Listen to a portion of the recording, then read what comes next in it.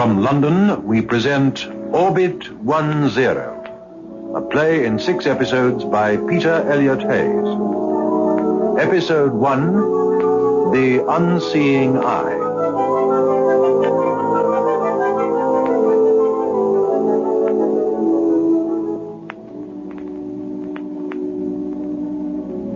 In Fleet Street, they say a good story gets its facts across. So facts it's going to be.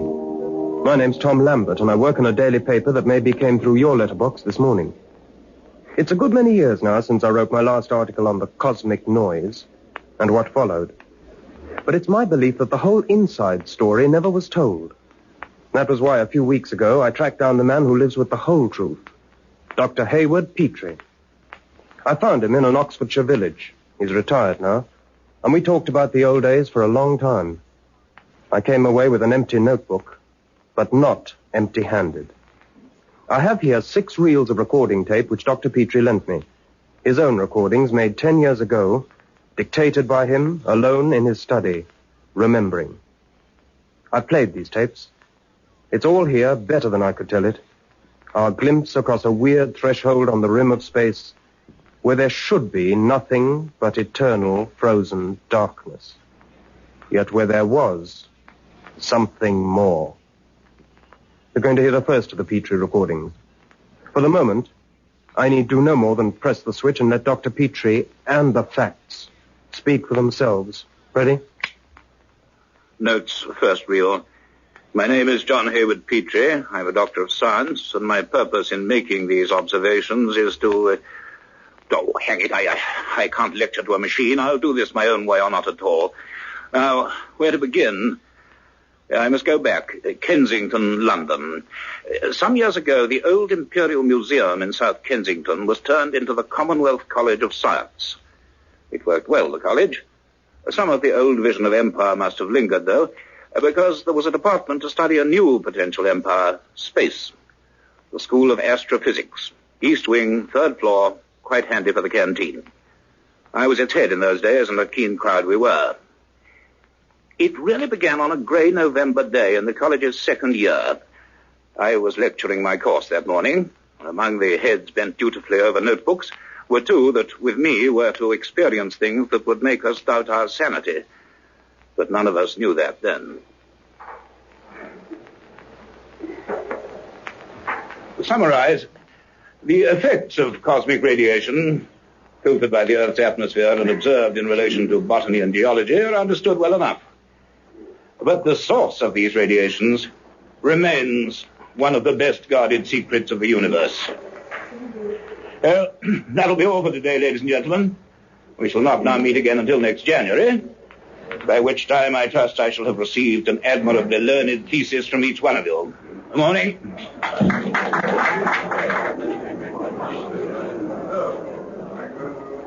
What, my dear Miss Ryder, is that? A new form of lecture shorthand? Hello, Cliff.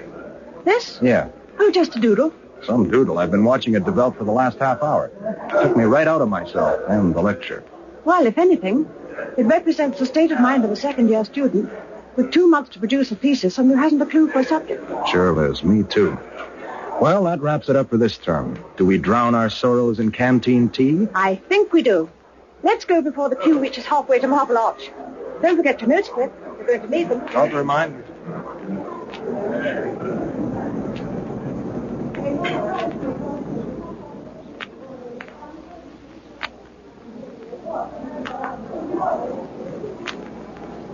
Madam's usual table? Am I the tray, Bill? Want some hot tea down your neck? Or... Well, I guess we can squeeze in here by the window. Okay. Have a chocolate biscuit? Thanks. You know, Cliff, it's hard to believe sometimes. That this is tea? Believe me, in no other civilized land do they make tea quite like this. No, out there, Kensington, with the mist. It hasn't changed in 100 years. And here we sit in the middle of 6 floors of electronics. And this is a science college, not a school for romantic lady poets. Now, back to earth, Liz. Petrie won't accept a sonnet for a thesis. 10,000 words. That's a lot of words. And a lot of hours in my bed sitter in Chelsea. And a lot of shillings for the gas meter. You're not trying to get home for Christmas? Cliff, Daddy works for a copper mine. He doesn't own one. He paid my fare here from Rhodesia. If I don't pass at the end of next year, well, I can see myself walking back. Look, if one of us is doomed to fail, Liz, it certainly won't be you. And Montreal is no bus ride away. My people run a hardware store. So I guess I sweated out in the college hostel. We'll send each other Christmas cards. And you can take me to see the Christmas tree in Trafalgar Square. You've got yourself a date. Well, well. Now, why is our colleague from down under fighting his way over here? You'll make it, Whitey. Hi, Liz. Got a message for you two. The prof wants to see you in his study. Dr. Petrie? Yeah, he's waiting. Don't rub him the wrong way for Pete's sake. Many a good scholarship now hangs in the balance. Dr. Petrie is a pet. Maybe to you he is. There's a difference. We better go, Liz. Thanks, Whitey. Okay. What have we done to deserve this? Nothing, I hope. Come on. We can carve our way through. We had to have a corner table.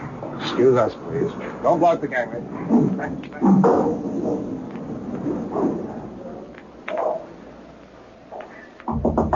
Come in. Ah, Mr. Boyd, Miss Ryder. You got my message? Yes, sir? Yes, sir. Good. Sit down, please. Thank you, sir. Now, I have your course records here. I've been glancing through them. They may not on the whole suggest that you're the two most brilliantly gifted students of your year. We don't think so either, Doctor. We just hope we're good enough to get through all three. Yes. Still, you do have something that's rare even here. Inquiring minds. Now, look here, if neither of you are committed for Christmas, how would you like to spend it 80 miles out in the Atlantic? The Atlantic? Well, not afloat, on an island. Well, sir, I guess... But we have theses to get started work on. Well, perhaps the two can be combined. I have a letter here from an old colleague of mine. Yes, Professor Campbell McLaren. He's in charge of the radio telescope that three of our universities built between them. The one in the Outer Hebrides? Yes, it's on the Isle of Skara, about 40 miles west of Barra. It's a very powerful apparatus, more adaptable than the one at Jodrell Bank. McLaren's been working there in splendid isolation for 2 years, studying cosmic radiation. Has he made any progress? Well, McLaren is the least excitable person alive, and that's why the voluble style of his letter puzzles me. However, the point is, he wants a second opinion on some findings. He suggests that I spend a few weeks there and bring a couple of students to assist. You can make observations, take notes, and I will accept in exchange 7,000 words on radio astronomy, but not Great. one less. Well? I'd love to come, sir. I'm not asking what you would love, Miss Ryder. I wish to know if you feel you would benefit from an insight into field research. I mean, yes, I think it would be very helpful. Good. And what about you, Mr. Byrne? Glad if you'll count me in, too, sir. I was reading about the Skara telescope in the Scientific Journal. It has a range of 5 billion light years and can detect the fastest receding galaxies. I'm not unaware of those facts, Mr. Byrne. I wrote that article. Sorry, sir. Mm-hmm. Well, now, I shall be leaving in 3 days' time. McLaren mentions November gales and advises thick clothing. I'm purchasing a garment called a duffel coat, in which I shall look quite ridiculous. He does also mention some other work outside the laid-down program. In his own well-chosen words, some wee backroom messing about, which should be right up your street. Well, we shall see. Please meet me at Euston at 8 p.m. on Monday evening. Right. I'll make the traveling arrangements. Thank you, sir. Fine. Now, I really have a great deal of work to do, so good morning to you. We'll be there. Goodbye, sir. Good morning, Dr. Petrie. Good morning.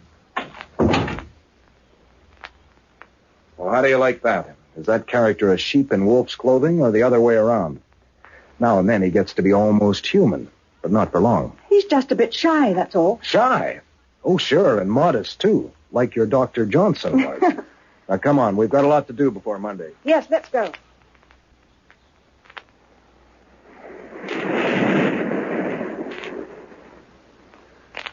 The Isle of Skara. A lonely tilted granite paving stone jutting out of the ocean.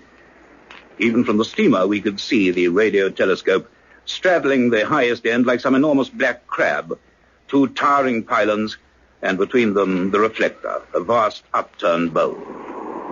We went ashore at Kirkuish, the only harbor, and the only village. The island's only taxi rattled us up steep lanes and across windswept moorlands where sheep huddled behind crumbling flint walls. It left us at the very foot of the telescope, and then it scuttled away as if nervous of the brooding monster it had dared to disturb. The 3 of us gazed up in silence. The wind whined through the 2 tall lattice towers. Slung between them in a cradle of girders, the monstrous hollow eye gazed coldly at the leaden sky. Only this steel creature was blind. It saw by listening. It was almost a relief to see the homely, white-haired figure of McLaren trotting down towards us in a flapping overcoat. Hello there. Grand to see you again, Hayward. I saw the steamer put in. That's a big event here. Hello, Campbell. If we were just paying homage to your creation, rather like the popular idea of an invading Martian. Oh, don't be unkind to it. It may look a wee bit unfriendly today, but when the sun's out, it can look quite pretty. It looks as if it might decide to eat us at any moment. Oh, my. Campbell, may I introduce Mr. Rudolph Ryder, Mr. Pivot Burley. How How do you do, Ryder, Mr. Bowden? So you're the ones he talked into this. That's right. Glad to have you. Now, let's get inside. It never stops blowing on Skara. I think we may as well go straight up to the signal The box. signal box? Aye, the control room. It's slung up there, just under the bowl. It's safer than it looks. There's a lift. A lift? Oh, we have every modern convenience. Now, watch your step. These parts are slippery. Right. We will. A lift inside one of these supporting cars whirred upwards. We crossed a narrow catwalk, where Elizabeth looked down once and didn't try it again. And then we were in a warm, spacious, glass-paneled laboratory. One felt still on the ground up there, until you looked out and saw all the island, the Atlantic below you, or up, where the bowl of the telescope blotted out the whole sky. This is where we work. And this is my assistant who shares my ex out here, Peter Garrick. How do you do? Pleased to meet you, Dr. Petrie. I've read all your papers on solar physics. Oh, well, I'm glad someone has. And Miss Ryder and Mr. Bourne from the CCS in Kensington. How do you do? Know you. Well, now, you all know the form, of course. We can either send out impulses ourselves, and they're bounced back from bodies in their path, or we can receive short waves from any source that emits them. How's that analysis coming on, Peter? Is Alpha Centauri still complaining? Yes, quite a disturbance. It's coming through very steadily. We're tracking one of our celestial neighbors, the star Alpha Centauri, a mere 5 light years away. He seems to be having a little cosmic indigestion, throwing out masses of white-hot hydrogen. Like to hear him doing it. Love to. Let's have the audio range, Peter. Right. I'll bring him in.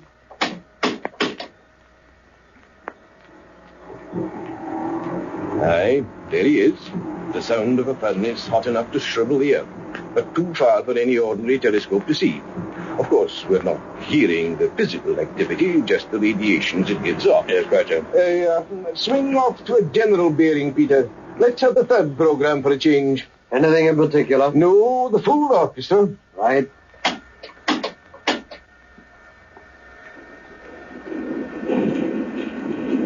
Well, look at that. The bowl up there is turning, and we're going with it. The whole structure is mounted on a circular track. There are 20 electric motors driving this lot.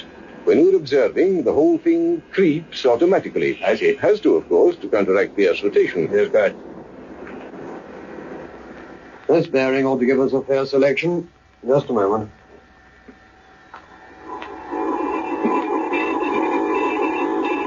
There it is, Hayward. The creaking of the universe. The voices of 1,000,000 galaxies. Some of those signals began their journey before men learned to live in caves and chip flints, and have only just arrived. But all that is dead noise, given out by bodies much like our own sun. Aye, and there are more things in heaven and earth. Campbell, what do you mean? I'm not sure that I know myself. Oh. There, you see, it goes on tape and into these computers for analysis. And these pens scratch it out in graph form, mile after mile of it. Oh, you research people have all the fun. I'd like one of these in Kensington. Well, tomorrow we'll get down to it in detail. Surely. I'd be glad of your advice on one or two problems. Well, shall we go down? Yes. We have our quarters in those concrete buildings near the cliff. We live well enough, thanks to Mrs. McWhirter, our resident cook. She's promised us dinner at 7. Peter, at 8, will you go on to bearing C60? C60. Tonight, sir? Yes, tonight. Very good. I'd hang on to the handrail when you get outside. The wind seems to be getting up. One of our problems is the rain that collects in the bowl. On a bad day, the rain ducts at the cook with something like 600 watts.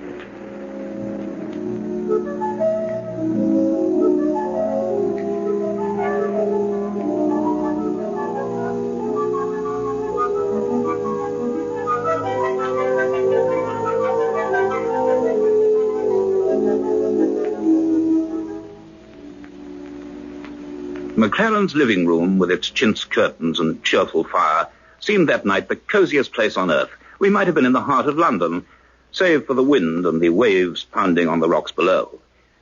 And all the time we were conscious of that vast steel monster towering into the darkness outside. McLaren himself seemed uneasy and kept glancing at his watch. And at 8:15, he said, Hayward, I've been doing a little work of my own, a sort of sideline. I think it might interest you. We could take a look now if you'd care to. I said I would. McLaren led me out of the concrete block, and we dashed through the rain to another which housed the electric generators, then down some bare steps into a series of basement rooms. The last and largest was not as elaborately equipped as the signal box, but there were control consoles, a computer in a shiny grey cubicle, and another recording machine, its stylus scratching a jagged red line on a creeping roll of graph paper. And as soon as he closed the door, I realized that McLaren had only been keeping up his cheery manner with an effort. I dare say you're surprised to find another laboratory down here.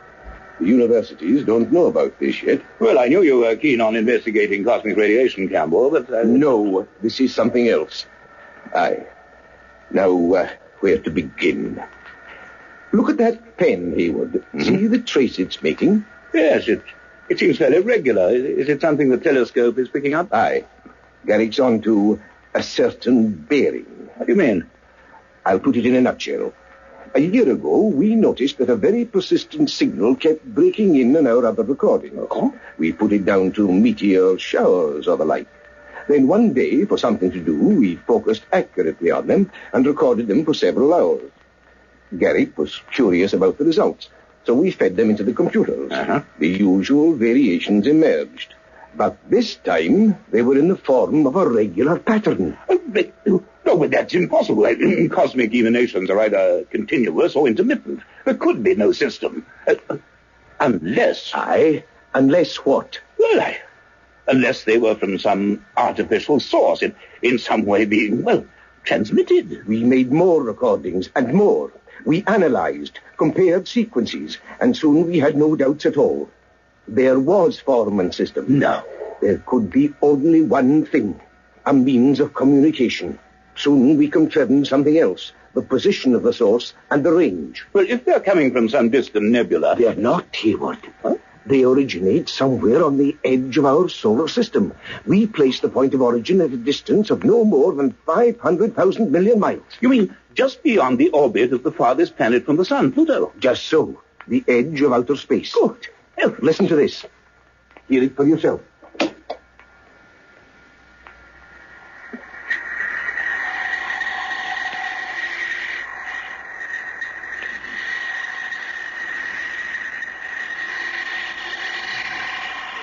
There's meaning, intelligence behind that sound. And I'll tell you something else. Garrick has worked for months on the breakdown graphs. An organized system is emerging. It's a code, and he believes he's on the way to breaking it. Of course, any kind of common word language is out of the question. It would have to be some other way of transmitting ideas. It could be figures, theorems, atomic numbers, the linear spectrum, things constant to all matter everywhere. Mathematics, after all, is a universal language. Just so. Oh, heavens, You know, if we're right, Hayward, this is an event of tremendous importance. Have you made any statements? No. Communication with some other intelligence beyond the Earth.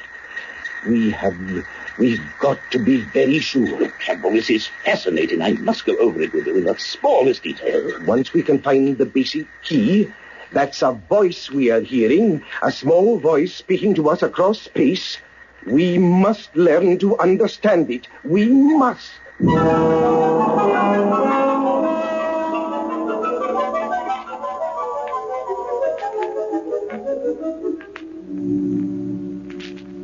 Well, I gave a brief account of the evening's activities to our two young people and let them hear the signals. And then for the next 3 days that followed, we thought of little else. We spent them either in the underground laboratory or in the high control room beneath the telescope, poring over the neatly filed rolls of squared paper. And on went that jagged red line, saying so much, but then meaning so little to us. On the third day, McLaren and I wanted to work alone, so Clifford and Elizabeth took the brief opportunity to look over the island. They explored the harbor at Kirkuish, took snapshots, and ended up in the evening at the small stone inn near the jetty. Any good at that, Cliff? Heck no, that crazy little board, I can't even hit it. But I'll take you on at ice hockey anytime. It's not played much in pubs, I'm afraid. Good evening, sir. Good evening, landlord. Usual for you, Liz? Yes, please. 1 tomato juice and a half of draft. 1 tomato juice and a half of draft. Well, Cliff, we have walked into something. We certainly have. But nobody sane believes that any other planet beyond Mars can possibly support any life beyond a few fungi and mosses. Too far from the sun. No light, no heat. And beyond Pluto, 500 million miles. There's nothing out there. Just freezing darkness. And nothing. Well, that's what the book says. But let's just hope, for the sake of professional dignity, that those signals don't turn out to be mixed-up dance music from Radio Istanbul or somewhere. Somehow, I don't think they will, Cliff. Neither do I. There's something about that noise that gave me the creeps around the back of my neck. 1 tomato juice and a half of draft. That will be 1 and 9pence, please, sir. Right. 1 and 9. Thank you. Thank you, sir. Thank you. Well, cheers. Cheers.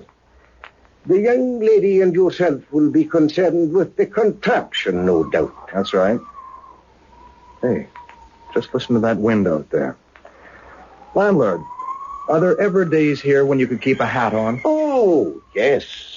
But this is the 3rd winter, so there will be bad weather. The 3rd winter? What's that? It is the time when the Kirkuish monster visits us. The Kirkuish monster? It is a fisherman's story. It is said the sea monster returns to Skara every 3rd year and swims round it, bringing ill weather and driving off the fish. Have you seen him? Or does he only appear when no one's looking? It is a story.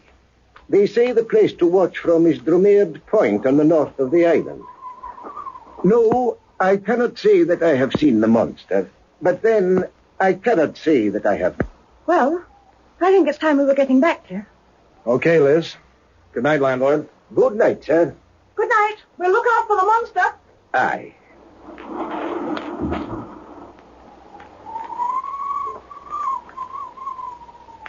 Seamus, I have been wondering, are the dead fish being washed in again?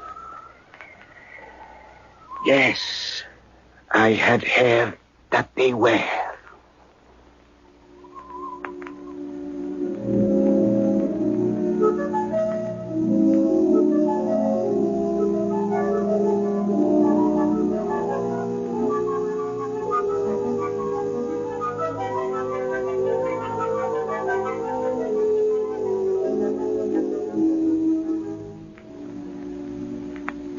Our work continued. I saw McLaren's point. There was no hard proof. We might cause a sensation and then have to admit to chasing a theory. But the proof then was closer than any of us imagined.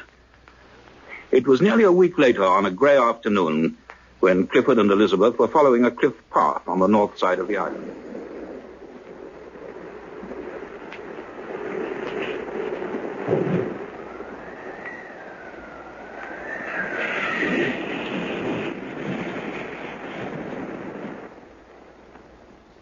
So this is Drumeard Point. Goodness, it's bleak and lonely.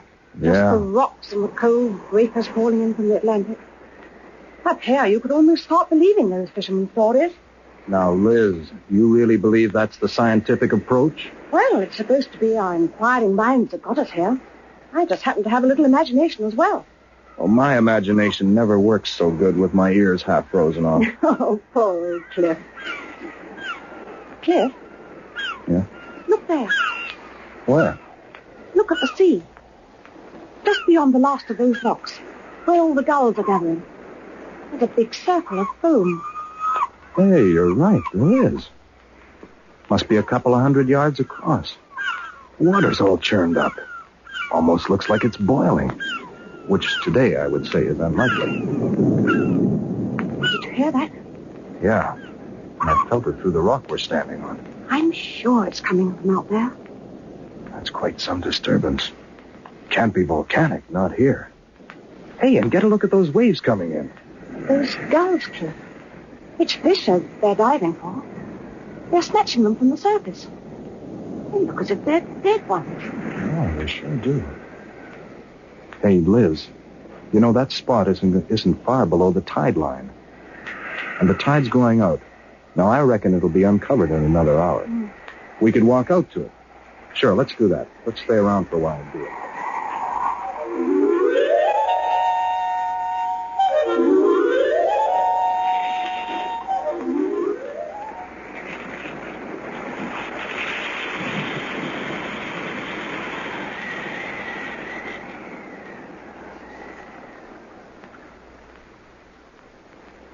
That big rock is just away to the right.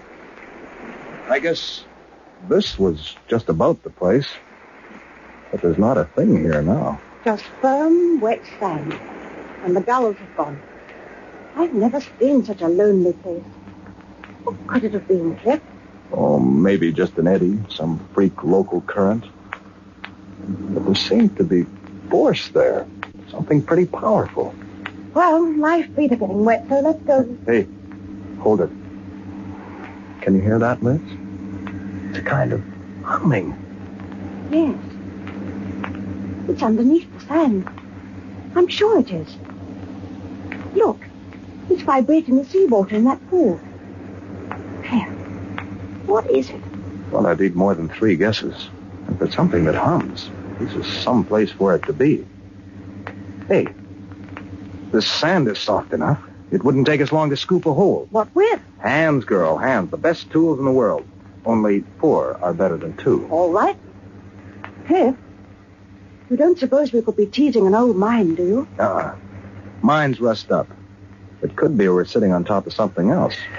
The lair of the Kikuish monster. Had you thought of that?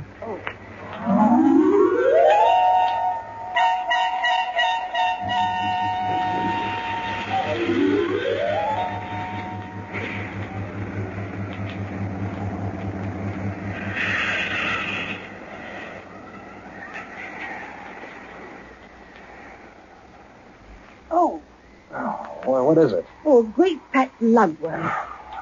Oh, it's hopeless. As fast as we make the hole bigger, it fills up with water. I'm getting soaked. We need spades. Well, it can't be down so deep. Try and keep going, Liz. Oh, there goes a nail. Cliff, I broke it on something hard. Hey, just let the sand settle. Yeah, do you see it? There's some kind of curved edge. Let me get down there. It goes down quite a way. It looks like a circular metal plate.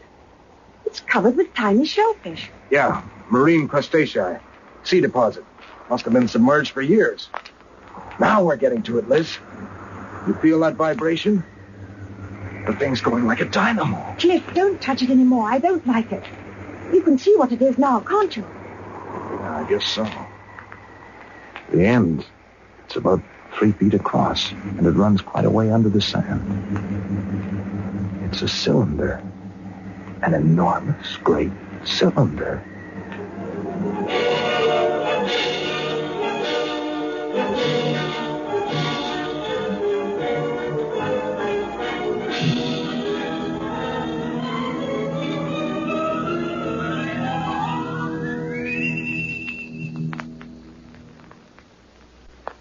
That was Orbit 10, a play in 6 episodes written by Peter Elliott Hayes and produced for the BBC by David Davis.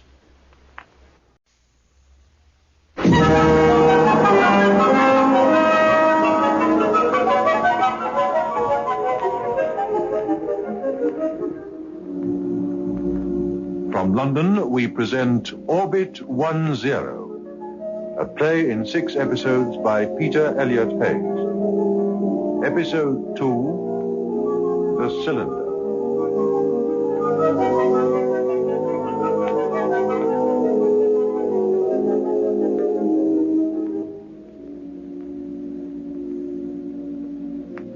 This is Tom Lambert. You've now heard the first of the tape recordings made by Dr. Hayward Petrie. In it, he described his visit to Skara in the Hebrides, where Professor McLaren was in charge of the giant radio telescope, the strange pattern of signals that were being monitored, and the finding in a lonely cove of a vibrating cylindrical object. Already the thing we would come to fear was taking shape. In this, the second recording, Dr. Petrie continues his notes from that point. Notes, reel 2. Where was I? Oh, yes, that blustering day on Skara. McLaren and I were at work in the underground monitoring room when Clifford and Elizabeth returned from Dromede Point. Returned with a curious account of a cylinder buried under a beach. They seemed so impressed that we took McLaren's ancient car and drove round the coast to see for ourselves. Before we left, Clifford insisted on collecting 4 spades. There was the cold, deserted bay and the beach. We were led down a cliff path and shown a spot where they'd scratched out the sand.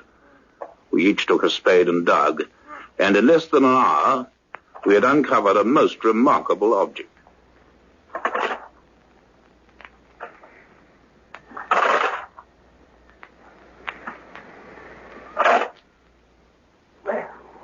What on earth would you make of that, Haywood? It's a cylindrical shape, all right. 3 feet in diameter and about 8 feet long. But what it is under all that incrustation... Could it be some kind of natural formation? It's very regular. It almost looks like part of a pillar. But this is hardly an archaeological site. Clifford, you say you heard a humming sound. Well, yes. I guess it must have stopped while we were away. But Liz heard it, too. And there was that disturbance while the sea was still covering it. Yeah, very curious. Well, what now? The tide will cover this spot again before long. Well, we've enough on our hands, but I suppose this is worth spending a little time on. Though what we can do here... Hey, can I make a suggestion? Go ahead. I noticed a crane truck back at the telescope. Yes, the transporter for heavy equipment. Well, the road meets the beach farther along. So it does. The crane and maybe some chain tackle. Well, look, I've driven bulldozers back home. I guess I can handle that. Well, it's the only way we'll ever get this thing out. All right with you, Campbell? Yes, of course. Very well. It's your operation, Clifford. Oblige me by not breaking your neck over it. No, sir. Or that crane, because that's something the college will have to pay for. I'll be careful, sir.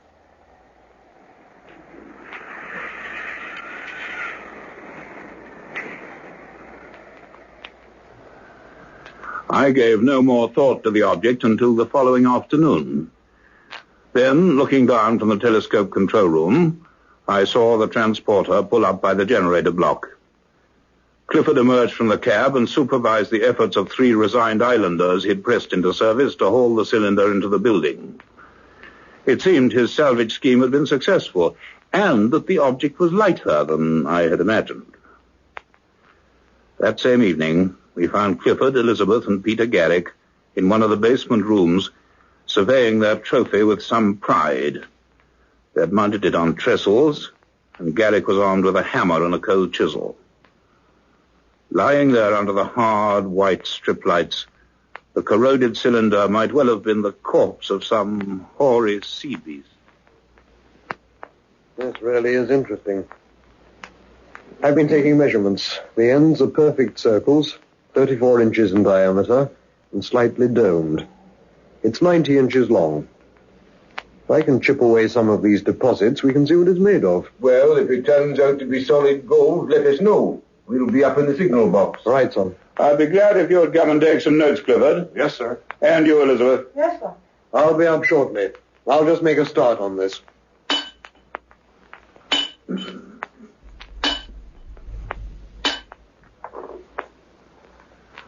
Leaving young Garrick chipping away, we went up in the lift to the glass-walled control room beneath the vast bowl of the telescope. And again we watched the dancing green traces on the oscilloscopes and listened to those thin, insistent signals reaching us across 5,000 million miles of space.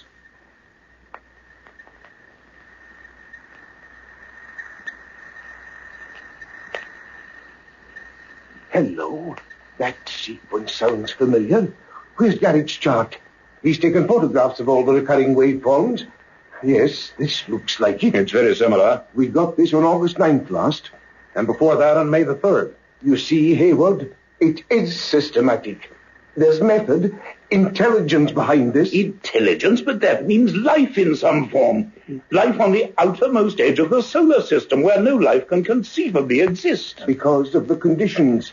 Unimaginable cold, utter darkness. Poisonous atmosphere of methane and ammonia. Yes, no life as we understand it. I wonder.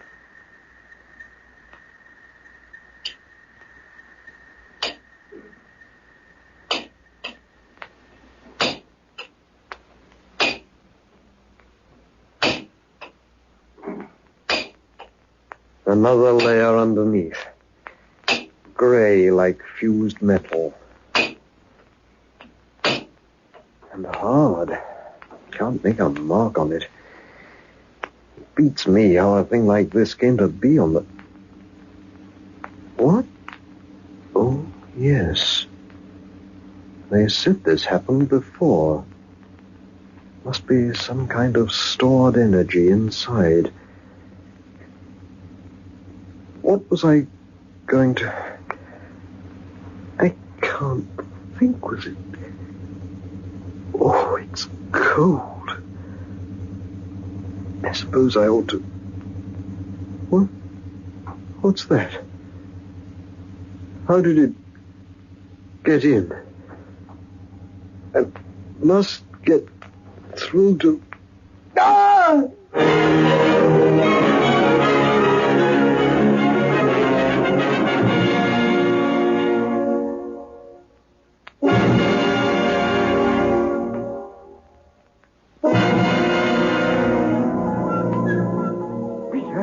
Peter, are you hurt, man? Look at his hand. Gary, can you hear me? What happened? Oh, the mist. Cold. Oh, it's you, Doctor. My hand, it's burning. Has he burnt it? No, cold has done that. Extreme cold. I think it's come very near to being frostbitten. Here, take my jacket. Wrap his arm up in it. Peter, what was it? Well, I was chipping the crust away, and then the humming started. The humming? It came from inside. Not loud, but I couldn't think straight. And then suddenly there was a kind of fog everywhere. Fog? I leaned against the cylinder, and it was like touching a red-hot stove. And after that, I don't know. You reached the alarm bell, laddie, and passed out. We saw that vapor, too, when we came in. Place is like a refrigerator now, but outside it's clear. Well, another mystery for our collection, Campbell. Your cosmic noise, and now this. Hello. That's curious. What are you staring at? Well, that shelf. There were some things on it earlier. A couple of spare transformers, a pair of pliers. Has anyone moved them? I didn't. No one else has been down here. Well, perhaps I'm mistaken. I could have sworn. Well, this is a remarkable find of yours, Clifford. Now we shall have to investigate it. Because I'm sure of one thing. It's not solid. There is something inside it.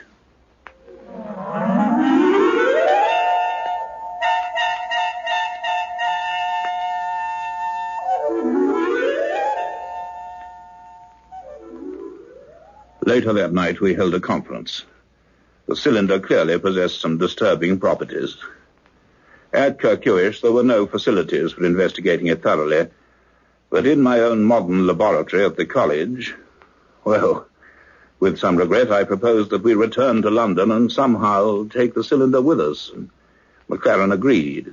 He was as curious as myself, but could spare no more time from his study of the signals. Well, a lot of arranging had to be done, but Clifford and Elizabeth did their share, and 3 days later we left Skara on the island steamer. The cylinder went with us, cradled in straw and enclosed inside a stout crate. Even as I watched it being hoisted aboard at Kirkhuish, the case swinging from the derrick had an oddly forbidding appearance. Why I should have felt that then, I don't know. But all the way back to Glasgow, it was just a confoundedly awkward piece of luggage. However, eventually we were relaxing on the express to London, with our trophies safely stowed in the luggage van at the rear of the train. Out of sight, but hardly out of mind.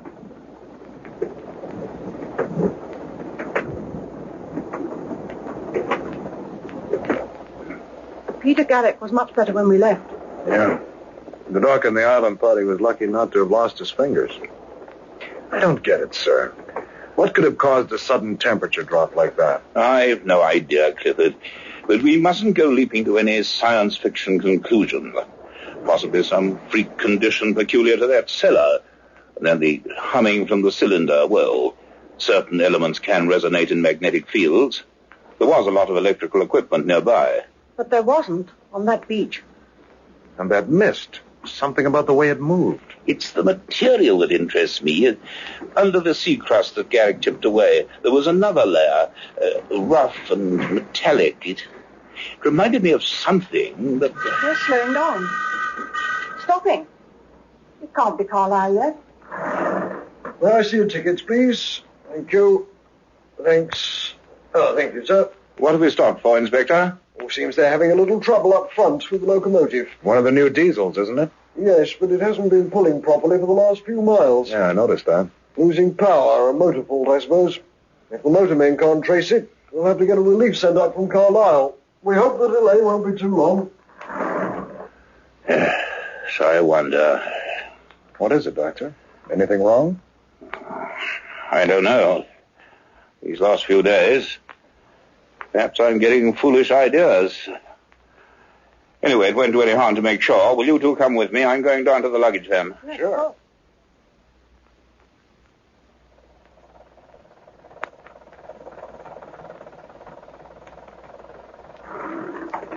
Just a moment, sir.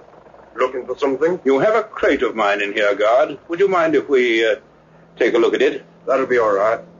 That big fella, isn't it? Machinery of some sort. Machinery? What makes you think that? Oh, I heard a sort of humming sound noise some way back. Where? Oh, it seemed to be coming from the case. Thought perhaps some electrical gadget had managed to switch itself on. Stopped after a bit, though. Here it is. Hasn't exploded anything. Just the same as it was when it came aboard at Glasgow. Cliff, it isn't. The crate's a different color. Why is the wood white like that? Search me. Funny sort of weather, this. Of course, you get all sorts up north this time of year. But it turned so blooming cold in here about a quarter of an hour ago. I had to put my coat on. And nipped my ears, too. Oh, we're off again. It seems to be covered in some kind of powder. Don't touch it again, my dear. Come away from it. That's not powder. It's frost.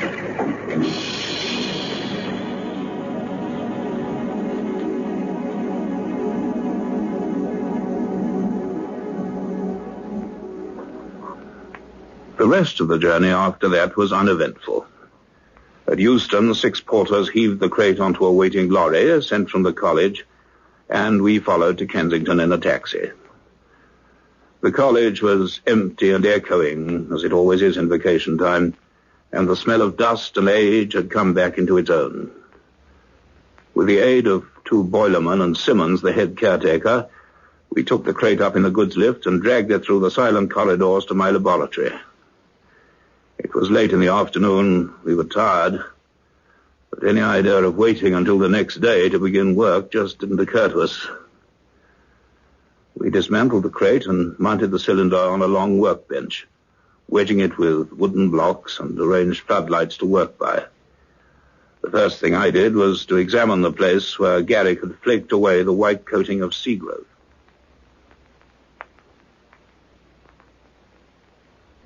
Yes. This was the surface before the Atlantic started on it, as it was probably when it first became submerged. Grey, hard, and honeycombed with small bubbles. From these streaks, I should say traces of iron, copper, and nickel. It looks almost like a volcanic rock. Lava. No, this has been fused by a much higher temperature. Now, what... Yes, of course. I know where I've seen this before. On the surface of Meteorites. Meteorites? But they get scorched up. Entering the Earth's atmosphere, yes. Well, the condition is similar. Clifford. Sir? Get the keys from Simmons and go down to the engineering department. Okay. Find some mallets and chisels. The heavier the better. What I want to know is, what is underneath this?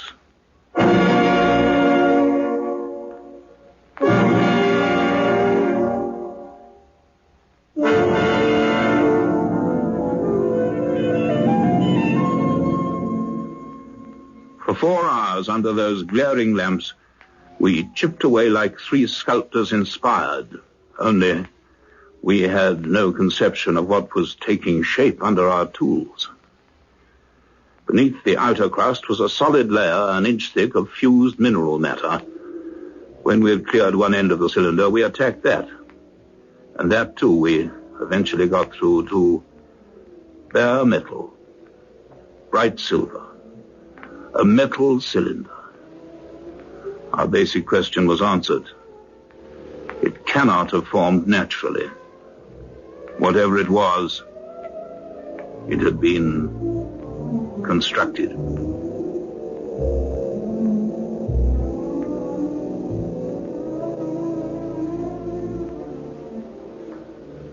For a long time we contemplated that smooth, gleaming surface. We had no suggestions, no theories. And then, and it seemed the only thing to do, we began to enlarge the area we had uncovered. Outside, the lamps came on in Cromwell Road, and theatre-bound taxis hustled on their way. By 8 o'clock, we had bared one entire end of the cylinder. There it lay, bright under the lights, like the end of a monstrous metal cigar case. At 8:10, I laid my mallet and chisel on the bench.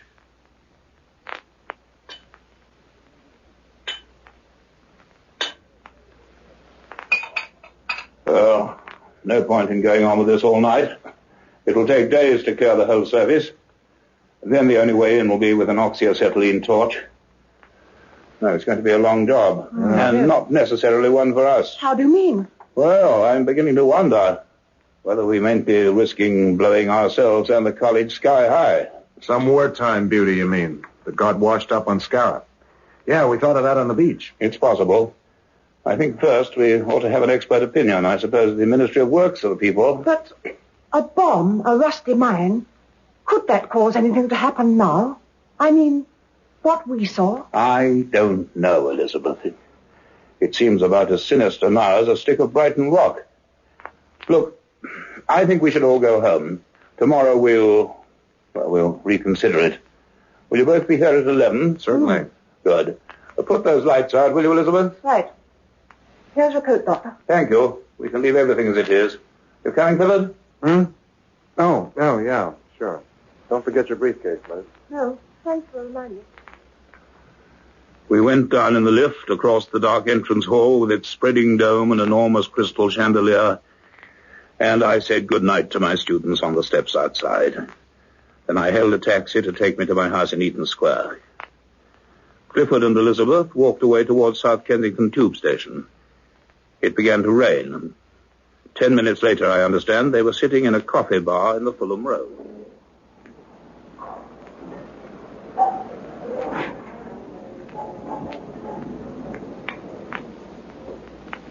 Oh, heck. How do sculptors keep at it? My chisel arm's stiffening up already. Well, what now? 8:30. You could dip to the pictures if you like. A movie at this time? Liz, you surely can throw off the cares of the working day. No point in brooding over this. We have some unexplained phenomena, an unidentified object. It just means experimenting until we find the answers. Just like that. And I'm the one without imagination. Me, I keep thinking of that enormous great thing sitting up there like an overturned idol. Almost as if it's watching us. How silly. Just a slab of metal. Yeah. You know, Petrie didn't notice it. Could be just a scratch. On the other hand, if there is a way in... What do you mean? Well, I guess I should have mentioned it to Prof. I'm never going to sleep with this on my mind. And it won't take long to check. You coming? Where to? Back to the college. What, now? Yeah. Simmons will open up for me. Just a question of whether it's a line or a crack. A line or a crack? Yeah. Come on.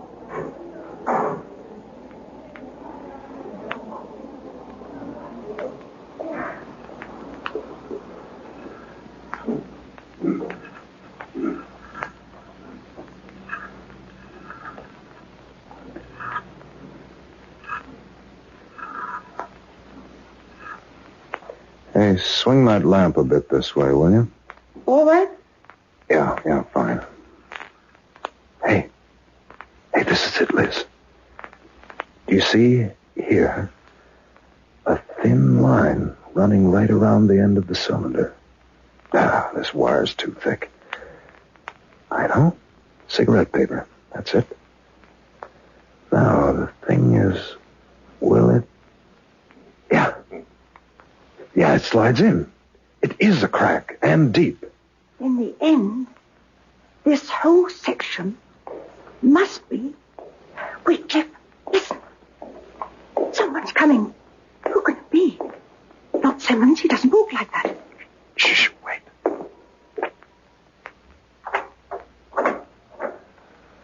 Well, it would appear that great minds do think alike. Dr. Petrie, we had no idea you were... Coming back? Neither had I until I got home and tried to forget all this. What an odd thing curiosity is. For some reason, I felt this shouldn't wait. You do, I imagine. Well, not exactly, sir. I noticed this earlier on. What? This hairline around the circumference. I've tested it, and it's a crack. A crack? Yeah. So this whole end section could be kind of a plug. It could come off. Well done, Clifford. This is important. You see, it won't move or turn. Yeah. But there's something else here on the end face. 2 holes about a foot apart. Yes. Sockets for a key. We can find something to fit them. The engineering floor. Oh, of course. They have every kind of plate key down there. I'll be right back. All right, good man. Now, if this end is removable, it's been made so for a purpose. And that, Elizabeth, can only be... Because there is something inside. Yes.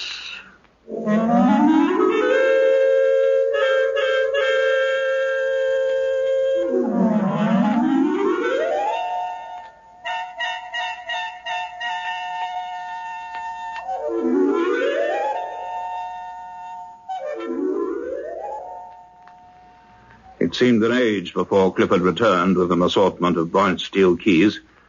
We found one that fitted the sockets exactly. Even as I felt its grip, I hesitated. Should we go on? Should we take a calculated risk? Looking back on that night, I can understand why none of us seriously considered doing anything else. We understood so little then. Clifford and I hauled on the key, and after a few seconds, the whole end of the cylinder began to turn. A few inches, and then it stuck. We threw our weight on it, and then it was turning freely. A fine, polished thread crept slowly into sight. The gap between the plug and the casing steadily widened. I think we're nearly there. Better be ready to catch this when it comes clear. Yes, turn slowly. Now, Elizabeth, stand back, please. Clifford, stop a moment. Something wrong? I want to listen. Escaping gas. Anything. No, nothing. All right. Go on. Very slowly. Yeah. It's coming. Now, hold it. Don't let it drop. I've got it. I'll let it down. That's it. Elizabeth, quickly. Can you see anything? It's hollow. There's a cavity. But it seems to be empty. What? Yes. A hollow barrel about 18 inches across. Hey, look at the thickness of that casing. And 9 inches of solid metal at least. This doesn't go in very far. There's something blocking it. Elizabeth, bring that lamp down here. That's it. Now. Yes. The hole goes in for about a foot, and then just a shiny surface. It looks like glass. Green. Listen. There it is. That humming. Is that what you heard before? Yes, but much louder. I don't understand it. This enormous thing and nothing inside, but unless... Bring the lamp nearer. No, nearer. Yes. It must be. Well, what else can there be? There's no other way in. But don't you see? That green substance, it's solid. And it isn't attached to the casing. It must run the full length inside. You mean... The cylinder is just a shell, a container, to protect some kind of inner core, something green and hard. Polished to a perfect fit that could be slid in. And then the casing capped and sealed, and that would keep it intact for, well, any sort of journey. If it went in like that... It should come out the same way. Doctor, you said a journey.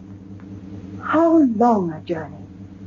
Where's this thing come from? I don't know, Elizabeth, and at the moment we'd better not speculate. We can't turn back now. We must know the truth for better or worse. But how can we drag it out? There's nothing to get a grip on. There might be a way. Yes, look. That roof span up there. Some chain and a pulley. Yeah, upend the casing and lift it off. It's the only way. Come on.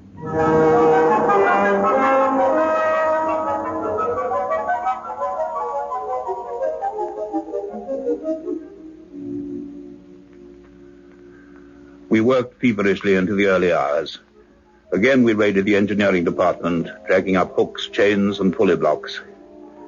We rigged a tackle over the cylinder, attaching the block to the steel span which crossed overhead, and shackled the lifting chain securely round and closed the end. And all the time, the thing on the bench continued to hum, softly and insistently. The chains swung and tightened. Slowly, the massive cylinder reared upright on the bench. There was a terrifying moment when it rocked and almost toppled, but then it settled firmly on its open end. There was a slither and a thud. The core had shifted. We went on dragging at the chain. The pulley clattered and our hands became slippery with grease. With nerve-wracking slowness, the casing rose, exposing inch by inch the thing it contained and guarded.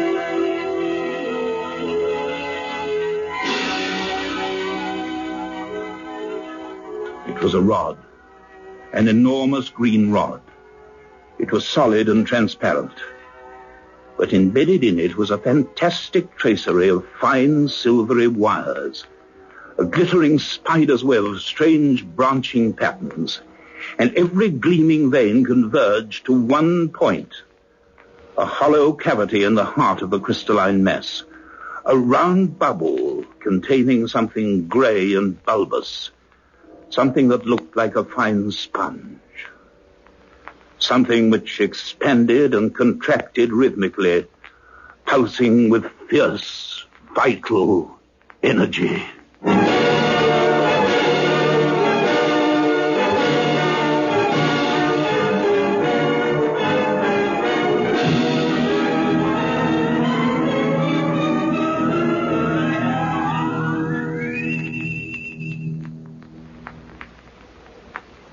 That was Orbit 10, a play in 6 episodes written by Peter Elliott Hayes and produced for the BBC by David Davis.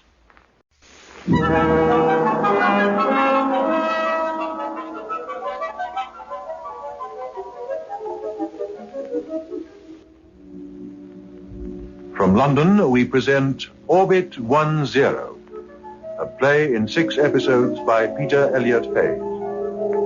Episode 3, The Power.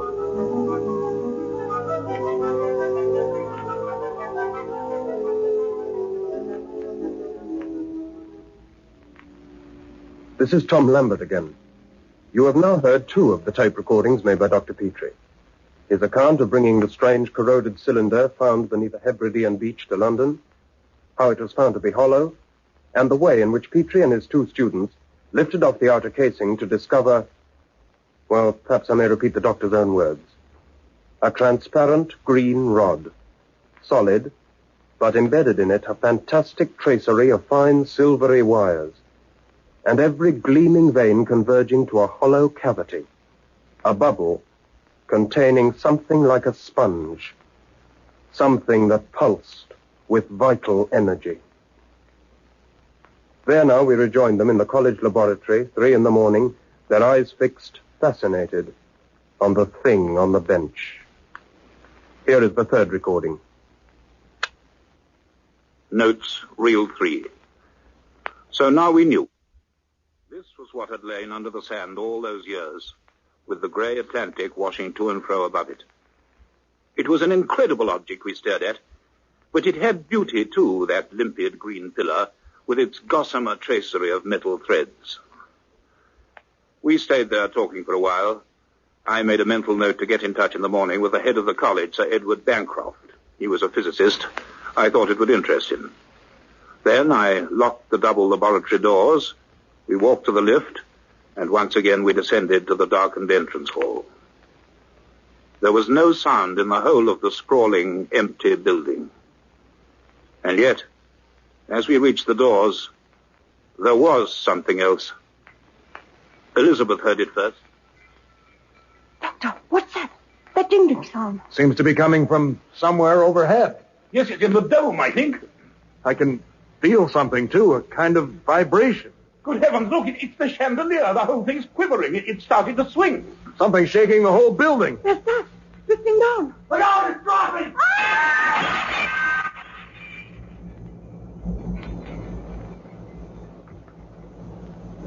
We raced back to the laboratory. There, a scene from a nightmare met us. The whole room had changed. The floors, the walls, every piece of apparatus, everything was furred with crisp, glinting frost. A bitter cold pricked our faces. But the frost was not white. It was a livid green, colored by the light that glared from the rod on the bench. Then, near us suddenly, something swirled, grey and curling. It was a swathe of mist, appearing from nowhere. Then another and another. It was twisting, thickening between us. Across the laboratory on the far wall, a black line suddenly snaked and forked. A crack. It opened steadily, gaped, and then the oak workbench beneath the rod seemed to crumble and dissolve. The rod lurched, toppled, and as it fell, the entire laboratory floor sagged and collapsed, leaving a vast, yawning abyss. The rod, still flaring, plunged through.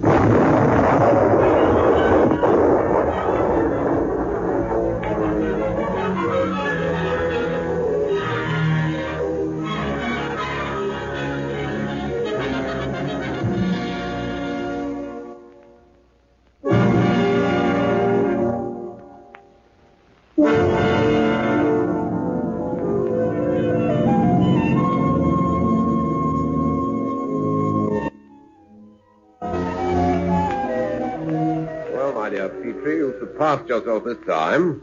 Oh, I wish your department could find other ways of bringing its work to my notice. Oh, there was a bomb through the roof in the war. Didn't make half this mess.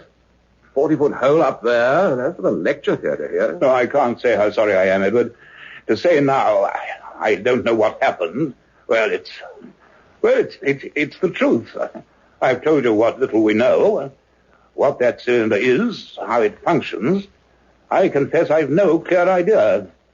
As for all this mess, well, we've seen it can resonate powerfully and set up severe vibrations. Yeah.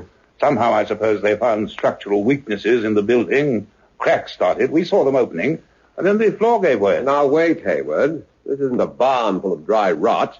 These floors are reinforced concrete. I know that. That exhibit of yours came through like a 16-inch shell. Look at those girders sheared through like so many cucumbers. And the bench it was standing on, we haven't found a trace of it. But a lot of grey dust. Yeah. It's a strange business, Edward. And the rod itself, not even cracked. When we get it out, we must arrange precautions, enclose it somehow. In its cylinder for the time being, and then, well, I don't know. Yes. Well, we can't afford too many experiments on this scale. No, but we must go at this systematically, take readings, samples, and above all, watch. Yes.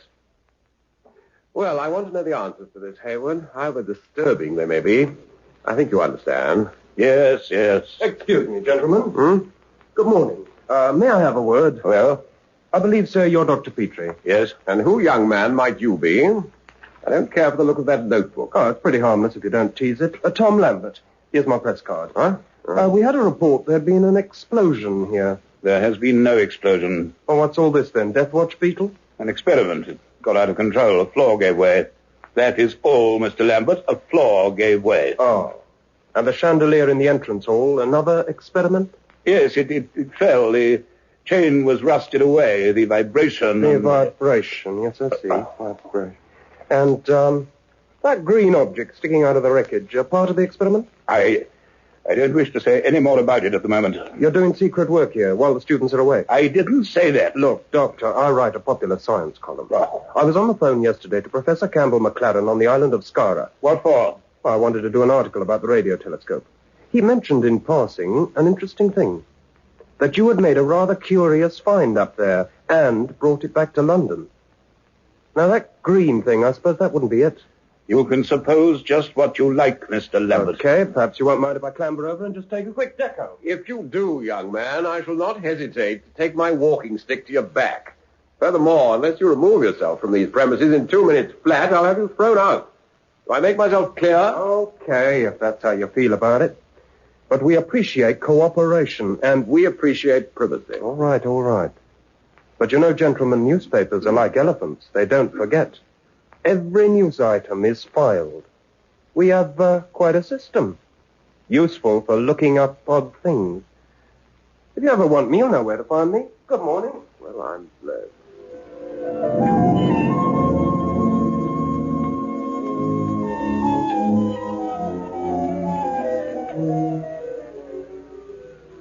By late afternoon, we succeeded in replacing the green rod in its casing and screwing home the plug. So dull and harmless now, it seemed impossible that... However, that evening I invited Elizabeth and Clifford to dinner at my house.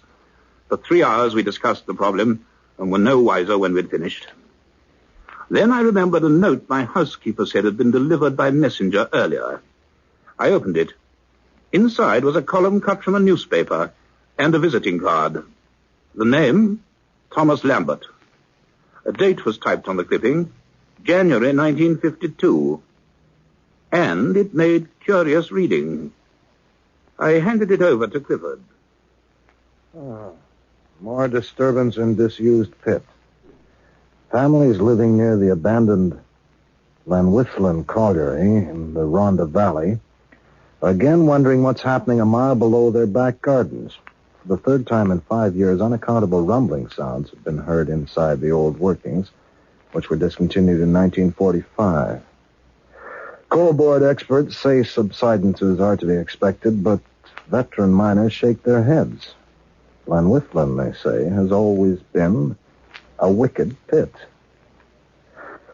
They have not forgotten the disastrous collapses that occurred in 1907, 1917, and again in 1927.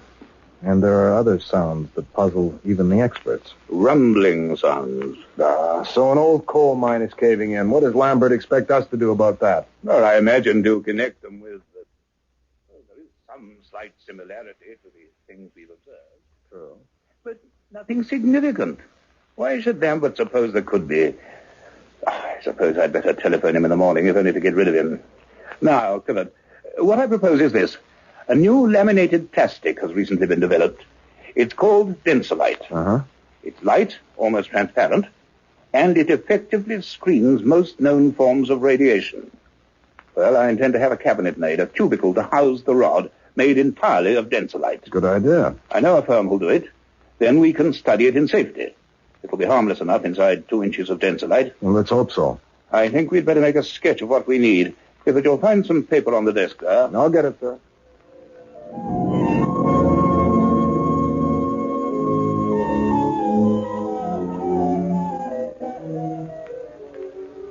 The next morning was bright and frosty. We spent it at a small factory in Wembley, which manufactured laboratory apparatus. We were promised a Densolite cubicle to my exact requirements in 3 days. I left Clifford and Elizabeth at Hyde Park and went home. Then I remembered about telephoning Thomas Lambert. Reluctantly, I did. And another part of the weird pattern began to fall into place. That's all right, Doctor. Thought you might be interested, though. I started digging through our files again. Again? Oh, yeah. For 2 years now, I've been doing a little research of my own. I've some notes I'd like you to see. But the first thing is, when shall we go? Go? Go where? Llanwethlin, South Wales. There are 2 buses a day from Swansea. Now, look, Lambert, I'm not rushing off on wild goose chases on the strength of some bumps in a Welsh coal mine. Dr. Petrie, I went down that pit in 1952. I heard those bumps. They've started again recently. I have a feeling you wouldn't be wasting your time. Anyway, look, I'll be at Paddington Station at 7:30 tomorrow. There's a Cardiff train at 7:55. If you're not there, well, I'll go home and write about chemical fertilizers. Goodbye. Lambert. Well, I've met some irritating young men, but... Oh.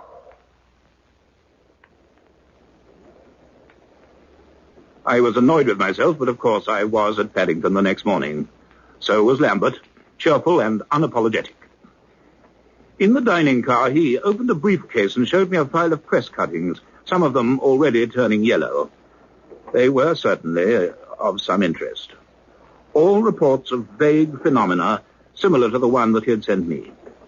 Lincolnshire, North Devon, Westmoreland, Kent. Conflicting, contradictory, inconsistent. A scrapbook of rumors, tall stories, and sensation hunting. That being so, why was I beginning to feel so curiously uneasy? At 4 o'clock, we alighted from a country bus at Llanwethlin. A bitter wind slanted down the bleak mining valley, across the slate-roof terraces and earth dips, giant conical molehills overgrown with weed. The spidery wheel over the Llanwethlin pithead was still. No steam came from the black chimney of the winch house.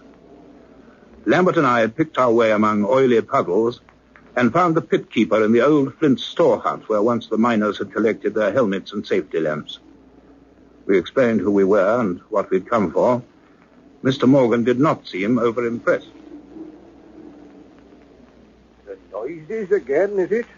The old pit will be famous if this keeps up, indeed. Gentlemen from the coal board with black suits and bowler hats. Lovely they were. And reporters. And even a lady from the BBC. Talked beautiful, just like the wireless she did. Well, she's been quiet today. The old pit, you know. And quiet she was yesterday. Yes, it's about now she will start. If she's going to. Mr. Morgan took us to the pit head, through an iron door in the brick wall that had been built round it. Then we were gazing down into the shaft, square and narrow, dropping away into echoing darkness. For over an hour we stood and shivered, while Mr. Morgan rolled stringy-looking cigarettes, smoked them, and threw them into the pit as if it were his own private ashtray. Well, then I'd had enough and said so. Lambert shrugged. We were just turning away. Yes, there she goes. Never quiet now for more than a few days, see? Don't stand too near the edge, man. The shake will be coming in a minute. Here it is. Feel it, Doctor? The vibration? That's coming from at least half a mile down. Well, does it remind you of anything? What do you expect me to say, Lambert? That's what it could be, anything. Could it? And that? Listen carefully. Yes, there is another sound. Some resemblance, I suppose, To what your students heard on the Isle of Skara?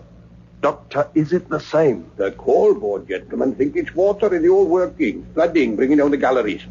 But I'm not so sure. Well, something happens down there. You can feel... Hey, hold it! That, I think it was. And another crack in the shaft wall. I shall have to report that 3 copies. What are you staring at, Doctor? I thought you weren't impressed. That crack, the way it suddenly opened. That's something I have seen before. Well, seems to be over. Yes. Well, if we move, maybe we can get the same bus back to Swansea. Oh, then I lock up. Oh, some tales are told about Llanwethlin pit.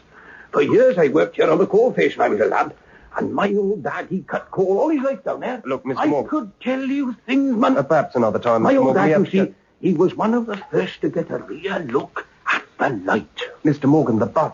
Oh, the bus. Yes, you must be going. Lambert, wait.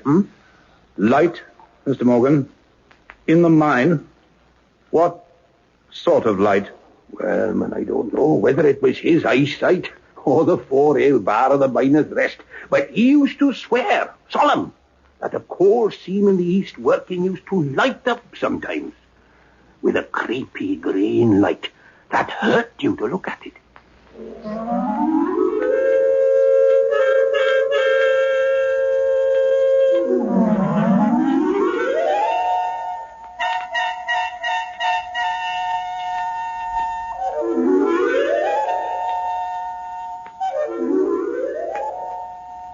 A creepy green light. My first action next day, after parting from Lambert at Paddington, was to go and look at the cylinder now lying in the college basement in Kensington. Still, silent, it seemed harmless enough. I went up to my study and sat there alone for some time. I had much food for thought. Then I made one telephone call to an old colleague of mine, Dr. Trevor Hughes of Cardiff University. He promised, if he could find the time, to make certain inquiries for me. Then the growing jungle of papers on my desk brought me back to earth, so I forced recent events from my mind and got down to it. But it wasn't easy, with the sounds of the workmen a few rooms away repairing my shattered laboratory.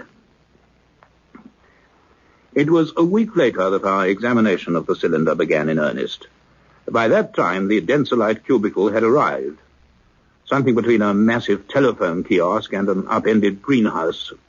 Thick slabs of Densolite riveted together, one hinged to form a door that could be secured on the outside with a steel bar. The cylinders hauled up from the basement, the rod again extracted, and installed upright in the cabinet. When we at last dropped the securing bar into place, the whole thing looked exactly like some odd museum exhibit in a glass case. We arranged instruments to detect and record sound, temperature, and radioactivity. The days passed. The recording pens drew only monotonous, straight red lines on the creeping graph paper. The meter needles didn't as much as flicker. We sketched and photographed the embedded wiring system from every angle and pored over it for hours. I even entered the cubicle and attempted to break away a fragment of the rod for analysis, but my mallet glanced off the gleaming surface without leaving a scratch.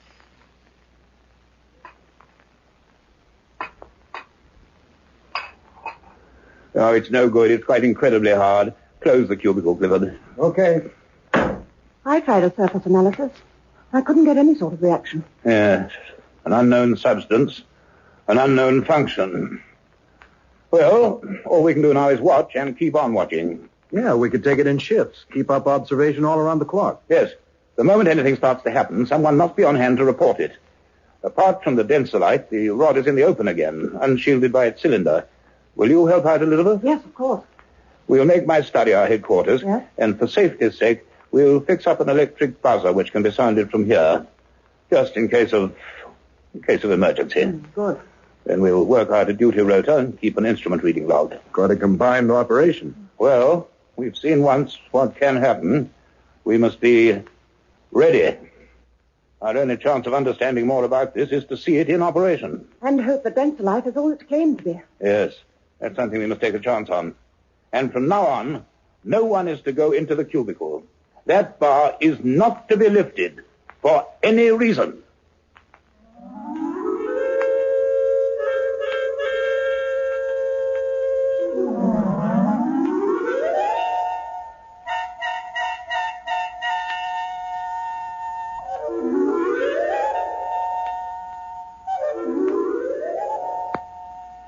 I had a camp bed put in my study and took up permanent residence there. The three of us kept our vigil in 6-hour shifts, living on flasks of hot coffee and sandwiches. It was a thankless routine, but it had to be done.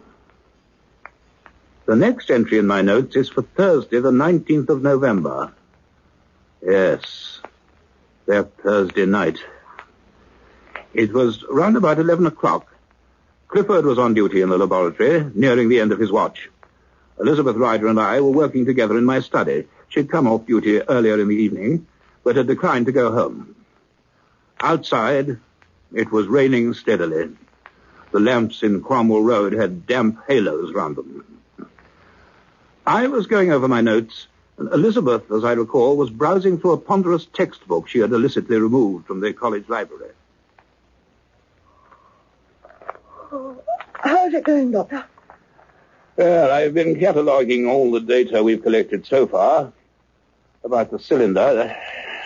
Not a lot, but I'll have a look at it. Read it out. Right. A. It is extraordinarily hard. Yes. Composition, we might say, unknown. Go on. B. It clearly requires energy to operate and to find it. Yes, but there is no visible source of power. Right? C. It can emit light. Can indeed, and very powerfully. D. It can produce drastic temperature changes. But always, as we've seen, in sudden drops to many degrees below freezing point. Right, next. E. It can vibrate, ranging from a mild hum to a very violent pulsation. Yes, we certainly know all about that. There's one more. F. The vapor or mist. Yes. The most mysterious characteristic. Is it caused by the other functions, or is it in some way given out by the cylinder? That seems out of the question. There are no vents or holes in the surface to release it. And when it comes, it forms so rapidly. Quite so. Well, that's the lot. Data? No. Just a string of unanswered questions. Elizabeth, are we chasing shadows? Are we dealing in fact or a fiction of our own making? How do you mean? Well, we need a theory. All right. That rod is an electronic device. Yes. Possibly a component of something bigger. Medical apparatus, perhaps. Oh. It fell overboard from some vessel. In time, it was washed ashore on Skara. The action of the tide buried it. It's nothing we recognize or understand, but do we know of every scientific advance made in other countries? No. Well, so you see, without a grain of evidence, we promptly start indulging in all manner of sinister forebodings.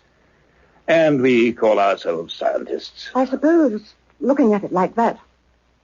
But there was something else. What's that? It's not on your list. I didn't think I left anything out. Why do you look like that? That night, when we went in there and found everything white with frost, just before the floor fell in, I don't know if it happened to you or Clifford. What? For a few moments, my mind went quite blank. Go on. I knew where I was, but I couldn't say or do anything. And there was something about that dreadful noise I wanted to listen to. Some part of it that seemed to mean something. Yes, I saw you. You were staring right into that green glare, but your eyes were not seeing it. I can't explain it. But there's not much we can explain, is there? Oh, you were nearest to it. What's that book you've been looking at? Oh, Weber's The Human Machine. Physiology. A little out of our field. It's that organism inside the rod that puzzled me. I thought perhaps... Oh, but this will take me a year to read. No, wait a moment. Don't close it. That plate. That illustration. What chapter's that? The brain and central nervous system. Elizabeth, look at it. The formation. The structure. Even the color. It can't be. This is a specimen of the human... Doctor! The buzzer from the lab. There must be Clifford. This can wait. Come on.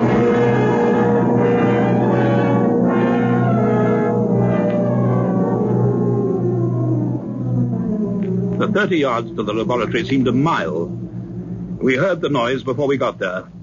And when we burst in, the same cold bittered our faces and the same flaring green light stabbed our eyes. Clifford was leaning against a bench, one hand shielding his face, the other pointing urgently at the cubicle. Inside, the rod had come alive once more, a mass of shimmering green luminescence. But there was a change.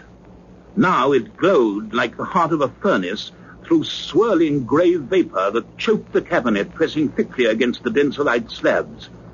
And inside that green inferno, something moved. It only started up a minute ago. No warning. It was just a flip on the meters. Well, look at that vapor in there. The denser light containing it, thank heaven, keeping it in. We should be safe enough. But what is that moving inside? It's a lamp. A lamp? Yeah, one of those jointed steel jobs off the bench. Check what on earth is it doing in there? I said the cubicle was not to be opened. Yeah, well, I skipped the order. I put it in. Just trying out a screwy idea.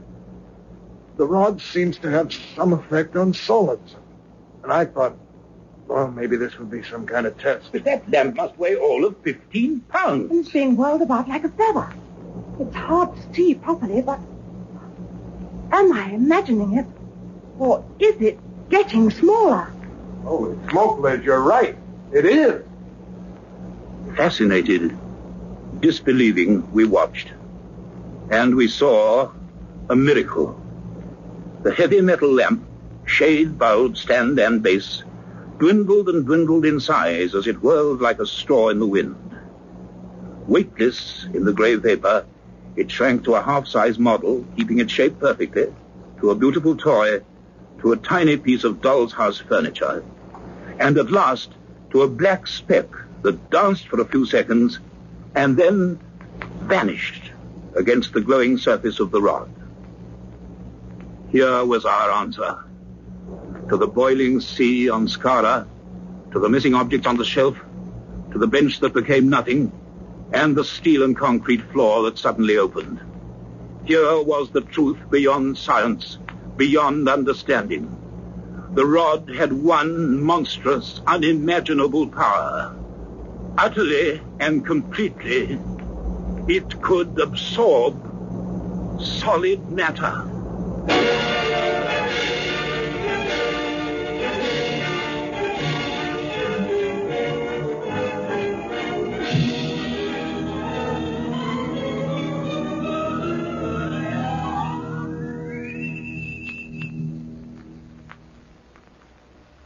That was Orbit 10, a play in 6 episodes written by Peter Elliott Hayes.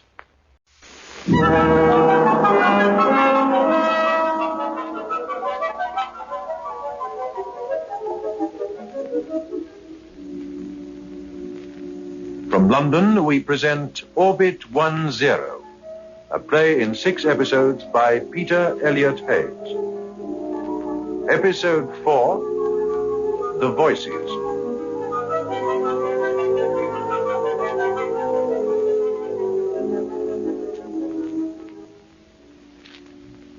This is Tom Lambert again. You've now heard 3 of the 6 tape recordings made by Dr. Hayward Petrie. But on that November night in the college laboratory, when the green rod went into action for the second time, we were very far from halfway to the truth. Even as the 3 of them watched a solid steel lamp dwindle and vanish into the cylinder, they could not dream of what was yet to come. But Dr. Petrie must take up the story for himself. Here is the 4th recording.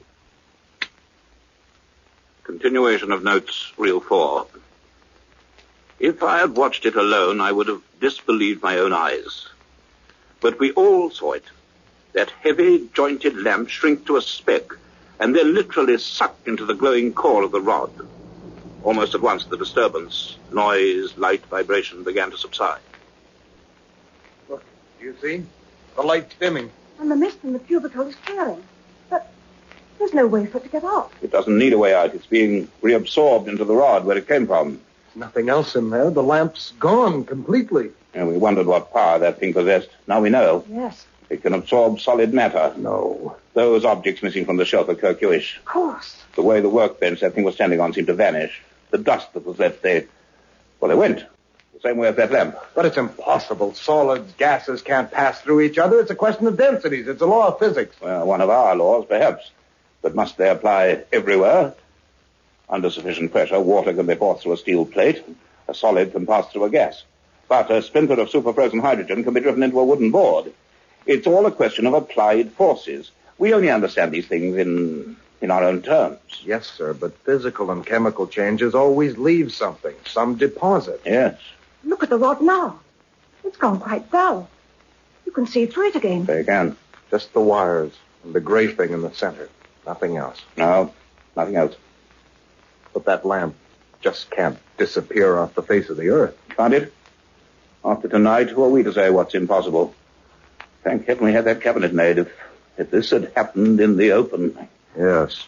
It seems to work more powerfully each time. Now listen, both of you. I'll repeat what I said 3 days ago, and this time I mean it. After this, we must never open that cubicle, not for any reason. No. All right. If solid matter can be drawn in, it could be, well, extremely dangerous. Doctor, Yes. the book I was looking at, before Cliff sounded the buzzer, that illustration, I think you're right. Yes, that organism in the center.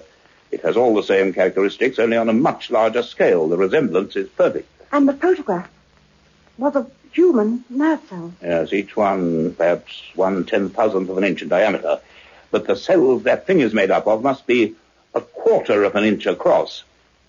If that material comes from some kind of living being, for some reason, in some way, enclosed, sealed in, well, the mind staggers at the possibilities. Don't you realize it's simply a question of scale? A human, if he were composed of cells that size, he'd be almost 3 miles high.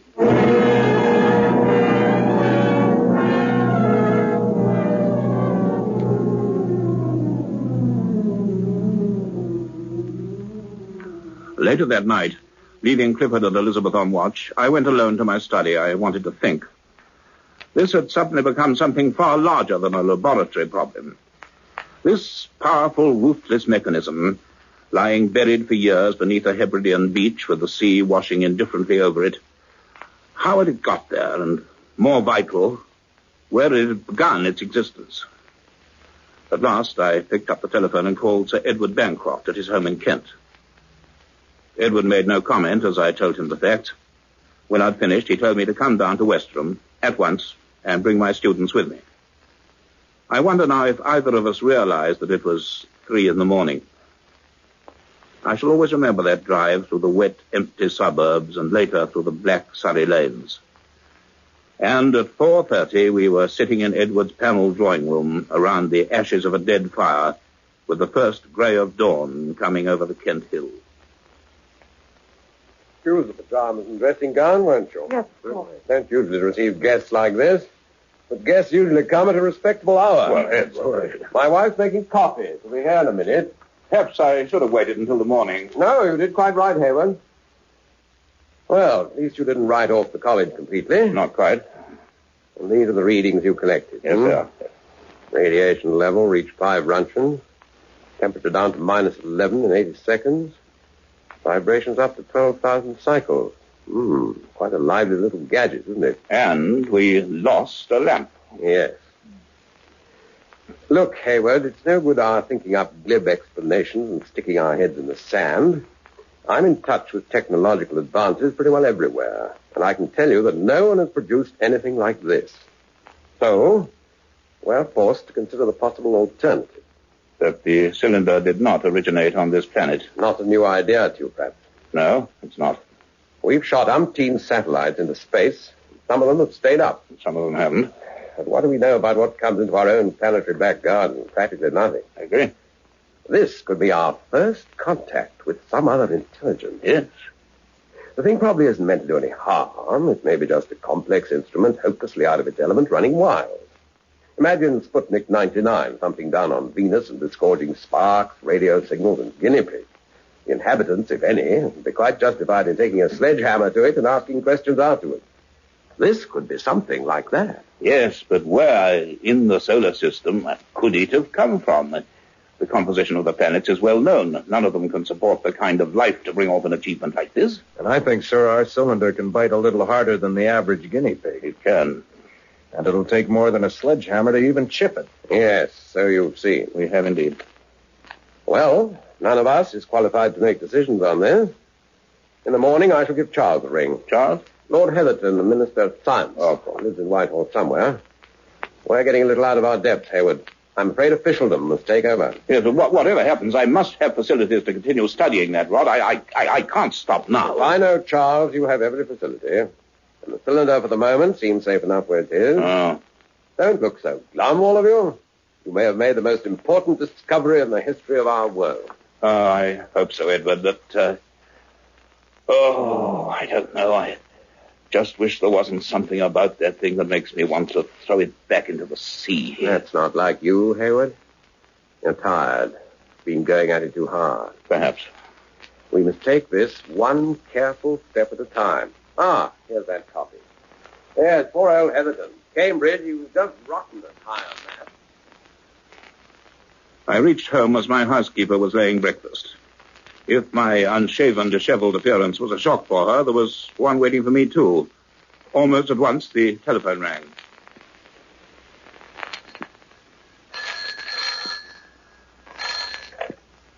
Oh, Cardiff University. Yes, this is Dr. Petrie. Thank you. Hello? Good morning, Hayward. Morning. Trevor Hughes here. Good. Did I get you out of bed? No, you didn't. Good. How is Welsh Wales this morning? Cold and damp, but better than London any day. Hayward. Yes. You asked me to have a look at that colliery, Llanwellyn in the Rhondda. Yes, of course. Now, have I wasted your time? I got it over my students doing some detecting, ones who come from that part. Hold on. I've a good mind to advise the dean to send them down, every mother son of them. Why, what have they done? A couple of them were keen potholers. They thought this was too good to miss. Worse, one of them had worked in a pit. Well? They went to Llanwellyn, but everything seemed quiet enough, including the pit keeper who was having a sleep. Of course, there was no way of getting down the old shaft, but did that discourage them? The idiots went down their way. Potholing gear, ropes, lamps, and all the rest. They ought to be shot. Believe it or not, they got down to the level of the first working and went half a mile into the galleries. Good for them. Good for... Sorry, I need a very foolhardy of them. Mad as hatters. Yes. Luckily, the pit is still in quite good shape, except for a few small collapses and a little flooding. But at the very end of the east working, Hayward, they say they found a kind of cavern. Oh, yes? It must have formed since the pit was closed. And then, clambering about with their lamps, they found something else. What? What did they find? An object covered in mineral deposits sticking out of the debris.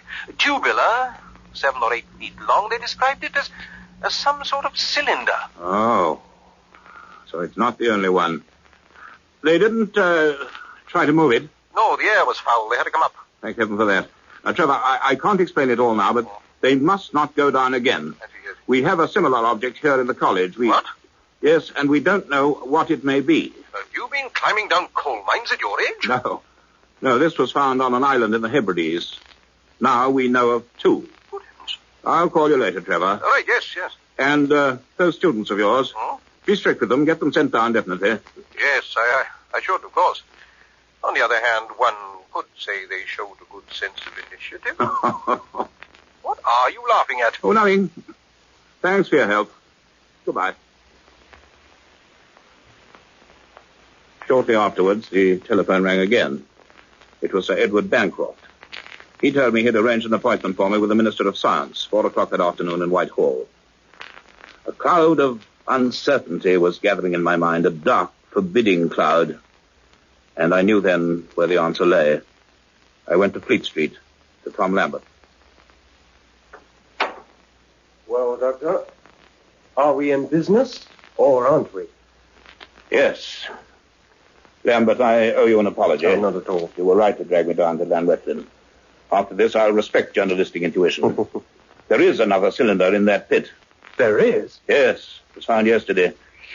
Well, it was a shot in the dark, but I've had my eye on this longer than you have, Doctor. You know, years ago, I began noticing the way similar reports kept turning up. Yes? Well, I hadn't a ghost of a theory for them, but once a journalist smells a mystery... Oh, I know. Well, anyway, I started a private news library. Just so, and that's why I came. Huh? You showed me some cuttings on the train to Wales. There were about 7, I remember. Yeah, but they were only a few of them. A few? Well, didn't I make that clear? No. How many more are there? You'd better see the file. All of it. Should be in here. And I've only been at this for a few years. Here we are. Oh, it's very thick. One cutting dated 1907. Mystery earth tremors in Lincolnshire. 1919. Strike at Kent Quarry. Narrow escapes as fissure opens. 1929. Frostbite in midsummer. Strange sounds on Exmoor. And plenty more, going back for 50 years. 40 accounts in all. 40? And they all have a familiar ring, don't they, Doctor? Maybe even this isn't the whole story. Look, turn to the last sheet. One I came across by accident when I was in Jordan last year. Syrian village devastated. Humming heard as ground subsides. Green light. Vibration felt in Damascus. Good heavens. Yeah. And early this year, a half-finished block of flats in Belgrade collapsed without warning. Again, the ground just caved in, and again, workmen talked about a green light. Does that mean anything? Yes. Of course you don't know. The cylinder in our laboratory emits a green light when it functions. Good heavens. Yes. Syria, Yugoslavia, there could be others, perhaps all over the world. Lambert, this is vitally important. All such reports everywhere. Can we get hold of them? Tall order. The world's a fair-sized place, you know. Yeah, but the Press Association's not so little. If I can get my editor on our side, and the foreign news agencies would play, we can try. I think I can get you official backing for it. I'm seeing Lord Heatherton this afternoon. The minister? Is it that high already? Yes. Look, may I borrow this file of yours? I think he ought to see it. Yeah, it's all yours.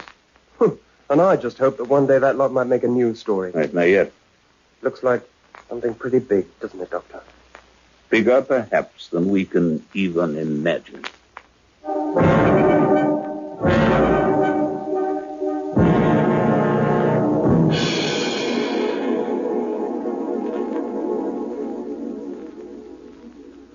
So at 4 o'clock, I was sitting in a long, high room behind Whitehall. A log crackled in an Adam fireplace, its flames reflecting darkly on the disdainful portraits on the walls. Beyond the tall window, a tug hooted on the grey curve of the Thames. Lord Heatherton seemed a quiet, mild-looking man until his blue eyes suddenly sharpened, and then you felt a powerful mental microscope focusing on him. Interesting, Dr. Petrie, there. Disturbing, perhaps. But would you say conclusive, any of it? Well, there's no actual proof of what we suspect. Right. Then you're not a crank. No, sir. Oh, no, you've given me the technical data, your notes, methodical, as I expected they would be. And I've talked with Bancroft, and he takes it seriously. Now tell me what you think, Doctor. Just what you consider we are up against. Well, I can summarize. We know of the certain existence of 2 cylinders. They can cause violent physical disturbances. They can also assimilate mineral and metallic substances, probably any solid matter. How do they do it? I want your theory. Possibly by some means of compressing molecular structures. This could account for the extraordinary shrinking process we have observed. When the object is sufficiently condensed, it passes into the interior of the rod and is absorbed. You might say it's digested without trace. But this is not limited to single objects. No. Beneath the ground, the cylinders absorb quantities of whatever stratus around them, soil, rock, sand, and submerged, I believe they even take in seawater. They seem to have quite an appetite, and some curious taste. But this would require energy, a great deal. Where do they obtain it? It may well be that they can absorb that, too, from any nearby source. Dynamos, electric lines, possibly even heat. There was an occasion when an express diesel engine became drained of power. And at the college, since we've had the thing in the laboratory, the lights often grow dim, and the electric lifts work sluggishly. You mean they can recharge themselves at will, through solid walls, across distances? It's the only answer. And when they're replenished, they can operate again. That's when the dangerous freezings occur. I see. And these news reports, do you seriously believe that each one means another cylinder? Well, not in every case, perhaps, but I think we must accept the existence of, well, a considerable number. Europe, the Middle East, a network of them. Where does one begin to grasp a thing like this? And you are trying to trace all reports that fit the known pattern. Yes. It may take some time. It must be done quickly. I will talk to the Press Association myself. Until we know how far this goes, if the results are significant, some of the sites will have to be excavated. Until then, carry on with your work, Doctor. You'll have my ministry's full support. Thank you. Money if you need it. Thank you. It's not meter readings I want. I want to know why. What their purpose is. And now, what is nowadays known as the $64,000 question. Where have they come from, Doctor? You tell me. Very well. I believe they've traveled here from some source in space. They've been guided, directed to bury themselves in out-of-the-way places. They're part of a plan, an operation, devised by an extremely advanced intelligence. They've been falling on Earth for at least 50 years, possibly for very much longer. It seems safe to assume, therefore, that they're still arriving.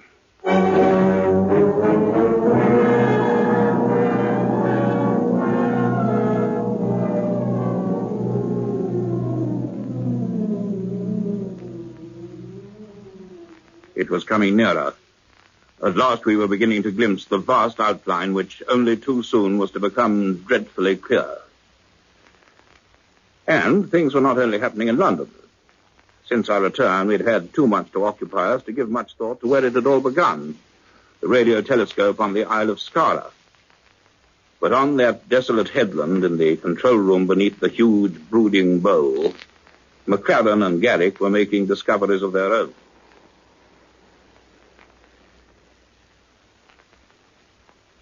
Still a long way from breaking down the signals themselves, but you check the calculations yourself, sir. What conclusion would you come to? The signals faded steadily for 6 months. Now they're growing stronger again. The source moving away from us. And coming back? Yes. And these progressions are regular. Yes. That means the motion of the point of origin is curved. An arc. And an arc is part of a circle. Or an ellipse. An ellipse. And that can only mean one thing. An orbit. Yes. These transmissions are coming from a solid body orbiting around the sun like a planet, somewhere beyond Pluto. 9 planets and... Peter, do you realize what this could be? Yes, what every astronomer has been wondering since Pluto was discovered in 1930. Yes. Well, the universities must see these figures and... No, I must discuss this with Petrie first. We need his opinion. I'll send him a telegram and go down to London for a few days. Right, sir. I rather want to see what he's making of that wee souvenir he took home with him. Late the next afternoon, I sent Clifford and Elizabeth away from the laboratory. I wanted to study my notes alone, and there now seemed no purpose in watching the silent cylinder all the time. Also, Elizabeth seemed to be growing more depressed each day, as if something were weighing on her mind. She and Clifford retired rather discouraged, probably to spend the evening at their usual coffee bar, and I went home. At about 11 o'clock that night in my study in Eaton Square, I was examining a thick folder of calculations and diagrams. Professor McCradden, who had arrived with it an hour before, watched me curiously.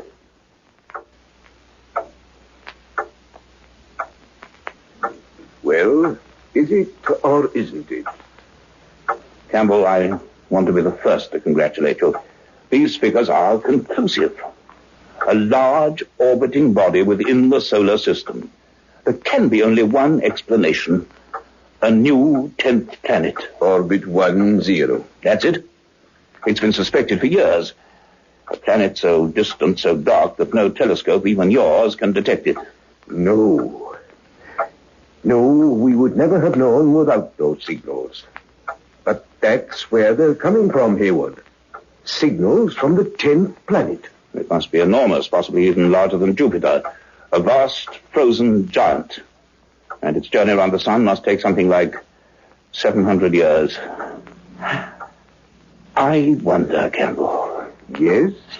Well, suppose those cylinders of mine scattered over the Earth have some connection with it. They take in solid matter and it vanishes completely. It's a fantastic process, and it must have a purpose. Is it possible that they absorb substances in order to transmit them elsewhere? To send them perhaps back to where the cylinders themselves came from? Back across space? Back to the 10th planet itself? If so, we're up against something so big we don't realize it's staring us in the face.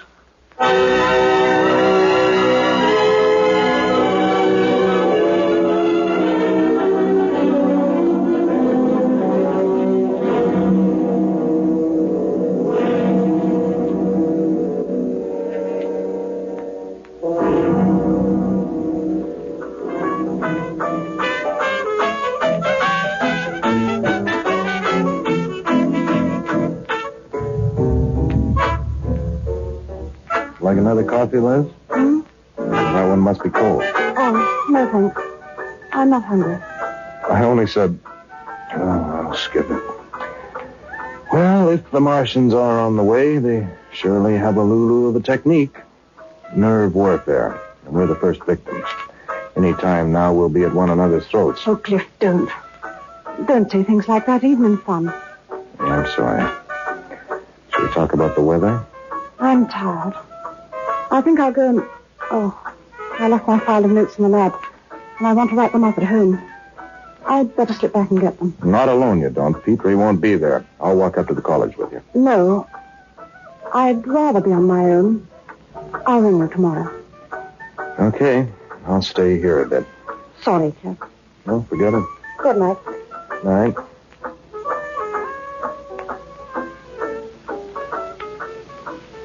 Elizabeth left the coffee bar at exactly 11:35. She walked into Cromwell Road, entered the deserted college, and took the lift up to the 3rd floor. Reaching the laboratory and switching on the lights, the first thing she did was look quickly at the rod standing in the Densolite cubicle. It was dull and silent. Elizabeth could see her own pale face reflected, distorted in its polished green surface. Automatically, she ran her eye over the recording instruments. The meter needles were all quite still. Near the cubicle lay the cylinder, a huge, empty shell. She smiled. Already dust was gathering on it. She collected her folder of papers from the bench and walked back towards the door.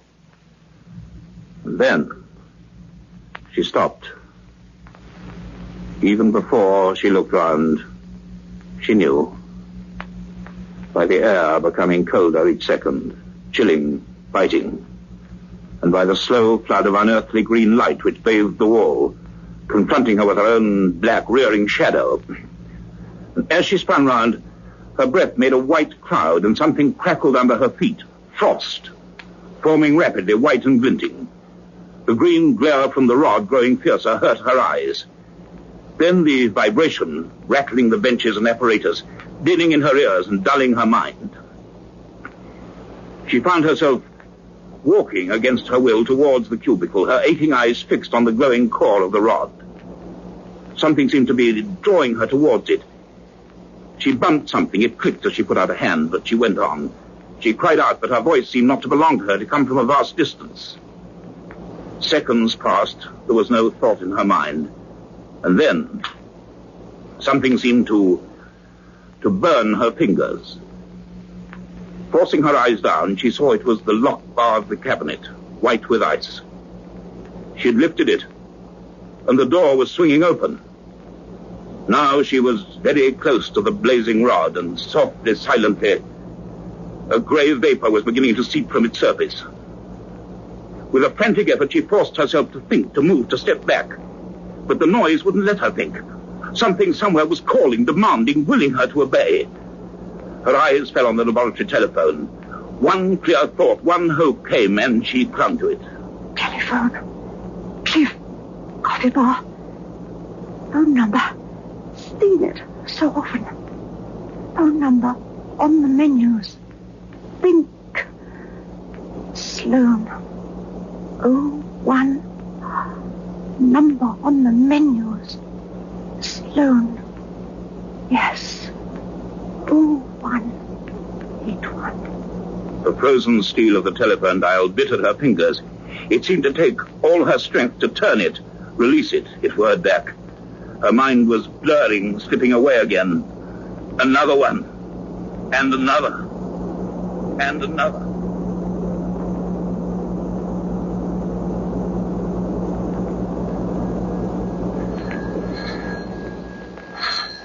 Hello? Oh, yes, he is here. I tell him. Hey, Mr. Clifford, your young lady is on the phone for you. Okay. Hello? Cliff here. Is that you, Liz? Hello? Cliff, I tried. I didn't know if... Hey, Liz. What's wrong? Cliff, please come. Please. I can't fight it much longer. Oh, Liz, what is it? Are you in the lab? Yes. Cliff, help me. I mustn't go back. Liz, Liz! Honey, hang on. Whatever it is, hang on. I'll be right with you.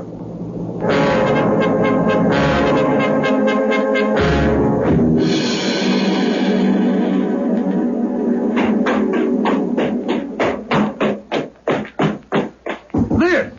Liz, are you in there? Liz, for heaven's sake, can you hear me? Clifford had reached the college, the doors of the laboratory. They wouldn't open. Something had fallen across them, jamming them on the inside. Peering helplessly through the glass panels, he saw grey, swirling vapor. The room was choked with it, and everywhere a wintry whiteness of frost and ice. He saw dimly the open cubicle and the rod glowing a dull green. The telephone and its receiver just clear of the floor, swinging slowly on its cord. But there was no sign of Elizabeth. The laboratory seemed quite empty.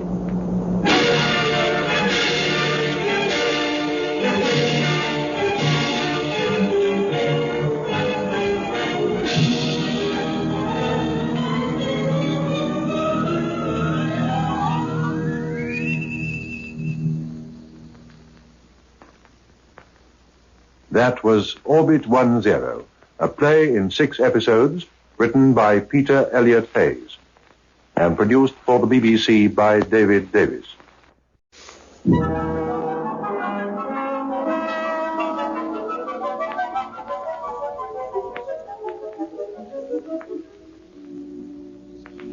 From London, we present Orbit 10, a play in 6 episodes by Peter Elliott Hayes. Episode 5, The Frozen World.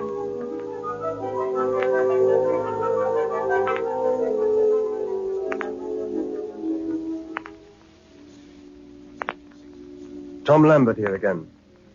A strange cylinder buried beneath a northern, causing solid matter to vanish from the face of the earth, possibly even transmitting it across the vastnesses of space. In the 4th recording, you heard how Elizabeth returned alone to the laboratory, how the cylinder began to operate with a new intensity. Now, we were very near to understanding the whole unbelievable truth. Here is the 5th recording.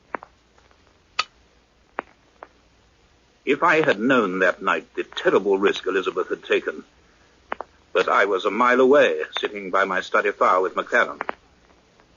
Clifford knew, though. He could see the writhing mist, the white fur of frost smothering everything, the telephone swinging mutely on its cord, but not Elizabeth Ryder.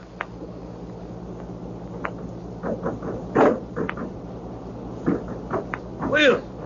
Liz, are you in there? Liz, for heaven's sake, can you hear me? Got to get these doors open. Clifford moved across the passage and hurled himself bodily at the doors. They burst in, sending something rasping across the floor, a filing cabinet that had toppled across them on the inside. Dreadful, paralyzing cold closed about him. This was nothing we had seen before. The whole laboratory was an Arctic landscape. The apparatus, the benches, no more than humped shapes beneath the coating of ice, grotesque, glittering icebergs. The densolite cubicle had become a nightmare refrigerator, a hollow case of ice containing the only thing unchanged, the rod, its green flickering growing duller each second. Clifford tottered and fell heavily. The floor itself was a gleaming sheet of ice. He dragged himself up, and then he gasped with relief. Liz! Oh, heaven, I thought maybe you... Oh, no. Liz. Hidden from the doors, Elizabeth was lying between the benches, and she was very still. Her clothing, her hair were white with frost. Her face was white and pinched, and her eyes were closed. Clifford crawled to her side, tried to lift her, but her coat, stiff as a board, was frozen fast to the floor. Oh, no good. I have to get some help. He tried the telephone, but the dial wouldn't turn. The instrument was frozen solid. He staggered from the laboratory, raced down the passage into my study, and dialed 999.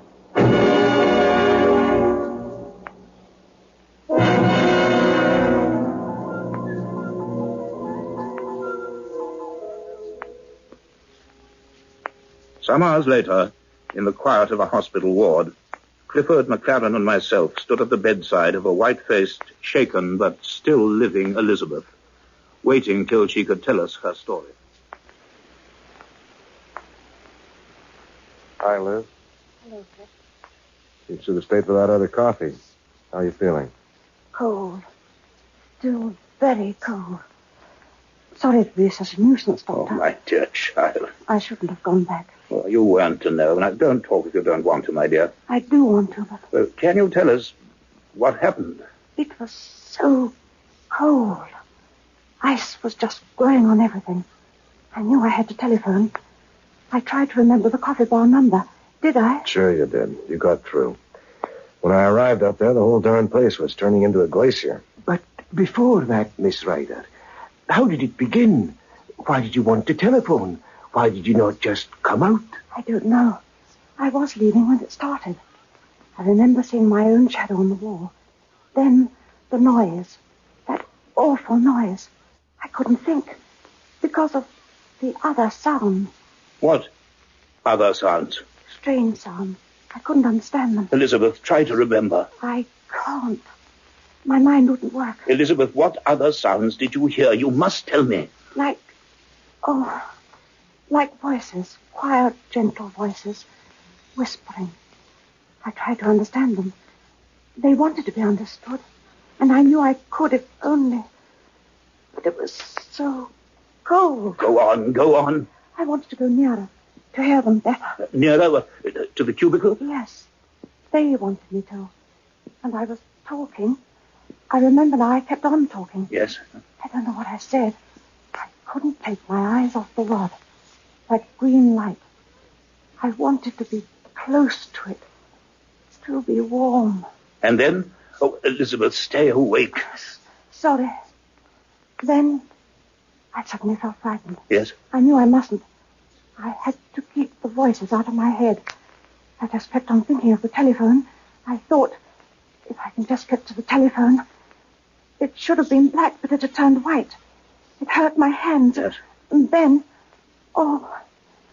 why can't they make this room warm? He would leave her alone. Yes, I can now. Thank you, my dear. Have a good rest. You've more than earned it. I think we should go now. So long, Liz. The doctor says you should be fit enough to come out tomorrow. Thanks, Kev. I keep on getting rescued by you. I mustn't let it become a habit. She's almost asleep. Come along. We went back to the college, to the laboratory.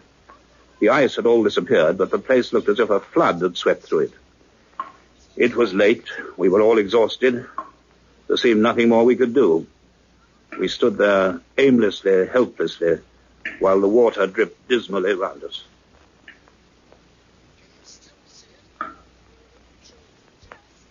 Well, I don't know. Voices, whispering, wanting to be understood. Doctor, was she just a bit lightheaded, or did she really hear something? Yes, Clifford, I believe she did. That was why she stayed. She had to. Hayward, are you telling us that object spoke? That a voice came from it? Not a voice, but something that was able to reach her mind, that wanted to communicate with it. Aye, and the signals reaching the telescope. Again, an attempt at communication. Exactly. It must fit together. Two forms, perhaps, of the same thing. Hey, Doctor, look at this. What is it? The tape recorder. It's running. And the tape half used. It switched to record. It wasn't operating when I bust in here, but it is now. And the microphone is still connected. Clifford, you said Elizabeth fell about here. Yeah, that's right. Well, suppose she stumbled against it, pressed her hand down on it. And switched it on. It would have started recording. Yes. And gone on until the cold froze the motor to a standstill. And it's only just thawed and started up again. Clifford, take the tape off. I have a recorder at home. We can try it there. This place is still uncomfortably chilly. And before we go, make quite certain the cubicle is properly secured. After this, no one is to be alone in here, not for 1 minute.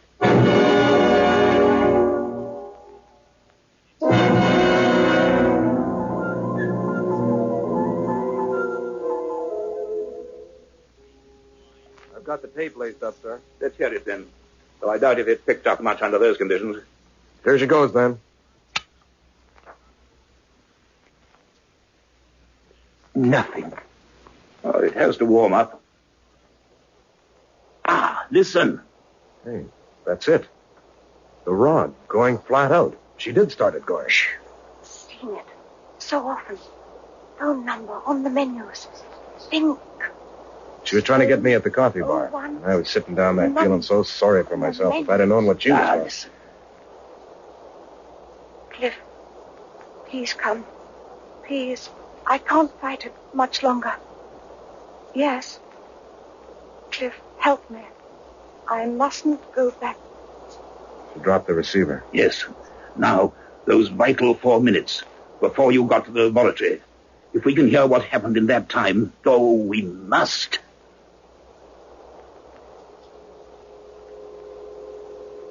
Hey, listen to that. It never made that noise before. Now she's walking towards it, getting near the cubicle. Who are you? Yes, I can hear, but you are so far away. I will try to understand. The cylinders come from your world. Many were lost on the journey, but many have landed safely. Yes, we are in no danger. No danger. You intend us no harm. Yes.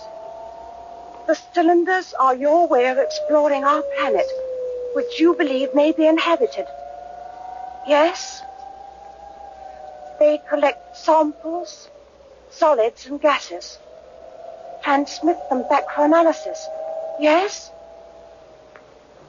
In this way, you are surveying our world without leaving your own. To you, space and time are not impassable barriers. Hayward, do you hear? This is Wait. Now you are trying to communicate with us directly. Yes. If we are intelligent beings, we are to answer. Yes. Yes, we do understand. But how are we to answer? It is so cold. Yes, I am trying. Yes. There may be another way. We are not to be afraid if you take the next step. If you use the rods to... What? Oh. And that's all we shall hear, I suppose. That was when the recorder finally froze up and stopped. It's a wonder it kept going as long as it did. Well, Hayward, you were right. Voices from the 10th planet. Yes. An inhabited planet, Campbell. Though by what inconceivable form of life? Aye, what? So that is the purpose of the cylinders. What incredible technology. No clumsy rockets, no feeble attempts to land on a planet where conditions might be dangerous to them. No. First, a systematic, remote-controlled survey. 50 years. By now, they must have built up a complete knowledge of the Earth's composition. Its geology, its atmosphere, its lands, its oceans. Oh. And we fondly imagine that we are far advanced in science. Well, at least one weights off our minds. They're not hostile. No. They're still only seeking knowledge. Thank heaven there's no danger after all. No danger. They seem anxious to reassure us on that. Obviously, they have no way of coming here, even if they wanted to. That distance, it's out of the question. That may be just as well. What manner of creatures can exist there? A frozen planet 100 times the size of Earth, 5,000 million miles away. It could be no biochemical life as we understand it. Yeah, but what's that they said? Time and space are not impassable barriers. They said that. Quite so. Well, you must act on this as you think best. I must get back. I've been too long away from the telescope already. When I left, young Garrick was working like a maniac. On the signals, you mean? Yes. He's pretty sure the breakthrough isn't far off now. Well, we must know if they're part of the same project. We can suppose now that they are. But it's strange that they were not mentioned in the message that Elizabeth understood. Aye, that's odd. But once we can find the basic key to those transmissions, we'll know. And I must see Lord Heatherton again tomorrow. He must hear this recording. Perhaps there is no real urgency now if one keeps a safe distance from the cylinders, but all the same. There's just one thing on my mind, sir. What's that? We didn't get the end of that message. The tape stopped too soon. It did. Liz did, but she can't remember. No. We were not to be afraid if they used the rods to take the next step. Now, that's what gets me. What else could they be used for? What next step?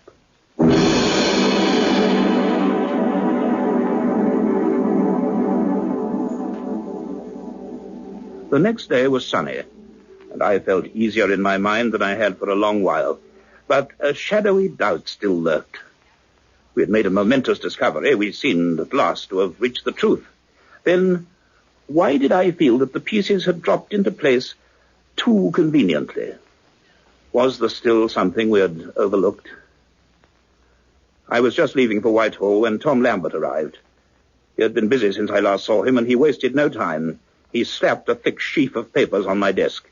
The neat teleprinter type, page after page of it, told a disturbing story. Here's the first installment, Doctor, straight off the wires. They're coming in thick and fast. The ministry teamed up with the Foreign Office. They've got every foreign news service working overtime. And these are all accounts of the same kind of phenomena? Yeah, dug out of newspaper files all over the known world. And like ours, they go back for 50 years and more. Now, let's have a look. Yes, everywhere. Australia, Alaska, Norway, South America. Yeah. Even one from the Philippines. And in every case, the same symptoms. Earth tremors, vibration, violent drops in temperature. In a few places, the things were seen to land. Where there? A streak of blue-white light. A quick concussion and then just a small hole in the ground. Well, they would arrive white-hot after passing through the atmosphere. In many cases, they were assumed to be meteorites. But they go down so deep, they're impossible to dig out. Well, they must strike the Earth at tremendous speed. I'll say. The one we found under that beach must somehow have been slowed down, perhaps through colliding with a real meteor shower. And how many of these are there? Well, so far, 208. 208? And the reports are still coming in. Oh, the minister must see these, too. Distributed over the entire surface of the globe. So many. Just for a survey. What was that, Doctor? Oh, I was just thinking aloud. Oh. Well, thank you, Mr. Lambert. By the way, we've come to the conclusion that there's no serious danger from these things. Oh? Provided they're kept at a respectful distance. Well, let's hope you're right, Doctor, because I've got a news flash, too. Our South Wales correspondent tells me that troops have moved in. Moved in where? Llanwethlin. Good heavens. Yeah, they're mounting a guard on the old pit. Seems the official view is a little less confident than yours. Oh, I didn't know that. Well, I must be going. I'll pass on anything I can. Well, thanks, Doctor. I'll be around. I have a small theory of my own. I think we may be comparing notes again before long. Half an hour later, I was again in that quiet high room behind Whitehall. Lord Heatherton's face was more serious than it had been before. He listened to the tape recording and examined the bundle of reports. Well, this is really only what we expected, isn't it, Doctor? Except bigger. Over 200 cylinders. So many and so evenly distributed. No country, no corner of the world overlooked. Rather like some enormous spy system. As you say, why should they need so many? And that recording. We are dealing with something quite outside our knowledge. But if their intentions really are peaceful, is there any way we can reply? Well, according to Professor McLaren, none at present. In time, a signaling apparatus might be built, and it might be powerful enough to send short waves to the 10th planet. A lot of mights, Doctor. Oh, yes, indeed. Anyway, I'll tell you what we are doing about this. Plotting every suspected site in this country. Guarding each one we confirm with an army unit. Yes, I heard. The public must be protected. Our delegate is addressing the United Nations Scientific Commission today. Then I hope the same will happen abroad. Detecting, plotting, and observation of sites. And here in this red folder is another scheme I've drawn up. Oh. I can't tell you the details yet, but they are also being put before the Commission. What sort of scheme? Just certain emergency measures, should they for any reason become necessary. Yes, but I know what you're going to say. This is knowledge, vital knowledge. We must be on our guard against any instinctive hostility, I agree. But better safe than sorry, Doctor. I see. But what do we do immediately? A famous politician once said a famous saying, wait and see. carry on with your work for another week. If no new developments occur, then I shall arrange for several other cylinders to be excavated. And then? Already there are some high-level proposals, an international authority to decide how best to develop this interplanetary contact. And research centers will be needed, an international fund coordination. Yes, of course. Another week. And then it'll be out of my hands. Not entirely. There will be work as part of a team for all the specialists we have. Your lecturing on cosmic science will be valuable. My lecturing? This is a big event in the history of our small world, Doctor. We must be big enough, each in our own way, to meet it. Yes, I understand. Now, perhaps you will excuse me. I have rather a lot to do. I have to report to Parliament this afternoon, but I rather think all the honourable members will stay awake to listen to me today. Outside, Whitehall was grey and cold. The sun had gone. A steady drizzle was falling. The cars and buses elbowed each other. The passers-by huddled into their coats and went on their 1,000,001 different errands. Everything was as it should be on a dismal November London afternoon. So solid, so normal. What, I found myself saying, can possibly change any of this? The few slabs of colored plastic we were making such a to-do about? It suddenly seemed absurd. Oh, how little we knew then. I drove back to the college. I went up to the laboratory and stood looking at the rod, dark and silent in the cubicle. Would we ever know? And anyway, in a few days it would be taken away. I hardly heard the doors open behind me. We thought you might be here. Hello, Doctor. Hello, Doctor. Elizabeth, Clifford. Oh, I was daydreaming. How are you, my dear? Quite all right now. Good. They let me out this morning. Cliff told me about the recording I seem to have made. I still don't remember. He didn't want me to come here again, but I wanted to see that. It told me something, more than was on the tape, and I repeated it. But it's gone. Well, it may come back to you. In any case, our work's nearly over. Special authorities, international funds. There'll be no place for us. Oh, well, it had to happen. What I can possibly do in 1 week. I could try again. I think I can stand it. No, I won't hear of it. You've done your share, Elizabeth. Another time, that terrible freezing, you might not be so lucky. Now we can only wait.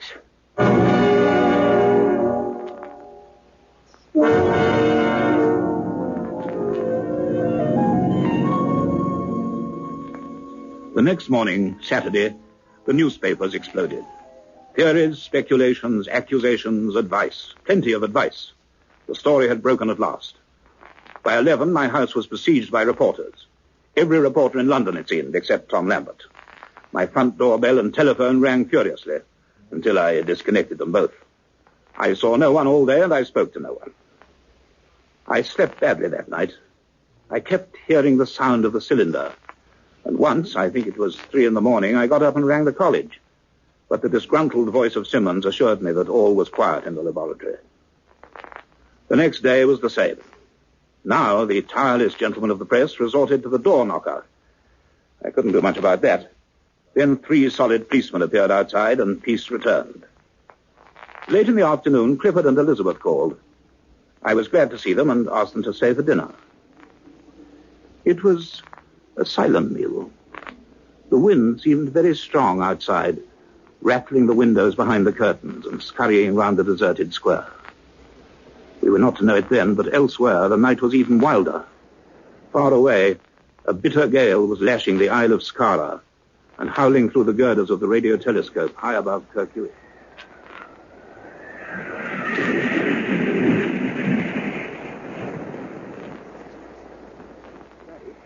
You're sure about this?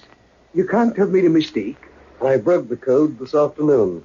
Stumbled on it almost by accident. Once I confirmed the 10 basic groups, the rest just fell into place. I got this clear transcription from the first long sequence I tried. But it's English. Oh, it is now, but it could be any language. The signals don't convey a letter alphabet. They're a series of numerical progressions representing shades of meaning, a sort of mathematical grammar. And this is what you've translated so far? I'll work through the rest as fast as I can. This is enough? Goodness gracious, Peter. If this is true, I must talk to Petrie. He must know about this at once.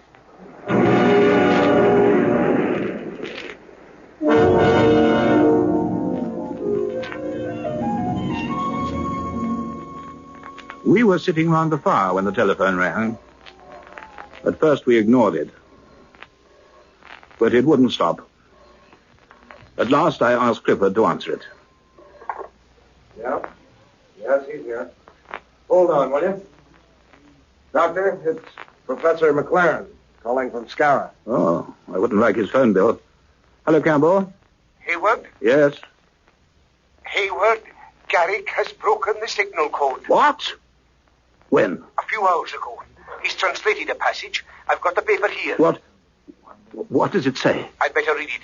It's short enough. Are you listening? Yes, yes. If the cylinders speak, do not believe what they say. Your planet is in great danger. Destroy them. Good heavens. That's repeated 3 times. Then, when the great cold comes, it will be too late. The great cold? Is that all? Aye. Garrick's at work on the rest. I'll be down tomorrow, Hayward. I'll get a plane. Good. Let's hope it isn't as bad as I think it is. Yes. Well, thank you, Campbell. Goodbye. Goodbye. Well, did you hear that, Clifford? If the cylinders speak, do not believe them. And all that about peaceful intentions and seeking knowledge. Well, it's to throw us off our guard, to save the cylinders. Perhaps so that... Oh, what a monumental idiot I've been. The 10th planet, in some way, it must be divided. That's why signals have been coming from 2 directions. And if the cylinders transmit matter, well, of course, we must go to the laboratory. There's no knowing how much time we have.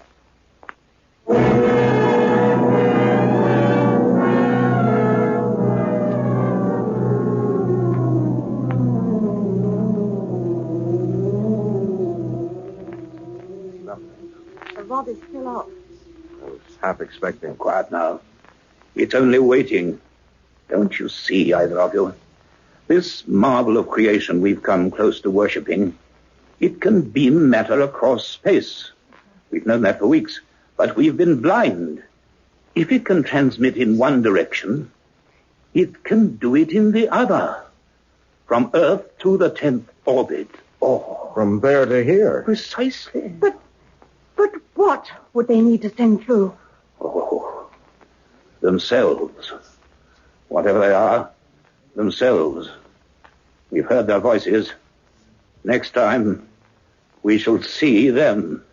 But the next step, we were not to be afraid. We were to wait, to help them. Doctor, look. The rod. It's starting to flicker. Oh. The green light. It's beginning. It must be. And the cold. Can you feel it? Well, we must choose now. Knowledge or survival. Clifford, Yeah? the builders left the sledgehammer in the passage. Get it, I say. Okay. What are you going to do? Do what primitive man did when he saw danger. Fight. Here it is. Some hammer. Must weigh 30 pounds. Elizabeth, open the cabinet. Open. Do as I say, quickly. All right. Now, tip the rod over. Pull it. It won't hurt you yet. I'll help you. All right. Right. There it is, Clifford. Now, use those Canadian muscles of yours. Smash it. Yeah, but we can't just... Smash it, I tell you. If you won't, I shall have to. Okay. Stand back. Here goes, then.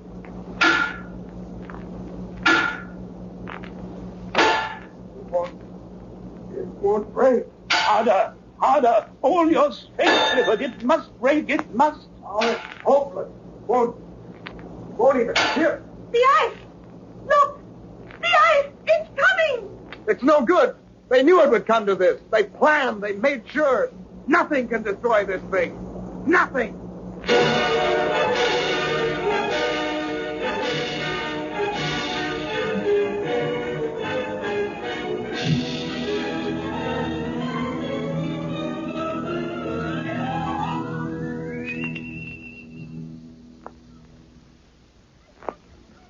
That was Orbit 10, a play in 6 episodes written by Peter Elliott Hayes and produced for the BBC by David Davis.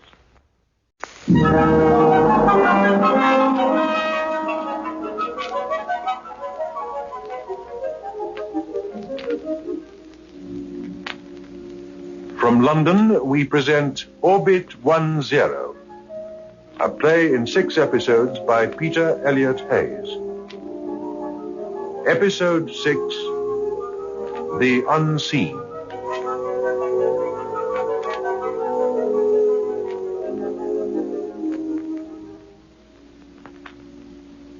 Lambert here.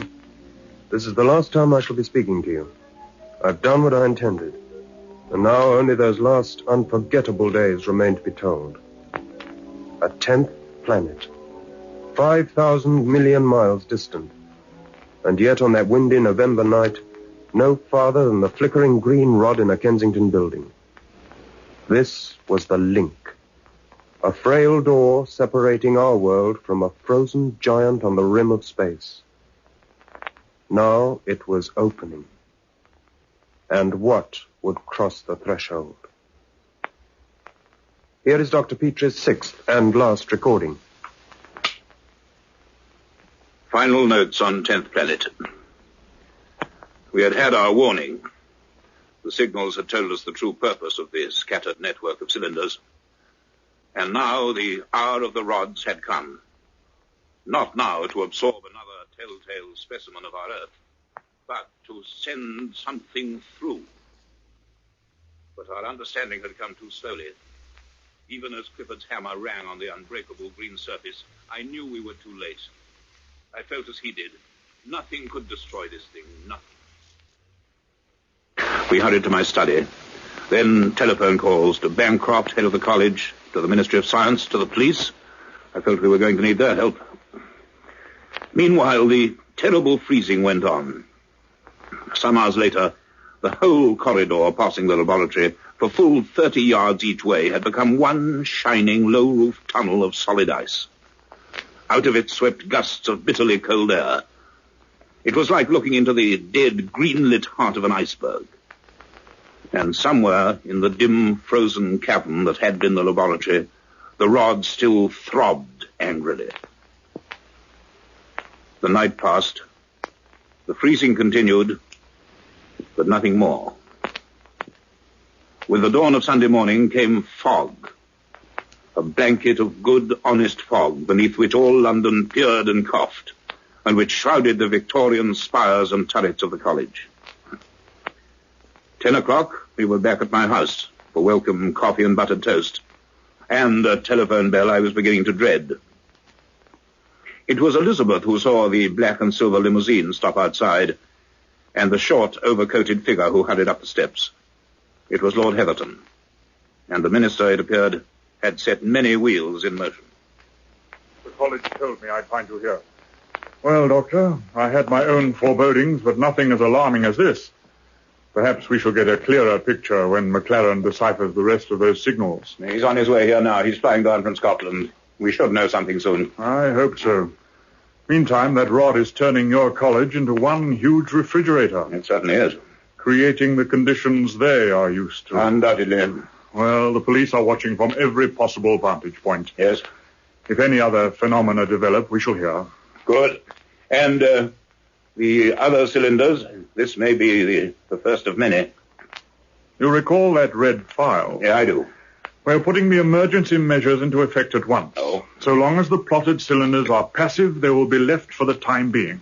But wherever activity is seen, I'm afraid it is going to be dealt with. After that warning, we can take no chances. How dealt with, sir? The army. Bulldozers and excavating parties first. Then troops with mortars and demolition charges. If that is not enough, there are tanks and heavy artillery standing by. Oh, my word. And if necessary, there is bomber command. Explosives? I wonder. I think we can cope. That specimen in the college is the one we must watch. I quite agree. That is our guide to what to expect later from all the rest. If that turns out to be a damp squib, there may be nothing to worry about. That's Let's true. hope so. No, I must get back to Whitehall. Reports from the War Office should be coming in any time now. If there is any news, let me know at once. Certainly. Yes, of course. Lord Heatherton's car slid away into the fog. A few minutes later, a taxi chugged out of it and deposited McLaren and Peter Garrick on the pavement. With the future of the world in the balance, I observed Campbell still found 3 minutes to wrangle with the driver over the fare. But when he was pacing my study, gripping a bundle of papers, there were grim lines around his mouth, and his eyes were without hope. We've decoded the rest. The last section on the plane coming down. We chartered a private one at rental. It's all here, Hayward. Yes, an intelligent, lucid history. Successes and setbacks on a world we can't even begin to imagine. And a disaster. Disaster? Look, it'll save time if Garrick just gives you the gist of it. Tell them, Peter. Well, the 10th planet is inhabited. Not by one dominant species as here, but by two. By two? Yes, two races who've always kept to their respective sides of the planet.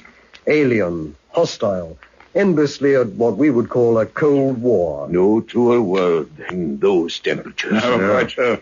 The inhabitants of the side receiving what little light and heat there is are highly advanced technologically. 50 years ago, in our time, they perfected the system of sending the surveying cylinders across space to Earth, which they considered the planet most likely to support organic life. I see. The method we know now.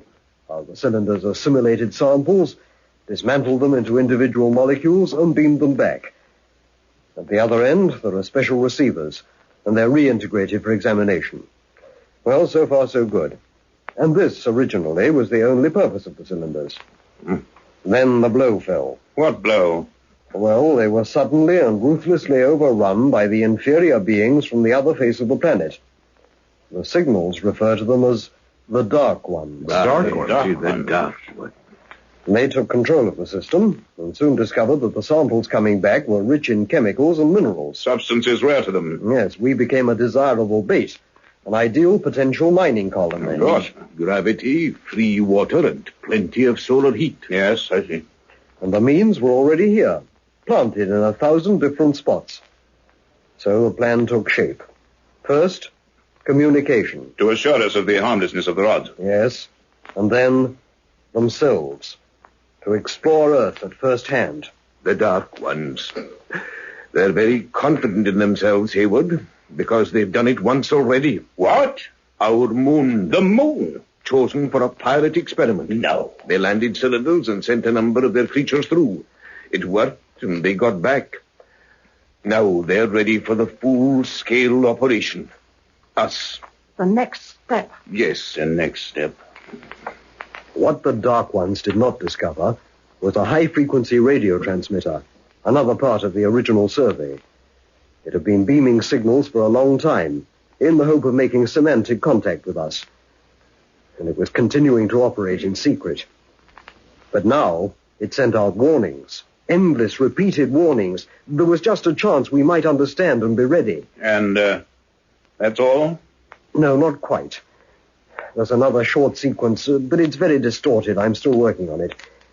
I think the Dark Ones have detected the signals, and I think they're jamming them. And nothing to tell us what these beings, these Dark Ones, are like? No, nothing at all.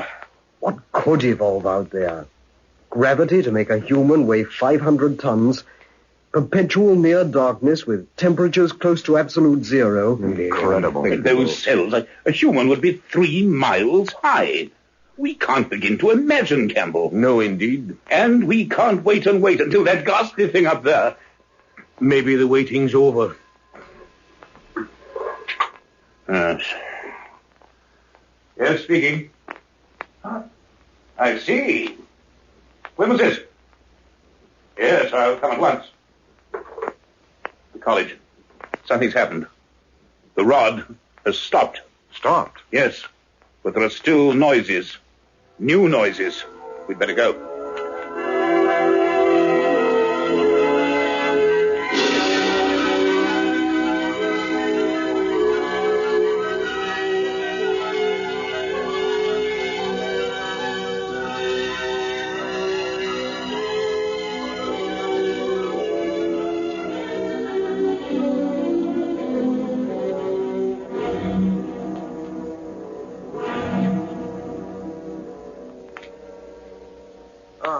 Hayward. It seems to be over, the freezing, the vibration. But now there's something else. It comes and goes. Listen. You hear? Not in the laboratory, though it's on that side of the building. Lower down. And it seems to be moving about. We must go up, if we can get close enough to see. Wrap yourselves up. No one take their gloves off. The cold up there is terrible.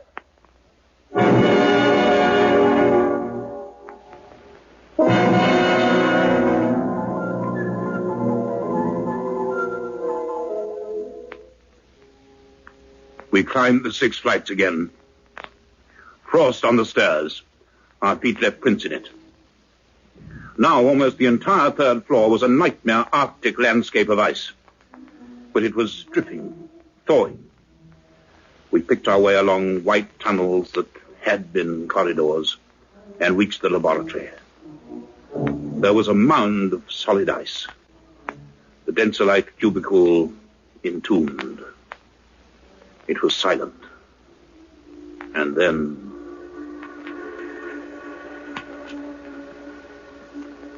we followed the sound, stumbling and slithering along the ice-encrusted passages. It was a strange, unreal hunt, our breath making white clouds in the freezing air. We reached the landing with the lift and stopped. Hey, well, look. Those lift gates, the steel trellis, ripped to pieces. And the sliding doors, like a car's been driven through. This lift stuck on the floor above. Don't go too near the edge. It's a long drop. You hear it? It's coming from the shaft. I must... Don't lean out there, sir. One slip and you've had it. Just kneel down. I'll hold on to your coat. Can you see anything? Yes. Yes, I can. There's something down there. It fills the bottom of the shaft. Gray. Moving. Pulsing. But not solid. More like a crowd. But it has a kind of outline, a shape. It has happened. One of them has come through.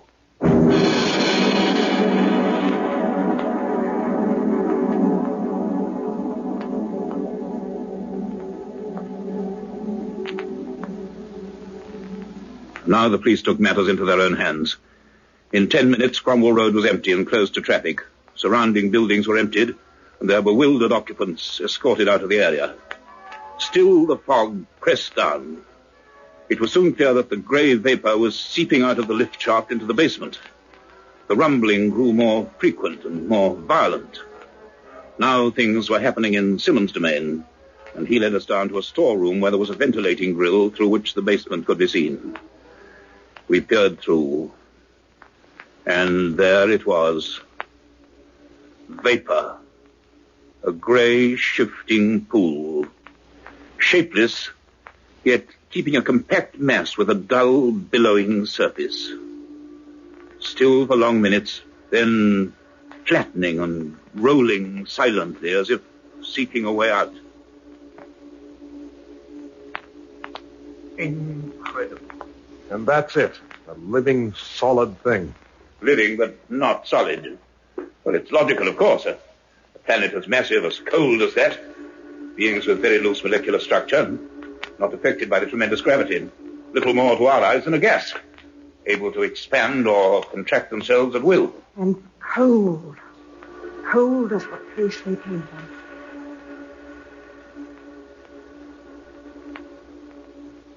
We went up again to meet Tom Lambert hurrying across the hall.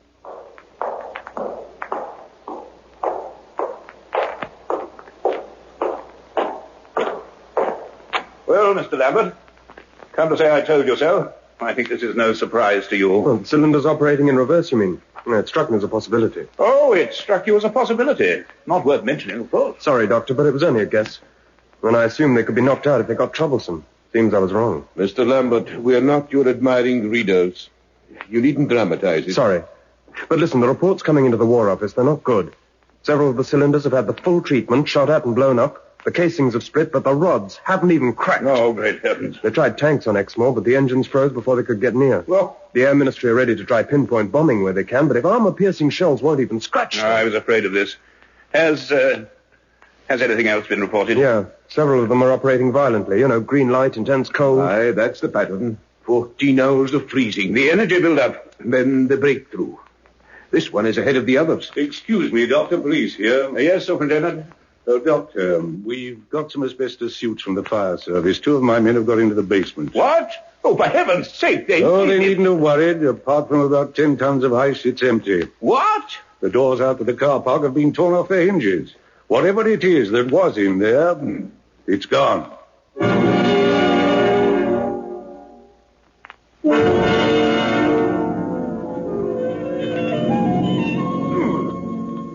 And then, in the fog, the real hunt began. By now, visibility was down to a few yards. One heard things. Footsteps, a car engine starting, a voice calling. But they seemed on the other side of a soft white wall. Constables groped about with flashlights, keeping in touch by blowing their whistles. The police cars, crawling cautiously, their headlights glowing like pairs of yellow eyes, fanned out, and others converged to join them from all over London. We stationed ourselves on the pavement outside the college by the superintendent's car. Its radio, in constant touch with the Scotland Yard control room, chattered continually, and its operators scribbled on their pads and handed the messages out to us. But we knew we were helpless. Yes, fog. The thing couldn't have a better camouflage. The black cat in the coal cellar had nothing on this. And the thing is, what will it do? Well, everything here is strange to it, Superintendent. It must explore. I think it will be cautious at first. And anyone meeting it? Oh, the only warning may be the cold. After that... By the way, where is Peter Garrick? He stayed behind at your house. Yeah, I guess he wanted to keep working on the last sequence of signals. Message from 727. Junction of Brompton Road and Beaufort Gardens. Right. Here's something. Ice in Brompton Road. A continuous trail. Some shop windows broken. So it went that way, moving northeast. Something grey seen on the road. They tried to shadow it, then the car engine packed up. So it can absorb energy on its own. Thank goodness it's Sunday. That road any other day and the shop's all open. 723 again, sir. They've abandoned their car. Let me see. A bus coming down Knightsbridge, its engine stopped too. Ice began to form all over it. Only a few passengers. They got off all right. Wilkins, yes, sir? Tell them I want cars patrolling Square, Knightsbridge, Kensington Road, and Sloane Street. Right, sir. Report the moment they have engine trouble. Yes, sir. That seems the best indication. I think it is. If we could only confine it to one area. But how do you try to stop a drifting patch of vapor? It's hopeless, Hayward. It can go where it likes, do what it likes. There is no way of stopping it.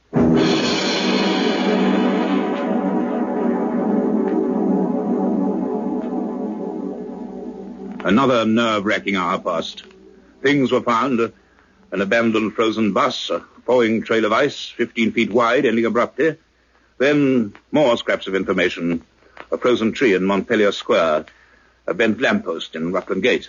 A greenhouse collapsing under a coating of ice in Ennismore Gardens. It seemed to be moving north now, through the squares and back streets south of Hyde Park. The strangest thing was that, although it was traversing a thickly populated area, nothing had been seen. We were completely baffled, until... Here's trouble. This message. Prince's Gardens, a chimney stack collapsed, went clean through the roof. Occupants of house away. That was lucky. Nothing seen except a thick layer of ice on the roof. Then that's the answer. Why nobody's seen it? It can move about, clear of the ground. Whenever it encounters an obstacle, it just goes over it. Encouraging having you around, Doctor. So it's moving west now. If only it would settle for a short while. Perhaps we could do something. For another anxious 40 minutes, nothing. The trail seemed completely lost. And then a voice suddenly crackled from the dashboard radio. A report, short and urgent, from a police car patrolling Kensington Gore on the south edge of Hyde Park. A report so strange and ominous that the superintendent could contain himself no longer. We bundled into his car and the one behind and swept away into the fog.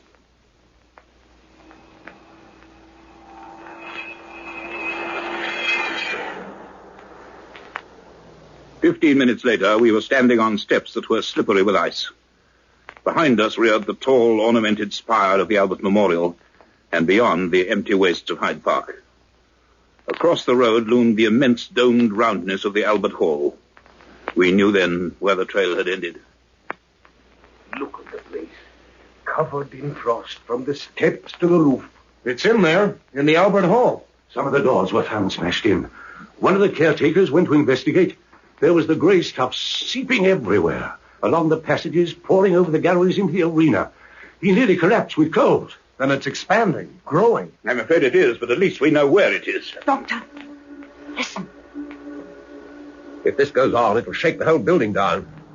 It's getting out of control, Petrie. There's another car. It's Peter Garrick. Looking as if his life depended on that piece of paper. Peter, what is it? I couldn't find you. That last passage, I've got it. It may be some help. Good. It's in fragments, but there are some figures or formula, I think. But the rest, this is the point.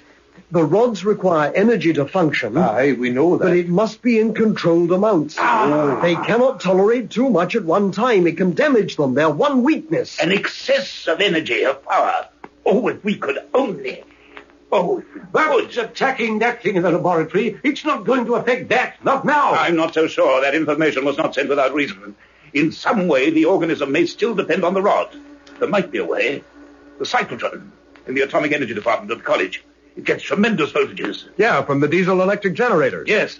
They can be started up in a few minutes. They're on the ground floor, though. I have an idea, but it'll mean hard work and enough hands to do it. I guess we can raise those, sir. Then let's go back.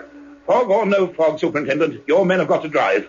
There's just a small chance, but every second is going to count.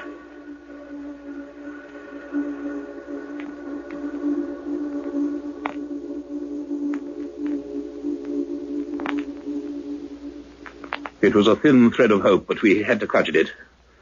At the college, Clifford checked the fuel tanks. They were full. With 6 willing constables, we raided the electrical engineering floor for tools and a heavy drum of high-tension cable. The massive bank of generators was in a wing on the ground floor. The cable was run out. Clifford and McLaren were left to bear the end and connect up the steel and copper core. The rest of us set to work manhandling the cumbersome wooden drum up 6 flights of stairs, unreeling the tarred cable as we went. It was easier to reach the laboratory now, though much ice still remained. With hammers and wrenches, we chipped and levered until we'd freed the rod and toppled it from the cubicle. With numb hands, we rolled in the cable drum and unwound some more turns. I wanted a contact as close as possible. 4 slithering policemen, straining on an iron bar, raised one end of the silent rod, and the rest of us struggled with the leathery serpent until we'd passed 3 loops round it. The telephone, now working again, rang. It was Clifford. The cable was connected up. We should soon know now. I made everyone stand back and gave the signal to run up the generators.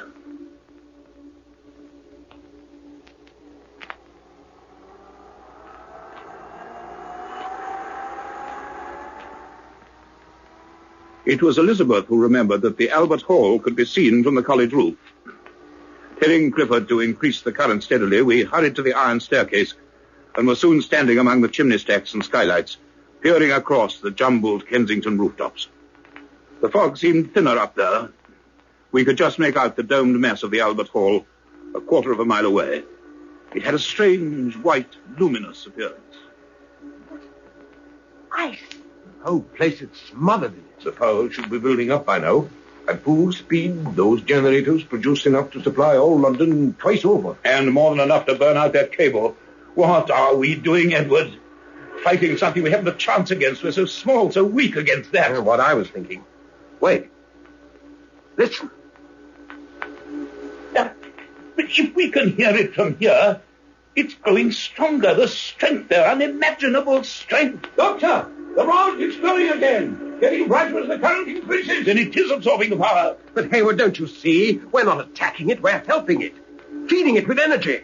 This is just what it wants. I can't help it. Those signals can't be wrong. It's a chance we must take. It may be our only hope. If this goes on, that thing's growing. If it shatters the building and bursts out, Petrie, you must stop this. I can't, Edward. Those voices, I believe them. I believe they wanted to save us. What can we believe? There's no truth anymore.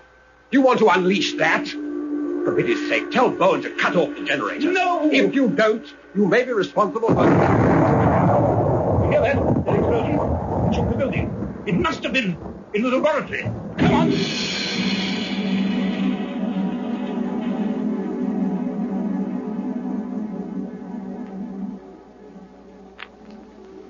The rod, when we all stood staring at it, had changed.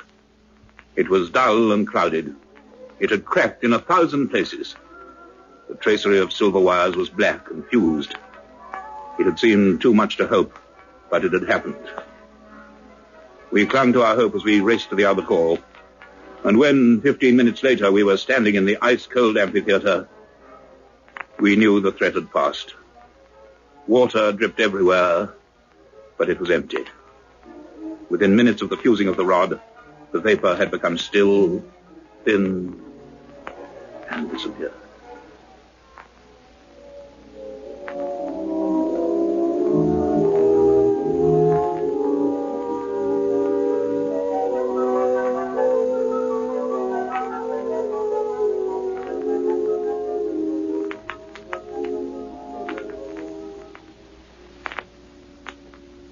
Forgive me, Hayward. You were right. And you had the courage to believe in yourself. The power was too much for it. Burned it out. And this thing couldn't survive without it. And if that rod couldn't take it, nor can any of the others. They can all be treated in the same way. Yeah, any powerful electric circuit run near them. Well, I guess all over the world, a lot of electricians had better get busy. Yes, it must be done as soon as possible. It came a long way, and this was the end of the journey. Did it hate us? Did it only want to conquer and destroy? Or, at the end, was it just trapped and alone? Could we have understood it? The tragedy is we shall never know. But there is a lesson, perhaps, for us. If we ever go out into space, as we shall, we must leave our differences, our quarrels behind. If we carry them with us to other worlds, as these did, we shall be condemned from the start, as they were.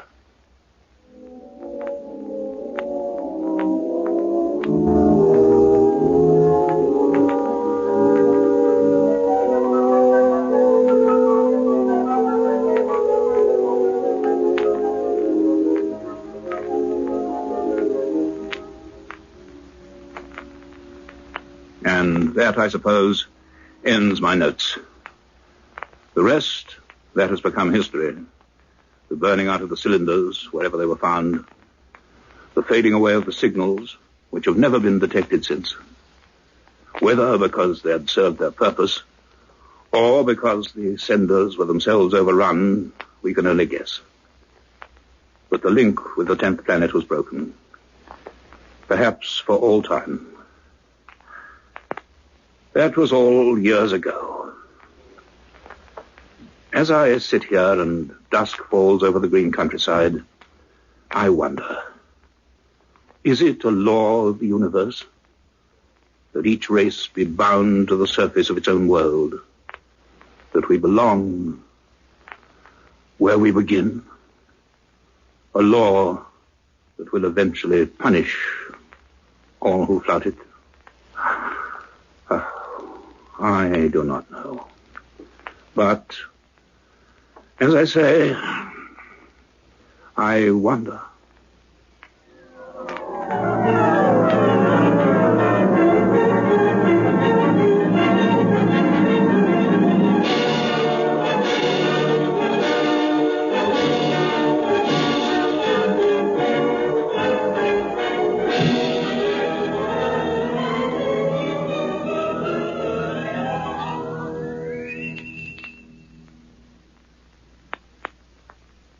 That was Felix Felton as Dr. Petrie in the final episode of Orbit 10, written by Peter Elliott Hayes. The music was taken from The Ritual Dances from a Midsummer Marriage by Michael Tippett, and the play was produced for the BBC by David Davis.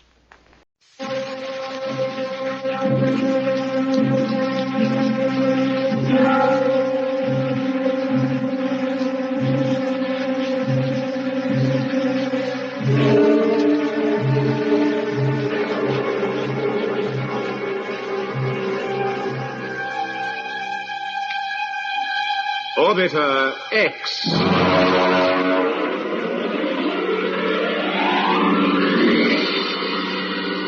Episode 1, the first step to the star.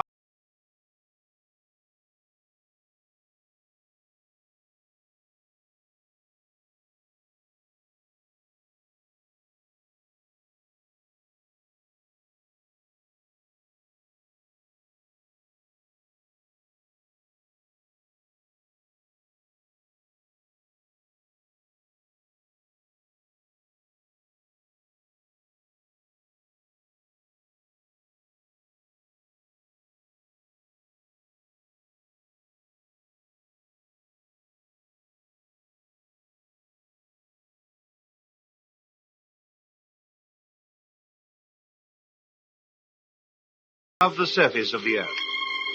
At Woomera, headquarters of the Commonwealth Space Project, the first assembly crew prepare for takeoff.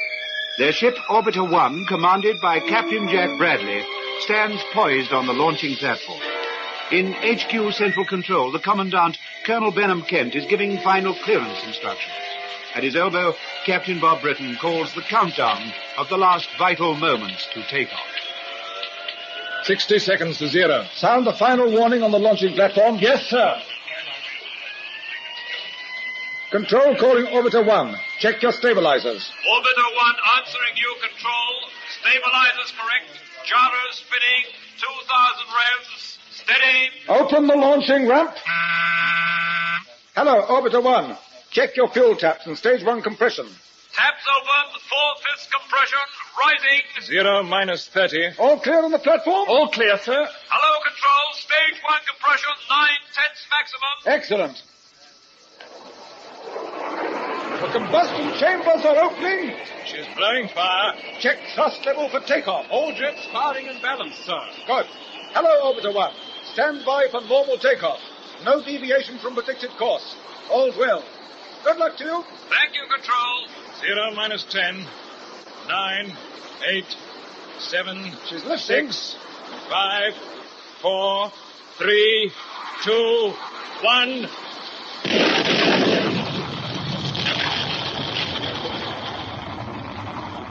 Orbiter away!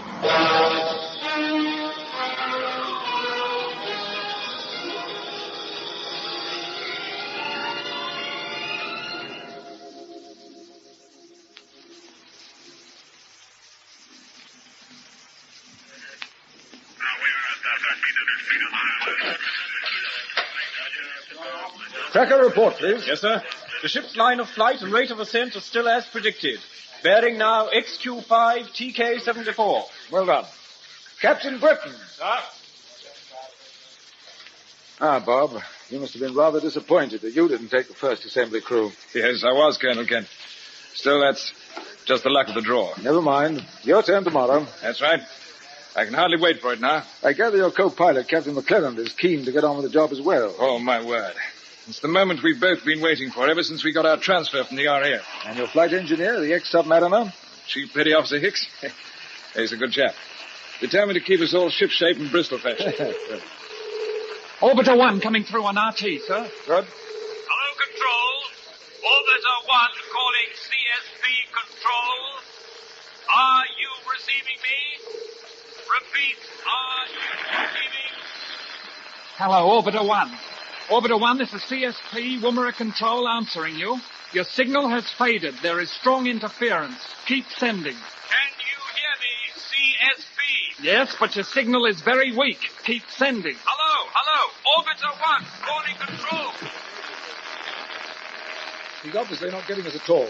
Control Officer Brown, try calling him on WT and warn the ground tracking stations that he's entered a zone of electrical disturbance at altitude 950 plus. Okay, sir. Central monitor reporting interference and distortion on the main tracking screen, sir. First we lose sound and then the vision. Look at the picture, Bob. Have you ever seen a pattern of interference like that before?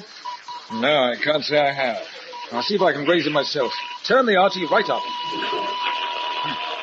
The interference limiter isn't helping very much. No, it's most unusual. All tracking stations confirm loss of image, sir. Too bad. Calling CSP. Quiet. Listen, everybody. Can you hear me? Calling CSP. That's Bradley. Hello, Orbiter 1. Brad, this is Woomera Control answering you. We are receiving, but your signals are very weak and intermittent. Seem to be cut off, but I'll keep talking and hope you are receiving. The starboard jets are completely smashed, and we are orbiting. Starboard jet smashed? Yes. I'm afraid this is going to be difficult, and the interference doesn't help.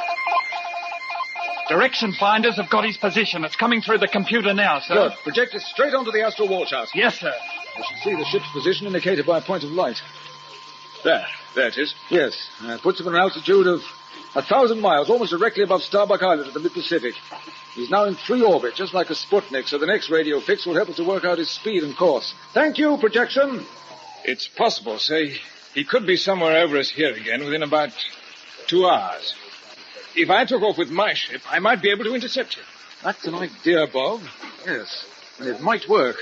But you'd have no guidance from the ground tracking stations, not unless the interference clears. Yes, but perhaps I could climb over it and pick him up on the ship's radar. It's an outside chance, but... Yes, I think it's worth trying.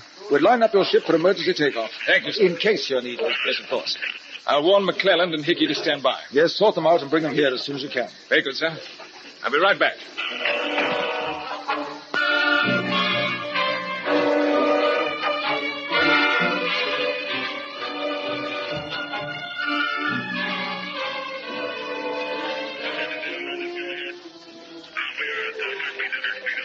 There seems to be quite a panic going on in the control room, Bob. Yes, Mac. I think we're in business. Now, well, we'll soon know.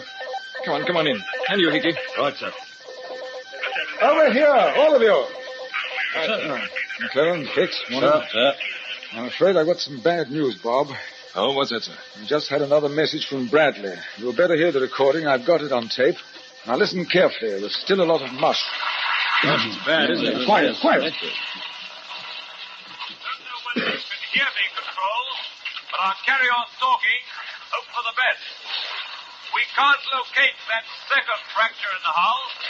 The bulkheads are closed, but we're still losing pressure.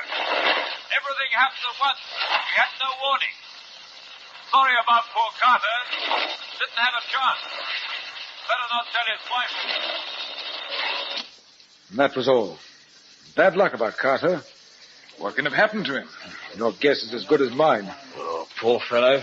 Did all your courses with him, didn't you, Hickey? Yes, I did. He had 2 children? Yes, the same as me.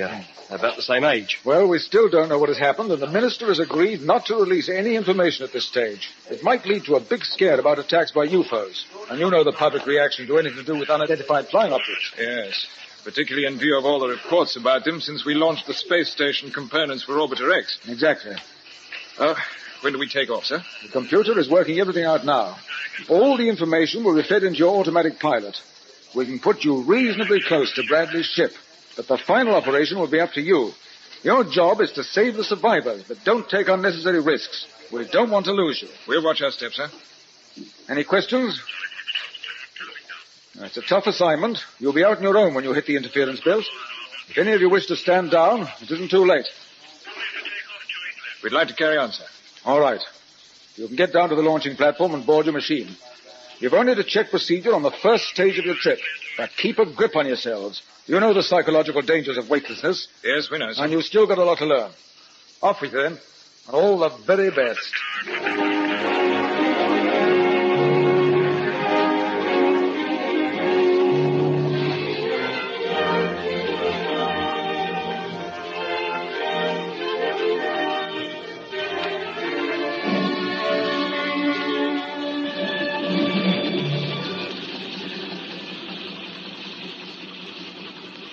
Check your safety straps.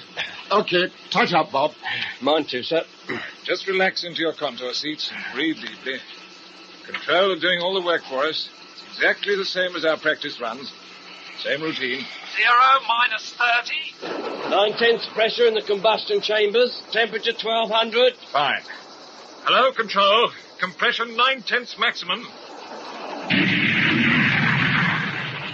All jets firing. Hello, Orbiter 2. Stand by for normal takeoff. No deviation from predicted course. Good luck from all of us. Thanks. Good luck, chaps. Here we go. We're lifting. Next stop, Piccadilly.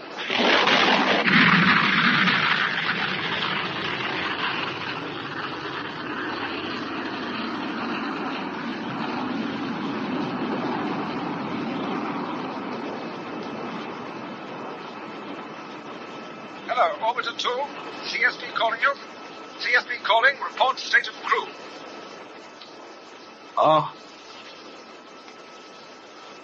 Orbiter 2 answering you, Control. Britain speaking. My reactions seem to be normal. Checking with crew. Stand by. Mac, you all right? Yes, I'm okay, Bob. But the acceleration did shake me a bit. The old body felt like lead, and I thought my face was being wrapped around the back of my neck.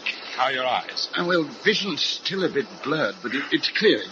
No internal pains? No, fine. Good man. Hickey, how are you feeling? Oh, all present and correct, sir. Well done. How about you, Bob? I'm okay. Hello, CSP. You may have heard that. Yes, Bob, we heard. Congratulations to all of you. A first-class launching. Your line of flight, speed, and jet temperatures are exactly as planned. The ground tracking stations are giving us a clear picture of you, and the radio reception is perfect. Good. We're getting a wonderful picture of the Earth from Japan, way down the China coast to New Guinea and Australia. But have you any news of Orbiter 1, Control? No, she's still in the interference zone, I'm afraid. Check your altitude, please. We make it 310 miles. 310 it is. Prepare for the next boost. This one shouldn't worry you. We can take it.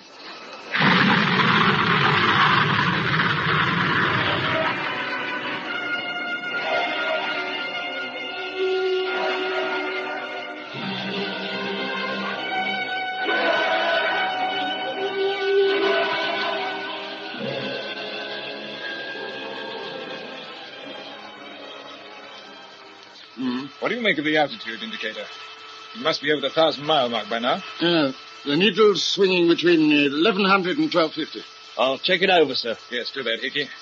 Oh, by the way, you can drop the sir business. We can forget rank while we're in space. Aye, sir. Bob, I'll try. Is the weightlessness worrying either of you?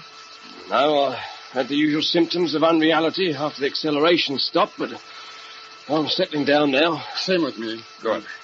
Just keep your minds on the job. Right. Well, according to the computer, Bradley should be closing with us on bearing XT7 QY65. Concentrate on that, and I'll look at the radar screen, too. It's a beautiful blank at the moment. Hold on.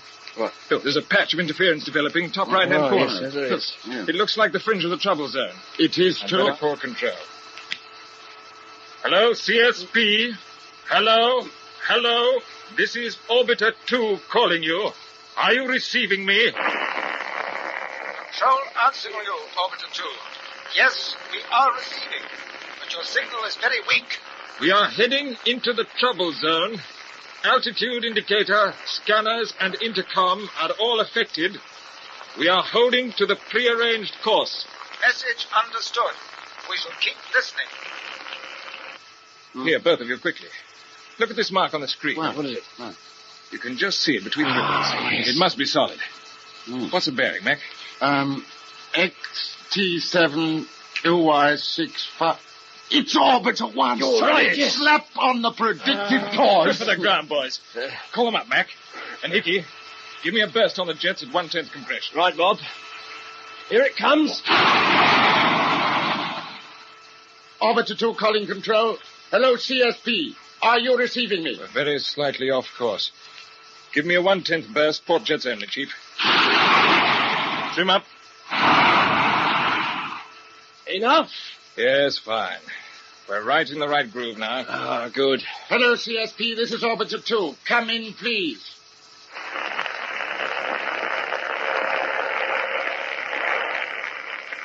Nothing doing, Bob. We're out on our own by the sound of it. Never mind. We're closing with the other ship.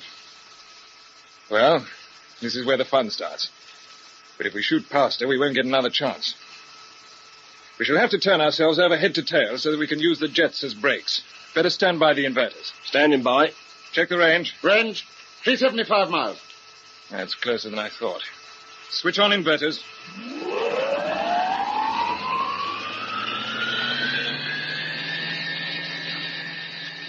Over we go. Base over apex. Torque of the gyros is taking us nicely. I'll tell you to level off the moment our tail jets are pointing towards the other ship. Steady. Level off. Now. Right. We're heading straight towards her, tail first. And it's all done by mirror. Stop talking. Stop talking. Adjust the scanners. Hickey, sir. I'm going to brake pretty hard. Fasten your belt. You too, Mac. Ready with the taps? Ready, sir. Open jet set. 9/10 maximum. And again.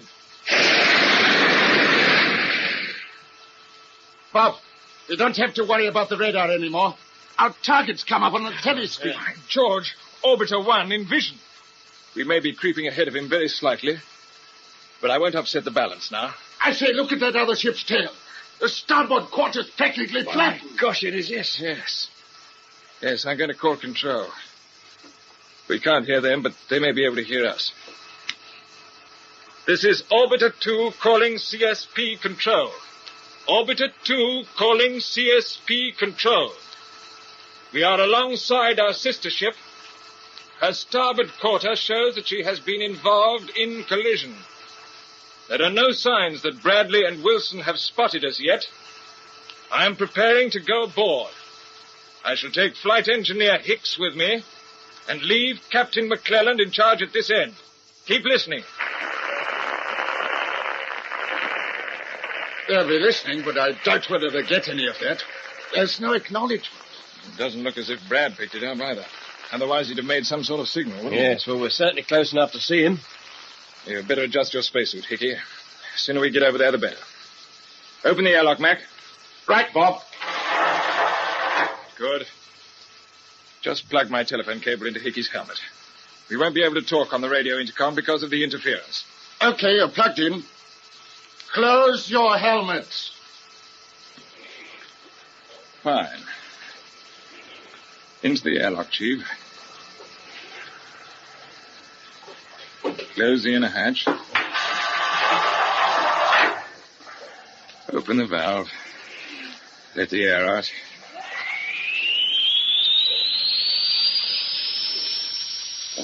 Done this underwater many a time. Yes, you had the sea pouring into your escape lock then. Now it's a case of literally nothing coming in. Pressure gauge is dropping down to 0. There it goes. Yes, I'm watching it. Check your suit. Right, all correct. Lock empty. Oh. We're standing in vacuum, chum. You all right? Yes. Good. Right, I'm opening the outer hatch. Don't move yet. Now, switch off the magnets in your boots. Tie the end of your short line to the ring in my belt. My lifeline is attached to the ship. It'll do for both of us. Okay. I should probably be able to steer us both over to Orbiter 1 with my jet pistol. If you do have to use yours, Hickey, make sure you don't aim it towards me. Understood, Bob. Right. I'm holding onto your belt. Just move to the edge of the hatch. That's right. You can't fall. It's at a moment like this you begin to wonder. Keep your attention on the other ship. All right? I'm firing the pistol. We're away. Yes. Remember not to bicycle pedal with your feet. There's nothing underneath them. How do you feel, Chief? Oh, slightly sick, sir. Yes, so do I. Halfway across to Orbiter 1. I suppose we shall get used to this sort of lark. Yes. We shall when we start assembling the space station. This is the way we'll be working. Oh, gosh, just look at those stars. What's your target? We're going to land just by the escape hatch. Here it comes. A crab. Hold on. Hold it. I've got it. Got it. Good man. Switch on your boot magnets again. This is style. We're aboard Orbiter 1. I can't believe it. It's true enough. Open the air valve by the hatch. Just pull back the lever. That doesn't seem to move. I leave. I think it's shifted. Yes. Hatch light should flash when all the air's out of the lock. It started flashing already. Must be a fault. I'll try opening the hatch. It's quick work. Well, here we go. They must have heard us by now. Yes. This will be a shock for them. I turn on the air. Be interesting to know exactly what's happened. It certainly will. Hello? Something's gone wrong with the air pressure. It's only risen to about 8 pounds the square inch. That's all we're going to get. We must keep our helmets closed.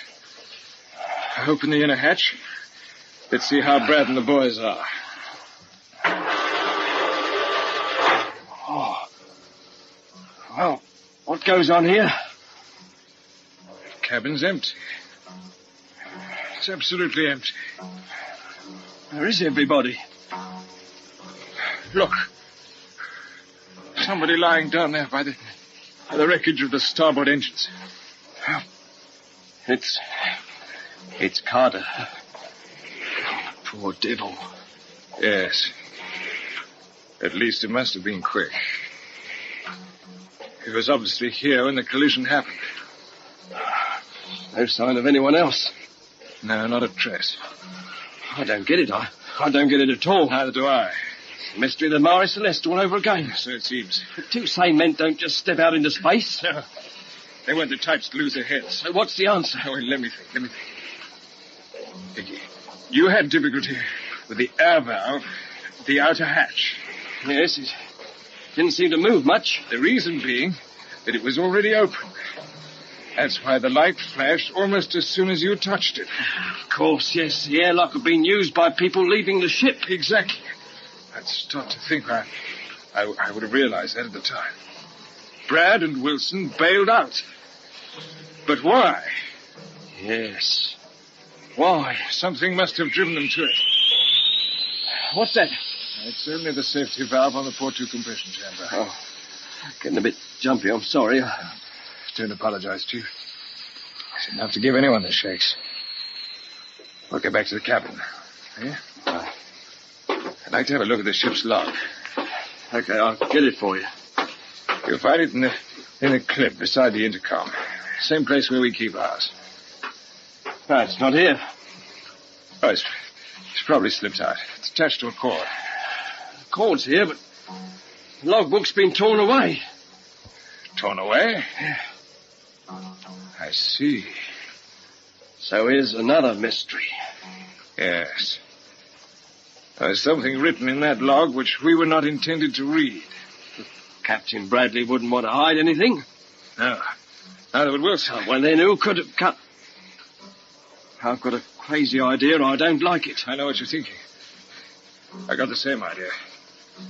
Chief, we better get back to our own ship. Right. We don't want to follow in Brad and Wilson's footsteps. Let's move. Okay.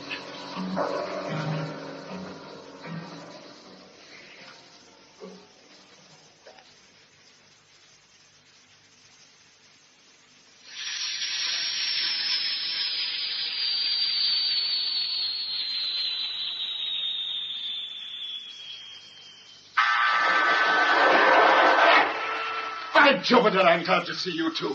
Are the others all right, Bob? No, Carter's dead. We were prepared for that, but Brad and Wilson have gone. Oh, gone? Yes, they've disappeared. Apart from Carter, Orbiter 1 is deserted. But it's impossible. It's true, Mac. Have you had any contact with CSP control? No, the interference is worse than ever. We must get underway. You're not going to leave Cart? We shall for the moment. Chief, close the inner hatch of the airlock and stand by the engines. Aye, aye, sir. Start the compressors.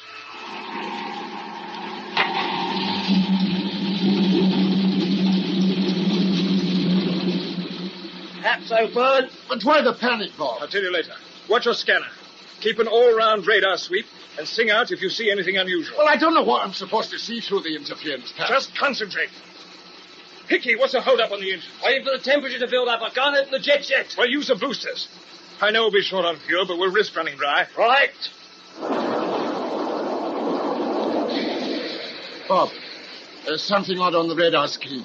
It's not very clear, but it's solid enough and it's dead astern. Look. So I was right. Open the jets! We must move!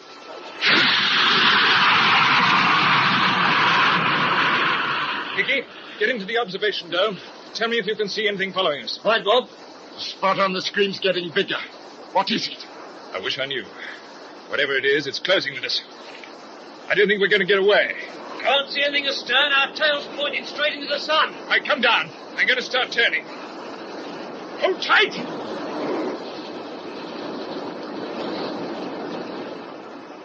Thing's still with us. It's coming in!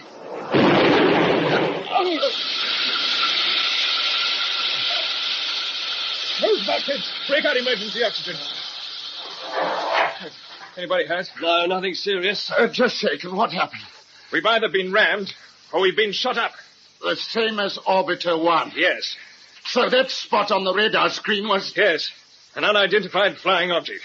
Try to get Woomer control, man. Right. Orbiter 2 calling CSP. Orbiter 2 calling CSP control. Are you receiving me? Not a hope of getting through on that bomb. Keep trying, Mac. What's going on? It's only outside. Quickly, into the observation dome. Can't see anything from here. Must be under us. But what? Listen. Somebody's moving on the outer hull. Get back to the cabin. And stand by for boarders. Orders in space? Are we crazy? No, we're not dreaming either. But according to the UN Space Bureau, we're the only people out here. That's right, sir. I've seen the report. No other country has launched any ships for the past month. No other country is supposed to have launched any ships, not without informing the Bureau. But it's obvious that somebody has been keeping his plans to himself and ganging up on us. Yeah. I've often wondered what certain people really thought of the Commonwealth Space Project. Now we know. It sounds as if they're getting down to business. Close the airlock valves, Hickey, and start the emergency generator. Aye, aye, sir. At least that'll stop them opening the hatches. You think they mean to come in and get us, Bob? It could be. There's no doubt they've got Bradley and Wilson, and we're next on the list. Well, whoever they are, it beats me why they're playing this cat and mouse game. They could have blown us to bits with no trouble at all. Yes. And if they only wanted to stop us going ahead with the assembly work on Orbiter X, wouldn't it have been safer for them to destroy the component parts? We've had all the bits and pieces circling around the Earth for weeks now. Maybe they plan to assemble the components themselves. That's the thought, eh? We supply the goods, and they get the space station. Hello? What's going on now? My guess is that they're rigging up some sort of communication gear. If they could talk us into surrender, it'd save them a lot of trouble. We can give them trouble, all right, if we can get at them. And the only way to do that is to go out and meet them, face to face. Well, I'm ready. How about it, Bob? No. They'd pick us off as soon as we tried to leave the escape hatch. No, we can do better than that. If we can get some of the jets working, we can still give the UFOs a run for their money. See what you can do with the engines, Hickey. Right, Bob. And you, Mac, get cracking on the intercom. Okay. You might break through the interference. Right. LOCSP. Orbiter 2 calling CSP Woomera. Orbiter 2 calling CSP Woomera. Are you receiving me?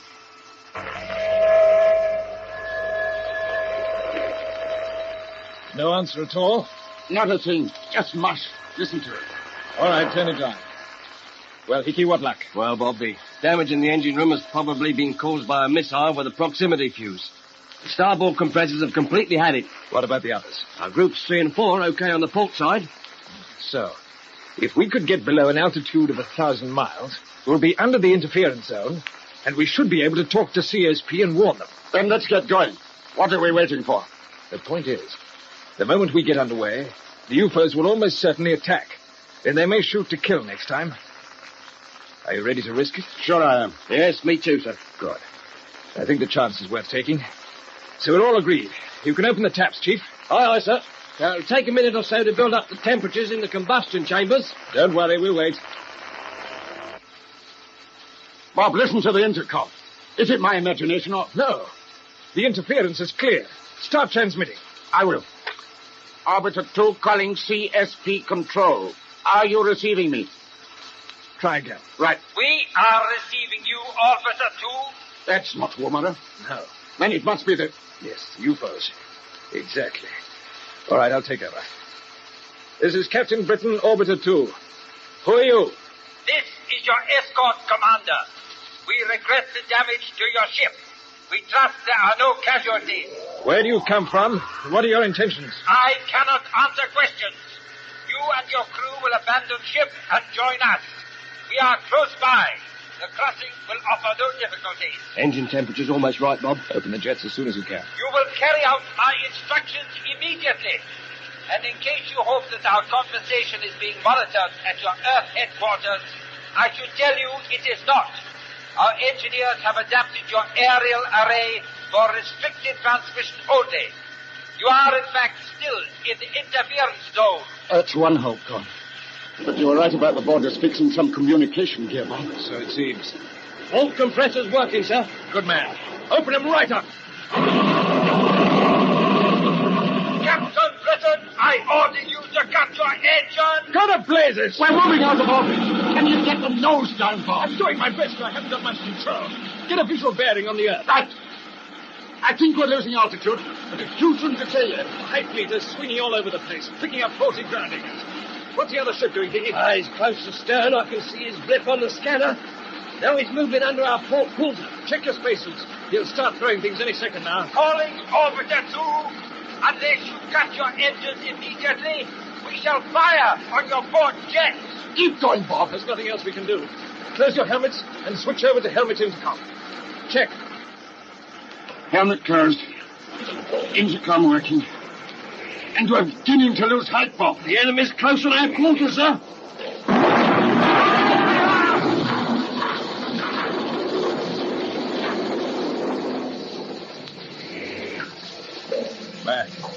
Mac, are you all right? Yes, I think so. What about Hickey? I think he's heavy. Let me see. No, he's alive. But his shoulder's bleeding. I'll get my first aid box. There's no time for that. We've got to seal up the tear in his suit quickly. Give me the emergency pack. Here it is. Pressure's dropping in the cabin. He's starved for oxygen. He mustn't panic. I remember the drill. First patch goes under the tear. In there. Like this. I hope that'll hold. Is his oxygen full on? Yes. Now, an outside patch. He's breathing. Good. This is about the best we can do for you, Hickey, old son. Sorry about the shoulder. He seems to have taken a crack on the head, too. Make sure his intercom is turned on, Mac. Otherwise, we won't hear him when he comes round. Okay. What are we to do with him now? He's losing blood. We can't cope with that in vacuum. This is your escort, Commander. We have been listening to you over your helmet intercom. Your ship is no longer screening the transmissions. You have yourselves to blame for the damage and the injury to your flight engineer. You can save his life only by bringing him over to us. You hear that, Mac? Yes, I hear it. Well, I suppose we haven't much choice. I'm afraid not. But what are the physical conditions inside their ship? If we do get Hickey over, would it be safe to take him out of his spacesuit? Permit me to answer that question. Of course. They can hear every word we say. Yes, and we are not monsters. We shall provide you with breathable air at the pressure to which you are accustomed in normal space flight. We must take your word for it. We're coming out. Excellent. I'm glad that you're being sensible at last, Captain Britain. Is there any pressure in the airlock, Mac? No, the indicator's on zero. Then you can open the inner and the outer hatches. Right. Are you going to guide us? Yes. I just tied Hickey's short line onto my belt. You can hitch yourself onto him, too. Okay. I've switched off his magnets. Now be careful, he's quite weightless. We don't want to send him crashing into the roof. Hold on to his belt and let go. Okay. I'll grab him on the other side. I've got him. Right. Now, into the lock. Easy does it, Mac. Just move over to the edge and cut your boot magnets. Magnets off. Bob, look. There's the other ship. Yes. Yes, I see. It's a similar shape to ours. But more than twice the size. Formidable. Hello, Captain Britton. You will observe that one of our hatches has been opened. That is your point of entry. Yes, I see it. It's about 60 yards to go, Mac. Half a dozen bursts on the pistol should get us over. Are you all set? All set. Move right onto the edge, then. Looks a long drop down to the earth. Wish we were there now. You can't drop. There's no up. There's no down here, John. I know. That open hatch is your target. Just keep your eyes on it. Goodbye, Orbiter 2.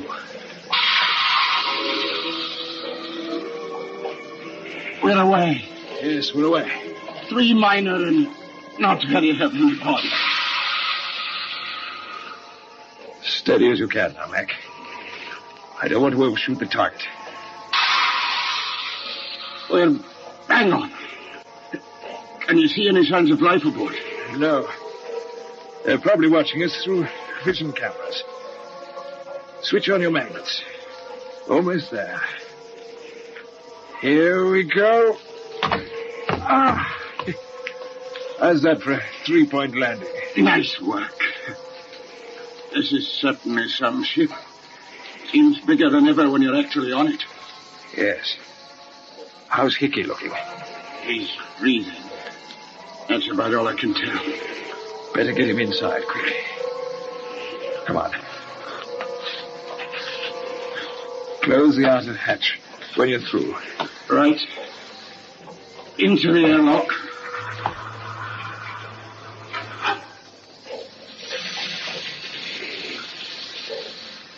Well, here we are. Whether we like it or not, I wonder if it is air pumping into the lock. We won't take any chances with it. I've hardly think we can trust these people. I'd say we can probably trust them until they deliver us to their headquarters, wherever that may be. Pressure seems okay. Let's try the inner hatch. Now what goes on? Not very much by the look of it. We seem to be in an empty cargo hold. Welcome aboard, Captain Britton. Perhaps you will be good enough to close the hatch behind you. I'll do it, Paul. Thank you, Captain Lieutenant. He knows my name. We know a great deal about you, as you shall see. It is quite safe for you to remove your helmet. Hold on while I test for air, Mac. Yes. Yes, it seems to be all right. Okay, off helmets. Now you can breathe quite freely, and you will find medical equipment prepared for you. Where's the voice coming from now? Somewhere in the roof. Quite right. It is not yet possible for us to meet, but there is a talkback in the room. I am actually speaking to you from the control cabin. We'll start asking questions later, Mac. Hickey's our first problem. Sort out the medical stuff while I unfasten his suit. Yes, Bob. His eyes are opening. Who's there? It's Bob. Bob, Hickey. How do you feel, son? Oh, all right. Had a bad dream. Have you got a drink of water, sir? Yes, of course, here. Here's my squeeze bottle. Oh. Easy. Don't try to move yet. Yeah, I'll hold it for you. Thanks.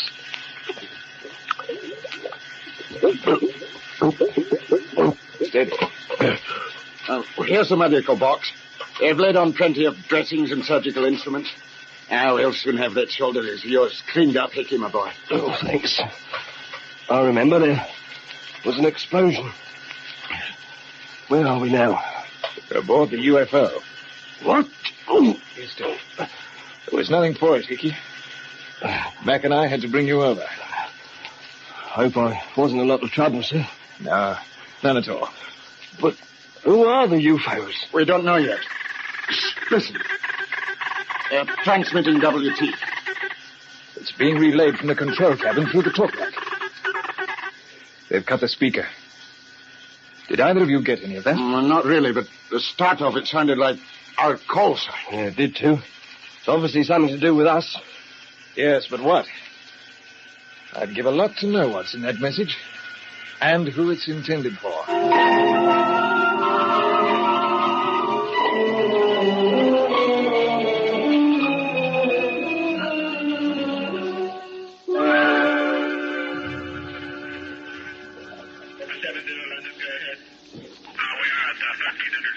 Anything on the tracking monitors, Cam? Afraid not, Colonel Kent. Only the interference pattern. I don't understand it. Orbiter 2 should be clear of the interference zone by now. Unless, of course, Britain's run into the same trouble which put Bradley's ship out of action. Colonel, there's WT coming through on Orbiter 2's frequency. Something at last. Now, don't lose it. Cam, check the direction finders and make sure they're beaming onto those signals. Yes, sir. This is CSP Control Woomera calling DF. Are you receiving WT on Orbiter 2 frequency? Check, please. Urgent. Message from Orbiter 2 complete, sir. Here's the transcription. Thank you. Let's see. Orbiter 2 to CSP Control. Am in free orbit with oxygen for 1 hour only. Cause of ship disasters, explosions in compression chambers. Do not sacrifice more ships. Design at fault. Bitter disappointment. Britain. Sounds pretty grim, Colonel. It isn't possible. Every component in those ships was tried and tested. But he says, design at fault. Direction finders put his position at ZA70Y51. All right. I'll try to get back to him. His RT's probably wrecked, so we'll stay on WT Brown. Okay, Colonel. Is there anything at all we can do? Not a thing. Bob's perfectly right about not sending up any more ships. The whole matter will have to go before the Commonwealth government. There'll be inquiries and tests. How long will it take? 1 year, 2 years, maybe more. I see. So the Commonwealth Space Project is back where it started, sir? Not quite. Not while Bob and his crew are still alive. They still give us some information which could change the whole picture. No response from Orbiter 2, sir. Oh, just keep sending.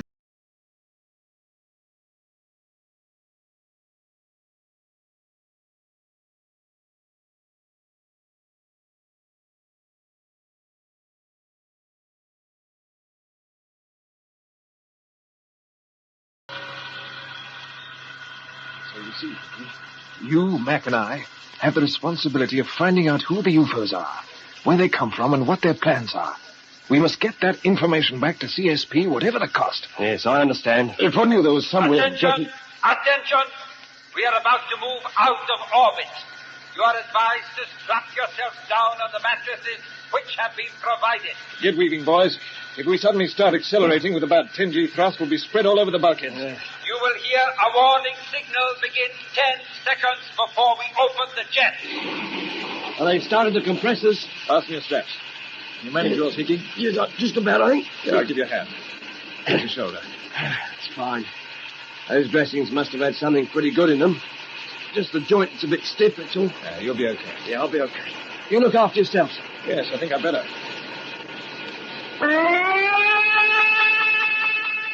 10 seconds to go, Bob. Can you make it? Yes, I can make it. I'll get your heads down. Next stop, Mars, could be...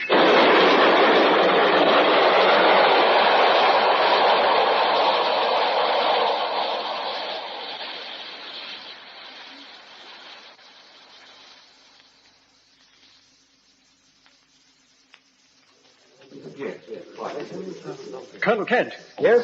The interference is clearing on the sound channel, sir. What about the vision monitors? Yes, the pattern is disappearing, Colonel. Picture coming up on monitor 1. Yes, it's one of our ships. Which, Bradley's or Bob's? Start calling again. Cape York tracking station reports that the interference zone is fading and moving off to the west. Too late to help us. In his last message, Britain told us they had oxygen for only 1 hour. And that's long past. Still, I'll try a call on RT. CSP calling Orbiter 2. You are now in the clear. Come in, please. No. Nothing there, sir. No, nothing. Not long ago, you asked me if we were back where we started, Cam. I'm afraid the answer now is, yes, we are. Right back where we started.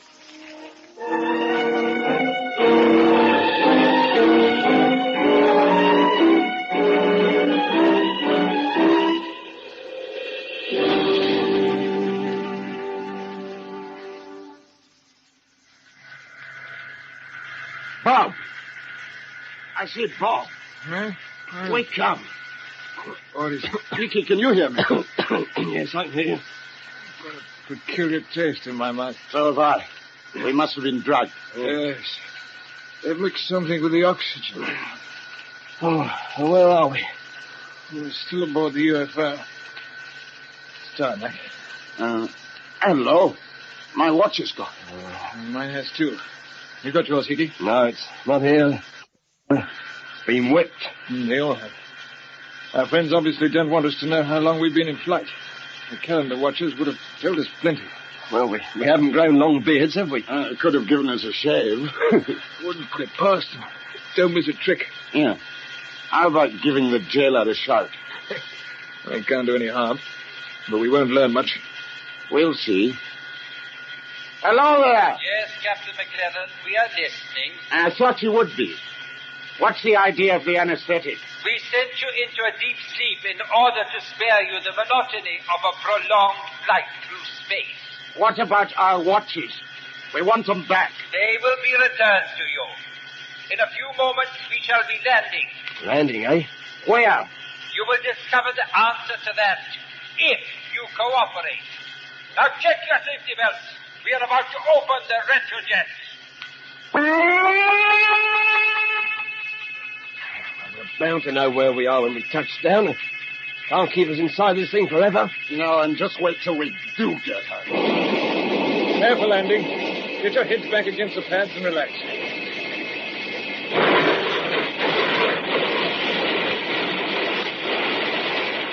We're coming down through an atmosphere by the feel of it.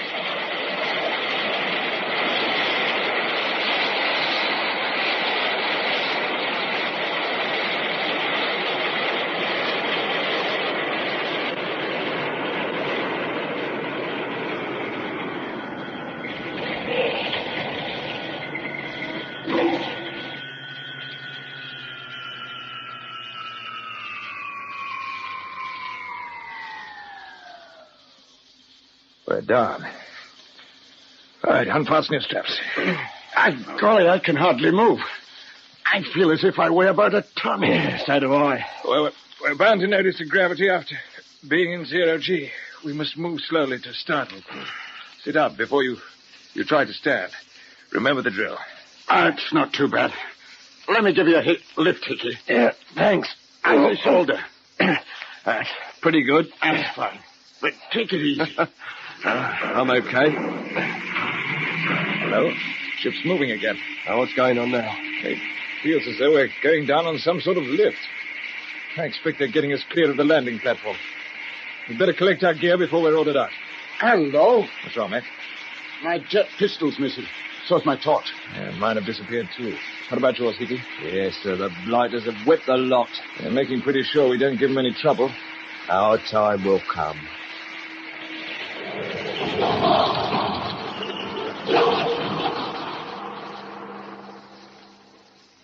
Hello, Captain Britain. The jailer's calling again. You are now about to leave the ship. For your own safety, it is essential that you should follow my instructions precisely. All right, I'm listening. The ship has passed through an airlock into our underground hangar. You will not need your helmets and breathing apparatus. You may move straight through the inner and outer escape hatches. Do you think this is a trick, Bob? It could be. We must watch our step. Carry on! All right. Come on, boys. I'm going to open the outer hatch now. Are we all set? Yeah. Yeah, all set, sir. Right. Here we go, then. Oh, it's as black as pitch out there. Now we know why they took away our torches. Yes. This is all part of the shock treatment. Hey, look, there is a light. Where? It's coming up. Just a faint glow over that steel door ahead. Yeah, there is. Hello, they're raising it for us. Yes. Pretty massive affair it is, too. Must have been made as a safety precaution in case of fire out here in the hangar. You are now about to enter the control center. After passing under the raised screen, you will go through the first door, which you will find on the right-hand side of the tunnel. Here we go. Not going to be easy to get out of here. No, it isn't.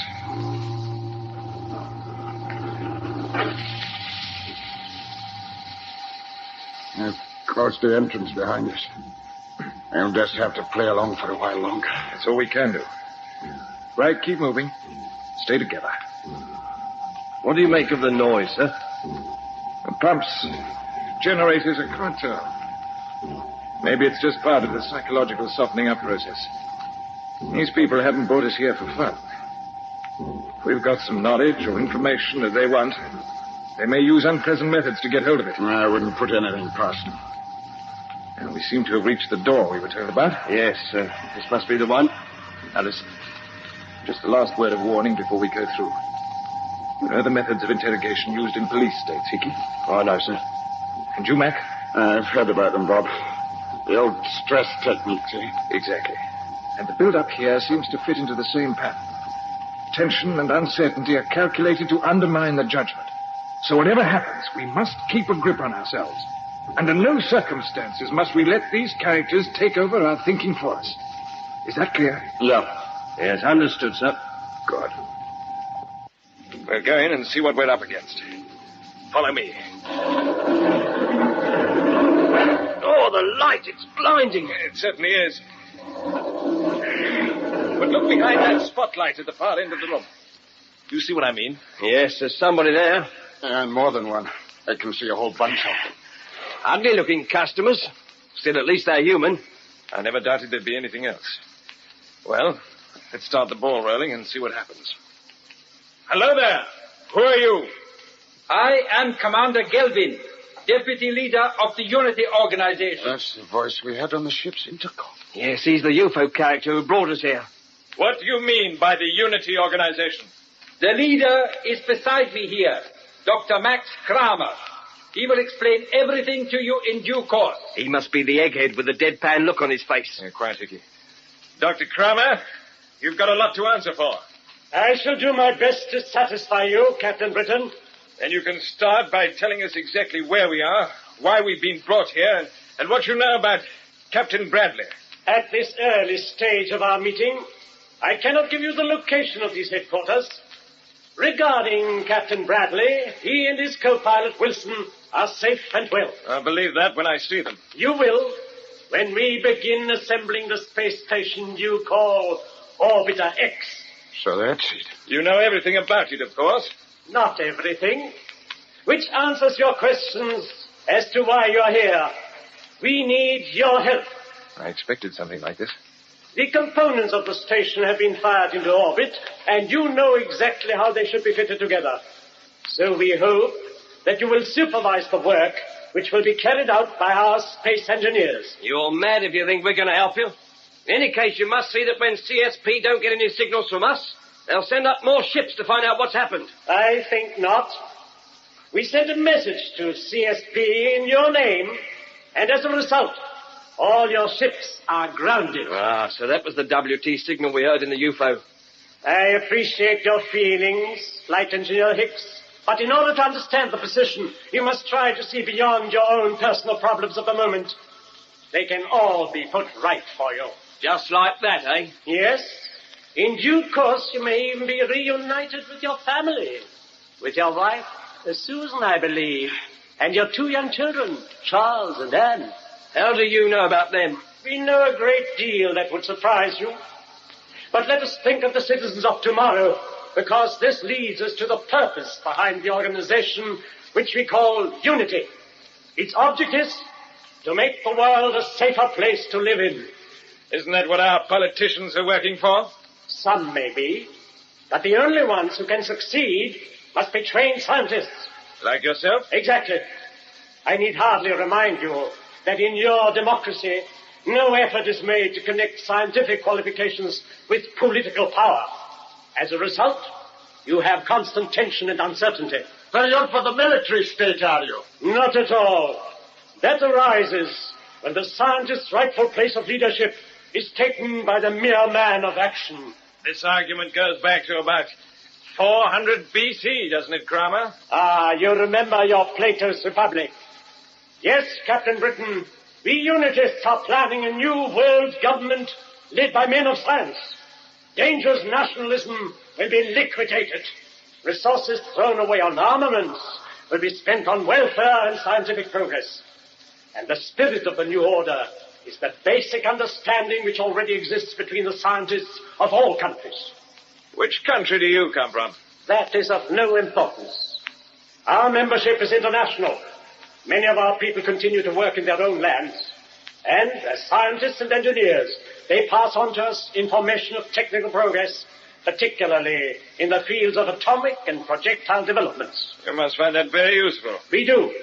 By pooling our knowledge, we are already far ahead of you in space travel. You know that for yourselves. Yes. Something I'd like to ask you about this. How is it your ships haven't been spotted from the Earth? Because they are fitted with electronic deflectors which screen them quite effectively from your radio telescopes and ground tracking stations. Very occasionally you see them as unusual patterns on your radar, but they arouse no alarm because similar patterns are produced by natural phenomena. The interference zone we ran into in our ship, Orbiter 2, was that anything to do with you? Yes. It was another product of our electronic department, and you understand that it will provide invaluable camouflage when you join us on the assembly of Orbiter X. Yes. Supposing we did help you, what happens then? You're all very qualified to take your places in our organization, particularly yourself, Captain Britain. We have a very detailed statement of your record. And now I am prepared to answer any reasonable questions on unity. All right, here goes. You aim at a world government. We do. Then how are you proposing to get rid of the existing governments? Well, each country will still have its own administration, but its responsibilities will be strictly limited to internal affairs. It will have no control over its foreign policy. Do you really think that you could make the nations of the world knuckle down to a position like that? No, they wouldn't do it. Not without some pressure, perhaps. What sort of pressure are you thinking of? I can best answer that by reminding you that the Second World War ended when Japan capitulated after just 2 small atomic bombs fell on Hiroshima and Nagasaki. We better get this quite clear. Are you planning an atomic war? My dear Britain, the true leader must have such a measure of scientific understanding that he is supremely aware of the relative insignificance of a few individual lives in relation to the future of the whole world. A few lives, the man's mad. I've had enough of this. So have I. We'll show him what we think of him and his unity organization. God, come on now! Take them to the detention cells! Oh, no, you don't, Kitty! Put your hands down. What? Take it easy. Is that an order, Bob? Yes, it is. Guard, take them away! Come on! What?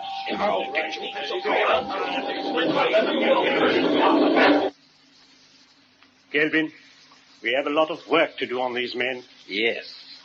Britain and possibly McClellan may respond, but I have doubts about the engineer, Hicks. He is probably of little value to us. But he could be of use in the research department. True enough. Yes. Yes, separate him from the others and take him along. Splendid. I'll see to it right away. Oh, one other point. Before you do, send that chemist person to me. Ravel? Yes. As she knew Britain when she was working in London, she might be able to help us.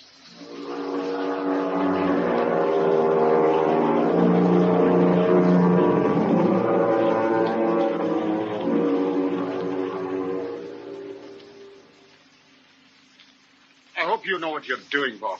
What do you mean by that? Well, you know what's on my mind. At least we could have had a go at the blighters.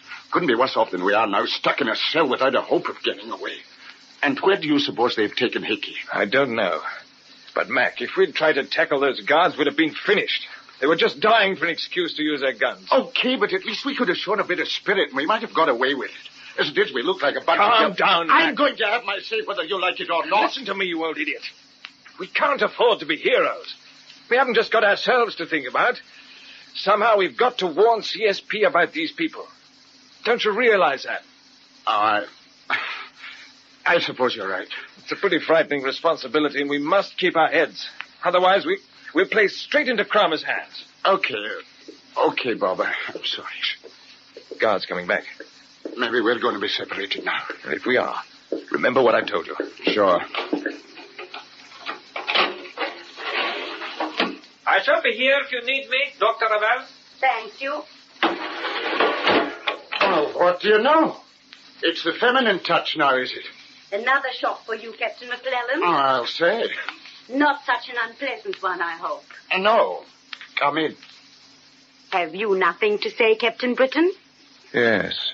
What are you doing here? Do you two know one another? Of course. Bob remembers me. Greater Ravel, University College. We were students together. Well, tell me what you're doing here. I belong to Unity. Unity? Do you know what it means? Of course. You know that Crom is preparing to start an atomic war? That is not true. He told us himself. No, you're twisting his words. There may be some sacrifices, but there will be more than justified. Sacrifices? Justified?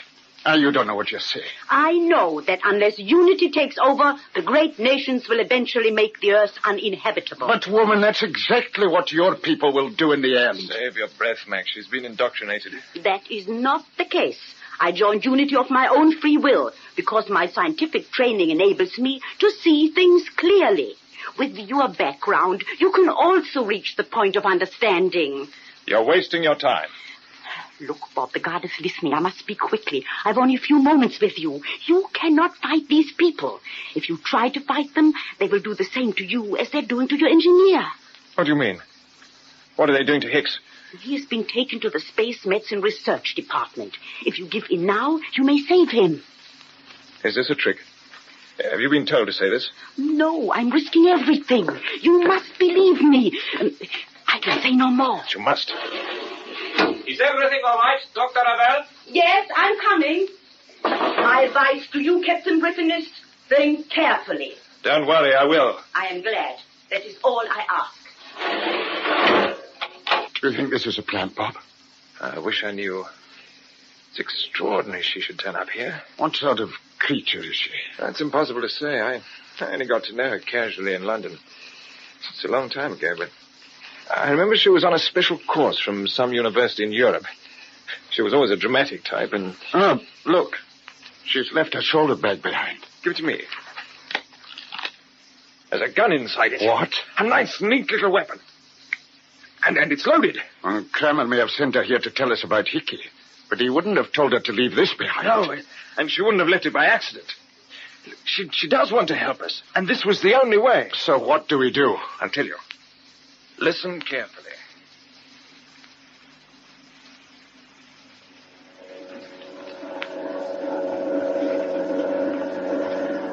We are not going to do anything unpleasant to you, Hicks. We are simply carrying out a certain program of research. Research, you call it? All right, tell me the worst. As you know, the normal functions of the body can be slowed down by a controlled process of cooling. And that's what you're going to do to me, is it? Yes. Why? What's the idea? Looking ahead, we envisage space flights that may last months, perhaps years. In such cases, a form of suspended animation based on the cooling principle would relieve the crews of all their discomforts. They will put themselves into this condition soon after takeoff, and a time mechanism would, as it were, bring them back to life as their ship approaches its objective. But it isn't human. You can't do this. Just relax, my friend. I am turning up the cooling control.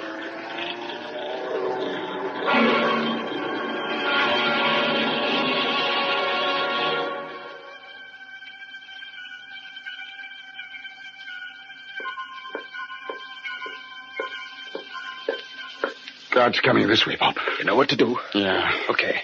I'll give him a shot. Hello there! Hello, guard! What is it? Our lady visitor left something behind. Oh, very well. Here it is. Right, I will take it. What? Keep quiet and don't move. Otherwise I shall use this gun. It's something your smart friends overlooked when they brought us here. Right. Get busy on him, Mac. Gag first. Okay. You can't get away. Tie his hands. Good. Everything according to plan so far. You wanted action, now you're giddy. Is that gag secure? Yeah. Take a turn of this cord around his feet.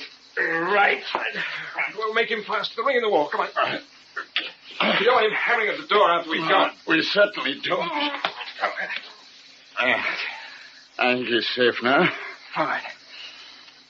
Let's get away from here. I'm right with you, man. Don't forget to lock up. Okay. And bring the key with you. Won't get out of there in a hurry. Yes, I hope not. Well, how to find Hickey. We didn't pass the medical department when they brought us here, so we'll try the other direction. Come on. Do you think we'll ever find our way out of this place? If we don't, we'll sabotage everything we can lay our hands on. Yeah, they must have a radio center somewhere. Yes, that's the thought. If we could get in touch with Woomera. Listen. Somebody's coming. Through this door, quickly. There's a key in it. Right. Nobody's here. It's quite dark. Good, here you go. Do you think they heard it? No, but we better hang on for half a minute until they get well away. Right. Mac, there's somebody else in here. See if you can find a light switch. There might be one just beside the door. Yeah, I've got it. Oh, it's Brett. Yes. So we found him.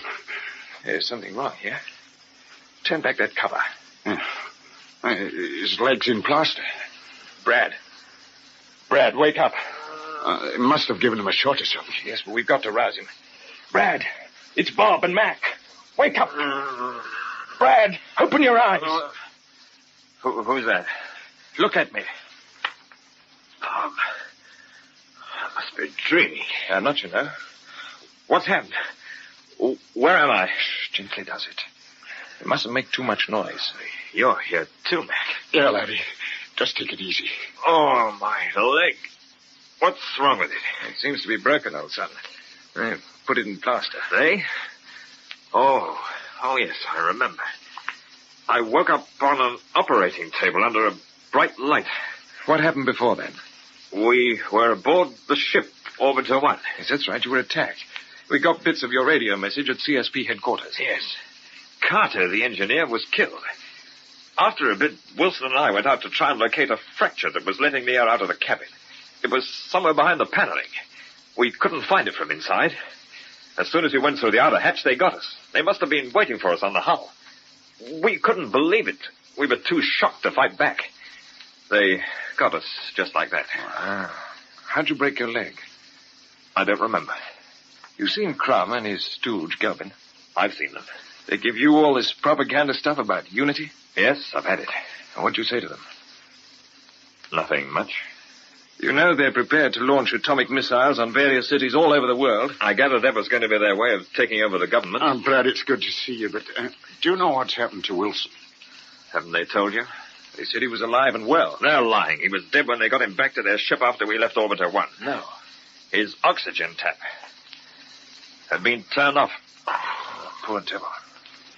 How did you get here, Bob? Well, there's no time to go into details. It's much the same story as yours. But these people have taken Hickey to the medical department, and we got to find him. Brad, you've been there. Can you remember where it is? Let me think. When I came out, there was a lift facing the door. They wheeled me in. We came down. Not very far. Only one floor, I think. Oh, think hard. Was it one floor, or could it have been two? No, I'm sure it was one. Good man. Mac, we'd better get cracking. Okay. We'll come back for you later, Brad. No, don't worry about me, Bob. I can't move anyway. You'll never get away from here if you try to take me with you.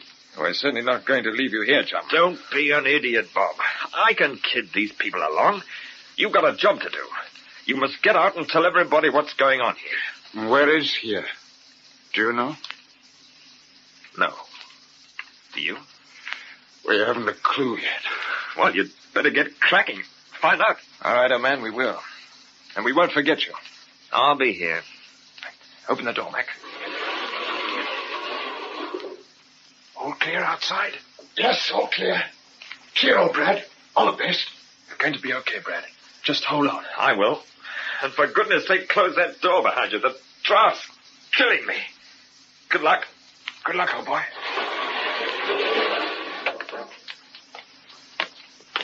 Oh, it's hell leaving them like that. Yes. But we'll be back. Look, Bob. There's the lift. Good. Right, up one floor and through the door facing us. Sounds like money for old rope. And the lift's up there now. Yeah, we'll take the stairs. Quickly while there's no one about. Stop just before we get to the top. We don't want to run straight into the guards. Right, that must be our door over there. Right, careful crossing the passage. Okay.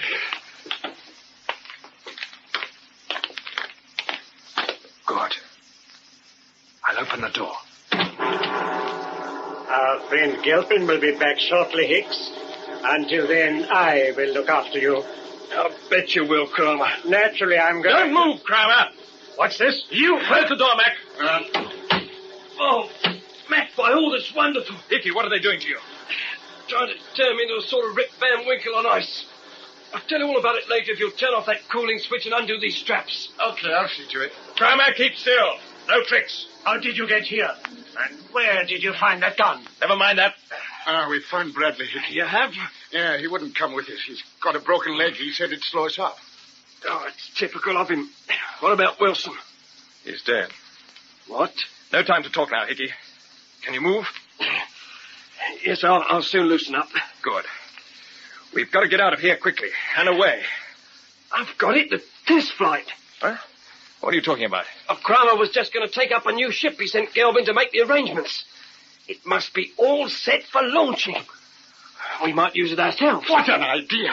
Kramer, is the ship ready for launching? Yes. Is it similar to the one that brought us here? It's a sister ship. Well, that means it's easily maneuverable and it can carry all of us. Where is it now? Where is it? It should be on the launching platform. And you were going to fly it yourself, were you? I was. Then we're not going to disappoint you. Start walking. I refuse to move from here. In that case, we have no further use for you. Mac, pass over one of those rubber cushions. It'll help to muffle the sound of the shot. Thanks. I'll wrap it round the gun like this. Now then. Very well, Britain.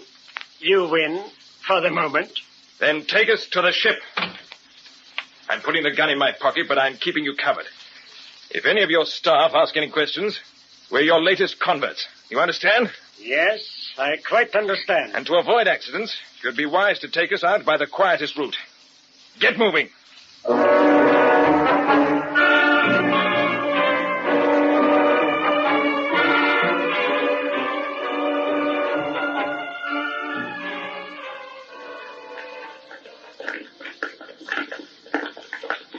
Bob. Yeah? Do you notice the carved stonework in these passages? Yes, what about it? I've seen something like this before, man. I can't just place it. You may be more interested in this past door. Why? Where does it lead? Straight out to the launching platform. Then open up. But watch your step. Is he going to close his helmet and turn on his oxygen? No, he's not. Daylight. And fresh air. So we are on the Earth. If you thought you were on some remote planet, you have only your imagination to blame. Don't worry, we had a good idea where we were right from the start. Kramer, is that the new ship ahead of us? It is. Well, quite a sight, isn't she? Yes. She seems to be all lined up for action. Who's this coming towards us? One of the engineers by the look of it. Watch out. Are you going aboard, Doctor? Yes. These officers are our newly joined specialists. So you may tell your people to stand down for a moment. I shall call you when I want you. Very good, sir. It's all too easy. There's a catch somewhere. Yeah, that's what I think. But the ground staff don't seem to be taking much notice of us. Keep your eye on them anyway. Right, Kramer. We're going aboard. I strongly advise you to change your mind, Britain. Why? What are you getting at? Well, this ship should have a final check before takeoff. Never mind. We'll skip that. Anything else? No, nothing else. But remember my warning. Okay, in we go, chaps.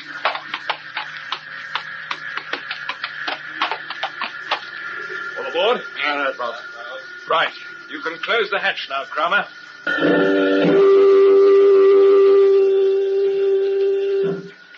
Oh, what a setup. This is like the bridge on a liner. Hardly as large, but adequate. And the controls look a bit different from these we're used to. Now, let me see. It would be unwise to touch anything. All right, get busy on the intercom and tell your control people to prepare for the countdown. But no tricks. The ship is quite independent of ground control. I have only to press this button to sound the warning on the launching platform and open the compressors. Then go ahead. Now. As you wish.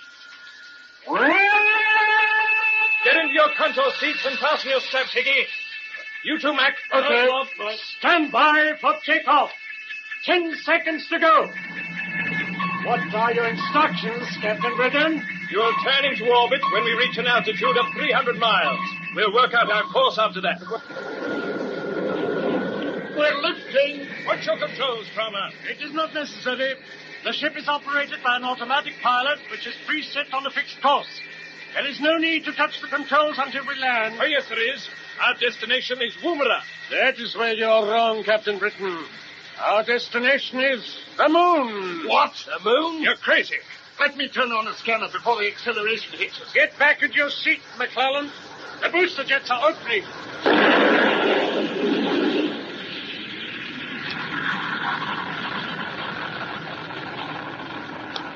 Boy, that was quite a punch. It certainly was. You can turn on the scanner now, Mac. Okay. Look. That's the Earth underneath us. Yes, and where did we take off from? Judging by our course now, it could have been from somewhere in South America. Am I right, Cromer?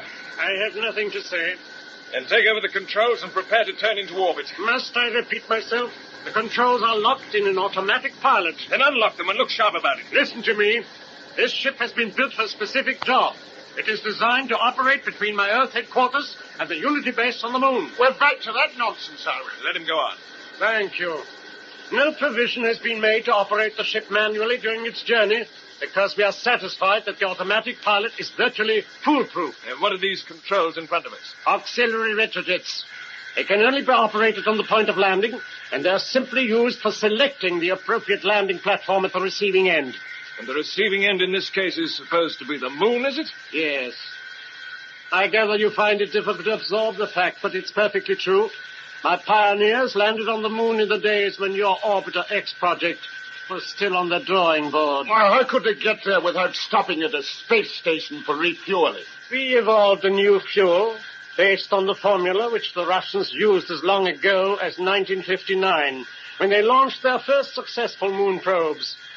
Even at that time, Professor Vladimir Dobronravov revealed to the world that their first projectile was large enough to contain a cabin for 2 or 3 people.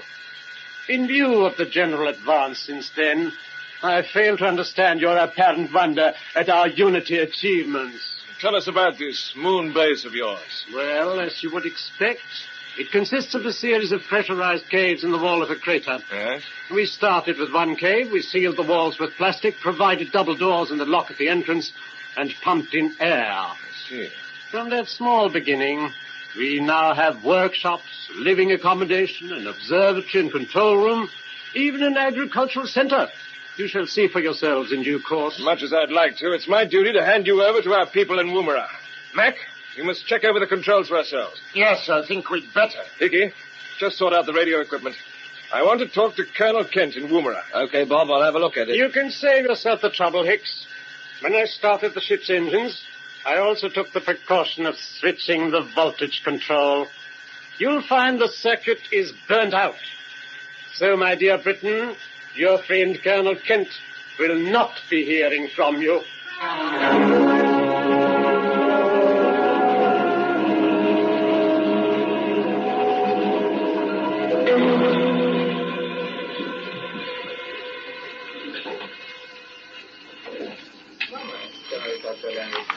CSP Central Control, Brown speaking. Yeah? Yeah. Okay, I'll tell the Colonel. The Minister of Astronautics is waiting for you in your office, sir. Oh, good. I wanted to see him. Check with the tracking stations and let me know right away if there's any developments. Right, sir. And you might ask for a special report on the Orbiter X components. I want to be sure they're not losing height or deviating from their course around the Earth.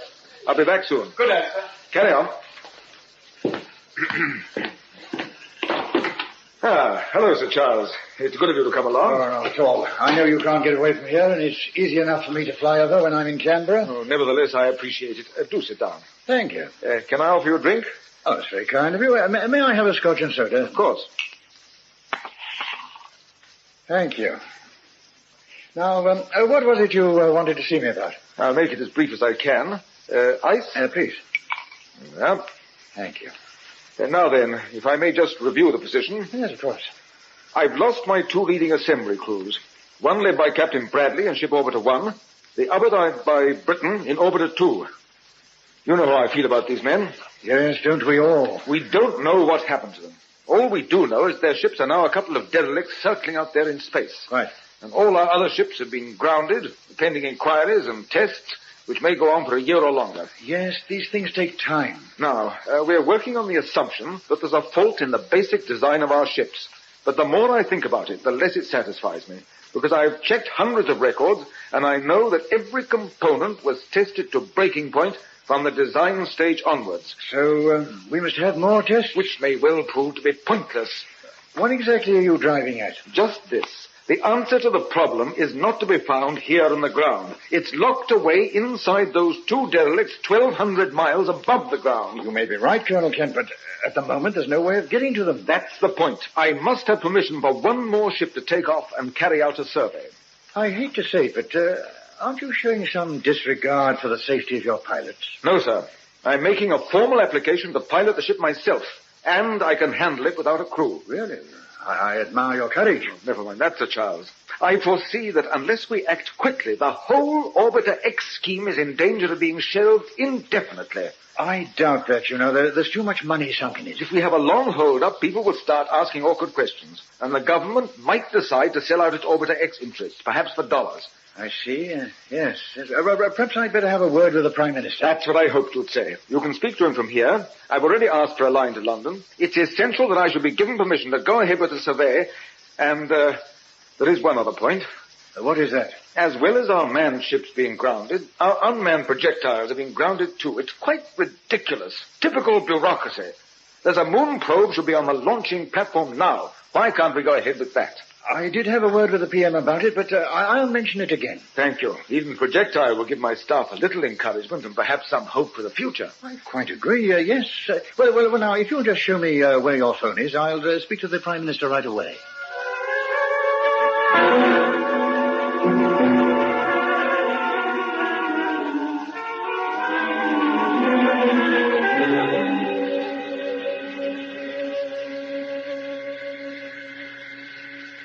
So much for the engine room, Bob. Yes. As far as I can see, Kramer was telling the truth about the controls. The only way we could change the ship's course would be by using a socking great shifting spanner on those compression valves. And where would that get us? Well, by opening the starboard jets, we might be able to turn back towards the Earth. The chances are we'd either burn up in the atmosphere or shoot past without even getting into orbit. I suppose you're right. I know I am. You can't maneuver a spaceship by playing around with valves and spanners. To interfere with the automatic pilot would be just as dangerous. So whether we like it or not, we shall be seeing the Unity moon base. Yes. The old pipe dream comes true. And it had to happen this way. Well, at least we don't have to worry about how we get there. No. Our worry is how we're going to get back. Come on. Better go to the cabin and see what's happening. Captain Britton. Have you satisfied yourself that everything is as I said? Yes. No luck, sir? No. What about the radio? It's a complete write-off. Can't do anything with it at all. Why is the computer clicking? As this is still a test flight, I'm checking stresses on the hull. I hope you're satisfied with the results. Yes. Everything appears to be in order, despite the fact that my engineers were unable to make a final check before takeoff. And you will be interested to know that we are following the predicted moon course. What happens if we don't? The error would be put right by radio control from either the Earth or Moon headquarters. They are tracking us right throughout our journey. You once told us that all your ships are fitted with deflectors which screen them from ground tracking stations. Yes, from your stations, not from ours. Yes, but if we could turn off the deflectors, there's a chance we might be spotted by Woomera. Where's the switch, Kramer? There is none. The screening device and the deflector aerials are integral parts of the hull. Excuse me, sir. Yes, Hickey? When we came aboard, I noticed some short aerials up on the forward part of the hull. That's certainly not radio. Now, they could be the deflectors. Yes, the radio array is further out. No, you're mistaken. I don't think so. You're onto something, Hickey. Now, if I went outside with a cutter... Those aerials belong to the intercom. If you had said they were part of the navigation system, I might have believed you. Yes, he slipped up there. Well, what's your plan, Chief? Well, I'd like permission to go out and nip off those rods flush with the deck. Permission granted. I'll come with you. No, you don't have to, sir. I did plenty of underwater salvage work and demolition when I was in the Navy. This lark isn't all that different. You mean you'd prefer to tackle it by yourself? Well, it is a one-man job, as you might say. And you know exactly how to do it, eh? Well, I should do by now. There's some cutting equipment in one of these lockers. I saw it when I was having a scout round. Ah, yes, this is the stuff. Look out, laddie, the gas floating all over the cabin. That gas cylinder nearly brains. Sorry, Captain Mac, I forgot about zero gravity. Don't let your enthusiasm run away with you. If I let you do this job alone, you must keep in touch with us by helmet intercom all the time. You understand? Aye, aye, sir. And check your spacesuit. Now, don't worry about the gear we've collected for you. I'm all set, sir. The suit's okay. Good. Close your helmet and check intercom. I'll turn on my own throat mic so that I can keep in touch with you. Helmet closed. Oxygen okay. Checking intercom. 1, 2, 3, 4. Fine. Can you hear me? I'm not closing my helmet, but the intercom should be working. Yes, loud and clear. Open the airlock for him, Mac. Okay. Got everything you want, Hickey? Yes, sir. Right. In you go. Good luck, chum. Thanks, Bob. And don't forget to make your lifeline fast before you step through the outer hatch. No, I won't. This is where old Hickey comes into his own. Yeah, it's rather like leaving a sub.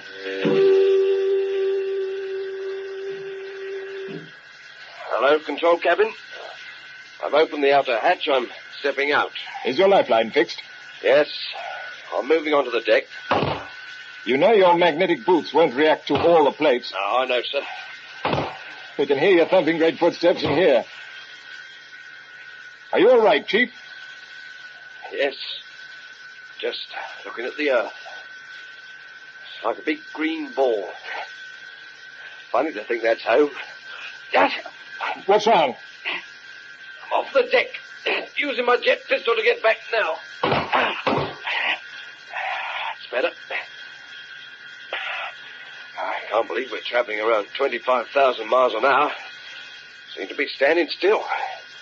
But the moon's a lot closer. You found the deflectors yet?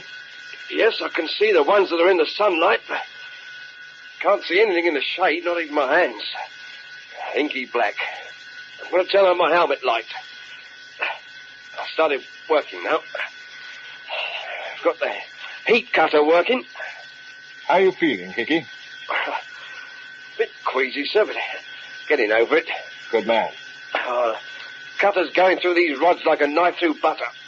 Oh, wow. What's up, Hickey? The metal I've just burned through is shining like a diamond. That's because there's no air to oxidize it.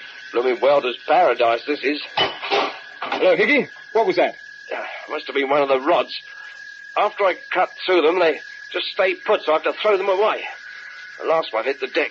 Those little rods will stay with us like pilot fish. Yes, all the way to the moon.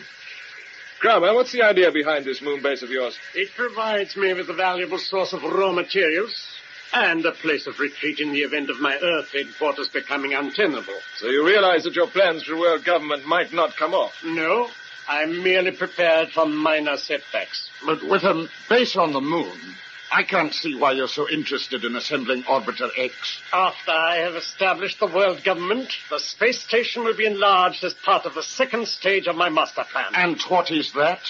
Only my very nearest associates know. Hello, sir. Can you hear me? Yes, Hickey.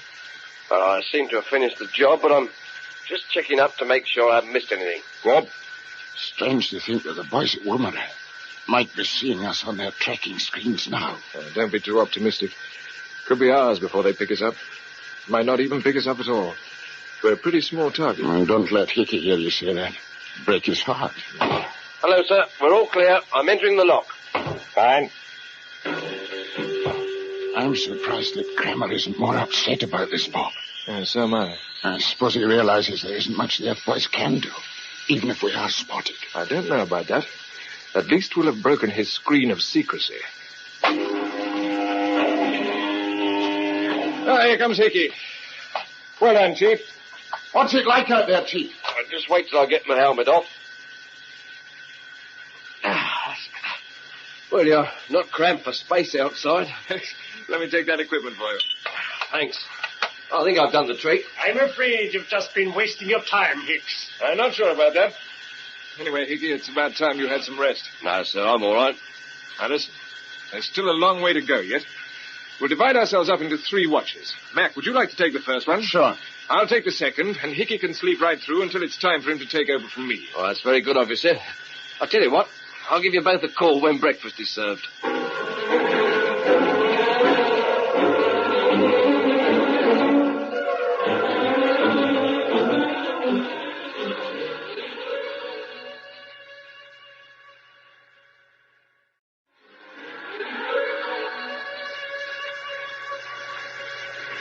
Mac.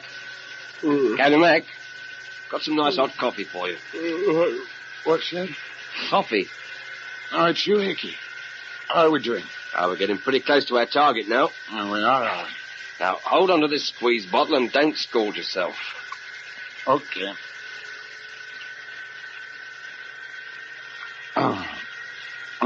Really is coffee. How did you make it? No, I didn't. Kramer told me where to find it in the food store. Wonderful. Oh, of course, I'm strapped down. Did that to avoid floating in my sleep. Oh, Mac. How did you sleep? Hello, Bob. I seem to be dreaming most of the time. So did I. The space doctors say it's caused by the weightlessness. I dreamt I was floating around the Earth in a spacesuit, marooned on one of the components of Orbiter X. Yeah. What's that picture on the scanner? That, my friend, is a close-up of the moon. What? You're looking at the northern hemisphere. The large dark crater is Plato. Over to the left there is the great valley cutting straight through the lunar Alps. Oh, I want to see more of this. Now, finish your coffee first. You won't be able to when the retrojets start firing. You mean we really are going to land? Yes, I don't think there's any doubt about it now. According to Kramer, we're landing in a crater which, with his usual modesty, he's called Unity. It's right on the rim of the moon as we see it from the Earth. I'll pan the television camera over to it. There it is. Not far from the crater of Wargentin. I see. Well, if that's where the moon base is, he's chosen a good spot. Yes, being on the rim, it's safe from Earth observation. Exactly. Oh, you're awake, are you, Kramer? But of course. How big is this Unity crater? It is no more than 20 miles across. And how high are the walls? The almost vertical cliffs rise to a height of 1,000 feet. There seem to be 1 or 2 breaks in them. Yes, those are canyons. And where's the base you were telling us about? Inside the western wall. I can see something flashing down there. Yes, what is it, Kramer? That is our landing platform. As you see, my staff are there to receive us. I shall now stand by the auxiliary retro controls in order to make any final adjustments necessary to bring us down onto the target. Hello, what's that? The warning that the ship's inverters are about to start prepared to landing. Here we go. We're turning over. Nose to tail. Get into your control seats and fasten your belts. When the tail is pointing towards the landing platform, the retrojets will open. The jets are about to fire. Prepare for deceleration.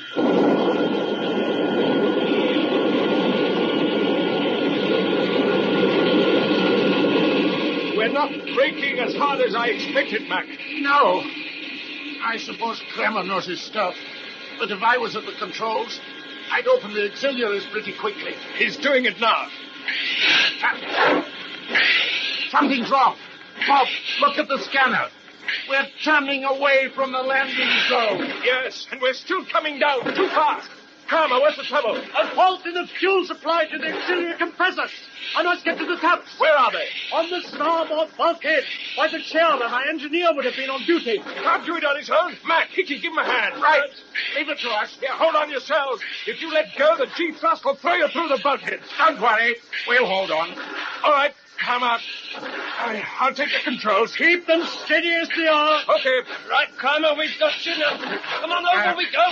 Hang on to the hand grip. Help me into the engineer's seat. That's it. Now return to your own. Quick as you can. You've got about 30 seconds. Go on, Hickey. Okay, Max. If he gets the jets on full boost while they're crossing the cabin, we'll be finished.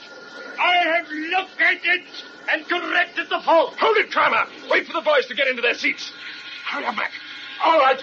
What are you there for? Okay, Bob.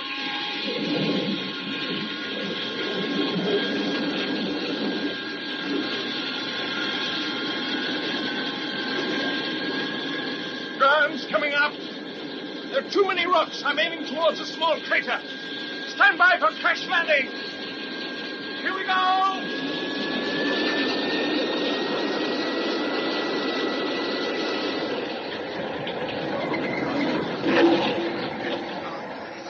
Bob, you hurt?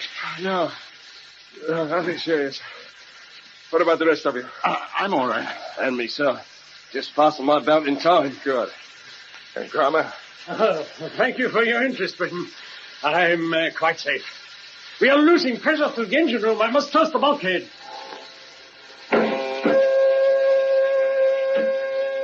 Funny, I'm rather glad Kramer's all right. I must be moonstruck. No, Hickey, he's a strange character. I wonder why he gave us time to get back to our seats like that. Yes. Why did you do it, Kramer? For purely economic reasons. You happen to be of more potential value to me alive than dead. Oh, I thought we might have been on the brink of a beautiful friendship. Turn it up, Hickey. Okay, sir. Well, so we're on the moon.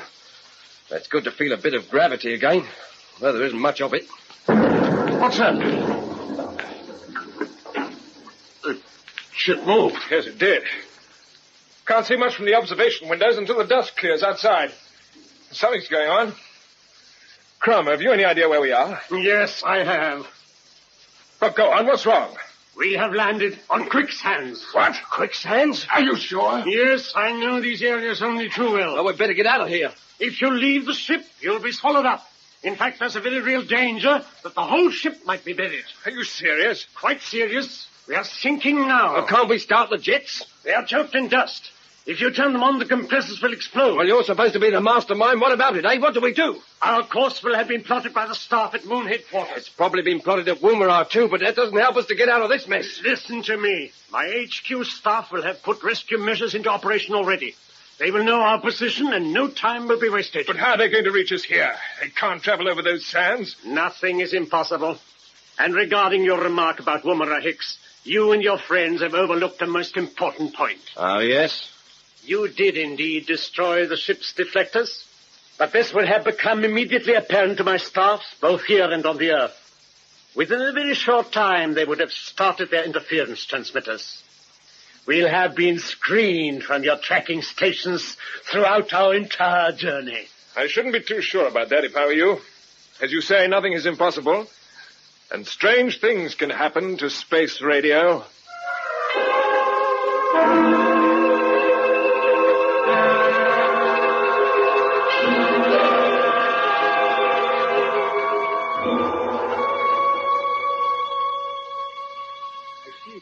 Very well, Prime Minister. I quite understand.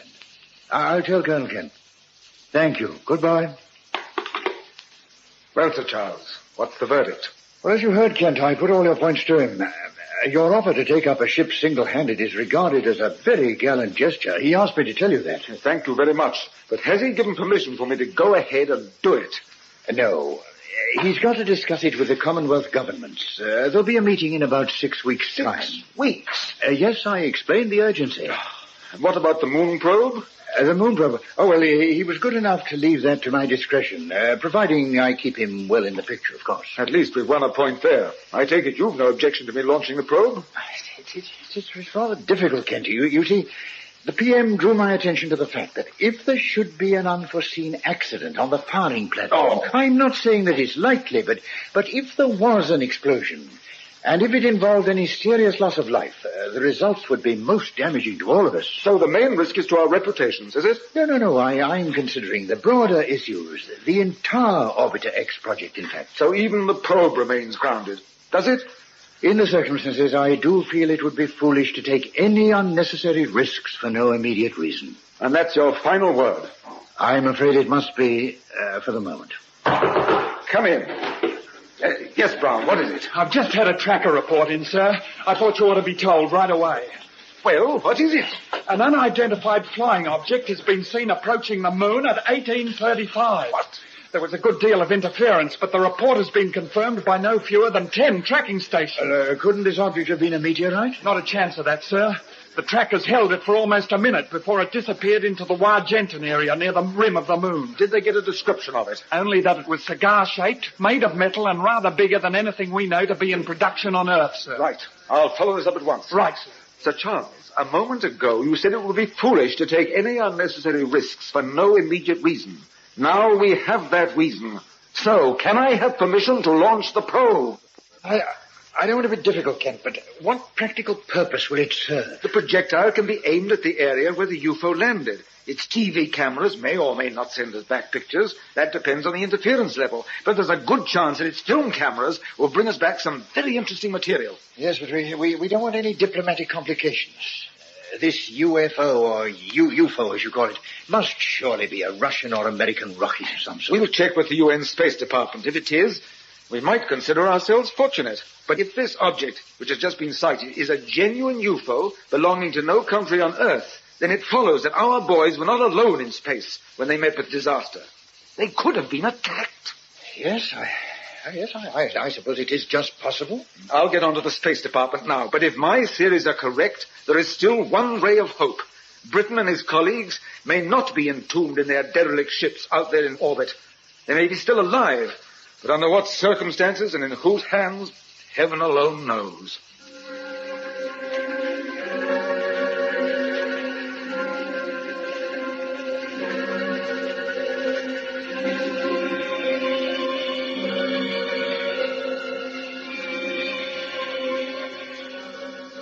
The temperature in the cabin's getting a bit trying, Bob. Yes, Mac. The ship's in the full glare of the sun. That dust bowl outside is like an oven. Kramer, is there anything we can do to step up the cooling plant? No. The main generators are wrecked, and they're already overloading the batteries. There is no more power available. We'll have to be getting out of here soon anyway. Look through the observation port, Bob. The dust's beginning to settle, and you can see what the situation is now. Yes. Quicksands are doing their work. The ship's tail section's entirely buried. We must get out of the airlock before that's swallowed up too. We'd better move fast. Yes, collect your gear, check spacesuits, and bring all the reserve air bottles you can carry. Aye. Okay, sir. You know, ever since I was a kid, I've dreamed of landing on the moon. Yeah, but not this way, Mac. No, never like this. What's going on? The ship's moving. Yes, it's turning over. We've got to get out. Open the airlock. Now close your helmets, all of you. Turn on helmet intercom. Jump to it, boys. In quickly. Come on, I'm after you. Bob. Okay, Bob. Okay. Hold it, Kramer. Open the air valve. The ship's toppled over from the vertical into an almost horizontal position. Yes, and it's listing on this side, just where we want to get out. Pressure 0. Open the outer hatch.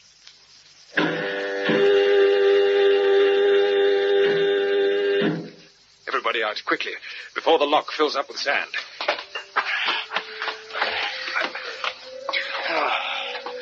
Another half a minute and we'd have been trapped. Yes. You all okay? Yes. We're all right, Bob. Climb up further, onto the highest part of the hull.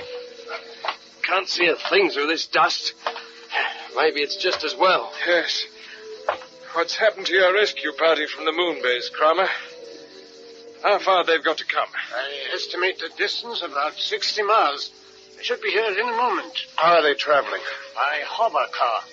It is not unlike the so-called saucer, which was developed in England. But that travels on air cushions. There's no air for the lifting jets here. We substitute electrically charged atoms.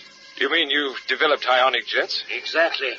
They lift the machine just clear of the ground, whatever the nature of the surface may be. I suppose the thrust doesn't have to be very strong to offset the moon's gravity. Hover car calling Unity Leader. There they are. Well, thank goodness for that. This is Neeson speaking. Are you receiving me? Hello, Neeson. Yes, I'm receiving you on my helmet intercom. You are most welcome. What is your distance from us and your speed? We are closing with you at 1,000 yards. Speed 50 knots. Have you got our position? Yes, I am watching you on the scanner. Hold on. Beware of my jets as I move in. I understand. Range closing. 700 yards. And we still can't see him. Captain Britton. Yes? You heard Commander Neeson's warning about the jets. When he comes alongside, the blast could sweep you away. Wait for instructions before you jump aboard. Right. We'll lie flat. Down you get, Mac. You too, Hickey. Okay. The ship won't last long now. See how the sand's creeping up on us? Yes. The rescue party's just about made it in time. Bob, I can see something moving through the dust. Here. Oh, thank goodness for that. Crum, I never thought I'd be pleased to see any friends of yours. I certainly am now. Quiet. Hello, Unity leader. I am about to come alongside. I shall cut the lifting jets for 5 seconds. Understood. Britton, McClelland, Hicks. During that 5 seconds, you may jump onto the hover car. If you miss your footing, you will be lost. The jets must restart immediately, or the machine will be trapped in the sand. Okay, I get it. Fair enough. Here she comes. The Grace Darling. Looking more like a flying saucer than a blooming lifeboat. Keep down. I can feel the blast. She's coming alongside. Hello. Stand by to jump aboard. I am cutting the jets now. Right. Jump. Here we come.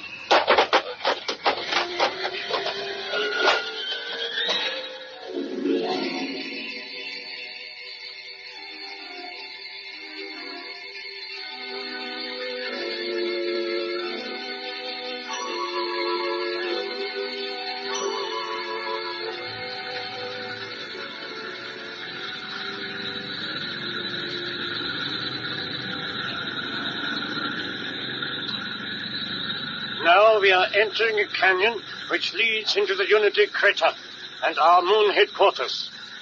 And just look at those cliffs on either side of us. They must go up a couple of 1,000 feet. And although the sun's shining on the tops of them, it would be pitch dark down here without the searchlight in front of the hover car. I wouldn't like to be lost around these parts. Neither would I. We're coming out into the crater. Gosh, it's enormous. Stretches as far as you can see. Actually, it is comparatively small, but distances are deceptive because of the sharp curvature of the moon's surface. We are now turning and following the line of the cliffs. I say, Bob. Yes, Hickey? If you look back across the crater, you just get a glimpse of the tip of the Earth. It's right down on the horizon. Yes.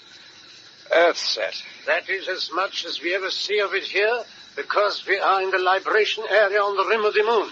From other locations, the Earth appears to be some 12 times the size of the moon as you see it from home.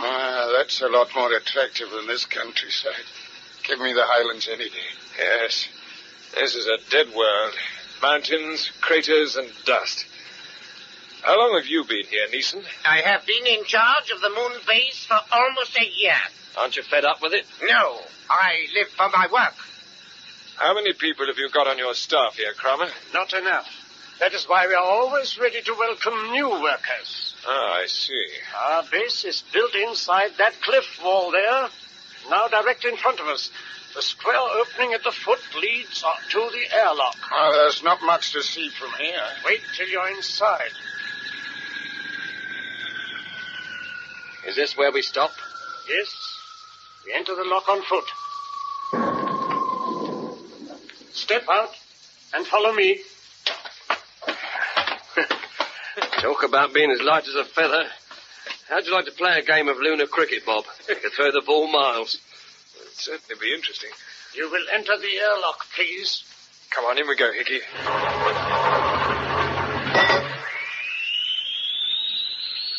When our pioneers arrived here, this, of course, was an open entrance to the cave system, which has become our headquarters. What's the composition of the air that's being pumped in? Normal, except that we substitute helium for nitrogen.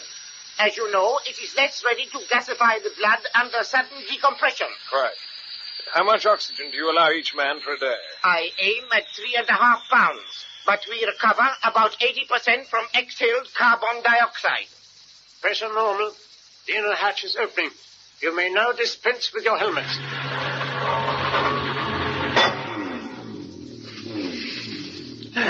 The air smells good. Yes, it is.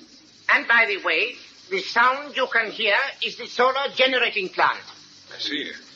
And now, Captain Britton, since we arrived here on the moon, you have all behaved sensibly. You appear to understand your position. You are utterly dependent upon Unity for your continued existence. Even the air which you are breathing is supplied by us. Escape is impossible. I therefore expect your cooperation. All right. We'll accept orders within reason, but we still owe our allegiance to CSP. Is that clear? Perfectly. You understand, Mac? Yes, well. You too, Hickey? Aye, sir. Good. Good. I'm glad we understand one another. And now you may be interested to see something of our work. Come with me. I will realize that everything here is on a reduced scale. But first we'll look into the control room. Hello, sir. Hello, Lieutenant. Glad to see you, sir. Thank you. Anything to report? Yes, Commander Gelbin is prepared to take off from the Earth headquarters with a relief ship. He is waiting for your instructions. I will speak to him later. Yes, sir. As you see, Britain, we have everything here which is necessary to the handling of our ships. Visual monitors, radio control, beam approach, interference transmitter, and so on. Come with me. Well, it's quite a setup. Yes, it is, isn't it? I want you to see what we have achieved on our comparatively slender resources. You will realize that when we have formed the world government, there will be no limit to our scientific progress. What's that I can hear? Drilling operations. We are opening up a new gallery. Now, this is the air conditioning room. I'm sure it will interest you as future Orbiter X officers. The pumps are extracting stale air from the headquarters and circulating it through cooling pipes. First, the water content is frozen out and separated, then the carbon dioxide. So we are left with clean oxygen and helium, which are returned for use. Yes, and you're getting oxygen from the chlorella plants in the illuminated water tanks. Yes, but the main object is to harvest the plants themselves and process them for food. When the sun is in a suitable position, they are exposed to its light by opening the shutters. What on earth is this? What's happened? Stay here. We'll soon know. Explosion in the drilling tunnel, sir. There are 5 men trapped in there. And what could have caused this? Probably an escape of gas.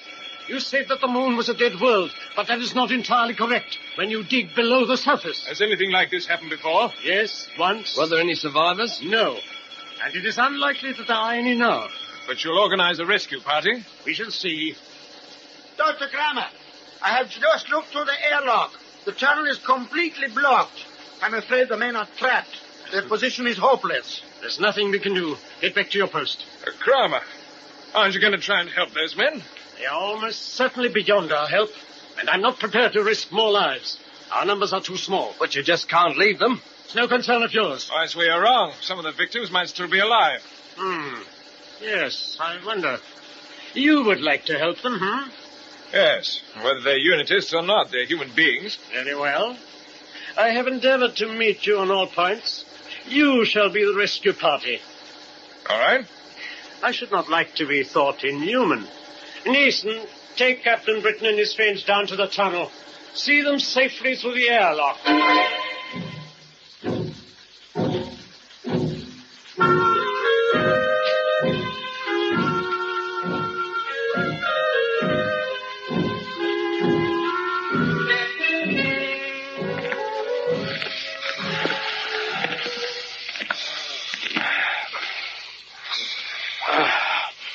I must say, it seems pretty hopeless, Bob.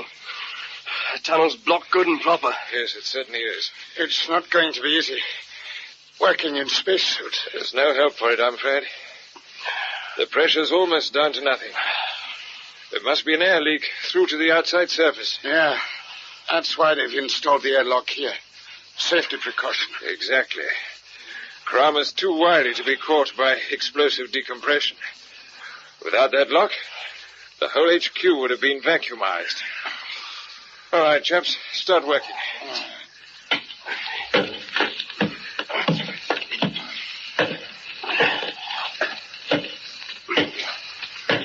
Hello.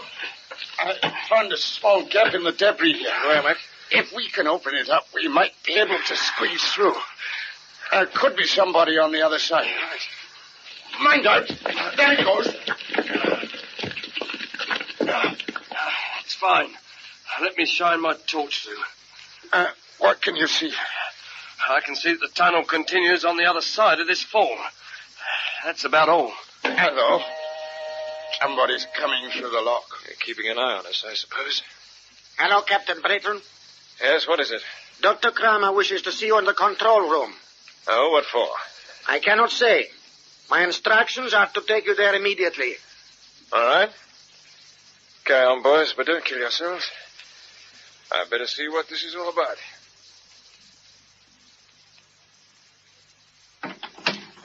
Ah, Britton. How is your rescue work proceeding? Oh, you've hardly started yet. But you didn't bring me here to ask me that, did you? No. I want you to tell me what you know about certain activities at Woomera. Well, what are you getting at? Neeson, stand away from the monitor screen. Now, Captain Britton, what do you see? No. Ah, you recognize it. Why, it's obvious what it is. Yes. A moon probe. Our Earth headquarters inform us that it was launched from Woomera, and according to our calculations, it should reach this area in another 6 hours precisely. So what? Tell me, will it land or will it go into orbit and then return to the Earth? I don't know. Don't fence with me, Britton. As a senior pilot, you know perfectly well what this projectile is designed to do. Well, it could land or it could orbit, you know that. Quite. But assuming that it does land, which seems most probable, judging by the design, what is its program of operations? Oh, why ask me? You'll probably find out for yourselves. We certainly shall. Because we intend to recover the projectile and bring it back here by hover car, in sections if necessary. And incidentally, the hover car can be perfectly screened from observers on the Earth. I was wondering about that. And with the projectile safely in our workshops, you, with your expert knowledge, can help us to dismantle it completely. We shall see. I shall tolerate no nonsense. Machines such as this provide us with a valuable source of materials and components. But how do you hope to find the thing when it lands? It is transmitting a most convenient signal, which will doubtless be familiar to you. Netman, turn up sound. Yes, sir. Now, listen. Our hover car simply homes on that after the landing. Yes, but your interference transmitter isn't working yet. When you switch it on, surely it'll swamp these signals? No. We shall still be able to pick them up at short range. All right, Batman. You can cut sound. You seem to have everything worked out nicely. I think we have. Now go back to your good work. There's just one more point. Well? For the sake of your friends, I hope you will help us. What do you mean? Think it over. All right, Letman. Take Captain Britton back to the tunnel. Yes, sir. This way, Captain Britton. So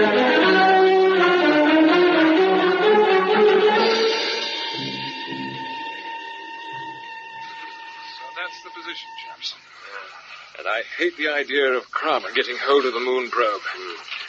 It's rather a nice piece of machinery.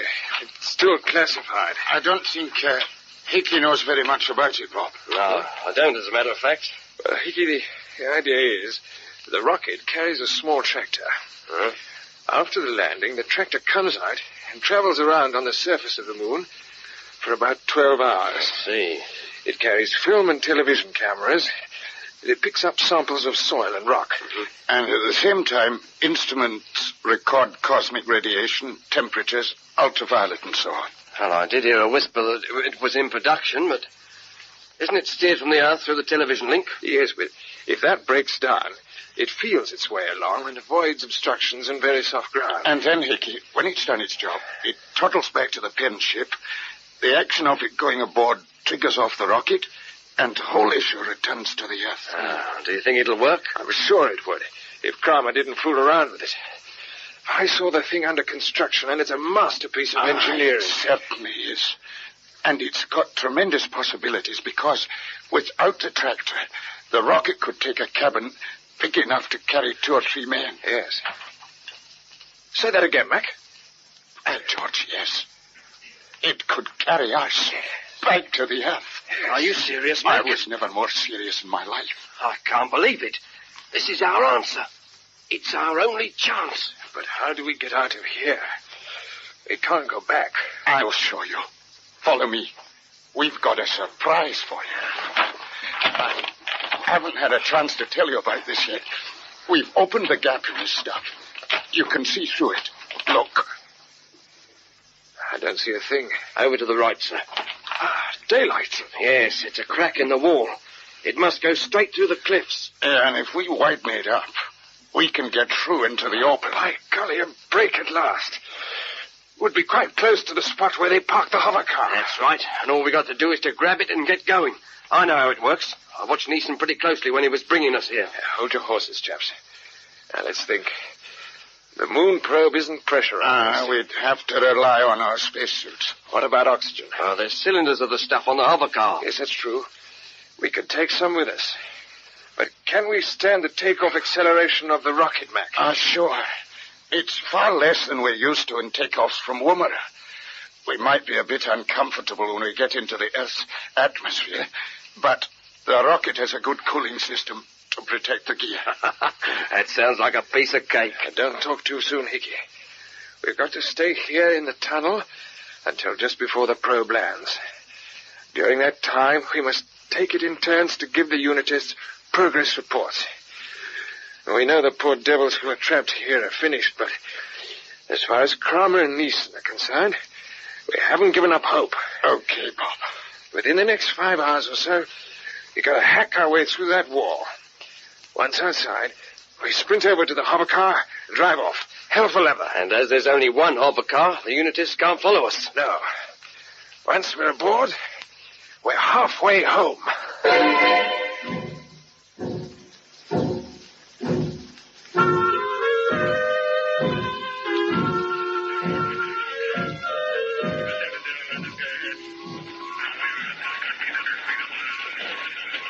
Moon probe bearing TK7HX54. It's well inside the moon's gravity pool now, Sir Charles. Still no interference? No. How does that fit into your theories? It doesn't yet, but I'm certain that we shall lose the picture on the monitors. The interference is bound to begin any moment now. In the meantime, the probe's sending us some magnificent TV pictures of the moon's surface. Just look at the great ray crater of Tycho. Do you see how the walls rise in terraces? It's almost dazzling. Sir Charles, look at the picture. Yes, I'm looking. You see those ripples creeping across it? Yes. It's the same interference pattern we've seen before. Now, sound gone, vision going. So you were right, Kent. Yes. The interference is being generated. It must be the work of somebody or something. But what's at the back of it? I don't know. But I won't rest until I find the answer.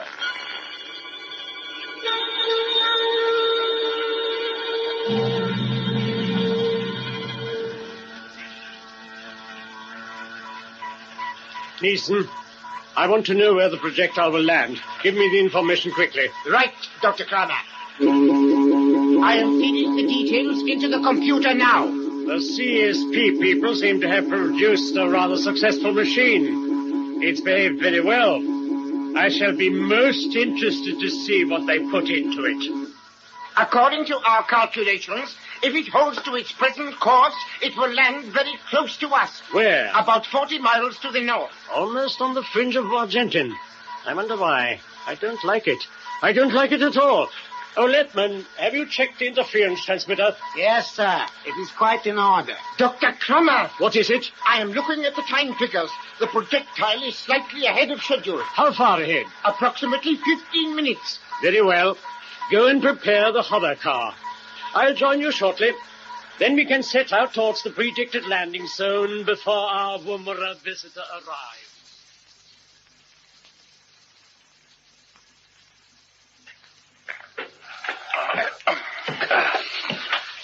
This is a tougher job than we thought. Yes. Keep going, Hickey. We're almost through. We should see the hover car as soon as we get this last bit of rock out of the way. The trouble is, the sweat keeps running into my eye. Okay, Mac, I'll take over. Thanks, old boy. We must remember to localize our intercom before we go out. We're screened while we're in here, but we don't want them to broadcast our conversation when we get outside. Okay, Mac. Yes, Mac. How's the time going? The projectile's due to land in about half an hour. On your hits. Nice work, Bob. Last barrier's down. Out we go. Straight for the hover car. And watch your cables. Right, I'm coming.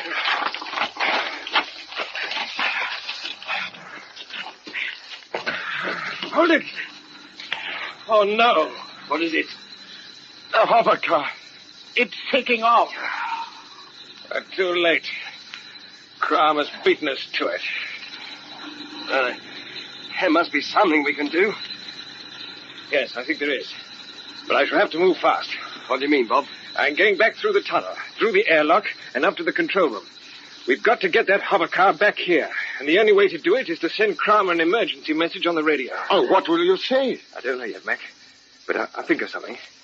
Maybe I'll make the radio operator do the talking. I suppose he refuses. Yeah. Remember I picked up a knife in the tunnel? I don't think he'll argue when he sees that. It's worth having a go. Let's get cracking. No, Hickey. You and Mac will stay in the tunnel entrance. If the plan works, you'll see the hover car come back pretty soon. Wait until Cromer gets out and goes back through the main airlock into the base. Then run like blazes. Get aboard the car, deal with the crew, and set off straight for the rocket. You know how to find it by steering on its radio bleeps. Wait a minute. What about you, Bob? I'll join you if I can. But if I don't show up by the time you're ready to start, don't wait. We're not leaving without you. Not likely. You will if I'm not there. Now, listen, Bobby. And that's an order. We've got to tell CSP about Unity and nothing else matters. But, Bob... Don't argue. There's no time to lose. I've got to get through the tunnel and into the control room quickly. Hope to see you later. Okay. Good luck. Good luck to you, chaps. Thanks, Bob. We'll be watching for you.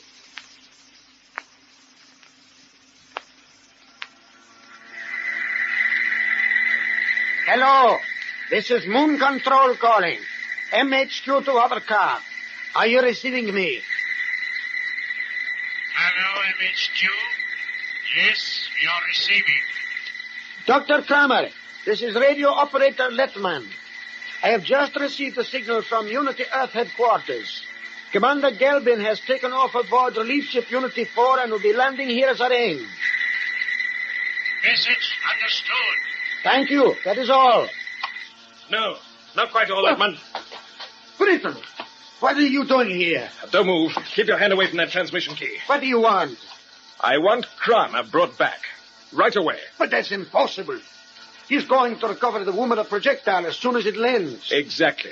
That's why I'm here. I don't understand. Now listen. You're going to call him up again. You're going to tell him that you've just had another signal from your Earth headquarters. I can't do that. Tell him that you have an intelligence report saying that the Woomera moon probe is a trap. It's believed to be fitted with an atomic charge, which is likely to explode as soon as he starts the recovery work. He would Say never that Captain Britain should know about this, and could probably make the charge harmless. You will also tell him to return here at once for more information. Have you got that? You'd better talk to Dr. Kramer yourself. I shall have nothing to do with it. I think you will. Stop! Take that knife away from my throat. Are you going to talk or not? No. Well, in that case, all right, I'll do it. Good. But be very careful what you say. Have you got the message straight? Yes, but I don't understand what you hope to achieve. Never mind. Press that transmission key and start talking. Hello? Moon Control calling. MHQ to hover car. Come in, please. Urgent. Hello, MHQ. Hover car answering you. Dr. Kramer, I've just received an intelligence report about the Woomera projectile. It is believed to be a trap. It has an atomic charge which may explode if you approach it. EHQ say that Captain Britain knows this and knows how the mechanism works. Yes, this is interesting. Earth headquarters ask if you will return to base as soon as possible for more information. Very well. I shall go into this most carefully. It confirms my suspicions. Your suspicions? Yes. It seemed a strange coincidence that the probe should be landing so close to base. I shall be with you shortly, Lieutenant. Very good, sir. Well done, Ledman. Now, perhaps you will tell me what you hope to get out of this. You shall see, all in good time. And while we're waiting, you'll cut the interference transmitter so that my friends in Woomera will be able to pick up the rocket on their monitors before it lands. You heard me, Letman. Very well. That's better. You are free to speak to them on the radio if you wish. Thanks for the suggestion, Ledman, but I know what you're thinking. Kramer might intercept the transmission. No, I shall wait until he's safely back and halfway through the airlock. That, my friend, is when I shall call Woomera.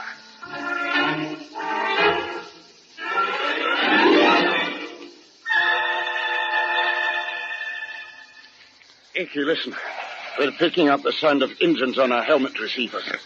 It must be the hover car coming back. Yes, you're right, Mac. Yes, look. There it is. So Bob's plan has worked. Yes, but where is he? He should be back with us now. What should we do if he doesn't show up? He's given us our orders. We carry them out. Yes, I suppose we must. The hover car's stopping outside the entrance to Moon HQ. Yes, so I see. Keep going. Kramer's getting out. So's his station commander. What's his name? Neeson. That's right. And the rest of the crew's following. We're in luck. All going into the airlock. Do you think we can get the hover car moving as soon as we get aboard? Yes, I watched exactly what Neeson did with the controls when he brought us here. I think I've got them taped all right. Good. I think I have to. Now, you're all set. Yes. I hate going ahead without Bob, but there's no alternative. Come on. Run for it. Right.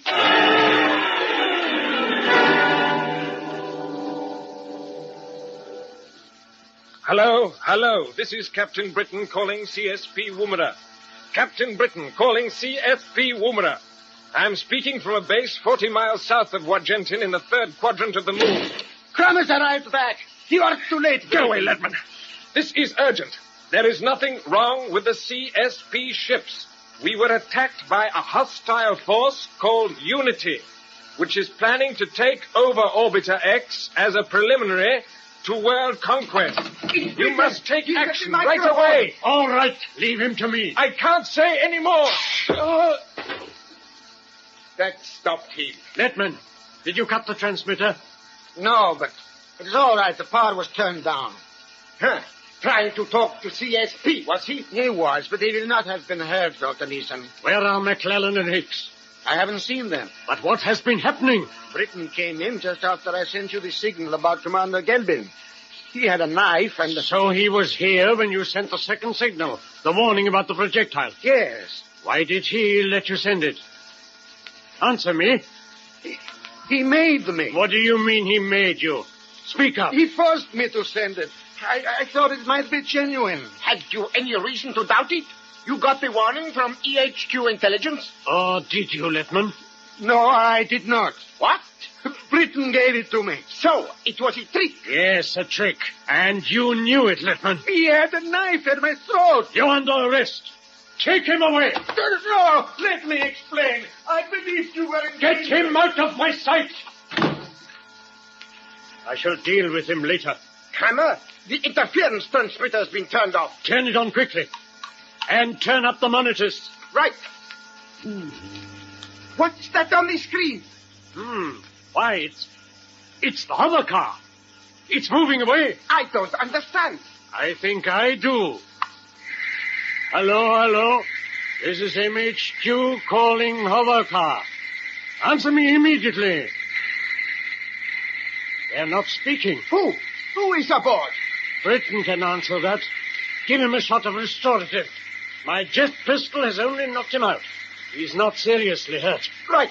He has succeeded in making idiots of us all. I still don't follow. It is obvious that he and his friends found a way out of the tunnel. They hope to reach the hover car and meet the Woomera projectile when it lands.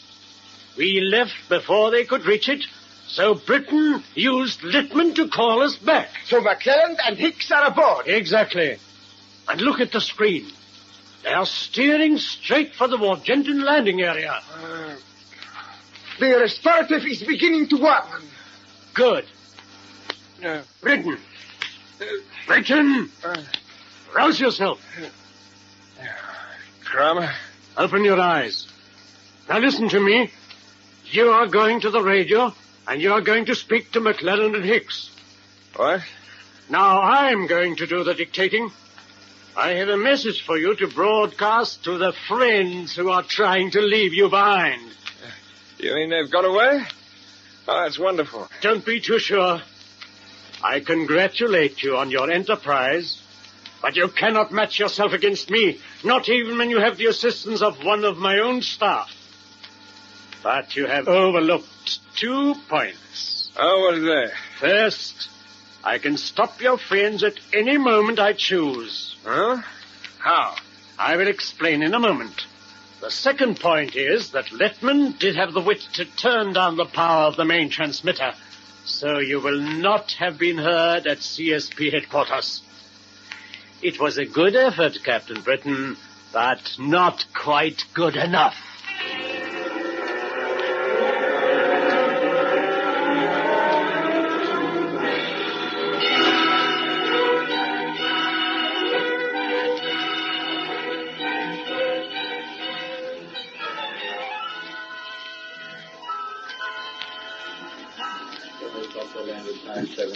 The monitoring station at Alice Springs should be coming through to us any moment now, Colonel. Oh, good.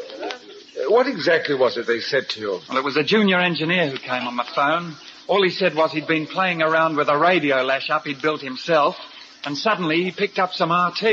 The signal was very weak, but when he heard CSP mentioned, he straightway flicked on the switch of his tape recorder. That was at 17:05. Smart boy. You've arranged to have the tape played down to us over the radio telephone link. That's right. It only runs for a few seconds. There's probably nothing in it, but I thought we'd play safe. Of course. It's a tragedy that we should have lost touch with the moon probe just when it seemed to be more or less in the clear. Yes.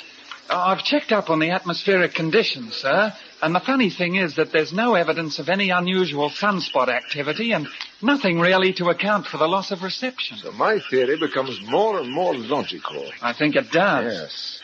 If there is an intelligent agent working against us, it seems reasonable that he should screen his activities behind this interference. Hello, CSP Control here. Yeah. Okay, I'll switch it on. Alice Springs, sir. They're playing the tape over to us on Channel 7. Oh, good. Hello, Monica. Yeah, we're getting you okay. You can start the tape whenever you like. Okay, so long. Turn on the recorder and we'll take it down ourselves. You never know, it might be interesting. Right, sir. Here we go. Wrong with the CSP ships. A hostile unity. Take over Orbiter X as a preliminary. Do you recognize the voice, Brown? I wouldn't like to say, but it could have been Captain Britain. That's exactly what I thought. It looks as if that's all we're going to get, sir. Ask if they got any direction on the signal. Right. Hello, Alice Springs. Is that the lot? I see. Tell me, did your bloke get any DF on that? Huh? Well, did he hear anything else before he started recording? Just the words calling CSP. I see. Okay, then. Thank you. It couldn't have been Bob. Must have been some radio ham talking about the project. I wonder, what was the position of Bob's derelict ship when that signal was picked up? Oh, I can soon tell you that, sir. Here's the orbit chart here and the timings.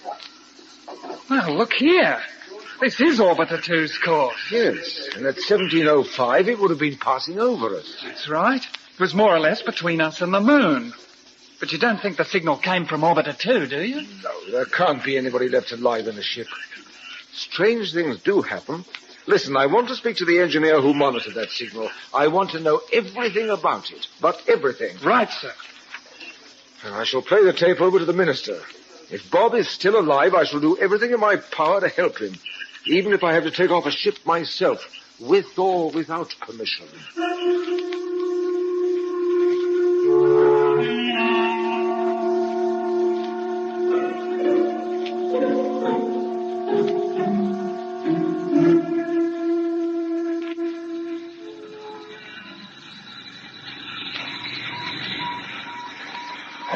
How are we doing, Mac? All right, Vicky. You seem to have got the hang of the controls, okay? Yes, they're dead simple. The main thing is to keep the hover car just the right distance above the ground. 4 or 5 feet seems to be about the best. I wish I knew just how the lifting jets work. Well, they work on ionic drive. That's all we need to know, I suppose. Turn to your left a bit. Keep on the signals. What's the probe doing now? Retrojets are firing. Yeah? There's no reason why it shouldn't make a safe landing. Do you think we were right to leave Bob behind? Yes, laddie. They were quite right. You know, when he left us, I think he knew he wouldn't be able to join us again. Don't be too depressed. And Bob's a tough customer. He knows how to look after himself. Yes, but now it's him against the rest. I wonder what's happening back there in MHQ. It's certainly strange we haven't heard from any of them. I'll turn up the radio again.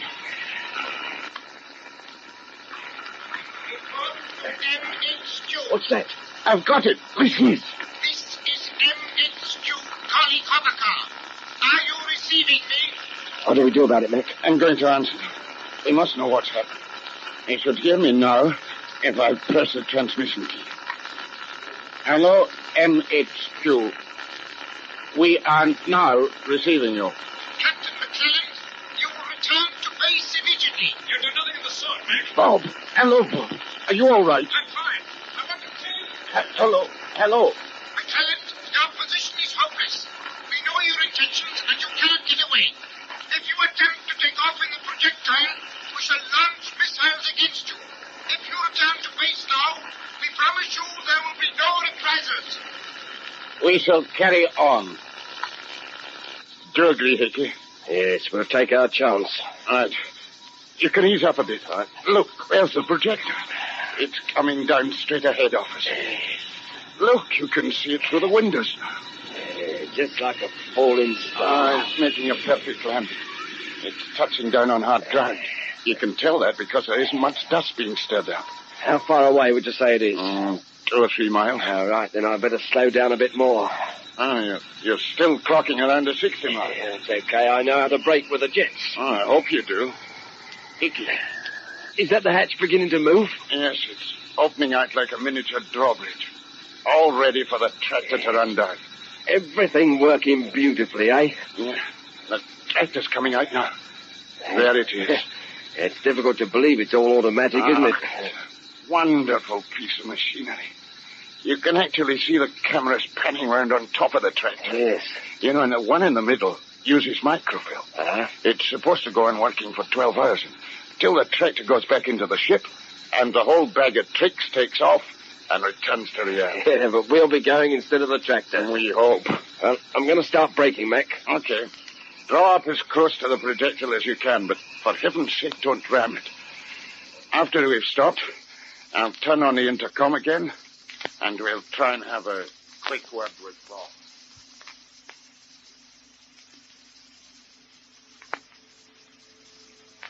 Well, Captain Britain, I'm giving you your last chance to order your men back. Their lives are in your hands. The decision is yours. I'll let you have it in due course. If you wait too long, we shall launch the first missile.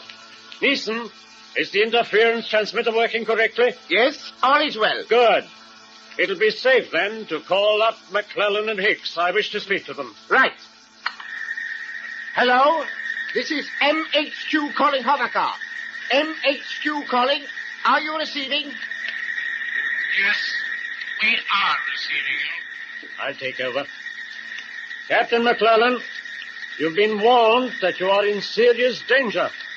I'm holding my fire only because I wish to avoid unnecessary waste of life and valuable materials. Nevertheless, if you continue to ignore my warning, I shall be compelled to take action. You understand? Yes, we understand. I have told Captain Britain that the final decision rests with him. He seems reluctant to talk, but I shall now tell him to give you your official instructions. Pass to you, Britain. Right. Hello, Mac. Hello, Hickey. Hello, Bob. Bob, what's been going on? I'm afraid I haven't made much success of things at this end, but you've done your job wonderfully well. Congratulations. I see on the scanner here that you've stopped the harbor car alongside the projectile, and it only remains for you to put oxygen aboard and take off. That's the idea. But I know these people mean business.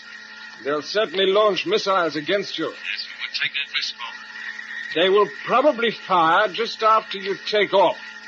You'll be a difficult target, and if the first missile doesn't stop you, you may get away. Now, it's up to me to tell you whether or not to go ahead. You don't have to say any more, Bob. Leave it at that. Okay, Mac.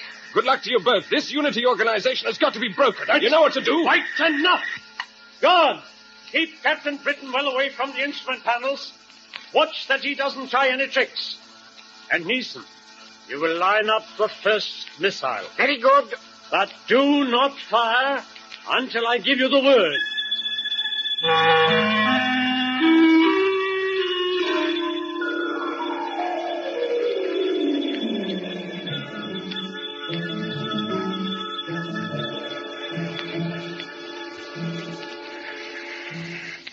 There are 2 full oxygen cylinders in the back of the hover car, Mac. I reckon we better take both of them. Yes, we should be able to lift them all right. Yes, they don't weigh much in moon gravity. No, you're right. Well, we'll take one each and get straight aboard the probe. Up the ramp, laddie. That's your stuff. In you go. We shall have to use our torches inside because there are no luxuries like lighting. Dump the cylinders down in the clamps that hold the tractor. Okay. Well, what do you think of your new home? It reminds me of the engine room in my last ship. Except this is vertical. That was usually horizontal. You'll find this is safer than those atomic subs of yours, Chief. Safer, eh? I suppose it might be all right if Kramer wasn't lining up his missiles for the Big Bang. Better not think about that. Well, I'm not worried. Not much, anyway. I bet he misses. Sure he will. Now, look, there aren't any seats in this machine, but I've got a couple of rubber mattresses here from the hover car. They'll help us on takeoff. Oh, fine. And we can strap ourselves down to those rings in the deck. Sure. There's no way we could control the jets at the moment, I suppose. No, I'm afraid not. After takeoff, the automatic pilot will lock onto woman.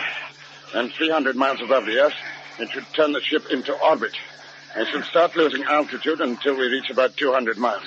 That's when the tender will come out to collect the films and instruments. Whoever comes aboard is going to have a terrible shock. And he finds he's got us instead of the tractors and its instruments. I bet. And now, shall we get ready for the big moment? Yes, okay. And to close the hatch, all I have to do is to trigger off the compressors and move this lever. Here. Which I suppose is normally operated by the tractor as it comes back. Here it goes. Yes, the hatch is closing. And better strap ourselves down. Right. Compressors are working. So it won't be long now. Are you all right? Yes. What'd you say the thrust would be for the takeoff? About 5 or 6 G, I think. Not too bad. We can take that all right. Catch fire. I talk to the CSP designers now. If they've done their job, we should start lifting. Yes, here we go. Get away.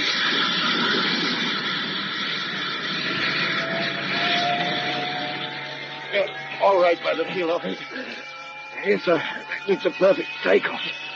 This is where we start counting the seconds. Yes, I expect the unitists are watching us on their screens. If we can survive the next minute or so, we might be all set for home. Yes, home. And just a few seconds can make all the difference. I feel I want to start counting. Well, we didn't have to wait long for missile number 1. No, it's nearly on target. Jets sound okay still, don't they, Mac? Yes, they do. Mac, what's the matter? I've just suddenly had a nasty thought. If I'm right, we're in real trouble. What is it, Mac? That explosion may have shifted us off course. Yes, you're right. But we can't check the course anyway, not without instruments. No. But if there's been any terrific change, we might see it if we look down at the surface of the moon. Now, that means opening the hatch. Okay, open it up. Here we go. Just unfastening my straps. What can you see? Don't tell me we've turned into orbit. Mac, what's happening? I'm afraid you're in for a shock, Hickey, old son. We haven't turned into orbit. It's worse than that. You mean we're not heading for Earth? No. Well, where are we heading for? As far as I can judge, we're heading straight out towards infinite. Eh?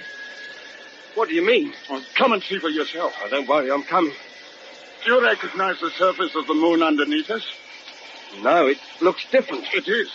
We're looking down at the side that's always turned away from the Earth. Ah, so that's it. Yeah. We don't need instruments to tell us we're traveling the opposite way from home. Hello? The port jets are cutting. That means we've passed escape velocity. So in a couple of seconds, we'll be in free flight.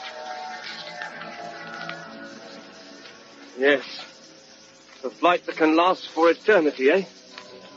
Shut up in a chunk of flying metal with no instruments, no controls, no pressurized cabin, and no means of getting out of these spacesuits ever again. Yeah. We've got to face up to the situation. It's pretty grim. How long do you think we can hold out? The oxygen cylinders that keep us going for 3 or 4 days. Well, we'll have nothing to worry about after that. No, we'll just be part of a very small planet, I suppose. I'm sorry you had to be in on this, Vicky. Why? What do you mean? You've got a wife and a couple of kids. I've got no responsibilities. I reckon I've behaved as if I hadn't either, Mac. I wouldn't say that. Well, if I'd stayed in the Navy, I might have had a nice little shore job by now. Not too bad with the chief petty officer's pay and allowances these days, but no, I went and transferred to this lark. Why? Why did you do it? Same reason you and Bob transferred from the Air Force, I suppose. It's a sort of a challenge. I was always a sucker for anything like that. Yeah, I know. Look at me. I'm talking as if we'd got one foot in the grave already. Now we'd better snap out of it. I reckon I'll have a look at the engines. Can't do any harm, and you never know. I might hit on something useful. Good idea. I'll join you. Give us something to do. I don't suppose we'll be having any more interruptions, eh? No, I should think that man Kramer and his stooge, what's his name, Neeson, they'd have written us off by now. I expect they're enjoying themselves, watching us on the scanner down there in their moon headquarters. Yeah, and if I know anything about those blighters, they'll make sure that Bob's watching, too. The poor chap must be having a pretty bad time. Yes, I bet he is. And he's on his own now. One man against unity.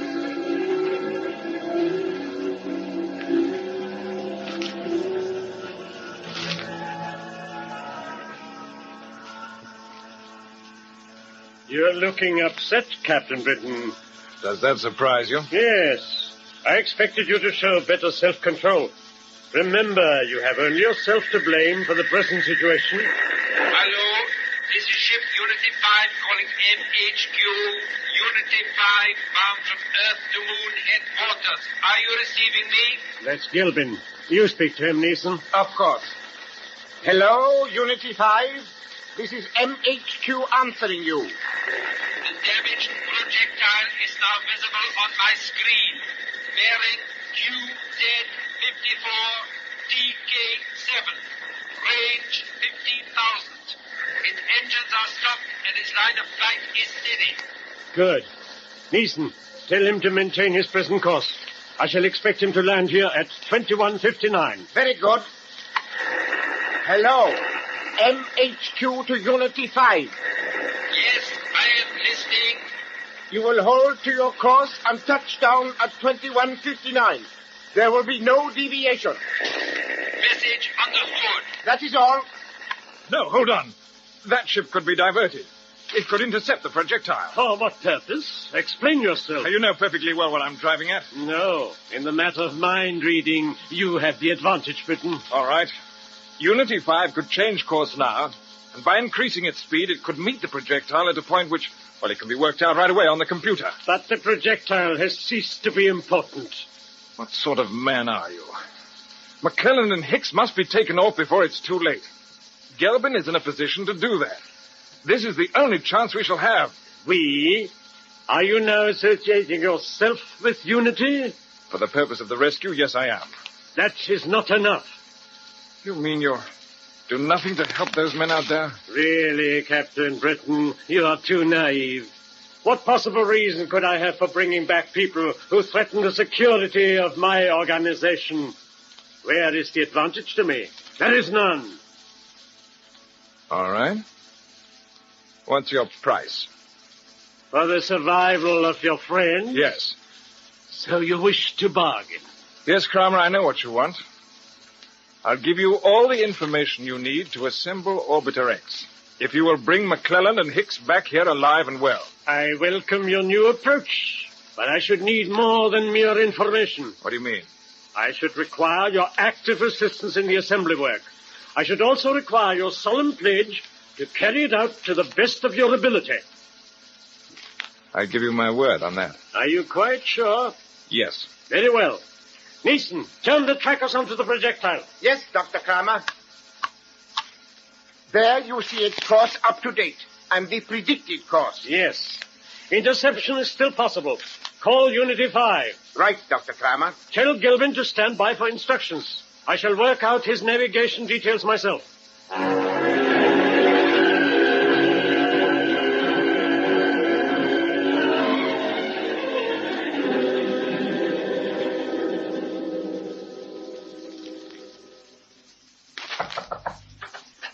Colonel Kent?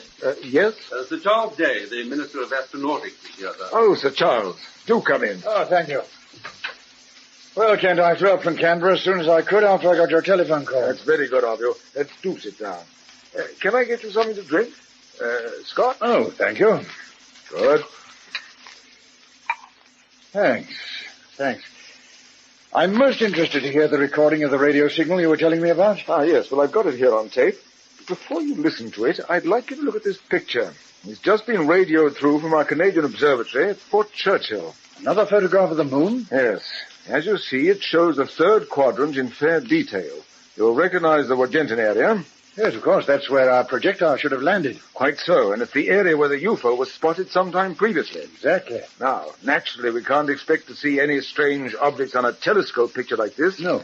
But our Canadian colleagues sent it straight through to Woomera because they thought they would be interested in the spot of light which you can see just off the moon's rim above Wargentin. Yes. What is it? Well, it must be an explosion. Explosion? Fantastic as it sounds, I believe that the projectile has been deliberately destroyed by some intelligence agent. Remember, it was bringing us back film, and whoever this agent is, he had to make sure that it never reached us. Yes. Now, we shall have to go into this very carefully. I think we should. And now, shall I play the recording I mentioned to you? Ah, yes, this extraordinary message that was picked up at Alice Springs. Yes, well, it's very short. Here it is.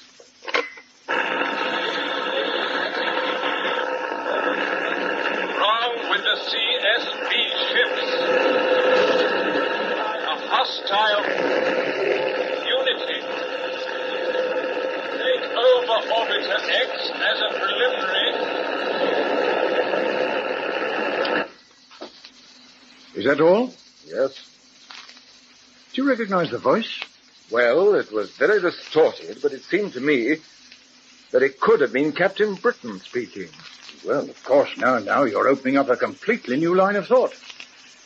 As far as we know, Britain and his crew died in their ship Orbiter 2, which is still circling around the Earth. Yes, I realize it sounds fantastic, but it's significant that at the moment when this message was transmitted, Orbiter 2 was traveling directly over us.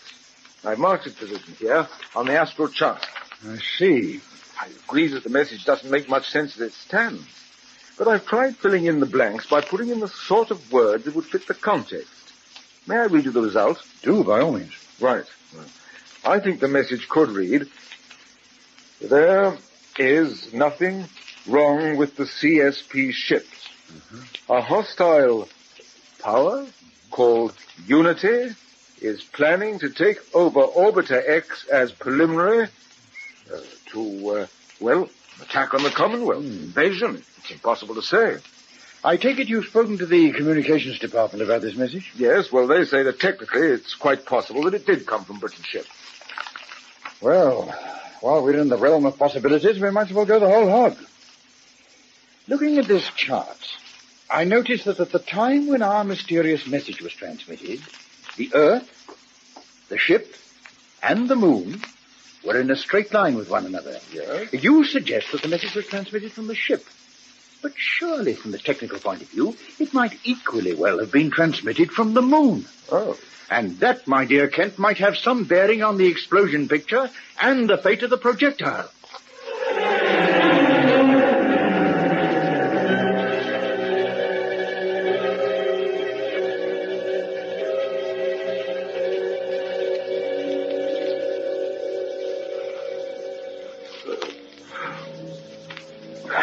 Well, there's no doubt about it, Mac. Everything comes back to the automatic pilot inside this pressurized box. This is the joker that controls everything. Jets, stabilizers, inverters, the lot. Yeah. And the trouble is, if we break the seals and try to fiddle with it, we wreck the thing anyway. Yes. Can only work under pressure. We must think of something else. Mac, what's wrong? I'm okay, Hickey. No, you're not. Oh, don't worry about me. There's nothing you can do. What do you mean? What's happened to you? It's my breathing, I hurry it is. I'll be all right if I stop moving about. Hold on, I'll give you a new oxygen cylinder. One I've got's okay. I checked it a few minutes ago. Well, then, for Pete's sake, what's the trouble? I think I'm rebreathing too much carbon dioxide. Must be something wrong with the extract. Can't do anything about it while we're in vacuum. It means opening the chute. Oh, take it easy, Mac. I feel so dopey. I'm trying to keep awake. There's a noise in my ears. It's coming through the intercom. I can hear it, too. And I'm not imagining. No. It sounds almost like a carrier wave. Listen. Can you hear a voice? Yes, I can. What does it mean? It must be a freak reception from the Earth. Or it could be from the Unity transmitter on the moon. Yeah, I wonder. Hello, MHQ. Listen. This is Unity 5 calling MHQ. Are you receiving me? Am I dreaming? No, you're not. Now keep still. I'm going to open the hatch. Mac. You must come over here and look. Why? I'll give you a hand. Just tell me I'm not imagining things now. I know the sort of crazy ideas you can get in space, but we can't both have the same illusion. Can you see a ship out there? By all, it's wonderful. Yes, I can. And it's coming alongside. Hello, MHQ. I can now see them. They have opened the hatch and I am closing in. It's Gelby. Hello, Captain McClelland. Can you hear me? Yes. We're listening. Have you got jet pistols to guide yourselves across to my ship? No. We haven't. In that case, I will come immediately alongside you. I don't get it. Why is he doing this? First they try to blow us to bits. Now they're risking a collision to pick us up. And look out, here he comes. The outer hatch of my airlock is open. When it is level with you, jump aboard quickly. You understand? Yes. We understand. I reckon this is a case of Hobson's choice, Vicky. I hope I can make it. Yes, you'll make it all right. Now then, are you all set? All set. That's all right, I've got you. It shouldn't be difficult. It's only about 10 feet between the hulls. It can't go wrong. And we can't fall. Right. Now, push off and over we go.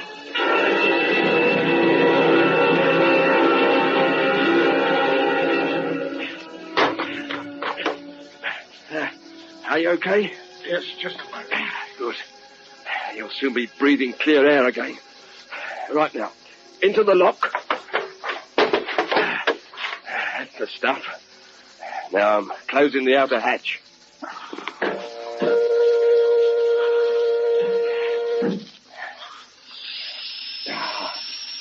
You hear that, Mac? The air's coming in. Oh, good. I don't know what's behind all this, or whether we shall land back on the Earth or the Moon. But the one thing that matters at the moment is we've got another lease of life.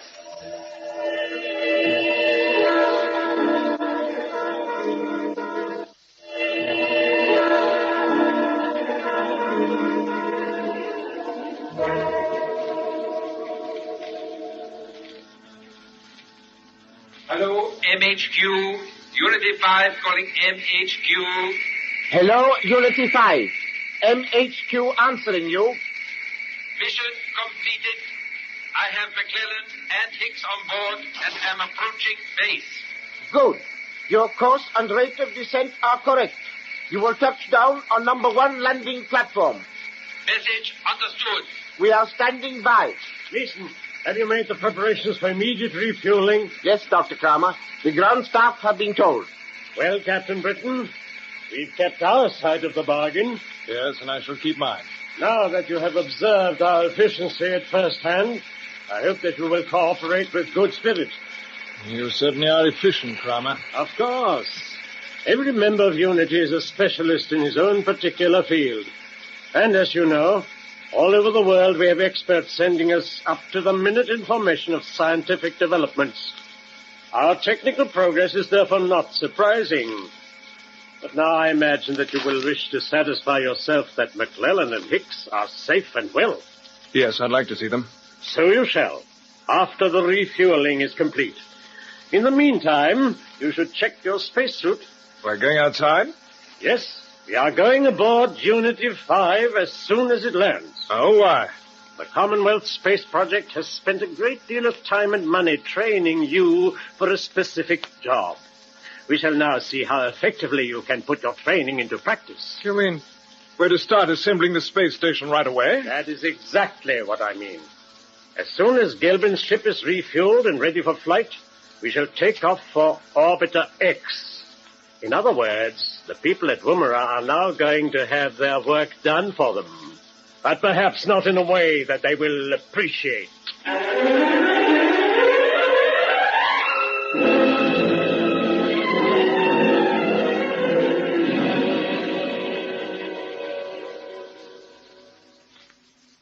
Yes, I thought you'd be surprised to hear me talking about radio signals from the moon, Colonel Kent.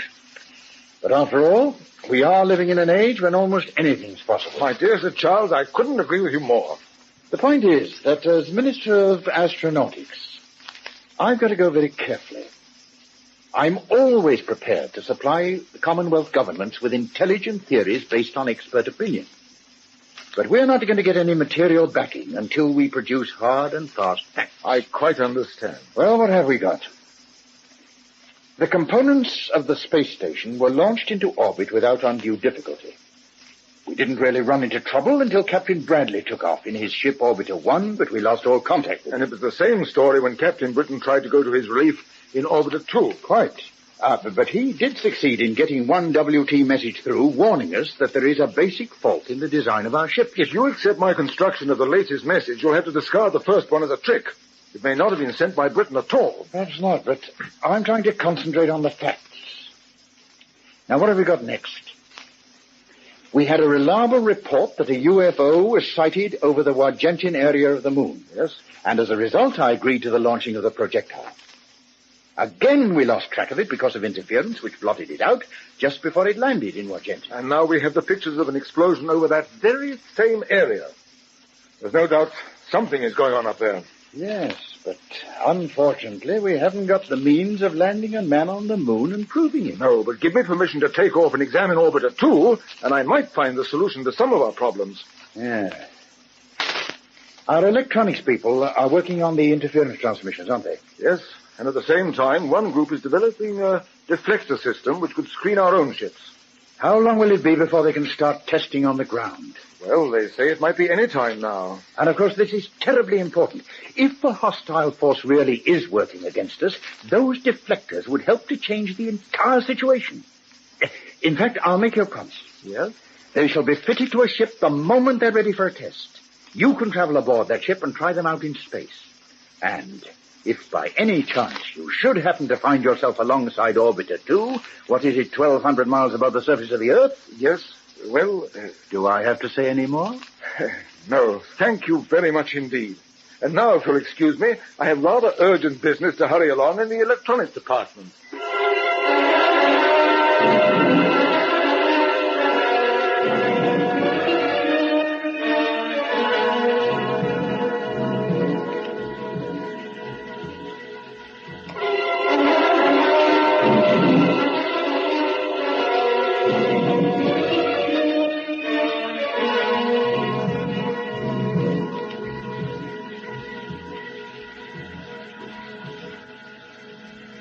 There you have it, chaps. We're approaching the space station components now, and I've pledged myself to work on them until the job's done. I'm more than grateful, Bob. Yes, me too. But what a price to pay for saving our skins. There's more to it than that. And don't worry. Just do as I say. Captain Griffin. Hello? We are about to turn into orbit. Will you please give your attention to the scanning screen? All right, I'm coming over, Gelvin. What's your altitude? We are 1,050 miles above the surface of the Earth. As you see, we are now passing over the northern ice cap. According to my calculation, the Orbiter X component should be visible on the screen. Yes, there. Look, they're coming up now. Now I will start matching our speed to their orbital velocity. Get into your seats and fasten your belts. Before we come alongside, we shall require some preliminary information from you, Britain. Very well. I'm opening the retrojet. Stand by.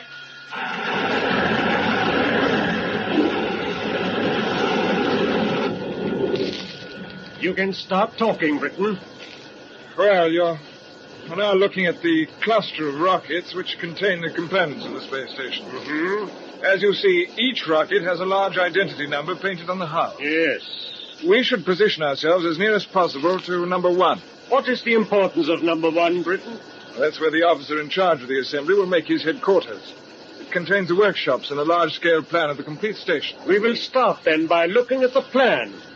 And you can put us completely in the picture. One more burst and we shall be alongside. There. Good. Open the inner hatch of the airlock.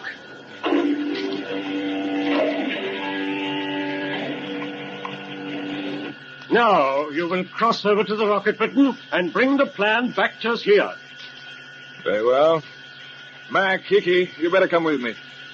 You can start setting up the workshop gear. Okay. I am glad to see that you are now all willing to cooperate. I take my orders from Captain Britain. Of course. Britain, have any special provisions been made for radio communication between the workshop and the assembly crews when they start working on the other rockets? No, we decided to rely on normal helmet intercom. Setting up the radio proper will be a major job. It can't be tackled until the station has been fitted together. Then how did you propose to keep in touch with CSP Woomera during the assembly period? By the transport ship's radio. We assumed that there'd always be plenty of our ships around. I see. Mac, is your breathing apparatus okay now? Yes, quite okay. Right. Close helmets. We'll get into the airlock. I'll be back shortly, Kramer. With the plan. Yes. Come on, here we go, chaps. Close the hatch on them, Gelvin.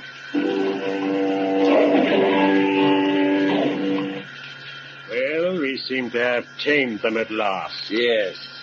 There's no doubt that Britain will keep his word. And, of course, the others will carry out his instructions. Exactly. They will save us a great deal of time and effort on the construction work. And when it is completed, we shall be in a position to launch our attack. Good.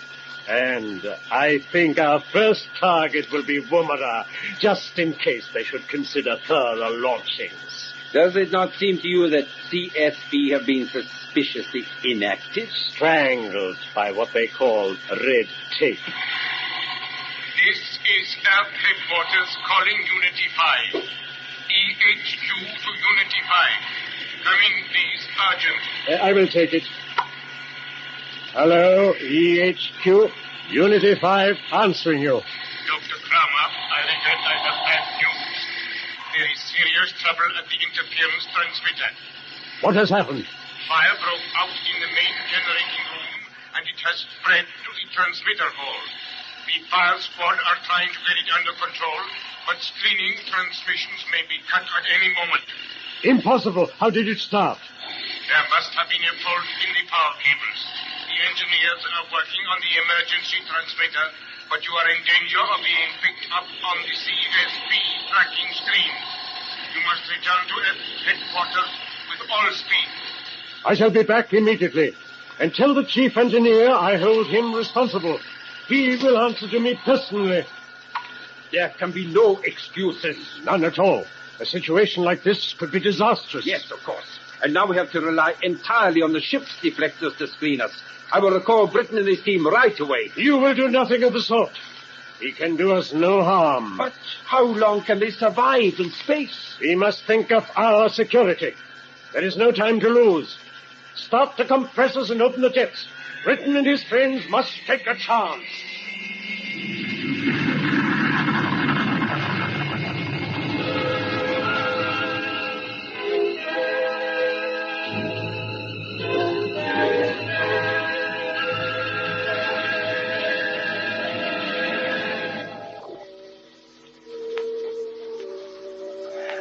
There's a handrail running right round the hull.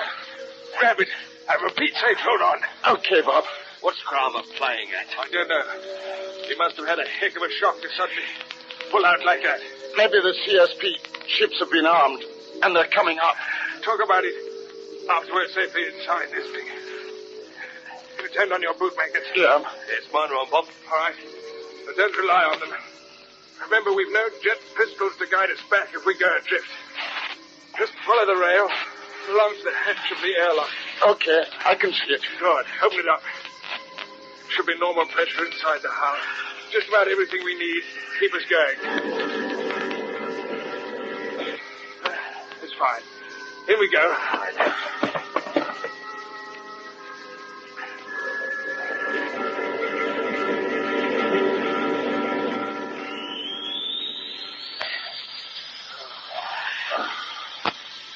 Listen to that air coming, eh? Yes, that's my idea of sweet music. Yeah. Pressure gauge is rising. I've an idea that if Kramer doesn't come back too soon, he might think up a little surprise for us. We might at that. Okay. Pressure's normal. Open the inner hatch. Let's get these helmets off. Ah, it's a relief. The atmosphere's not too bad. No. They'd better get the air plant working right away. Yeah, and we need some light, too. Okay. Just stay where you are. I know where the generator switch is. Good man. That's the stuff. Now we can see what we're doing. Yes. You can start the air plant. Right, Bob. Well, everything seems to be working. Shall I open the covers of the observation ports, Bob? Yes, we shall have to keep a watch out for Kramer. He'll be back sooner or later. No sign of the blighters yet. And there aren't any of our ships around either. Well, I didn't think there would be. Beats me why Kramer and his stooge Gelbin should buzz off and leave us like this. Well, they know we can't get in touch with Woomera. And they also know that these rockets weren't built to make the return trip to Earth. Yes, but why did they suddenly sheer off like that? Well, they obviously had a sudden panic on their hands. Maybe their ship developed a fault. Could be trouble at their Earth headquarters or their moon base. Yeah. Whatever it was, they've left us to it. The moment Orbiter X was completed, it was up to us to see if they couldn't use it. But now, if they'll give us a little time, we might find a better way out. Anyway, try and relax for a couple of minutes. Let's see what our position is. I'll do a bit of thinking out loud, eh? Good idea. Right. We're more or less in the center of a cluster of 40 rockets which contain all the components of Orbiter X.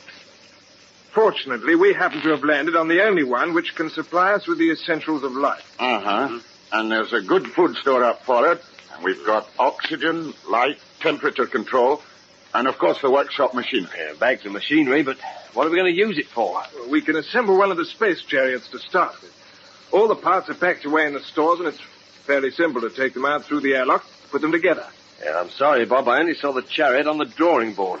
What's it really like? Why, it's pretty good. It's so simple. It's just a skeleton framework, rather like an old-fashioned car chassis. It's got two small thrust jets on one end to make it go, and a couple of retros on the front to stop it. Yeah, and it was designed as a means of transport between the components of the space station. I see. You ride it, Hickey, rather like the Roman gladiators used to ride their chariots. Hence the name. I don't think I'd be much good at that sort of caper. In any case, where would it get us? I think I've got the answer. Yes? And it might work. Well, come on, what is it? Bradley's old ship, Orbiter 1, and our ship, Orbiter 2, are still circling the Earth at more or less the same altitude we're at now. Yeah, but they're a couple of derelict wrecks. You think so? Well, of course. On Orbiter 2, the jet outlets are smashed. The starboard compressors had it. The cabin pressure's down to zero, Yes, I know all that, but look around you here. We've got all the facilities for carrying out repairs in space. And if you look in the stores, you'll find all the replacements we need to get our ship working again. Yes, you're right, Bob. Spare jets, compressors, tools, we got the lot. And we can load them onto a chariot, fly them over to Orbiter 2. Yeah, that's a great idea, Bob. It may take a week to see the repairs through. But if we can get away from here before Kramer comes back, I never dream of looking for us aboard the old ship. No, he'll probably assume that we were either swept away by his jets when he pulled out, or he'll think we just drifted away in our spacesuits. Yes, which could easily have happened. Yes. The problem is navigation. We're traveling in orbit over the poles, and Orbiter 2's course is inclined at an angle of about 45 degrees to the equator, as far as I can remember. 47.5, actually. Oh, you know that, do you? Yes, I remember what our course and velocity were when we bailed out. Oh, good for you, Mac. Well, I was in charge of the navigation. Right. And if you give me a little time, I can calculate just when she'll be at our nearest point to us. Yes, which is when we should pick her up with a chariot. Exactly. That's marvelous. If you'll start working on that, Hickey and I will sort out the spare parts and begin putting the chariot together. Okay, but all this is going to take some time. Kramer might just be back before it's finished. That, my boy, is a chance we've got to take.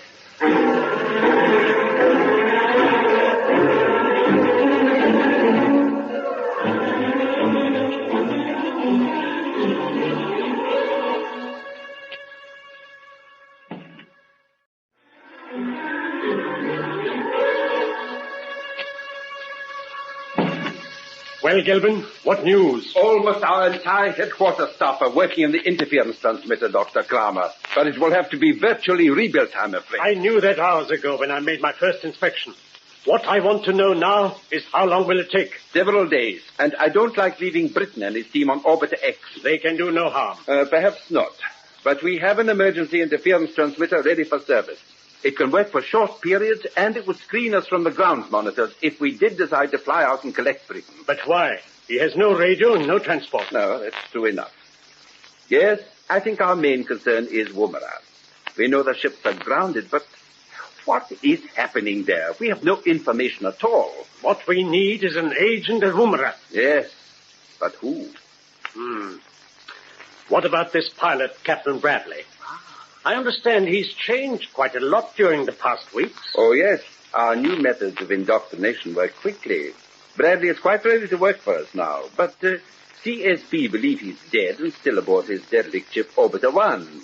Obviously, it will be out of the question for him to reappear suddenly in Woomera. I wonder. I like to see him. Yes, have him brought here. Right. Yes, sir. Have Captain Bradley sent to Dr. Kramer's office at once, will you? Yes, very good, sir. I will see to it. Before he comes in, tell me something about him, Gilvin. Tell me about his mental condition. Well, as a result of our treatment, he's lost interest in all his old associations, including his wife and family in London. Good. He is now opposed to the Commonwealth Space Project, and politically he despises both democracy and military dictatorship.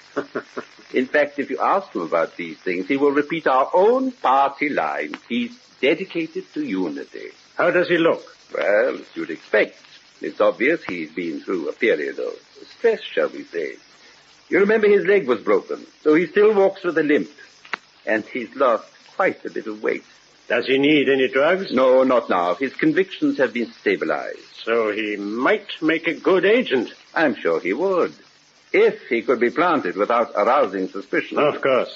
What have you got in mind, Kramer? I'll tell you later. First, I want to examine Bradley myself. I shall keep the interview very short, just 1 or 2 questions, and, of course, part of the jest will be to offer him his freedom. Not that he'll get it, but if he declines the offer, we shall know that he's probably reliable. Yes, I'm certain he is, but you'll see. Ah, that'll be him. Come in. Oh, come in, Captain Bradley. You remember me? Yes, you are Dr. Kramer. Of course you do. Gelbin, give him a chair, and perhaps he would like a little refreshment. But of course. Let me see. You had a small fracture in that right leg of yours, didn't you? I hope it's not troubling you too much. As you see, Dr. Kramer, we've been able to take the plaster off for him. I think our medical people have done quite a good job there. Good, I'm glad to hear it. How are you feeling in your general health, Bradley?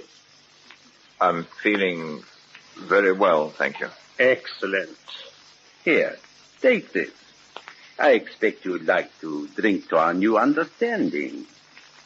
Yes, I should. To our new understanding. We've had some difficult times together, but now that is all behind us, Yes, you have been very patient. I hear that Gelbin has talked a lot of politics to you. I hope he hasn't killed your interest in the subject. No, far from it. It's very important. It is indeed. You have lived in the British Commonwealth, so naturally we've been interested in your views on that form of government. I believe you've developed some strong views. I see things more clearly now. That's most interesting. You now see faults which didn't strike you before. Yes, I do. Well, we all have to learn. What do you think is fundamentally wrong with democracy? To me, the basic fault is that there is no effort to associate scientific qualifications with political power. So we have governments which are dangerous and quite unsuited to lead their countries in a world of scientific progress. I think you're quite right. But does this mean that you've swung over to the military state? No, I believe that arises when the scientist's rightful place of leadership is taken by mere men of action. You know, Gelbin, that's perfectly true. Yes, how very interesting. Now, if you take those views out into the world, Captain Bradley, you might do a great deal of good. What do you mean, Dr. Kramer? I mean, you are perfectly free to leave here whenever you like. We are not monsters. You can go to any country of your choice. If you choose to keep in touch with us, you're very welcome to. In fact, you might find it to your advantage. No, I'd prefer not to go away. Well, that's a very nice compliment to us. But what are your hopes for the future? I hope to see a world government created by unity and led by yourself, Dr. Kramer. And I want to help you if I can. So you are prepared to work for us? Yes. You said you would like to stay here at headquarters, but perhaps you could serve as best as a unity agent. Would that interest you? Yes, I'm ready to do whatever you think best. We might send you to Woomera. What about that? Woomera. Yes, I'd even go there. Good. Now, don't worry. That's all for the moment, Bradley. Off you go and try and get some rest. Thank you. I'm most grateful. Oh, by the way... Yes, Dr. Kramer? I should have mentioned it before. I believe your wife and family are in London. How would you like to send a message to them? No, thank you. It's not important. Well, Kramer, are you satisfied? Yes, we can use him. Good. But we won't let him know the location of these headquarters. He'll have to work through a contact. Now, you were saying that the emergency interference transmitter is ready for service? Yes, we can operate it for a limited period. Good. We shall only need it to screen a very short flight. You see, Captain Bradley is going back to Woomera. But where will you have him picked up? He's supposed to be... Exactly. Our CSP friends will pick him up in the most obvious place of all.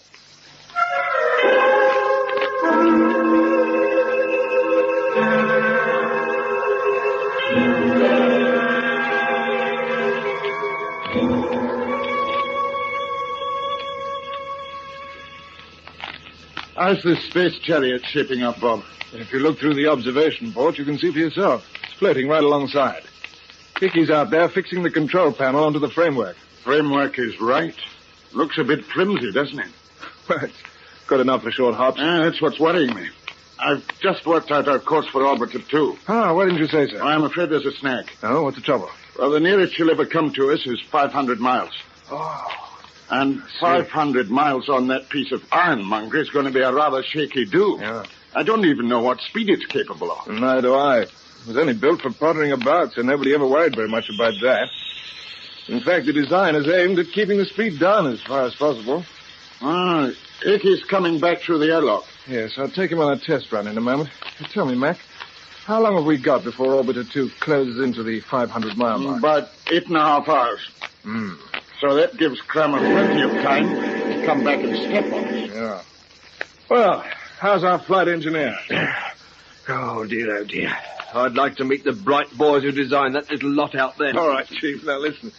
I got a nice little surprise for you. Okay, I'll buy it. We're going 500 miles on that chariot. Oh, no. Oh, yes. And we've got about 8 hours to kill before we start. So that gives us nice time for a test run. Yes, well, shall I stay here while you and Mac go? No. I want Mac to stay here and work out our speed by time and distance measurements. All right, Mac? Sure, Bob. Well, we'll just take a trip round the Orbiter X components, Hickey. See if we can remember what's inside the different rockets. Oh, so it's to be a revision test as well, is it? Ah, come on, Chief. Snap out of it. Cheer up. Let's get into the airlock. Okay. See you later, Mac. You hope. Thank you.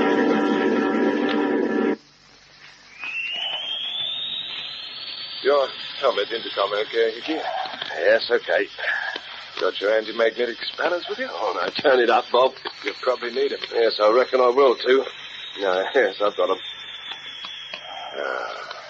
Pressure 0. I'll open the outer hatch.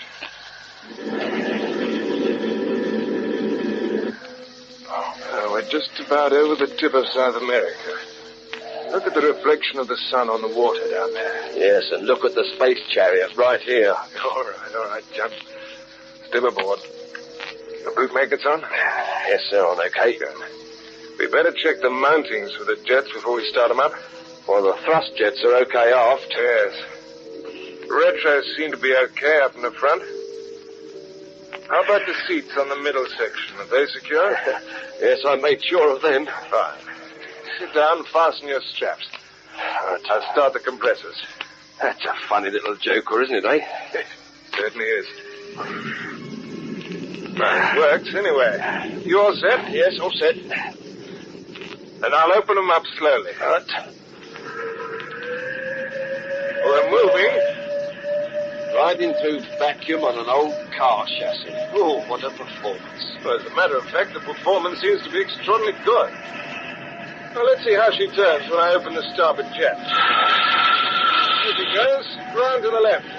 No, I'll turn the other way. That's not too bad at all, is it? Now, before we get too far from the workshop rocket, I'll try the retro. Hold on!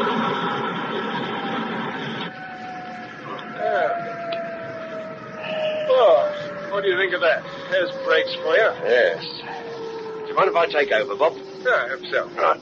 Here you go. All right, okay. Now, steer for rocket number 2. You can see it almost between us and the pole star. Yes, I've got it. I must say, angle's all right. Changing your ideas a bit, eh? Can you remember what's aboard rocket number 2? Yes, now let me think. The middle section of the rocket itself will be part of the space station's central hub. And the station airlock is inside, already assembled. That's right. Yes. Now, open the jets and we'll cross over to the far side of the cluster. Skim round the rockets over there. Right. Oh, I say, that thrust doesn't half push you back into your seat, doesn't it? It certainly does. You better slow down or we'll be landing on the South Pole. As a matter of fact, you've got to be careful with this thing. It wouldn't be difficult to shoot right down into the atmosphere and burn up. You're right there. Make a turn round.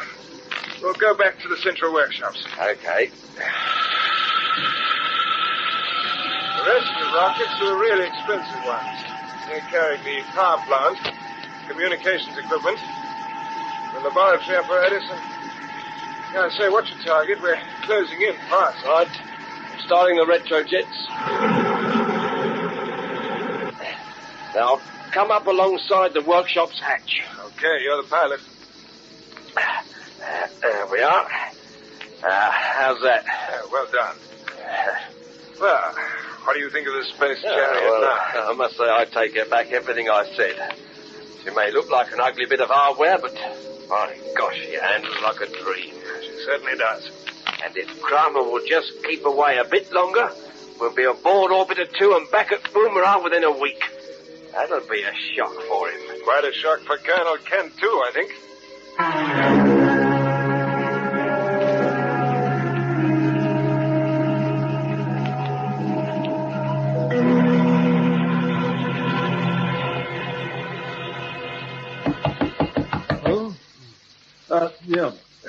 Come in.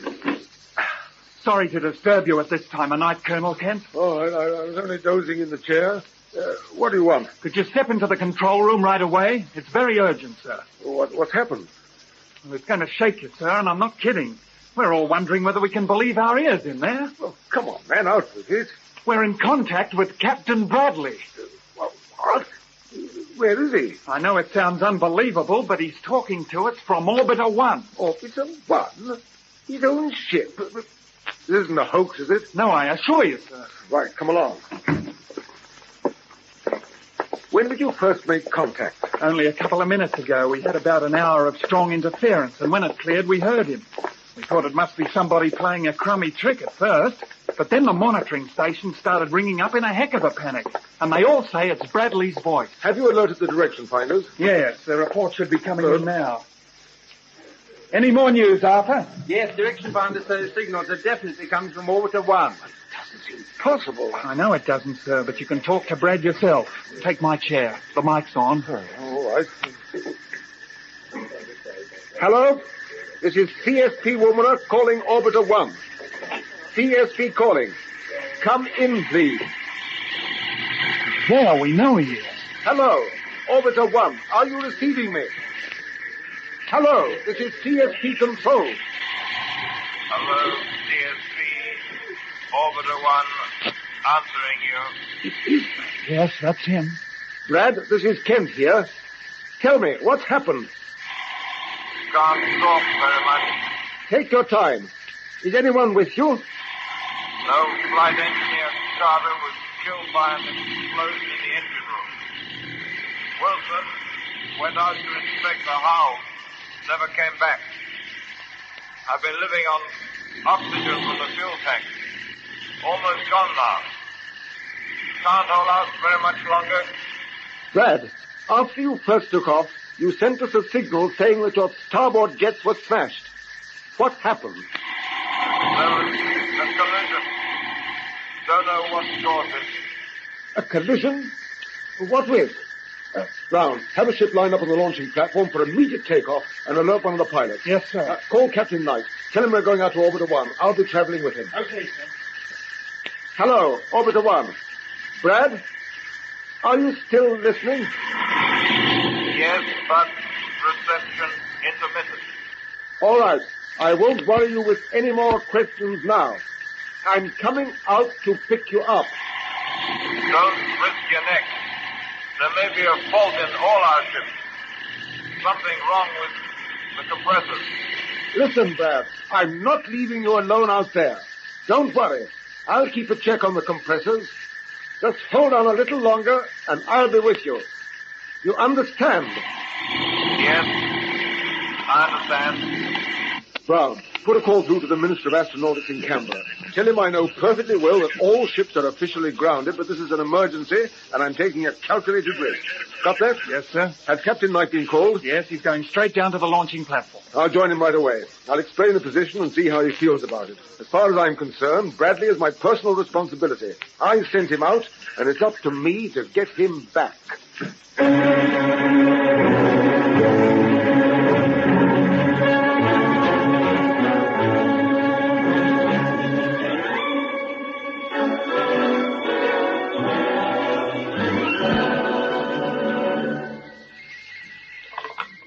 Unity control. Yes. Right, very good. Dr. Kramer. Yes, Kelvin? The tracking office is feeding vision signals straight through to our central monitor. We should see Kent's ship soon after he takes off from Woomera. Good.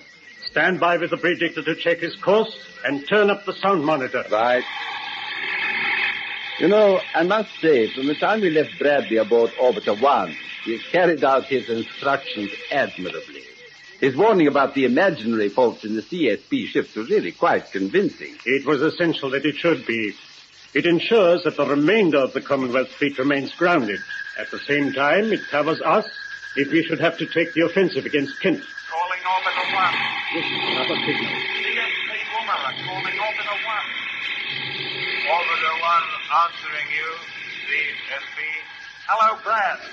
Colonel Kent and Captain Knight have taken off safely in a relief ship. Good, they're on their way. You haven't long to wait now, old boy. They'll soon be with you. Thank you, CSP. Hope they make it. Standing by. Yes, Bradley's doing very well. Look. There's Kent's ship coming up on the screen now. Good. Check his predicted course. Right. Now, let me see.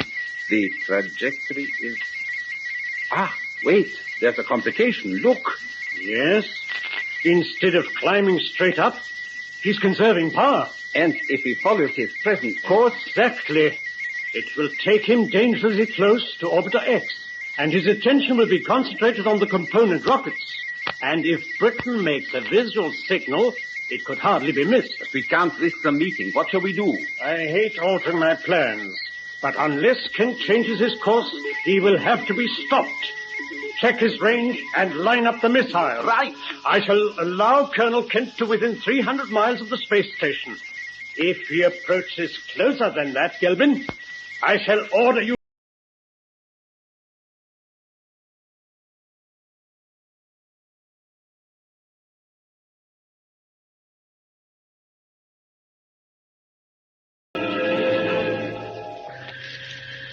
What's our altitude, Chris? Just coming up to 700 miles, Colonel Kent. Good. How are you feeling, sir? Oh, not so hot. Takeoff rather knocked me to 6. I suppose I'm getting a little old for this sort of thing. Never mind that. We've got a job to do. I'll check the navigation. Yes. If we stick to our present course, we'll be passing very close to the space station components. That's right. They'll be more or less in our path. In fact, you can just make them out on the radar screen now. We're converging with them pretty fast. No sign of Bradley's ship yet? No, not yet. And the small blip we see on number 3 scanner must be Orbiter 2. Yes, I think it must be. I'll check that with CSP.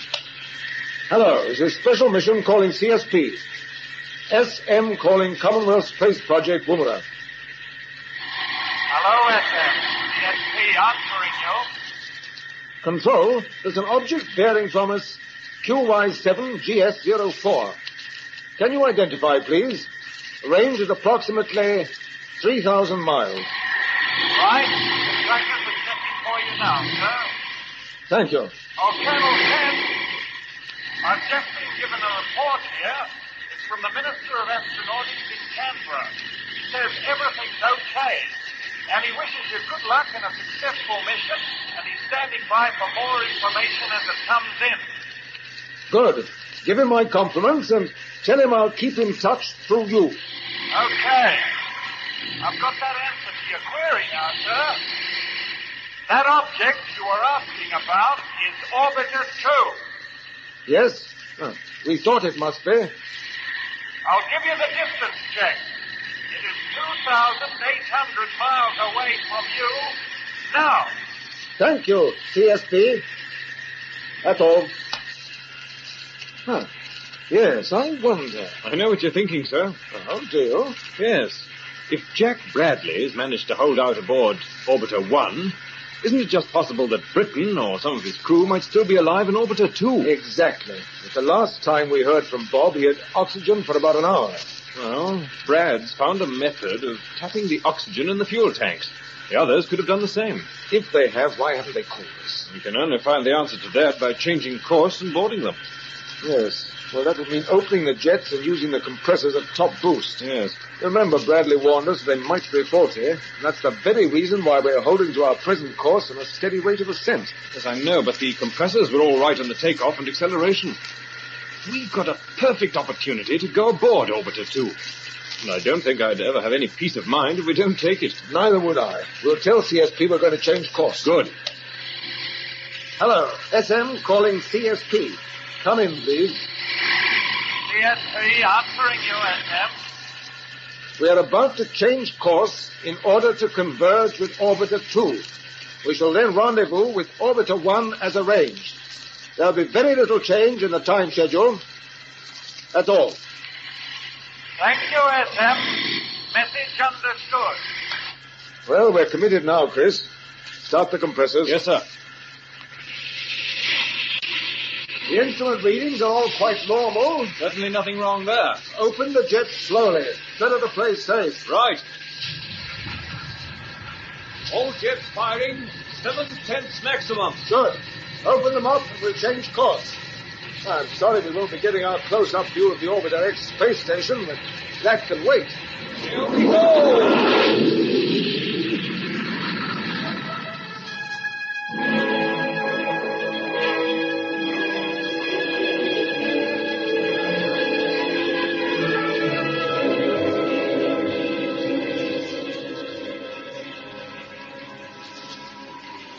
We're away from Orbiter X now, chaps. If we've left anything behind in the workshops, it's too late to turn back. I think we've got everything we shall need, Bob. It's a pity we can't have a picture of ourselves right now. 3 men in spacesuits, sitting on a sort of flying car chassis loaded with gear, and a couple of tiddly little jets stuck on the back. Talk about the Satellite Brothers. That's just what we will be if these jets crash off. No, they won't. In fact, we can cut them for a bit and give them a rest. We don't want to burn them out. How much further do you make it to Orbiter 2, Mac? I was just thinking we should be able to see her now. The trouble is this portable radar outfit isn't much use at this distance. Okay, I'll start sweeping. Concentrate on bearing 275 DL34. She's around there somewhere. Okay. According to my calculations, she must be passing over the Canadian Northwest Territories. We should intercept over Hudson Bay, which you can see already. Yes. Here, I've got her. You have? Yes. What's this? Hey, look at the screen. There's another ship alongside her. What? It can't be true. Must be a double image. It isn't, you know. That's a ship, all right. The Unitists must have decided to check up on the old orbiter. It must have. What shall we do, Bob? We must sheer off. Open the jets. I'm turning well away to starboard. Okay, that'll do. Cut. We'll keep our distance and hope they don't spot us. They're not likely to, unless they're on the lookout. We're a pretty small target. Now, what beats me is why should Crum and his mob suddenly choose this particular moment to make their check? I think the explanation's simple enough. They were probably on their way back to join us at the space station. This happens to be the time when the ship and the station orbits are closest to one another. They saw the ship very near to them. That was that. I don't imagine they'll stay there long. I hope not. We don't want to stay in those spacesuits long. Even when we do get aboard, we'll have to work in them until we've patched up the hull and made it airtight. Yes. As far as I remember, the fractures weren't too bad. The thing would be for you, Mac, to get straight on with that job, while Hickey and I start fitting the new jets. Good idea. And I can help you with the compressor. Yes, that's it. At least we can't call it heavy work. The compressor may weigh about half a ton on the ground, but up here I can push it around with my little finger. Make sure you're anchored to something solid. Otherwise, you'll be the part that's pushed. Yes, thank you very much, Bob. Yes. Look at the screen. The Unity ship's moving off. Yes, you're right, it is. Thank goodness for that. Shall we get back on course? No, hold on. Watch the screen. If Carm and his friends are going straight to Orbiter X, they'll be coming in our direction. Yes, that's a fault. But they don't seem to be. No, they're going the other way. Yes. I wonder why. Well, maybe they've decided to have a look at Brad's ship while they're at it. Yes, maybe they have. The main thing is they haven't seen us. All right. We've got a lot of work to do. The sooner it's done, the sooner we'll be back with Colonel Kent and the boys again. You can open the jets now, Hickey. Give them all they've got. Okay.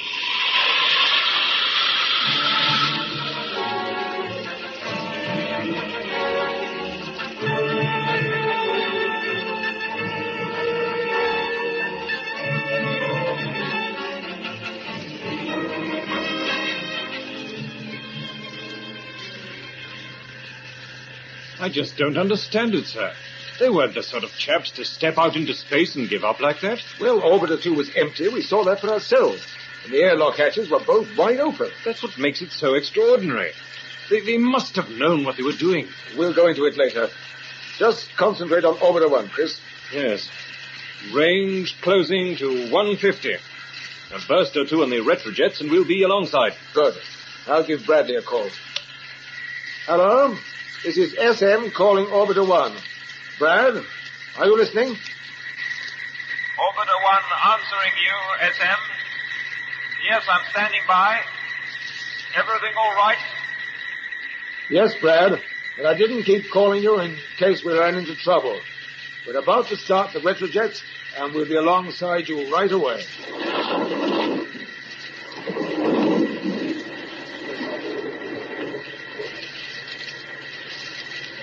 I can see a ship through the observation port now. You're on target, Chris. Good. Hello, SM. Colonel Kent, I'll bail out and join you as soon as you give the word. Do you think you can make it by yourself? I can make it. Hold on, Brad. We're trimming up.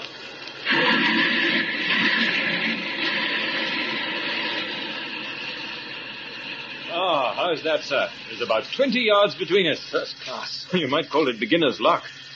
I didn't say anything, but for a split second on the run-in, I thought I was going to ram Orbiter 1. He's rammed already. You see the damage to his starboard jets? Yes, I do. We'll have to come out here again and make a thorough examination. I won't keep Brad waiting around now. The most important thing is to get him back to Woomera as soon as possible. Yes, he must be in pretty poor shape. Do you think perhaps I should go over and help him across? I think you should. Check your suit. Right. I'll let him know you're coming over. Hello, Brad. We're all clear for you.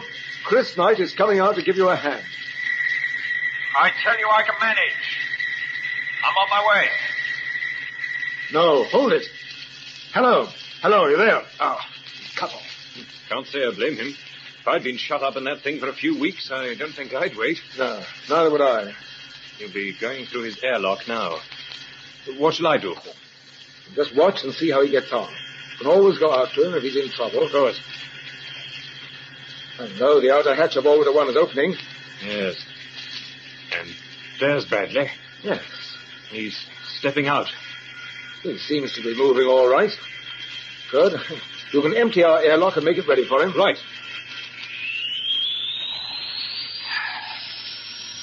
Hello, SM. I'm speaking on helmet intercom.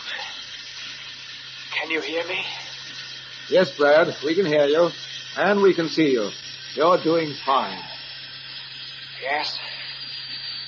I'm okay. Steady with your jet pistol. You've got a slight drift to your left. That's better. Our airlock is ready for you to step into. Thanks. Almost there. Yes. I've made it. Good man. He's aboard. He's through the outer hatch. Well, that's the first part of our mission completed, Chris. Yes. Getting back to Woomera should be a piece of cake. No, there's nothing wrong with the compressors on this ship. No, it isn't. It can be. Now, we're going to meet Jack Bradley at last. Funny, I feel quite shaky. It's like meeting someone who's come back from, well... I know. Open the inner hatch.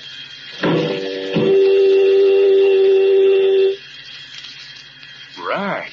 Get his helmet off, quickly. Right. Poor chap, he looks as if he's practically dead on his feet. Yes. I made it. Yes, you made it. You're safe now. Chris, turn on the small oxygen cylinder and hold it true, close to his mouth. Okay. Keep him steady while I see to the rest of his suit. I've got him. Oh, funny, it never occurred to me until now that when a man collapsed out here, he'd stay more or less upright. Now you know. I'm all right. Yes, well, now don't worry. But what happened to that leg of yours? I don't know. can't remember. Give me a drink or something. Of course. I'll get a squeeze bottle for you. You better lie down now, Brad. I'll help you over to one of the contour seats. All right. I can get there myself.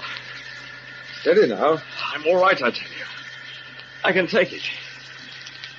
Yeah, but you don't have to anymore. Try and relax. Here's your drink, Brad. What is it? Coffee. Okay. Oh, that's fine, thanks. It's good of you to come out for me. The radio packed up, you see. And after I repaired it, I kept trying to get through to you. And of course, we didn't hear anything until the interference lifted. Then we came straight out. You weren't the first one. You mean you saw Britton when he came after you? No, I never saw him. What? Was he out here? Yes. He never came back. Oh. I'm sorry. That's bad. Brad, what did you mean when you said we weren't the first? I saw plenty of ships. Big, beautiful ships. They'd come alongside and tempt me to go out to them. I tried it a couple of times, but whenever I opened the outer hatch, they just melted away. They were all in my imagination. Then I remembered Wilson and I stayed in the cabin. I stayed with Carter until I couldn't stand his stupid, lifeless grin anymore, so I put him out through the airlock with his jet pistol fixed to him and working. And away he went. See. Brad, are you quite sure that all those ships were in your imagination? There's a chance they might have been real? Now listen, Colonel Kent, who's round the bend, you or me? I've done a lot of flying. I know when I'm saying things and when I'm not. Of course. We won't worry you with any more questions. We want to get you back to Woomera as soon as possible. You know what it means. Do you think you can stand up to the jet thrust, or shall we wait a bit? No, let's going. I want to feel the ground under my feet again. All right. Fasten your straps. Chris, start the compressors, and we'll move out of orbit. Yes, sir. Taps open. Here we go.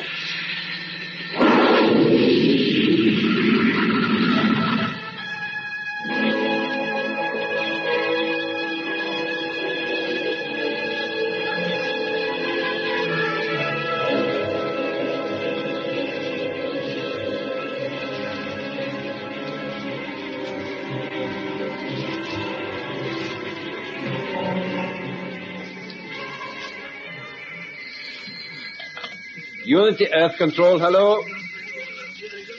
Oh, yes. We can see that on the central monitor. Keep tracking.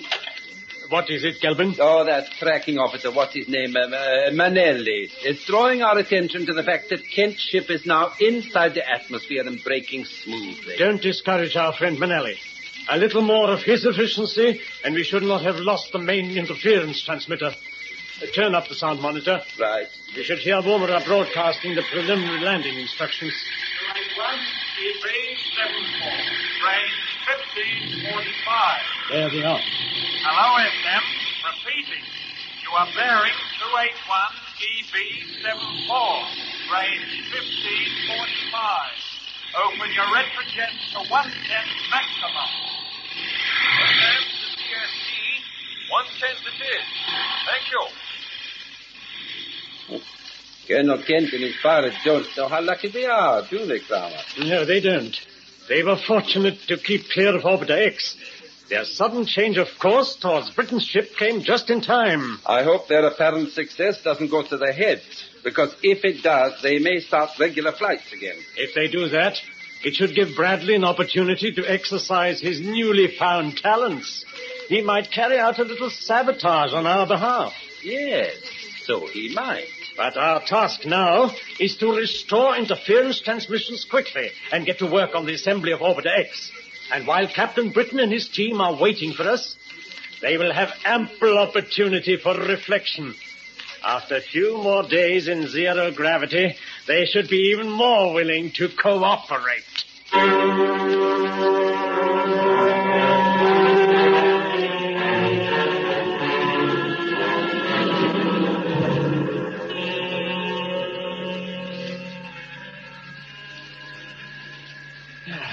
Well, the old ship's beginning to look more like herself now. You had any luck with the radio, mate? No, Bob told me to lay off it. Did he? Yeah, well, it's pretty obvious that if we started transmitting, his signals would be intercepted by Kramer, and we'd be on the receiving end of the missile before you could say night. Yes, I know that, but we'll have to use the radio just before we land. Why? Well, ships don't just drop down into Woomera without getting ground clearance first. This one's going. Hey, you two. Stop napping and help me check over the new compressor, will you? Yeah, Bob. Coming. Now, look. We can't afford any mistakes. Once we start moving, we've got to keep going. Otherwise, the unitists will be on our tail. True. Hickey, you're supposed to be the expert. Have a look at these connections. Aye, sir. Chief Petty Officer Hicks, for it. Yeah, sometimes I wish I still was a chiefly. Just think of all that flight engineer's pay that's pouring into that account of yours while you're out here. I don't know about that. I reckon my wife's drawing a widow's pension by now. Oh, well, let's have a look at the plumbing. I've checked the jets outside, Bob. They seem to be fine. Yes, I went over them myself, too. It seems to me that the weakest part of the repair job is the hull. I don't know how those patches are going to stand the strain once we start diving through the atmosphere. Oh, I don't know either. Well, before we get going, we'll check our pressure suits and helmets. We'll need them if the hull starts opening up. You're right. What about the ship's temperature control? Do you think that's okay? As far as I can see, it is. If we start burning up when we hit the air, well, you'll know it isn't. Oh, thanks for telling me. Now, this compressor job looks fair enough, Bob. I'll open the valves and test for leaks. All right, Hickey. Go ahead. Yes, it sounds all right. Yes, the gauge is steady. There's only one more test we can carry out now, and that's to open the fuel taps and see how she goes. Right. Back to the control cabin, chaps. Let's see whether it was all worthwhile, eh? Shut the bulkheads back. Now, check your suits. Get into your seats. I hope we're going to start moving out of orbit. My suit's okay. Yes, and mine. Right. Well, this is our big moment. The jets work. Don't forget we've got to keep them going whatever happens. Any questions? No questions. We've asked all the questions, Bob. Let's see if we've found the right answers. Okay. Open the taps. The jets are working. Orbiter 2's back itself. Watch those engine indicators, Hickey. Right, Bob? And Mac, you know your job. Sure. The navigation's up to you. I know. And without any radio and half the instruments gone, the best of British luck.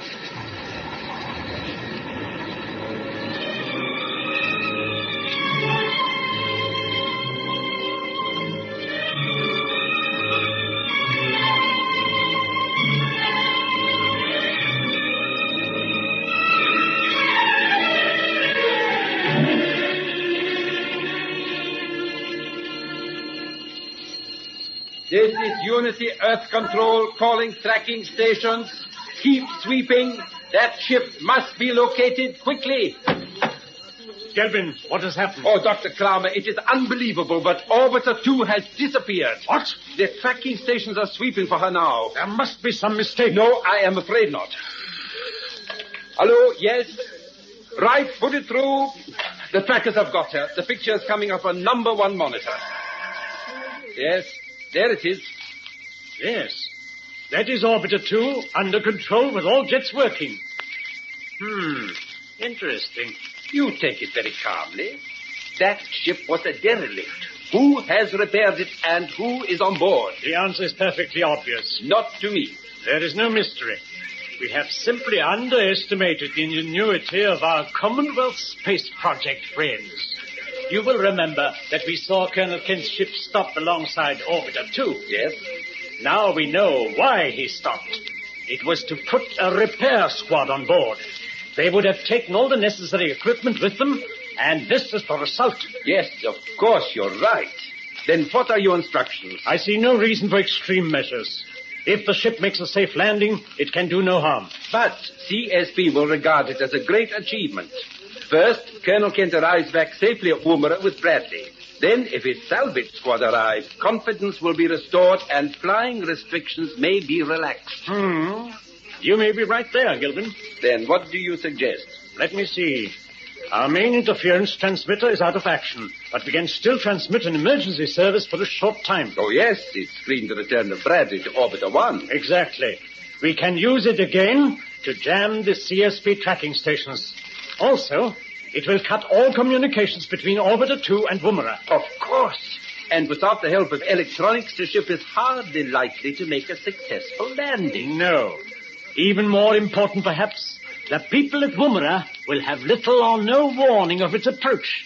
They may even regard it as hostile and take the appropriate defensive action.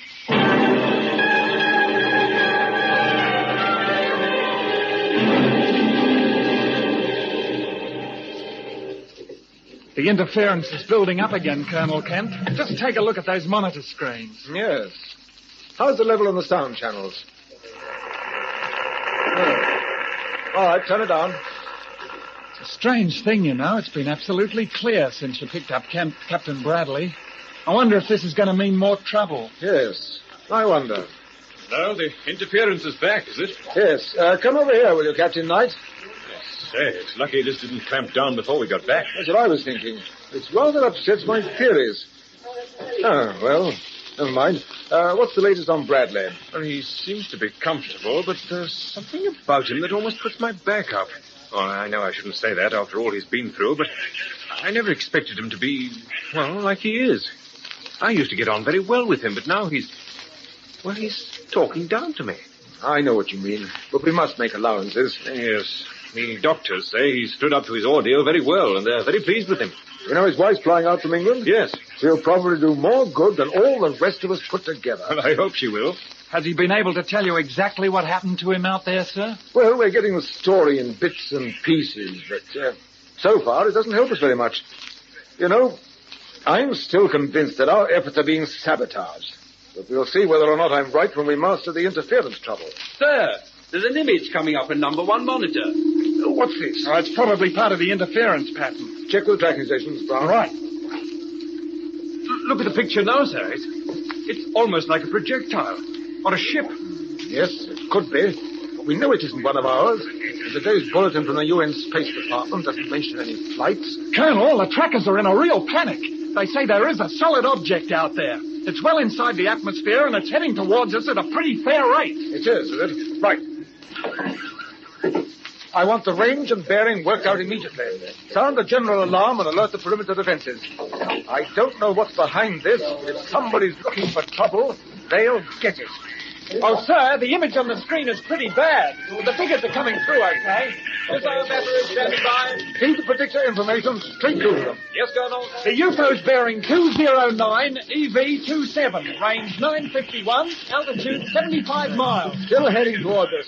Order the missiles to line up. Right up, Brown. Keep tracking, Brown. Yes, Colonel. You're quite sure the UN Space Department knows nothing about any flights? Absolutely sure. We've checked. All the same, we can't open fire until we know beyond all reasonable doubt that the object is a projectile aimed at Woomera. Turn up the sound monitor. Right, sir. Yes, the interference is pretty bad, but I'll try making it fall. I don't suppose you will get an answer, but you never know. Hello. This is CSP Woomera calling unidentified flying object bearing 209 EV27. Announce your identity, please. This is urgent. Nothing there. No, just mush. Hold everything. The UFO seems to have leveled out. Yes, the altitude's going up. Up to 80 miles plus. Look at that. It can't be a projectile at all. It must be piloted. It must be a ship.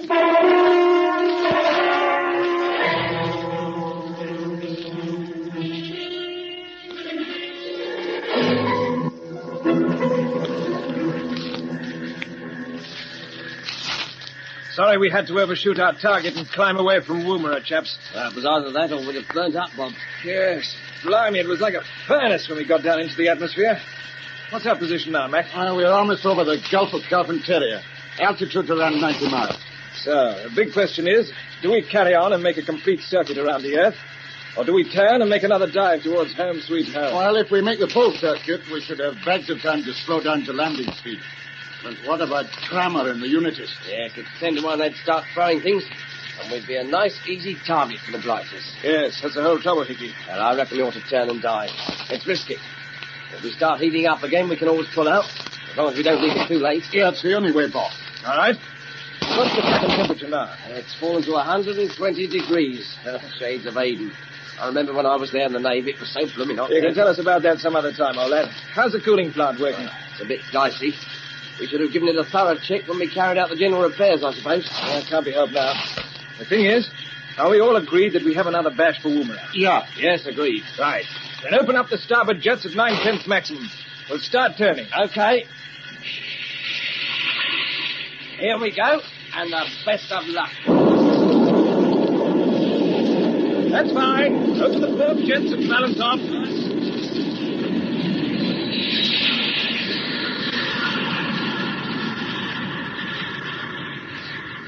Good. Cut off.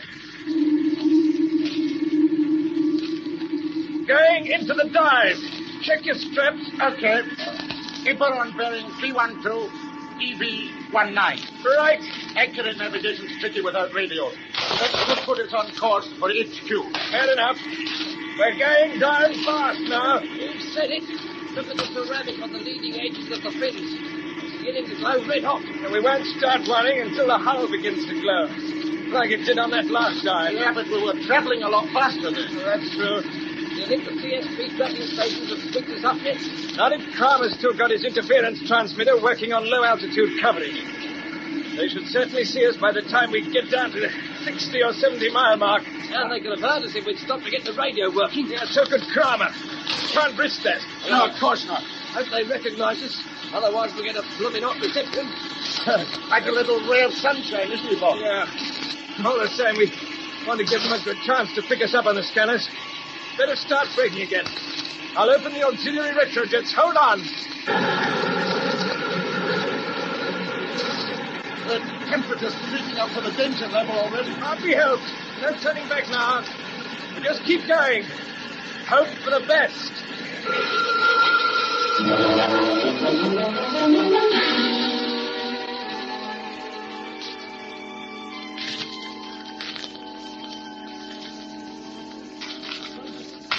UFO bearing 042, EV23. Altitude 60 miles. It looks as if it's holding to its course this time, Sir Charles.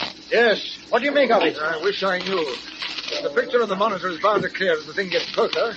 Yes. That is clearing now. Yes, the object's beginning to take shape. It's obviously diving out of the interference zone. How about another call on the RT? I'll try. Hello, CSP Woomera calling UFO. Are you receiving me? Come in, please. Still no answer. Ken, look at the picture. Yeah, I'm looking. Surely that outline's familiar. It's exactly like one of our own ships. Yes, it is. I say, sir, the tracking station of Mount Isa has just come through to say that UFO looks like Orbiter 2. Look at the screen now. I can't understand. Well, neither can I, but seeing's believing. Trackers report Orbiter 2 approaching on bearing 042, EV18. There must be a mistake. I was aboard the ship myself less than a week ago. It was derelict, empty, orbiting 1,200 miles above the Earth. It needed major repair. Which seemed to have been carried out. But who by? Perhaps we shall know the answer to that question quite soon. According to the predictors, the ship ought to touch down 25 miles to the west of our landing zone. But it may change course on the final approach. If it doesn't, will you take me out to meet it in one of the jet helicopters, Kent? I will. Do you think it's wise for you to come, Sir Charles? Oh, why shouldn't I?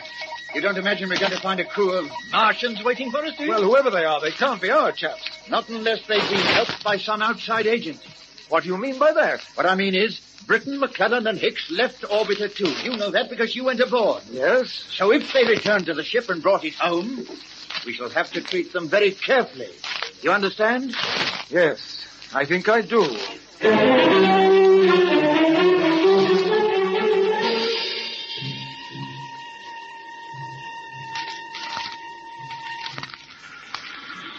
The ground's coming up fast. It's too late to turn towards Woomera, Mac. Yeah, I'm sorry I couldn't bring you right in on target. Don't apologize. We're not far off. The ground's smooth enough for landing. Our only trouble now is cutting down speed. I'm going to start leveling out. The G-force will hit us pretty hard. Are you ready for it? Yeah, all set, Bob. Right.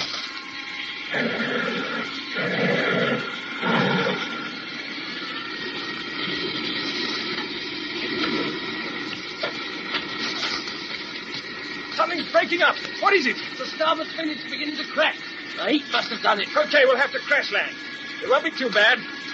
I'm going in on the approach run. Now, just remember, the moment we stop, we must get out quickly in case of fire. Yeah, I've opened the inner hatch, Bob. We're all ready. Good. That fin will just hold together while I put the tail down. We'll be okay. Here we go. Tail down.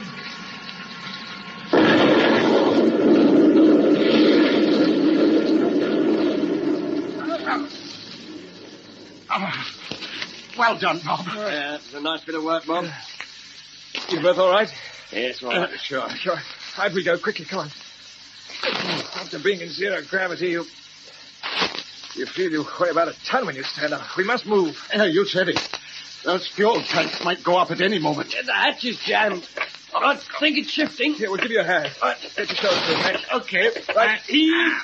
That's it. Go on. Out we go. Jump. Oh, look at that. The engine room's burning all right. Yes. Just got out in time. Come on. Run for it. Fast as you can. Let's find some cover. A dip in the ground will do.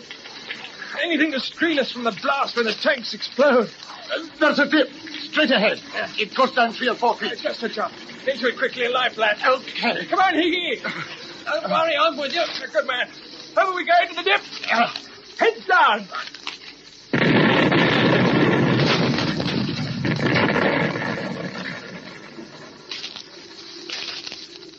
Well, old ship saw us home, chaps. Yes, she did her job and she went out in style. I suppose all we have to do now is to wait for the Woomera boys to come out and pick us up. Yeah, that's about it, Mac. We didn't have any trouble finding us. You can bet your life they've tracked us down. Now there's plenty of smoke to guide them in. You see, plenty of smoke. Oh, it's blowing this way, too. Come on, let's move. Might as well start getting used to normal gravity again. Even if this isn't the ideal place to practice it. Oh, look at it. Sun and sands. Miles of blooming desert. Oh, I reckon it's hotter here than it was inside this ship. Not that I'm complaining. I shouldn't think so either. You'll be back in Portsmouth with your wife and kids in no time. Ah, Pompey, eh? That sounds like heaven now. You think I'm likely to get leave, though, Bob? Yeah. Yes, I'm sure you'll get a short break anyway, Higgy. And what about you? Think you'll be getting back to those nice, cold Essex marshes of yours? Not until CSP decide what to do about the unities, eh, Mac? No. As far as I'm concerned, I'm not even thinking of home yet. Glasgow's still a long way off. Oh, away with you. You'll be staggering down Sauchiehall Street before you know where you are. I never stagger, Hickey. Well, then you're giving a lifelike imitation of it now. You know, it's about time you had a little bit of naval discipline again. Come here. No, thank you very much. Take it up, you two. Come on. Listen. I can hear engines. You're right. Yes, they sound like our jet helicopters. Look, there they are. There's 2 of them. See them just through the smoke there. Yeah, one of them for flying ambulances. Yes, there's no mistaking the white. I wonder who's in the other one. Colonel Kent, I'll bet you. Give him away. Hello there. I won't hear you, Hickey. Now, look, they're circling. Come on down, for goodness sake. They probably can't believe their eyes. They must have recognized us by now. Yeah. They're waving back. Here they come.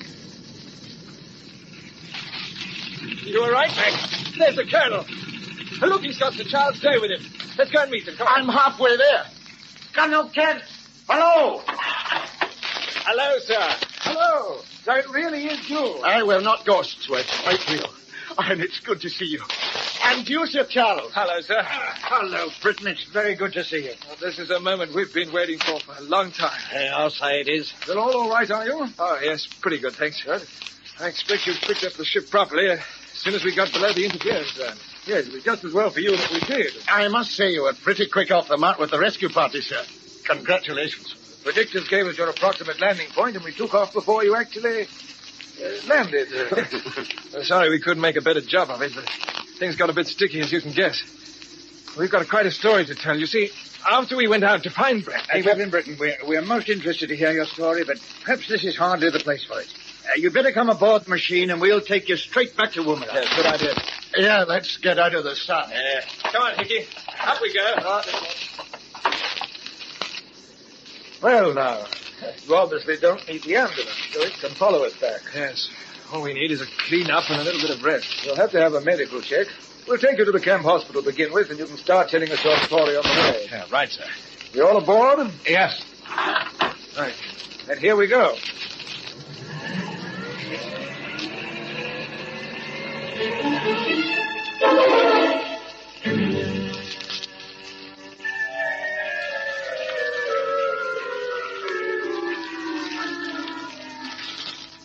And quite frankly, Bob, I don't like it. I don't think Kent and that old idiot of a minister believe a word we told them. Did you see the Colonel's face when you explained how we repaired Orbiter 2? Then when you said we'd been on board the Orbiter X workshop rocket, well, he looked downright suspicious. Just take it easy, boy. That's your trouble, Bob. Sometimes you're too easy. Just because this numbskull Kent, your senior officer, you say, yes, sir, no, sir. Mac, be quiet. No, I won't. Putting us here in this hospital room is as good as locking us up. We're under arrest, that's what we are. Oh, they haven't told us yet, but don't worry, they will when they've cooked up a case. That's enough, Mac. Don't you realize while Colonel Blimp and his satellite minister are fumbling round in circles, Kramer's getting down to business. Now, look. May I come in? Oh, yes. Colonel Kent, yes, of course. I suppose you have the rumpus. Well, perhaps it would be better to forget. No, you don't have to be diplomatic with us, sir. It's time we cleared the air. And it's time we started asking you a few questions. Now, Mac, for heaven's sake. If I don't shake this place up, the Unitists will. Now, listen. You can let off steam with me, but don't try it with the minister, and don't underestimate him. He'll be back in a moment, and I thought I'd have a quiet word with you first. Okay. You must admit you told us a most astonishing story. There are bound to be more questions, and you may be in for one or two shocks. And so will you, sir. If you don't believe what we tell you. I'm bound to say that's perfectly true, sir. There is a very serious danger, and you've got to accept it. Cool down, both of you. You must be patient. And you in particular, Mac, a word of warning. Keep yourself in check and don't lose your temper. Now, this will be Sir Charles. Now, remember what I said. Come in. Ah, Sir Charles. Well, gentlemen, it's nice to see you. I hope all of you are beginning to settle down. It's a little early to say yet, Sir Charles. Well, I'm glad to see that you're in good shape medically. Yes. And mentally, I think. Oh, good. Well, now, Colonel Kent and I have been having a serious talk about what you told us. And there are just one or two points in your story that I'd like to clear up, so suppose you make yourselves comfortable and try and relax. All right, we'll try, Sir Charles. Now, Britton, when you first arrived at this place you call Unity Headquarters, I gather that you expected to be faced with a program of indoctrination. Well, I should say there was no doubt about it. You seem very sure of it. Oh, yes. It wasn't difficult to recognize the early stages of the brainwashing technique. You know, the build-up of tension, uncertainty, repetitive noises, bright lights, interrogation. We had all that from the moment we arrived. But it made no impression on you. No. We weren't there long enough. But given time, do you think it might have had some effect? I honestly don't know. Presumably, Captain Bradley would. Bradley? Yes, I expect he would, poor chap. Well, he's been there long enough now. Probably had the full treatment. By the way, you say he had a broken leg. Was it the left or the right leg? Do you remember? The right one, wasn't it, Mac? Yes, it was. Do you agree with that, Hicks? Oh, I can't say because I never saw him, sir. Captain Britton told you, sir. Hicks wasn't with us when we found Bradley in the headquarters. Oh, yes, it had just slipped my mind. I suppose you think we should have brought him out with us, sir. No. Your duty was to get back here with the information. It's exactly what Brad said. Yes, he said we'd never make it if we tried to bring him along with us. He did he? Yes, but we made a promise that we'd go back for him. And we mean to keep that promise. That won't be necessary, will it, Colonel Kent? No, hardly. Well, what do you mean, sir? Bob, I've got a surprise for you. We haven't mentioned it before, but Jack Bradley is no longer at Unity Headquarters. What? He's right here inside the hospital. Brad, here? No, it can't be. I don't understand it. But it's wonderful news. How on earth did he get back? He sent us a radio signal from Orbiter 1. He did what? He signaled us from his ship, and I flew out with Captain Knight, picked him up. And he was there? Yes. I also took the opportunity to look aboard Orbiter 2, and you were not there. Now you'll begin to see why we've been a little worried about your story. Yes, but it all adds up, doesn't it? Yes, Bradley must have been put back on his ship by the Unitists. They intended he should be picked up. Yes, hold on, wait a minute. How did you hear his signal through the interference? Stop. Well, that clinches it. Unity cut the interference to make jolly sure that you did hear him. This was their one way of getting him back to Woomera without arousing suspicion. Yes, but why should they want him back? Hasn't he told you all about them, sir? No, not a word. Do you realize what this means, Colonel Kent? Yes, Matt. We're not quite numbskulls, you know. The minister and I have decided that Captain Bradley has been through the brainwashing treatment, and he's here as a Unity agent. Yes, I'm afraid that is now obvious. Yes, it looks like it. But Bradley, no, he wouldn't agree to work for those people. Believe me, if they know their job, which I'm sure they do, there probably isn't a man alive who could hold out against them. Yes, I suppose you're right, Sir Charles. How is Brad? Can we see him? Yes, it's all been arranged. I've just spoken to the doctors, and they agree it might be a good idea for him to meet you right away. I'll have him sent in. We're going to see him now. Quietly. We are ready for Bradley. I take it he doesn't know we're here. No, indeed he doesn't. That's the whole point of the meeting. Shock tactics, eh? I don't like it. Neither do any of us. But we may help to trigger off the process of reconversion. It'll be interesting to see his reactions. Now, here he is. You wanted to see me, Mr. Tower? Hello, Bradley. McClellan, Hicks, No, it isn't true. You weren't expecting this, were you, Bradley? True. You weren't expecting this, were you, Bradley? True. You weren't...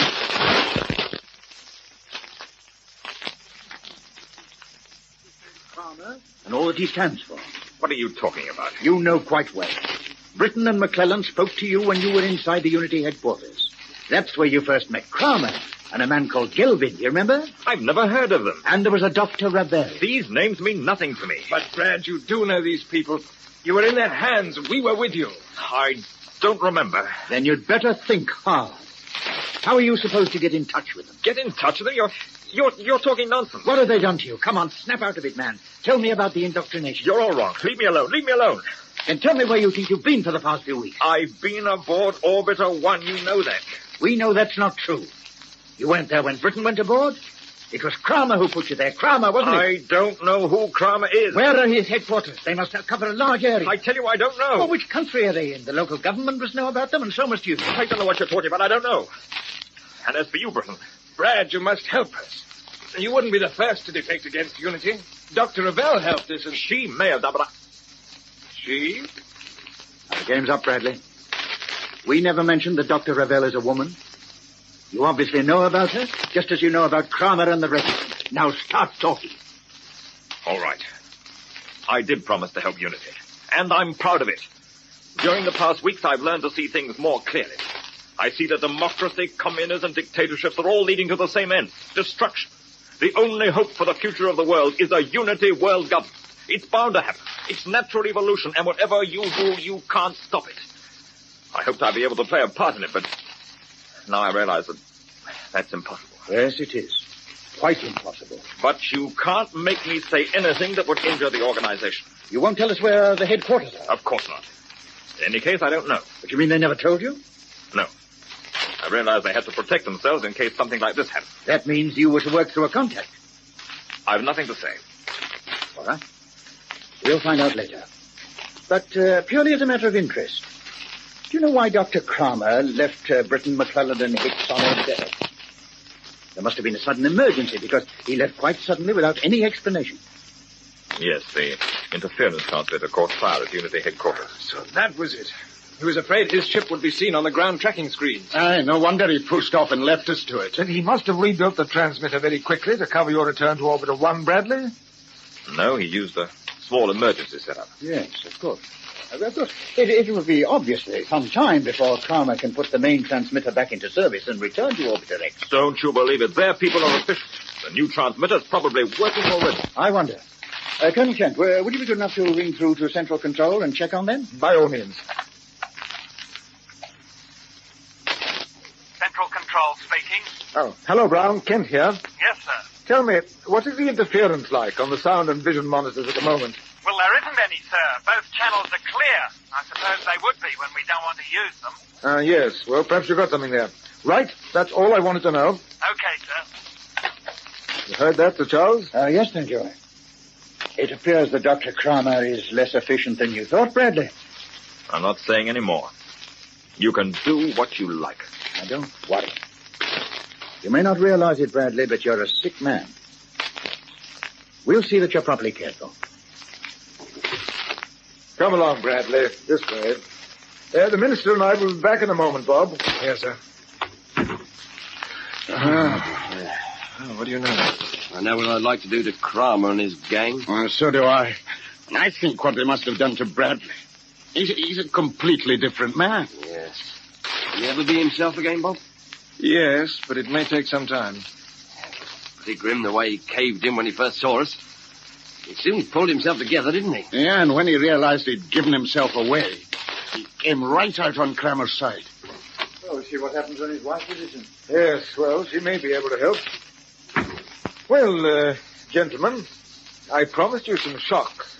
We've still another one in store for you. Haven't we, Sir Charles? Yes, I'm afraid we have. I hope it's not a case of meeting another Bradley. I must say I feel a bit shaken after that. Oh, we all do. Yes, it was pretty frightening. I couldn't agree more. Now listen, gentlemen. This unity organization's got to be broken up. But the important thing is that we don't want Kramer to know we're on his tail. Otherwise, he'll go into action. Am I right, Bob? Yes, quite right, sir. He's got stacks of ballistic missiles, and he won't hesitate to use them. He thought he was in danger. So at the moment, our best line of attack is through you. Well, yes, I suppose it is, but what can we do? It may be a job with a one-way ticket, so I shall quite understand if you decide not to take it on. The point is this. As far as Kramer knows, Bradley is still his agent, and you are still on our embryo space station Orbiter X. Yes? Now, we don't want to upset that illusion, and there's no reason why we should. But as soon as the interference transmitter is working again, Kramer will go back to the station. Exactly, and he must find things just as he left them. You mean you want us to go? Yes. Colonel Kent and I are asking you to return to the place you struggled so hard to get away from. In other words, what we are asking you to do is to go back to Orbiter X. Go back there? We'd never make it. Kramer would see us on his trackers. Yeah, just a minute, boys. Sir Charles, I expect you've got the answers to this. I think we have. Kent, perhaps you'd explain. Yes, of course. Not long after you left, I decided that the interference which was plaguing us on sound and vision was being produced artificially. Our electronics department got working on the problem, and although they haven't been able to find the source of the interference, they've found some of the answers to it. And they've also produced some screening devices of their own. You mean deflectors? Yes. When you fit them to a ship, they seem to screen it just as effectively as the interference transmission. They've just been fitted to one of our ships, and that's the one which could take you back to the space station components. Well, I'm ready to give it a try. How about you, Mac? Sure, I'll have a go. Yeah, so will I. I'm sorry about this as far as you're concerned, Hickey. I hoped you might have a chance to see your family before you started flying again. Yes, I did too. Still, can't be helped. Well, we're most grateful to you all. Yes, indeed. Now, Captain Knight will fly you out, put you aboard the Central Workshop's rocket, and then bring his ship back here to Woomera. Yes, so when Kramer returns to Orbiter X, you'll find us waiting for him. And he'll have no idea we've been away. None at all, we hope. And you should be in a strong position because you'll be working to a fixed plan. You'll have one or two mechanical aids to help you, and while you're busy at your end, the rest of the fleet will be armed and fitted with the new deflectors. Obviously, the fitting out is going to take several weeks, so during that time, we thought we'd let the Unitists go ahead and assemble the space station for us. With our help, I presume. Yes. That's quite an idea. And then you take it over when it's complete. Naturally, but you don't have to worry about that side. You mentioned some mechanical aids, sir. Yes, Listen to the signals yourselves. Now turn it on. Yes, well, it works. Yes. And there are two very important points about these transmissions. First of all, they should be heard through the Unity interference screen. And secondly, they can only be picked up on a special receiver, so the Unitists won't hear them. Oh, that's excellent. Now, if you can possibly manage it, we want you to plant this gadget inside Kramer's ship. Oh, I see. If you succeed, it means that wherever the ship goes, it'll be tracked by our direction finders. Sooner or later, we should be able to trace it right back to Unity headquarters and pinpoint them on the map. It sounds wonderful.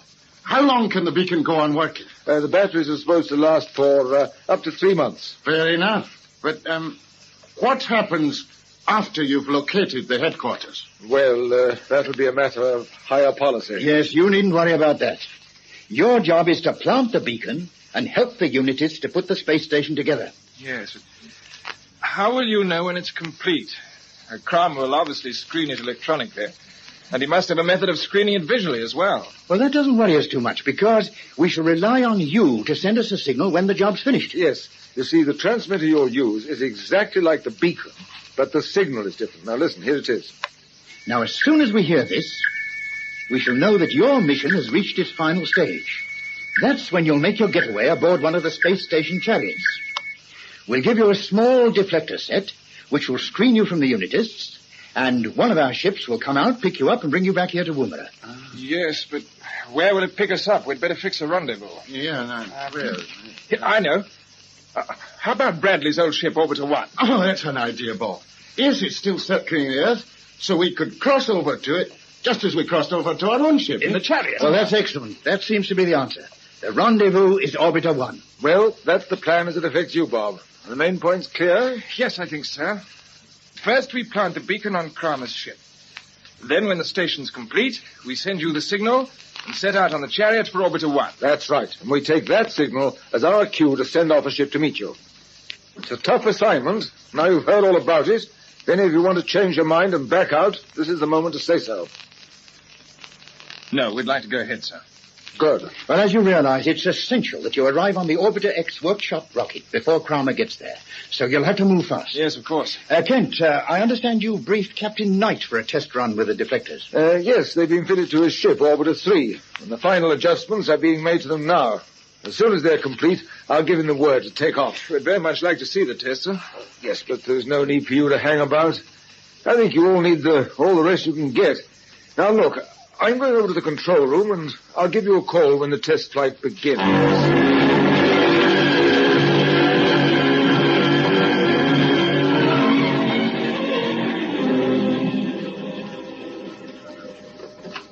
Here we are, Bob. Come right in. Come in, all of you. Thanks. Sir. Well, that's a familiar sound, isn't it? Yes, it's the beacon transmitter.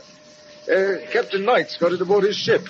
He took off a few minutes ago. Orbiter 3, bearing 209, EV12, altitude 50 miles. Hello, fellas. Great to see you again. You too, old lad. I didn't see anything on the monitors. No, we hope you won't. You mean they can't pick up Orbiter 3? No, they're trying, but they haven't managed it so far. Well, the deflectors really are working. Yes, as you see, the monitor screens are reassuringly blank. This signal we're hearing, is it actually coming from a similar transmitter to the one you showed us? It's the same one.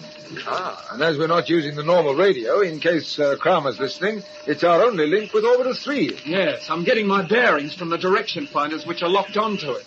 The bearing now is 208 EV14, altitude 55 plus. So when we plant the beacon aboard Kramer's ship, you'll be able to trace him just like this. We hope so. If Kramer only knew what he's in for. That's something you must never know.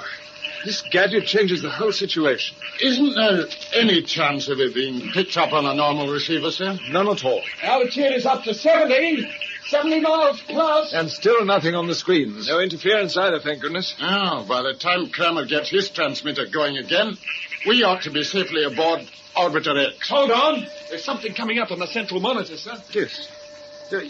You're right, Brown. A small disturbance plumb in the center. It's a 208 EV17. The same bearing I'm getting from DF for Orbiter 3. And so the deflectors are not quite perfect. Hello? Yeah? You seen it too? You can? Good. I'll call him straight back to base. Thank you. That was the electronics department. They're monitoring over there, and they spotted the fault. They think they can correct it with a small adjustment. Oh, I hope they can. I hope so, too. We'll order Captain Knight back right away. Well, I've got some rather interesting news for you as soon as you can leave the control room. Well, you can cross over into my office right away. I've seen all I need on the first test run. Knight's altitude is down to, what is it, Brown? 55 plus, sir. Everything seems okay. He's coming in smoothly on the predicted landing course, and the screens are clear. Right. Well, give me a call if you want me. I shall be next door. Okay, sir. Will you come this way, Sir Charles? Yes, I will. And Britton and his team might come along, too. I'm sure they'll be equally interested in what I've got to say. Thank you, sir. In you come, gentlemen. Thanks. Now then, I thought you should know that the psychiatrist's been having a long talk with Captain Bradley. He says there's no doubt the man has been well indoctrinated by the Unitists. The poor chap's thoroughly rattled, and as a result, he's given away his method of contacting Unity headquarters. He has? What is it, sir? It's very simple. He makes an apparently harmless telephone call on the radio telephone link. It doesn't matter who he calls, because at certain times, which we now know, the link is being monitored. Uh-huh. So he may ring, say, a Mr. Smith, who keeps a garage in Alice Springs. He makes an apparently harmless inquiry about cars, but he uses a word code. Yes. The person being called is entirely innocent, of course, but somewhere along the line, a Unity agent is taking everything down and sorting out the real message. I see. It's going to be difficult to find the agent. Quite, but we don't want to find him at the moment. We want to use him, and we can use him because we know the code. Ah, you mean you'll get Bradley to send phony messages back to Unity? Not Bradley, but the security people have got hold of a pilot named King, whose voice sounds almost exactly like Bradley's on the phone. King? Yes. Now that you mention it, their voices are alike. Well, we think it's essential that they should be, because the agent may have been sent a record of Bradley speaking. That's true. Anyway, gentlemen, at this precise moment, Captain King is speaking on the radio telephone to an innocent shopkeeper in Alice Springs. He's given his name as Bradley, and he's inquiring about some books. What is he really saying? When his words are decoded, the message that the agent will get is this. Thank you. Orbiter 2 crashed. No survivors. No more ships taking off in foreseeable future. Well, I think that should make Kramer feel reasonably secure. Yes. And at the same time, it'll satisfy him that Bradley's doing his job. Ah, it's wonderful, because then Kramer won't feel he's got to hustle things along. And this is just the start. As a Unity agent working for us, Captain Bradley, alias King, should be very useful. Yes, I think he should. Oh, excuse me, Colonel. The interference has suddenly started again. What? Oh, that's done it. Right, well, we'll come through to the control room in a minute. Right, sir. Oh, and Captain Knight, he's just coming in to land now. Good. Well, Kramer's obviously got his main interference transmitter working again. So he'll be on his way back to Orbiter X any time now, Britain. Yes, we got to beat him to it, sir. You have. Take the media transmitter now, Bob. Here it is. Right. The portable reflectors for the chariot will be put aboard the ship. Well, it looks as though we'll have to skip those adjustments to the ship's deflectors. Oh, no, you won't. They'll be carried out during refueling. This could turn out to be a race between you and Kramer, but you're not going to throw away your chances of success before you start. Orbiter 3 coming in on number 1 platform, sir. Right. You better get down there as quick as you can, Bob. We'll feed the details of your course straight into the ship's automatic pilot. You'll take off as soon as the ground staff give us the all clear. Very good, sir. Okay, you all set, Mac? You, Hickey? Yeah. Yes, I'm ready, Bob. Good luck to you. Thank you, sir. Off you go, then. The best of good luck.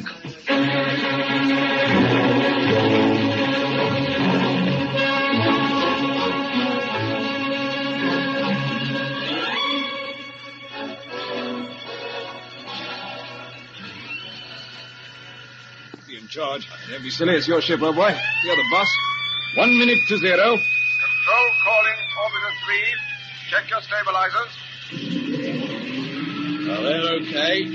Gyro's turning at 2,000 revs. Good. Orbiter 3 answering your control. Stabilizers correct. Gyro spinning. 2,000 revs. Steady. Right, Orbiter 3. Check your fuel taps and stage 1 compression. All correct. Hello, control. Taps open. 4/5 compression. Rising. 0 minus 30. 9/10 pressure in the combustion chambers. Temperature 1200. Good. Hello, control. Compression 9/10 maximum. All jets firing. Hello, Orbiter 3. Stand by for normal takeoff. There'll be no deviation from predicted course. Good luck. Thanks. 10 seconds. 9, 8, 7, We're lifting. 6, 5, 4, 3, 2, 1.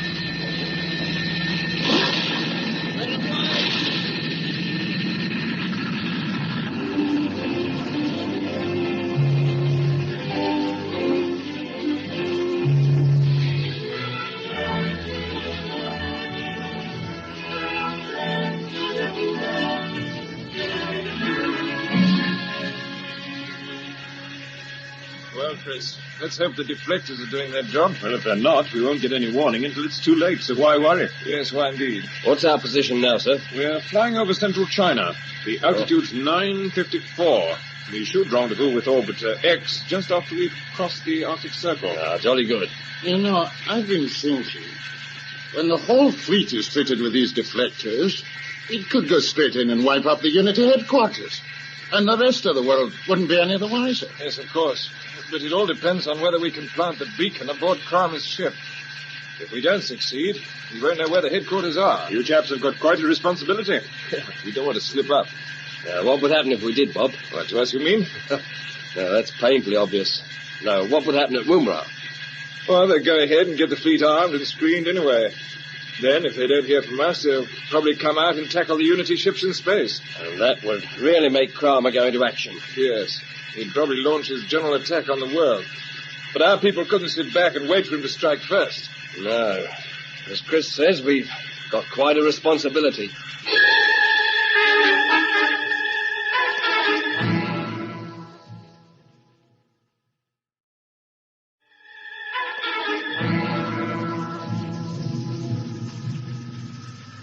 Watch your altitude, Gilbin. Hold it steady at 900 miles until we pick up the space station components on the scanner. Steady at 900, Kramer. That's Earth headquarters calling. All right, I take it. EHQ to Unity Ship 5. Are you receiving me?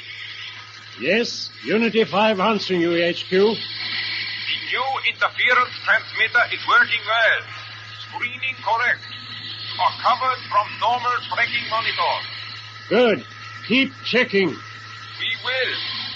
And we have just had an intelligence report from JB Australia. Yes? What is it? It reads as follows. Orbiter 2 crashed. No survivors. No more ships taking off in foreseeable future. Message end. Thank you, EHQ. Understood.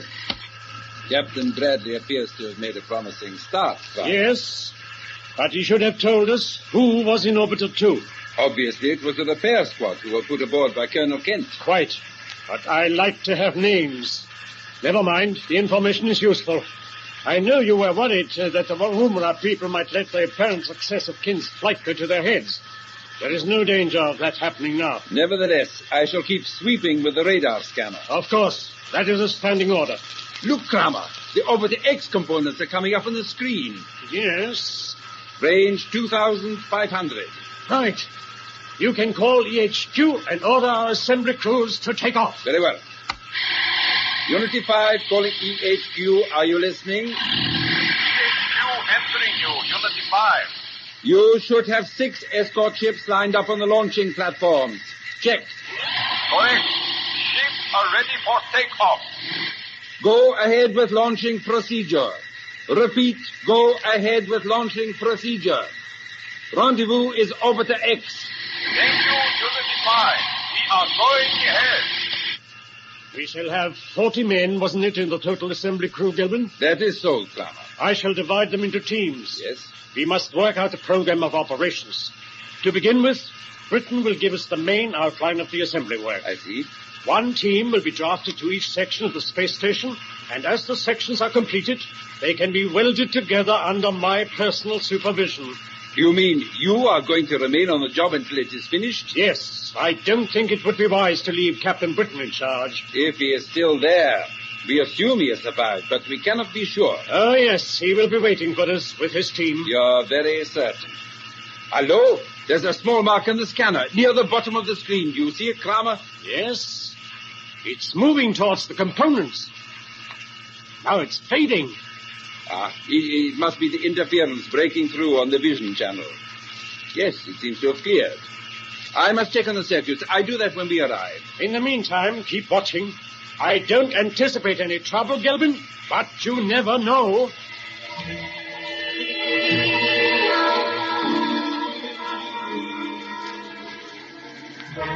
Orbiter X should be on a bearing TK75QX4. Can you see any signs of it on the screen yet, Bob? Hold on, I'll pan round. Let's have a look. Yes, there are some marks. You can just see them through the interference pad. They're the components, all right, Bob. Whole cluster of them. What's the range? 350. You'd better start braking, Chris. Okay, I'll start the inverters. Hold on. Over we go. I'll level off when our tail's pointing towards the target. Right, level off. You can start the compressors. Right. We can use the jets as brakes now. You think a 9/10 burst should do the trick, Bob?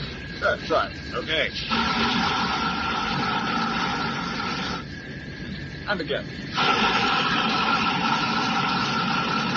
I can see the component rockets through the observation windows. Look, there they are. Yes. The predictor boys know how to put a ship on target. I'll just maneuver alongside the big rocket in the middle of the cluster. That is the central workshops, isn't it? Yes, that's the one.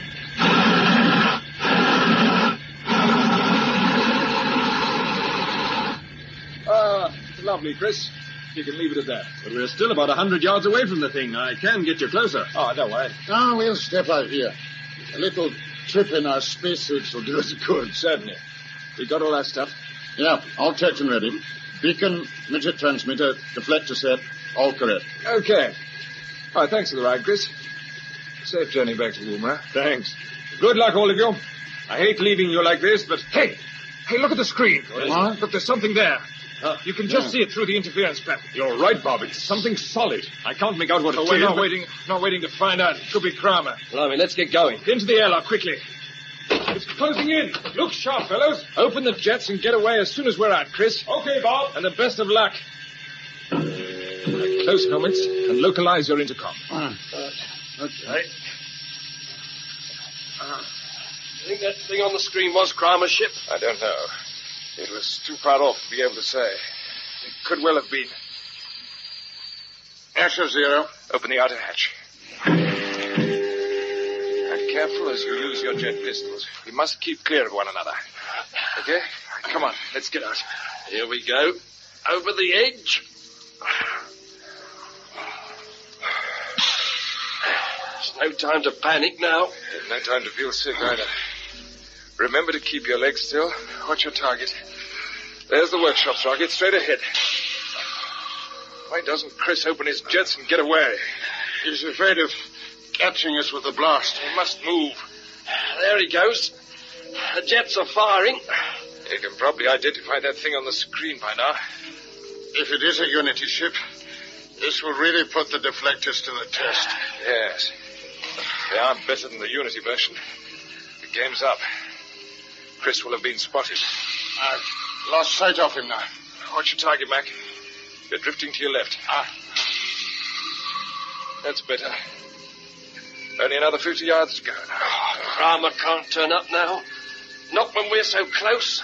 Don't think about it. Concentrate all your attention on the rocket. You can see the hatch. It's a point to aim at. Watch your speed. Look, watch it. If you overshoot, it'll take more time to get back. You're right. More haste, less speed. We're doing fine. One short burst should be enough now. Fire in your own time. Here's the hatch. Grab hold. Now we've made it. Now, talk about crash landing. Hold on to the handrail while I open the hatch. Right, into the airlock quickly. All okay? Yeah. Yes, I'm closing up.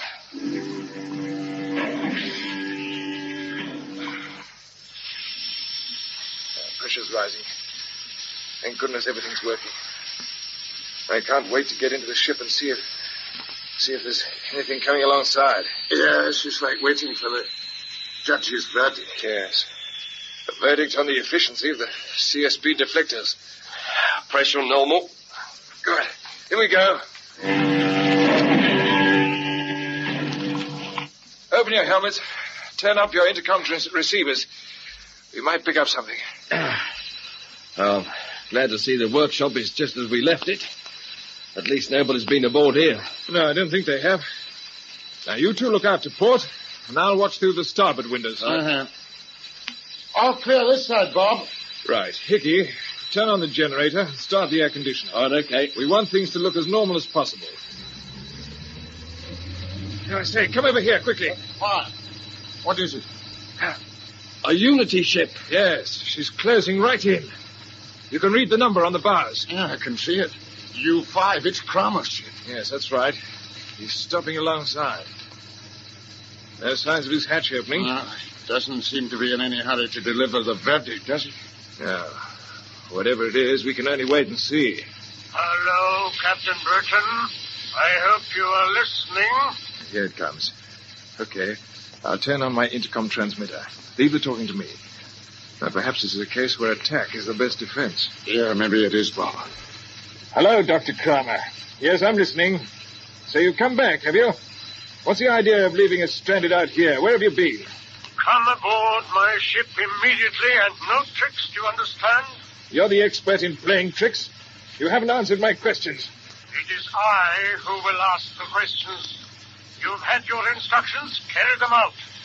I want you here at once because you have quite a lot of explaining to do.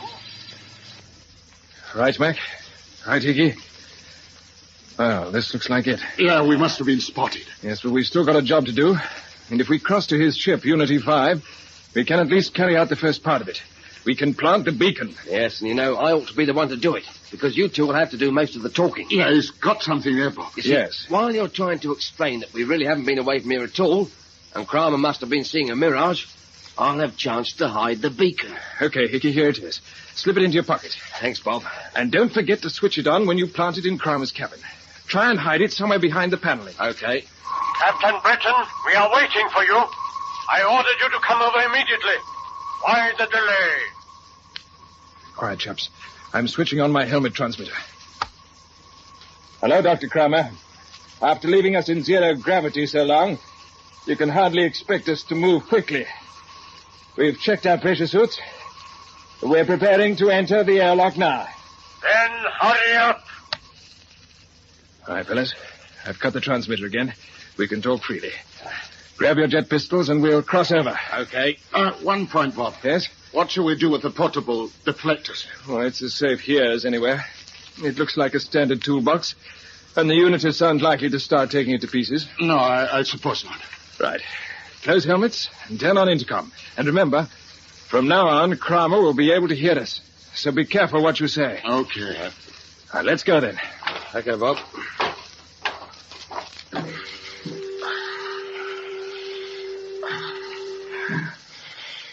Kramer's ship is pretty close, so we probably won't need to use our jet pistols to get across. Hello, Captain Breton. Yes, Kramer. You will not require jet pistols. You will leave them behind in the airlock. Very well. You say so. Pressure zero, Mac. Right.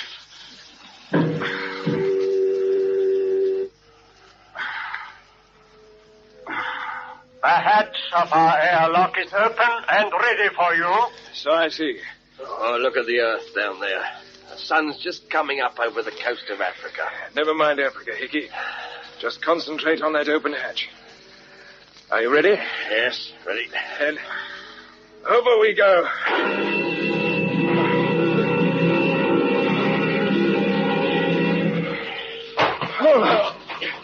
All aboard Unity 5. Into the airlock.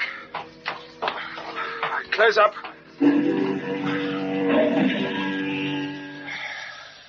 Remember the first time we went through this routine, Bob? Yes, I say I do.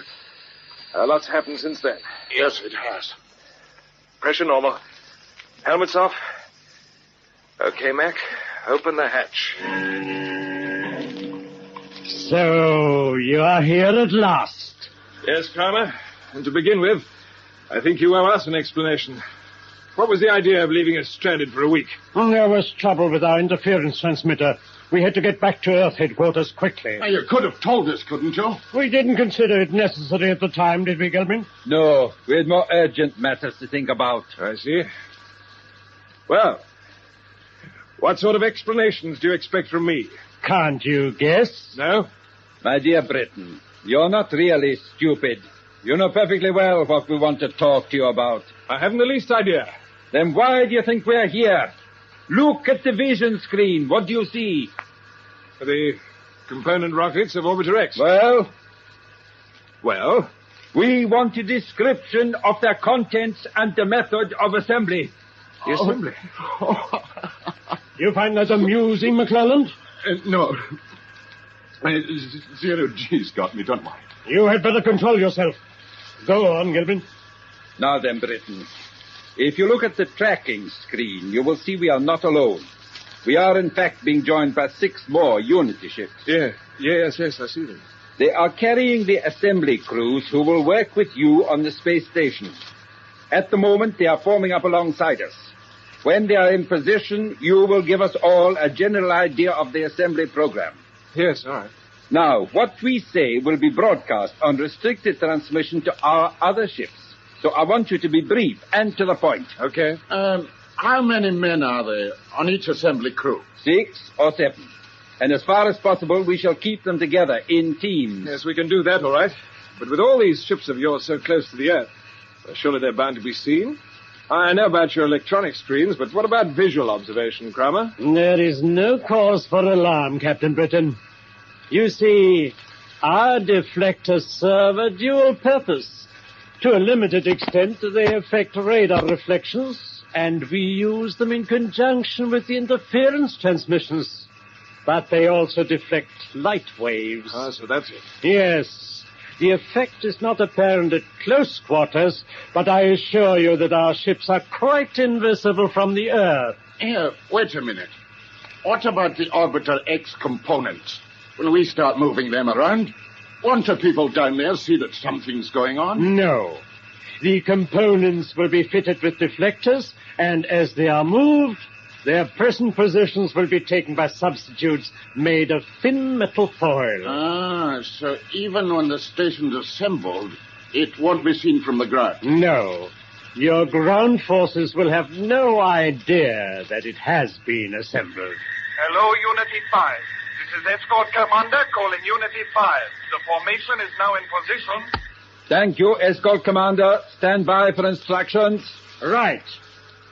Captain Britain, you can start by giving us a general picture of Orbiter X as it will look when it's assembled. That's all right. Well, it will take the form of a wheel 200 feet across. Yes? The hub in the middle will be joined to the rim by 2 spokes. And the inside of the rim, which will be laboratories, workshops, living accommodation, and so on. The main entrance will be in the hub, of course. Yes, the crew will go in through an airlock in the hub, and lifts will then carry them along inside the spokes and through to the different departments in the rim. I take it there's some provision for artificial gravity? Well, the people who are actually inside the rim will have the full benefit of that, because the whole station will revolve steadily around the hub. Yes, and while we're on the subject of movement, Britain, as the station is set in a near polar orbit, it will continue to circle the Earth in slightly less than 2 hours, correct? Yes, that's true. And because the Earth itself is spinning, every part of its surface will be visible from the station every day, yes? Yes, as a matter of fact, our main telescope will be able to pick out objects no more than a foot apart from one another. Which shows just how important the station will be as an observation platform. Its assembly is, in fact, a vital step towards establishing our unity world government. Now, Britain, a preliminary word about the assembly. Well, at the moment, we're more or less in the middle of the cluster of rockets which contain the station components. Mm-hmm. Our job is to open them up, fit them together into the complete unit. And where do we start? Well, as you see, each rocket has a number on it. Number 1, which is alongside us, houses the central workshops. Yeah? We should actually start on numbers 2 and 3, because they make up the central hub of the station. Right. Escort Commander, do you understand? Our first 2 teams will work on the hub. We understand, sir. At the same time, the other teams can work on the next 4 rockets, which make up the spokes. Good. After the hub and the spokes have been assembled, our entire working force should then concentrate on the next 20 rockets. Right. They're carrying the plastic self-seating material, which has to be blown up to form the rim of the wheel. Mm-hmm. It's rather like the inner tube of a motor car tire. Yeah, and the tread on the tire is made from the rockets themselves. They form a bumper against meteorites. Yes, that's right. To complete the picture, The remaining rockets in the cluster are carrying the solar generators, scientific equipment, and most of the gear that's needed for the research center and the space terminal. Excellent. There's just one other point. Yes? The men will travel between the rockets on small transporters, which we call space chariots. I see. But they'll actually steer the components into position with their ordinary jet pistols. Yes, I think that's about all. Thank you. The assembly crews will now leave their ships and report to the central workshops for more detailed instructions. Are there any questions? No, sir. We shall report to workshops immediately. Ah, yes, and don't forget, bring your own oxygen. Hello, Hickey. You seem very pleased with yourself, Hicks, eh? Well, as an ex-petty officer, I'm rather looking forward to getting down to work. You are you? Yes, on the assembly teams. They don't know they've been born yet. They're going to work harder and faster than they've ever worked in their lives. That's if you'll give me a free hand with them. What do you say, Dr. Kramer? We seem to have overlooked one of our friend's outstanding qualities. Yes, Hicks. Within reason, you have a free hand. But remember, we shall be watching you. All right. But if you float around too much, I'll have you on the job as well. That's enough. Get into the airlock, all of you, and go back to the workshops. We shall follow. All right, chaps. Into the lock. Have you done the job, Hickey? Yes, I've planted the beacon. Good man. That was a piece of cake. I only hope they'll hear the signals at Woomera.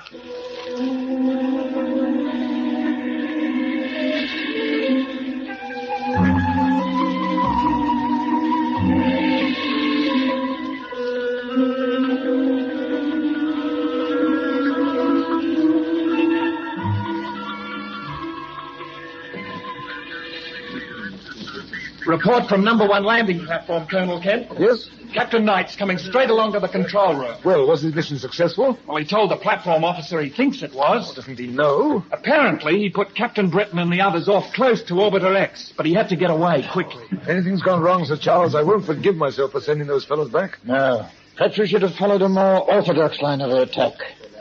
But if we came out into the open, this man Kramer would certainly be driven to action. Yes, he'd start his campaign right away.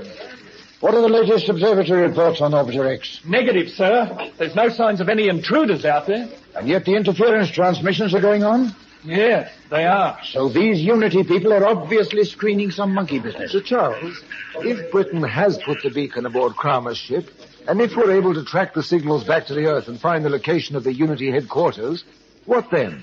Well, the headquarters must be in somebody's country, so officially we should bring the matter to the attention of the United Nations. And again, Kramer would be in action. He'd be launching missiles on the world before the first debate even started. I rather imagine he would. Well, so what's the answer? Unofficially. We have missiles of our own, of course. That's what I was thinking. But a small mobile force of experienced troops could be dropped into the headquarters, and they might be more effective in destroying the Unity organization. You see, they could probably find a list of the members who are working in different parts of the world, perhaps from Russia to America and the Commonwealth itself. That's true, yes. Colonel Kent, the beacon signals are coming through. What? Yes, listen. This is magnificent. Yes. Get the direction finders onto them right away. So Captain Britain's really pulled it off. Yes, and he hasn't wasted much time. According to DF, Colonel, the signals are coming from Orbiter X, but there's nothing to be seen out there. That means the Unity ships have got visual screens. Yes, and it explains why Captain Knight had to come back fast. He could only just have got to the space station ahead of Kramer. Well, it proves a most important point, Kent. Our deflectors really work. Yes, they do. If they weren't 100% effective, Kramer would have spotted Knight's ship and it wouldn't be back here now. We wouldn't be hearing these signals either. Right you are. So when our whole fleet is fitted out with them, we really shall be able to go into action. And for the first time, the element of surprise will be on our side.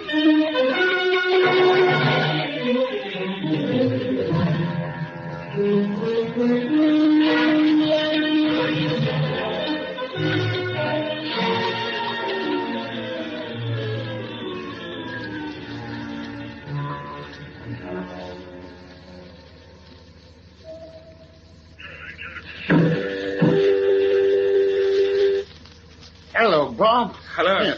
You look worried. What's wrong? Plenty. Is anybody else here in the workshop? No, just the three of us. Good. Gelbin has just told me that Kramer and his ship are going to stay put right here until Orbiter X is complete. Oh, no. So the beacon will go on using up its batteries and sending out DF signals that won't get our ground boys anywhere. By the time Kramer does fly back to his headquarters, batteries will be exhausted. Well, can't we think of some excuse for getting him to go back now? Yeah, there must be something we can do. Well, yes, I think there is. We've got to get the beacon out of Unity 5 and transfer it to one of the other ships. Ah, yes. You see, they seem to take it in turn to go back to their headquarters and collect supplies. Yeah, that's right. I'm almost certain Unity 7 is probably the next one to make the trip. And when it does, it's going to take the beacon with it. So I've got to get aboard Kramer's ship and pick it up, right? Yes. You know where you left it? Yeah, sure. I lodged it behind the paneling in one of the lockers. Good. Can you get it out fairly easily? I don't know. I'll try. Okay, now I'll tell you what we'll do. I want to move fast because Kramer's alone on the ship at the moment. I'll come over with you, Hickey. We can make the excuse that we want to give him a progress report on Orbiter X. Yeah. I'll give him some guff about the way the components are being moved around. Now, while I'm holding his attention, it's up to you to do your stuff. All right. I'll have a go. Good. But whatever you do, don't let him catch you out. If that happens, he'll cotton on to the whole plan. He might even launch an attack on Woomera. You understand? Yes, I say I do. Can I come with you, Bob? No, I think 2 of us is enough, Mac. If we all go, Kramer might be suspicious. We don't want to strain his confidence too far. As it is, Hickey and I might just about get away with it.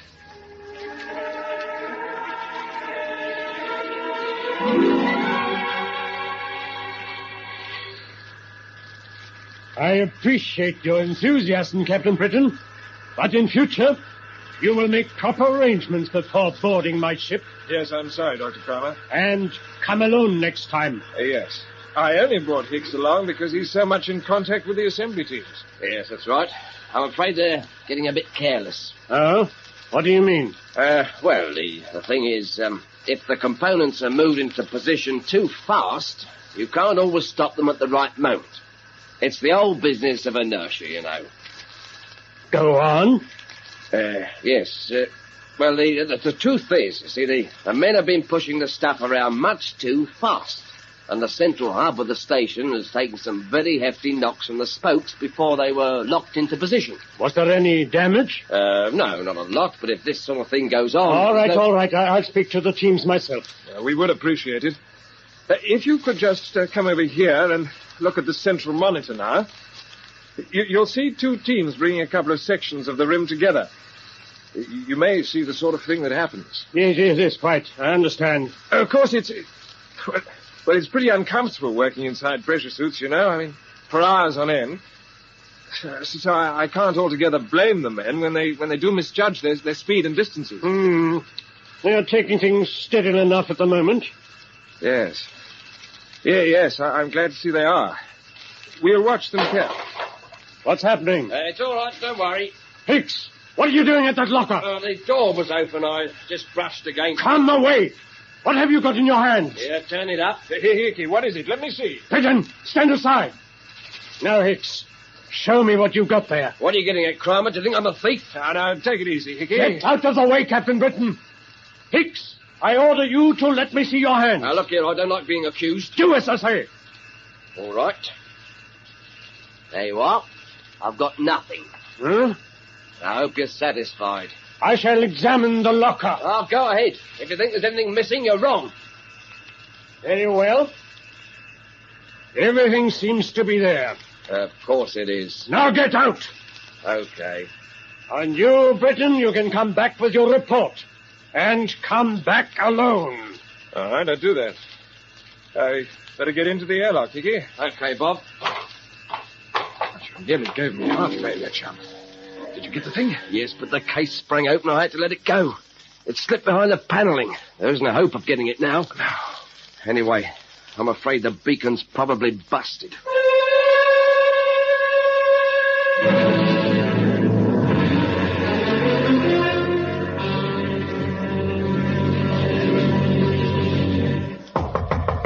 Come in. Forgive me bursting in on you like Mr. Charles, but I got some unpleasant news for you. Oh? Oh. What is it, Kent? Well, I'm sorry to say the beacon transmissions have finally stopped. Oh. That's bad. I suppose the batteries have run out. Well, they shouldn't have yet. No, I think the gadget must have developed a fault. It could have been knocked. Anything could have happened. You don't think Kramer may have discovered it, do you? No, we would almost certainly have been in serious trouble. Kramer's no fool. If he'd found the beacon, he would very quickly have put 2 and 2 together. He'd have realized that we were after him. I've no doubt at all he would have taken violent countermeasures right away. Yes, I'm sure he would. So we can assume that Bob Britton and his chaps are still safe. Yes, I think so. I hope you're right. And assuming you are, all we can do now is to wait until they send the signal that the space station is complete. Well, that's what I wanted to talk to you about. You know, things have a habit of going wrong. We hoped that the beacon will give us the location of Unity headquarters, but Kramer has obviously stayed with Orbiter X. Now, in the same way, there might be a hold-up in the next part of our plan. We might never get the signal from Bob. So you'd like to fly out to Orbiter X and see what's going on, is that it? Why, yes. How did you know? I do have ideas of my own occasionally, and this one had occurred to me. Well, what do you say? My ship will be perfectly screened by the deflectors, and I shall be able to see exactly what's going on up there. With a bit of luck, I might even manage to shadow one of the Unity ships back to its headquarters. It's a nice idea, Kent, but far too risky. You said yourself that things have a habit of going wrong.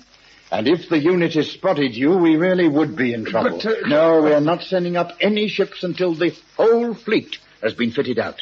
Not only with deflectors, but with armaments as well. How's the work going, by the way? Well, it should be finished within a week. There you are. After that, we can put a complete task force into space. It could go up, destroy any Unity ships in its way, and take over the station. The trouble is, of course, a plan like this might be disastrous for Bob Britton and his team. Yes, it might well be. But I think we shall be hearing from them fairly soon. Although we can't see anything going on out there, I'm ready to take a bet that the station's almost complete. Well, there must be some very clever camouflage. Yes, and behind that camouflage, Orbiter X is growing. We must give our chaps time to let us know when it's finished, and time for them to get aboard their chariot and cross to Orbiter 1. Then we'll pick them up as arranged, and after that we can get busy on Mr. Kramer. But what if we don't get the signal from Britain? You know, there are times when you depress me, Kent. All right, we'll give him another week. If we haven't heard from him by then, I shall have to seek permission to launch the attack.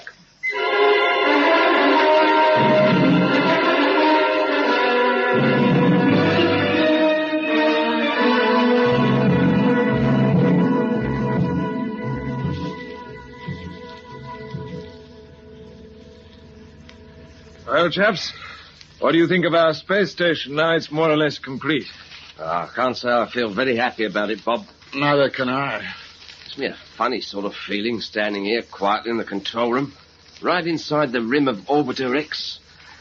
It's a bit lonely, isn't it? Yes, I know.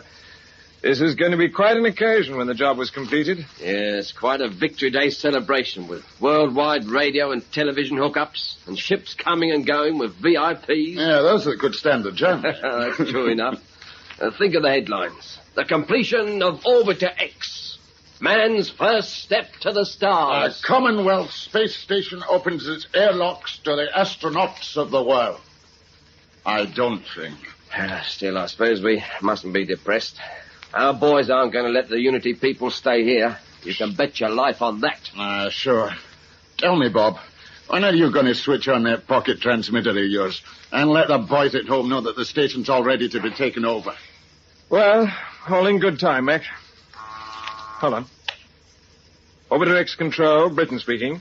Hello, Britain. This is Commander Gelvin. Yes, Gelvin. You'll be pleased to know that Dr. Kramer is interested in that little matter we discussed. We shall be moving very shortly. You know what to do? Yes, okay. Thank you. Well, what's that all about? Yes, what have you been talking to Gelvin about, Bob? Don't worry. It simply means that the time has come for us to get out of here. You've got a chariot standing by outside the station airlock, haven't you? Yeah, and I've worked out the navigation. Orbiter 1's course is converging with ours right now. If we can get away on the chariot quickly, the crossing shouldn't be too bad. That's fine. But what's this business you've got with Gelbin? I don't understand it. You will. Come on, let's step on the lift and make that daring little trip up the spoke to the central hub. Come on. Here we go, then. All aboard for the Tunnel of Love. Hold on. Yeah, I must say, this would be a riot at Blackpool. You feel as if you're falling, don't you? Yeah, that's because the artificial gravity decreases as we move further away from the rim. When we arrive at the hub, we'll be weightless again. So switch on your magnet. Okay. Right, chaps. Prepare to get into the airlock. Now, have you got everything you need? No, not quite. No, I hid the deflector set away with some stores here. Now, it must be somewhere around. Let's see. You got it? Ah, yes. Good. Now, you know what to do. You board the chariot and start collecting some of the debris left over from the assembly work. The unitists will think you're doing your normal job, but all the time you'll be moving further away. Then, when you think it's safe, you switch on the deflector and head out for Orbiter 1 as fast as you can. Yeah, but what about the signal getting back to Woomera? Don't you worry. I'll see to that, all right? But you're talking as if you weren't coming with us. As a matter of fact, chaps, I'm not. What? You serious, Bob? Absolutely. You see, I've got... Listen. Kramer and Gelbin are coming up in the other lift. I've got to talk fast. I must get my transmitter onto their ship. When I do, it'll act as another beacon. And Woomera should be able to locate Unity headquarters at last. But how the dickens are you going to get it aboard the ship? At any moment, Kramer and Gelbin might be leaving for their headquarters. They are. They're leaving right now. And believe it or not, Mac, they've agreed to take me with them. What? Vicky, don't forget to take the deflector box with you. You'll need it to screen the chariot. Okay, Bob. What are McLaren and Hicks doing here, Britain? There is no question of them coming with us. No, of course not, Kramer. They've got some work to do outside. Oh, and what precisely is this work, Hicks? Well, there's a lot of stuff left over from the assembly job. You know, bits and pieces floating all over the place. We're just going to trot around with one of the chariots and pick them all up. Very well. And after that, you will report to Captain Holst for further instructions. He will be in charge while we are away. And I may add, he will be keeping an eye on you. Protection, eh? Yes, what about that, Kramer? I take it you're leaving some guard ships with Orbiter X? Yes. One ship will remain here on duty. The remainder will return with us to headquarters to collect cargo. What sort of cargo? Armaments and equipment for the station. And as Captain Britton knows its construction so well, I agreed that he should help us with the selection of the gear. Now, open the airlock. In you go. If you men are going to the space chariots, you'd better come too. Okay. We're leaving now, are we, Governor? Yes, Britain. We are crossing to our ship right away. Close your helmets and shut the inner hatch. Okay.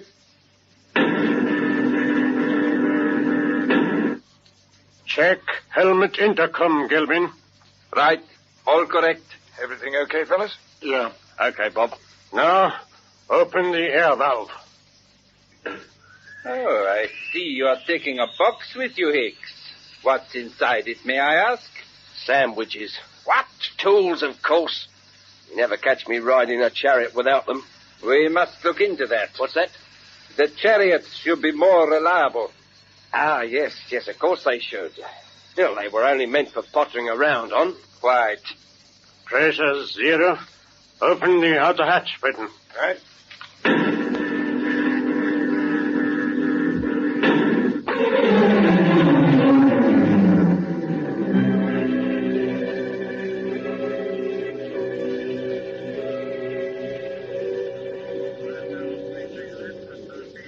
How's the interference level, Brown? Just the same, sir. And still nothing on the special sound channel? No, not a thing. Any news, anybody? Oh, it's you, Captain Knight. Yes, sir. No, I'm afraid there's nothing to report. That ship of yours must just about be taking root out there on the launching platform. Yes, it has been ready for takeoff for rather a long time. In fact, the ground staff are talking about planting a few creepers round it. Yes, well, do you think we shall ever get the call-up signal from Bob, Colonel Kent? Well, I think so, but the minister seems to have given up hope. He's actually gone into Canberra to discuss a new plan of action. Or something big, do you mean? Yes. You see, the whole fleet is now fitted out with arms and deflectors, and it will give a pretty good account of itself. Yes, I'll say it could. And with the new radio equipment, our transmitters can be heard over the interference without the unitists being any the wiser. So the element of surprise will be completely on our side. Colonel Kent, listen. There's something coming through on the special channel. Huh? By George, yes, at last, the signal we've been waiting for. Brown, make sure the direction finders get onto it right away. Okay, Colonel. Hello, DX. Check transmission on special channel, please. Urgent. So this is Bob's signal. Yes, and you know what it means? Orbiter X is complete, and the boys are crossing over to Orbiter 1. Can I have permission to take off and pick them up, sir? In just a moment. We'll check the origin first. Direction finders say the transmission is definitely coming from Orbiter X, sir. Good. You can get down to the launching platform, Captain Knight. Thank you. I'm on my way. Hold it 1 second, Chris. Why? What's wrong? The transmitter sending this signal is moving. Well, so is Orbiter X. Yes, but it's moving away from Orbiter X. What? DF are feeding a tracking chart through to us now, sir. Look, it's coming up on the central monitor. Yes, I see. What do you make of it, sir? Well, I think I know what's happened. Yes. Bob must have realized that the original beacon he put onto Kramer's ship had packed up, so he's replaced it with the pocket transmitter. Then we're actually watching the track of Kramer's ship right now. Yes. You mean we can follow it right down to his HQ and find exactly where the location is? Yes, the whole situation has suddenly turned in our favor. Brown, get a line to Canberra for me straight away. I must tell the minister about this before he goes into his conference. Right, sir. Captain Knight, you're in business after all. Go ahead and take off for Orbiter 1. The sooner you bring those boys back here, the better. And don't forget to keep in constant radio touch on the special channel. I want to know exactly what's happening all the time.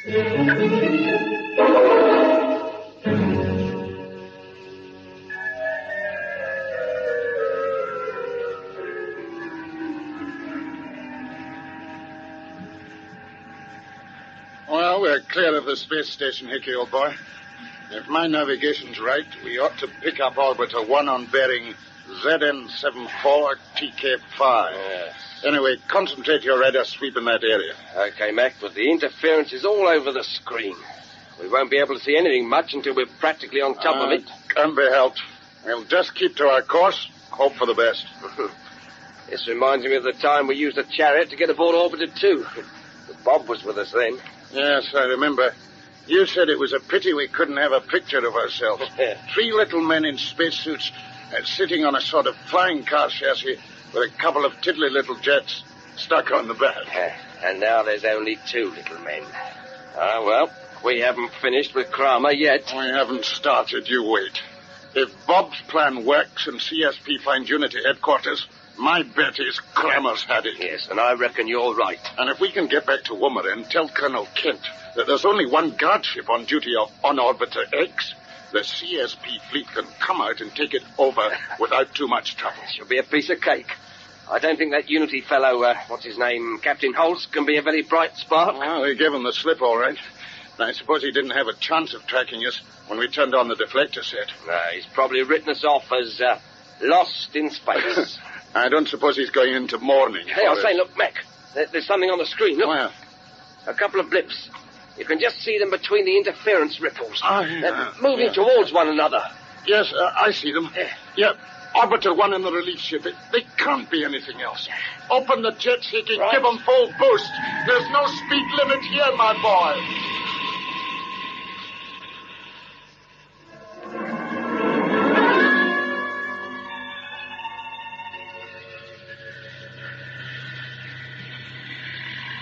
Hello, CSP. This is Orbiter 3 calling CSP Woomera.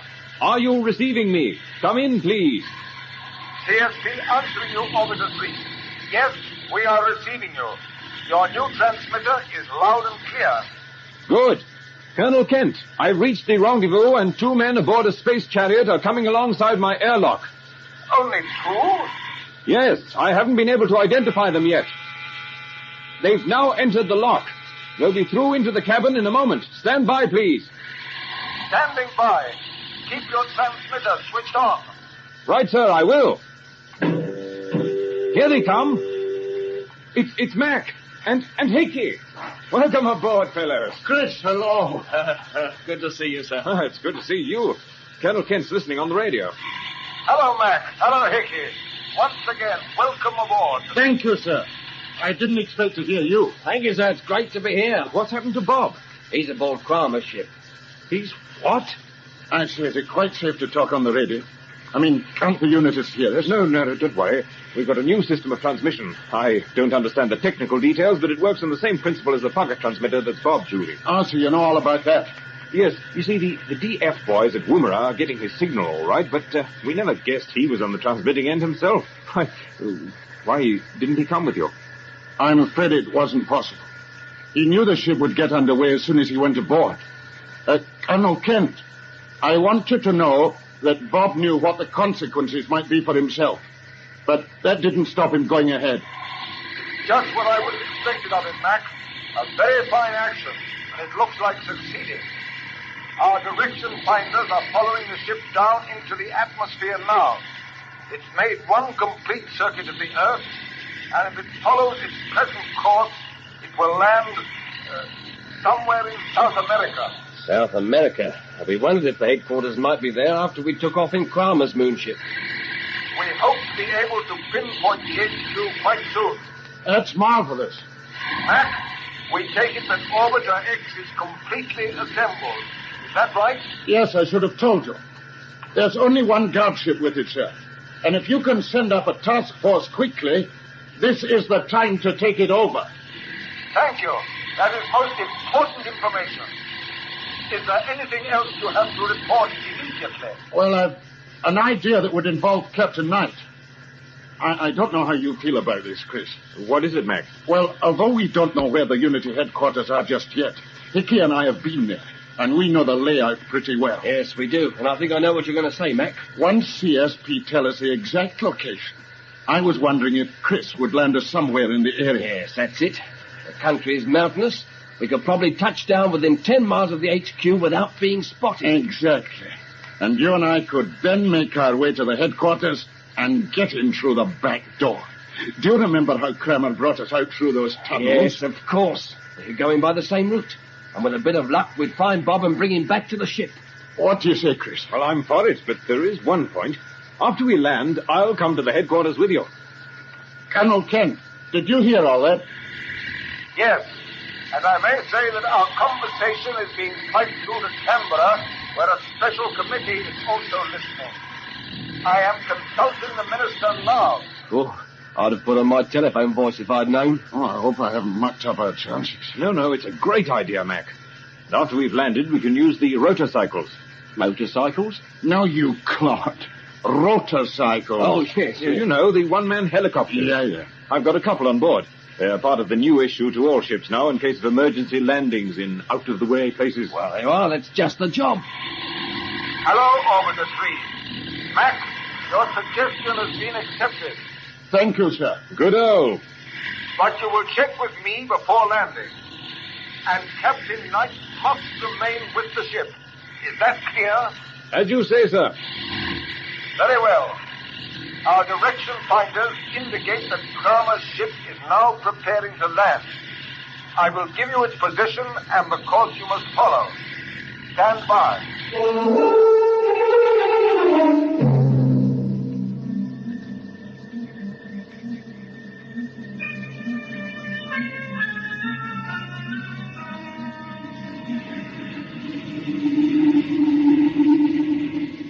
You seem very interested in our destination, Captain Britton. Obviously. I guess that your headquarters might be in South America, but I still can't see exactly where you're heading. We are heading towards the small republic of Kazala. Kazala? Oh, so that's it. Yes. When I founded the Unity organization, I realized that I should have to establish my headquarters in a small country whose government would be prepared to cooperate with me. I approached the president of Kazala and explained the position. Weren't you taking rather a chance? No. I knew my man, and I knew he valued his life. Also, he was interested in the fact that power no longer depends on the size of a country's population. With the help of science, a small country can lead the whole world. Check your safety straps. I am about to open the retrojets for the touchdown. Good. We are over Kazala now, Britain. As you see, it's almost entirely mountains and jungle. Yes. Perfect camouflage for the Unity headquarters.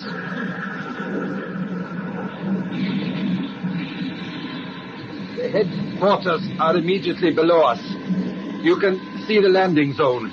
THQ calling Unity 5.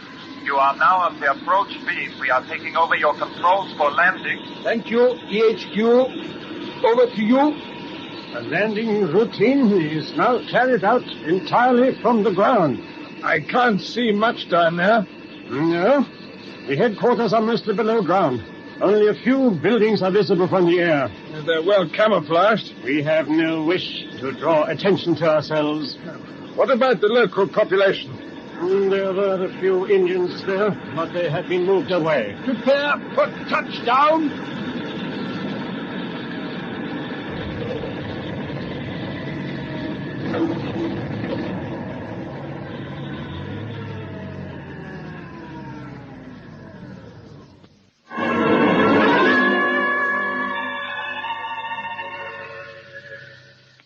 First, we will go into the information room. Ah, Dr. Kramer, Commander Gelpin. I am glad to see you back at last. In you go, Britain. And you have Captain Britain with you. Yes? Still here, I see, Dr. Ravel. Of course. As you know, Britain has been of some help to us. He may join the organization, subject to test, of course. Oh, I see. Have you been in touch with Moonbase? Yes, all is well. But all is not well at the headquarters of the Commonwealth Space Project. What's happened? It looks as if Captain Bradley has defected. What? The contact warned us about him in the last signal from Australia. He said that he would call back with more information, but we've heard nothing. I've had a monitoring service working for the past 24 hours, but there's still no word. I'm afraid the contact may have been picked up by the Australian security people. Here, what do you mean by Bradley defecting? Where is he? Don't ask too many questions, Britain. It might be unwise at this stage. Hello? Information room? This is the senior maintenance officer. Is Dr. Kramer there? Yes, I am. I am speaking from your ship on the landing platform, sir. We have this moment discovered an unusual piece of electronic equipment inside a locker in the control cabin. Well, what is it? It is difficult to say until we have examined it in detail. It seems to be some sort of radio set, but we cannot measure any transmissions from it. Perhaps, sir, you could tell me what this thing is. This seems extraordinary, Gilbin. Did we have any experimental gear on board? No, nothing like that. There must be some mistake. Nevertheless, we must check. Hello, maintenance? Yes, sir. We will come over and check this equipment right away. Come along, Gilbin. And you, Britain, you will stay right here until we return.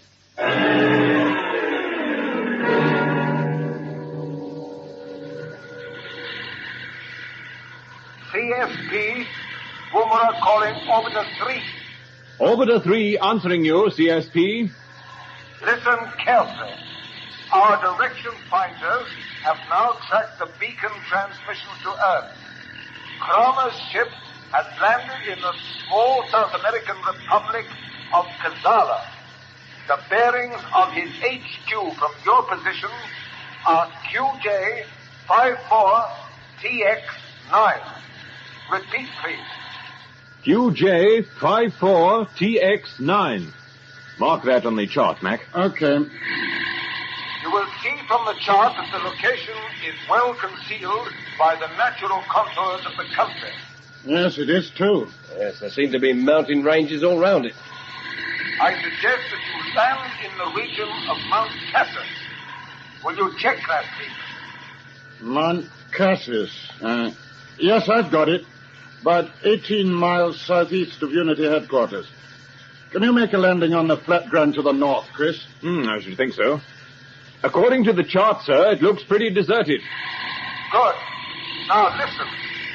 When you reach the headquarters, your first consideration will be for Captain Britain. Next, you will obtain such information as you can about the Unity organization. If possible, get a list of members. Finally, you will carry out sabotage to the best of your ability. Understood, sir. Right. Go in and land. Good luck, Orbiter 3.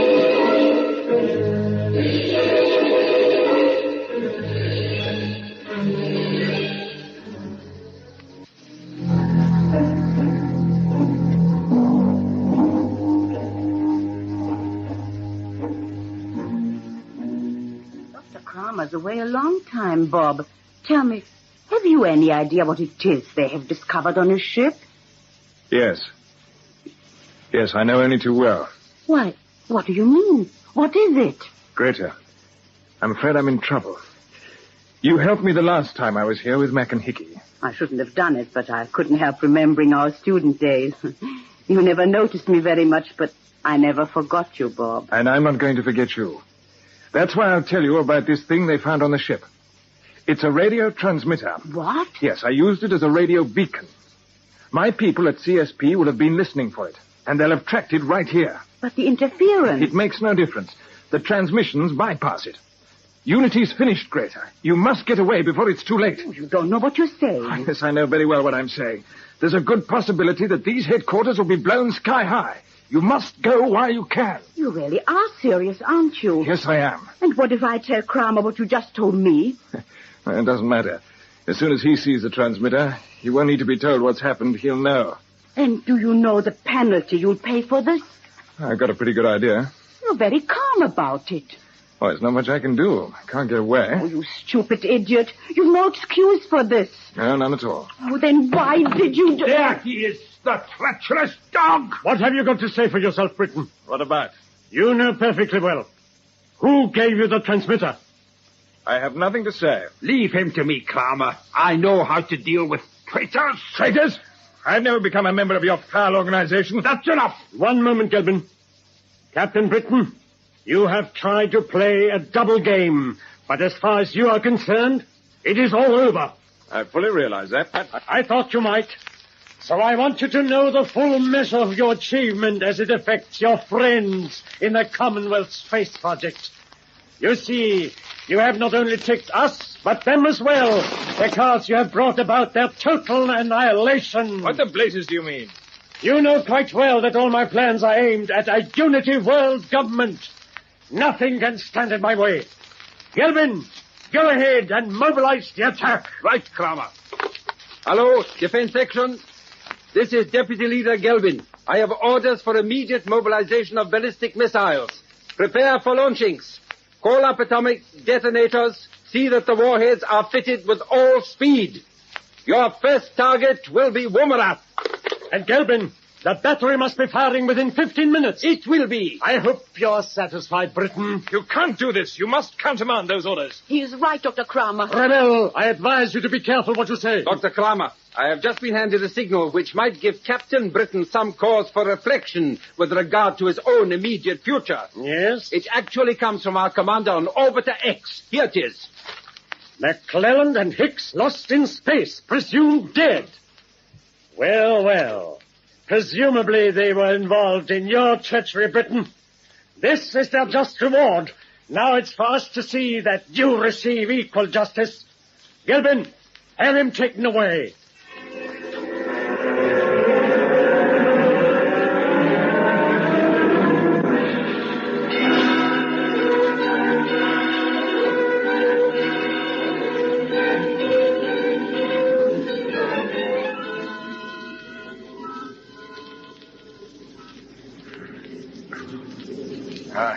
It's getting too dark to see very much now, Mac. But that's the headquarters, all right. Like an enormous stadium cut into the mountains. Yeah, and there seems to be something going on way over on the far side. There's a whole gang of people working under those lights, but I don't know what they're up to. Whatever it is, it leaves the coast clear for us. We better dump the motorcycles here. Hide them between the rocks. All right, okay, Mac. That's it. Now, if we skirt round the foot of the cliffs, we ought to come to that small entrance. The one Kramer brought us out of when we went on the moon trip. Yes, that's right. Now, let's get going. Before we do, I'll just put through a radio call to Chris Knight. Do you think it's safe to use the intercom, Mac? Yeah, he told us it's a new type that can be picked up on the Unity receivers. With the poor chap sitting and waiting for us in the ship, about 20 miles away from all the fun, the least we can do is to keep him in the picture. This is your idea of fun, is it? Why did I leave the Navy? Okay, go on, have a word with him. I'll keep lookout. Right, here we go. Hello, this is McClelland calling Orbiter 3. Chris, are you listening? Hello, Mac. Yes, I'll say I'm listening. Is everything okay? Yes, we've reached Unity headquarters. We're outside at the moment. The problem is to get into the admin and control departments. We could take a chance and go through the hangar. It's a big cave about twice the size of St. Paul's. But we're going to look for a little side entrance we used before. That would be safer. I hope you find it all right. Now listen, I've just had a call from Colonel Kent in Woomera. He says the DF signals from Bob's transmitter have stopped. Stopped? Yes. He thinks the transmitter may have been found. Bob will be in trouble if it has. Exactly. There's one other thing the Colonel told me. Yeah? The big job is due to start in about 10 minutes. Okay, I understand. Thanks, Chris. Be seeing you. You know what he means by the big job, Hickey. Yes, the attack on Orbiter X, I suppose. I only hope our boys can take over in one piece. Uh-huh. Anyway, our big job is to find Bob. We'll start moving along the cliff. That entrance can't be far away. I've an idea it's pretty close. We better be careful when we get round that next bend. Yeah, go steady. Hey, Mac, I believe those people over by the lights are working on some sort of launching ramp.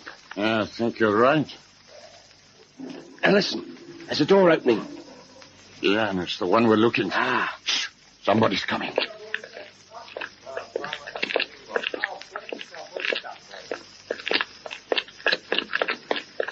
Couple of guards, eh? Yeah, come on. We're in luck. Through the door quickly, and with a bit more luck, we'll give Mr. Kramer the surprise of his life. In we go.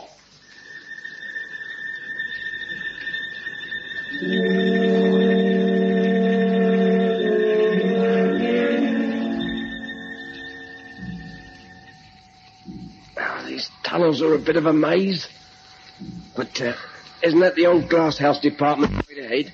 Yeah, and if Bob has come unstuck, this is where we might find him. Yeah. If he's not here, we'll make our way up to Kramer's office. Look out! Who's that at the end of the corridor? It's Greta Ravel. She's looking into the cells. So that's Yeah, she helped Bob and me out the last time we were here. She might help us again. Yes, that's an idea. Gonna take a chance, Hickey. Right. Oh, here she comes. Hello, Dr. Ravel. Oh. Do you remember me? Oh, Captain McClelland. I can't believe it. And this man with you? Flight Engineer Hicks. But Kramer had a message from Orbiter X. They said you were lost. Yeah, that's what we meant them to think. But we're here, all right. How did you get here? I'll tell you about that later. Who were you looking for, Greta? I was looking for Bob. Oh, he is down here, is he? Yes, but I don't know which Mac, I found him. What? Over here. Now look through the peephole in this door. There he is. There's something wrong. Ear is hurt. Quickly, open up. It's locked. All right, I have a pass key. Give it to me. In you go.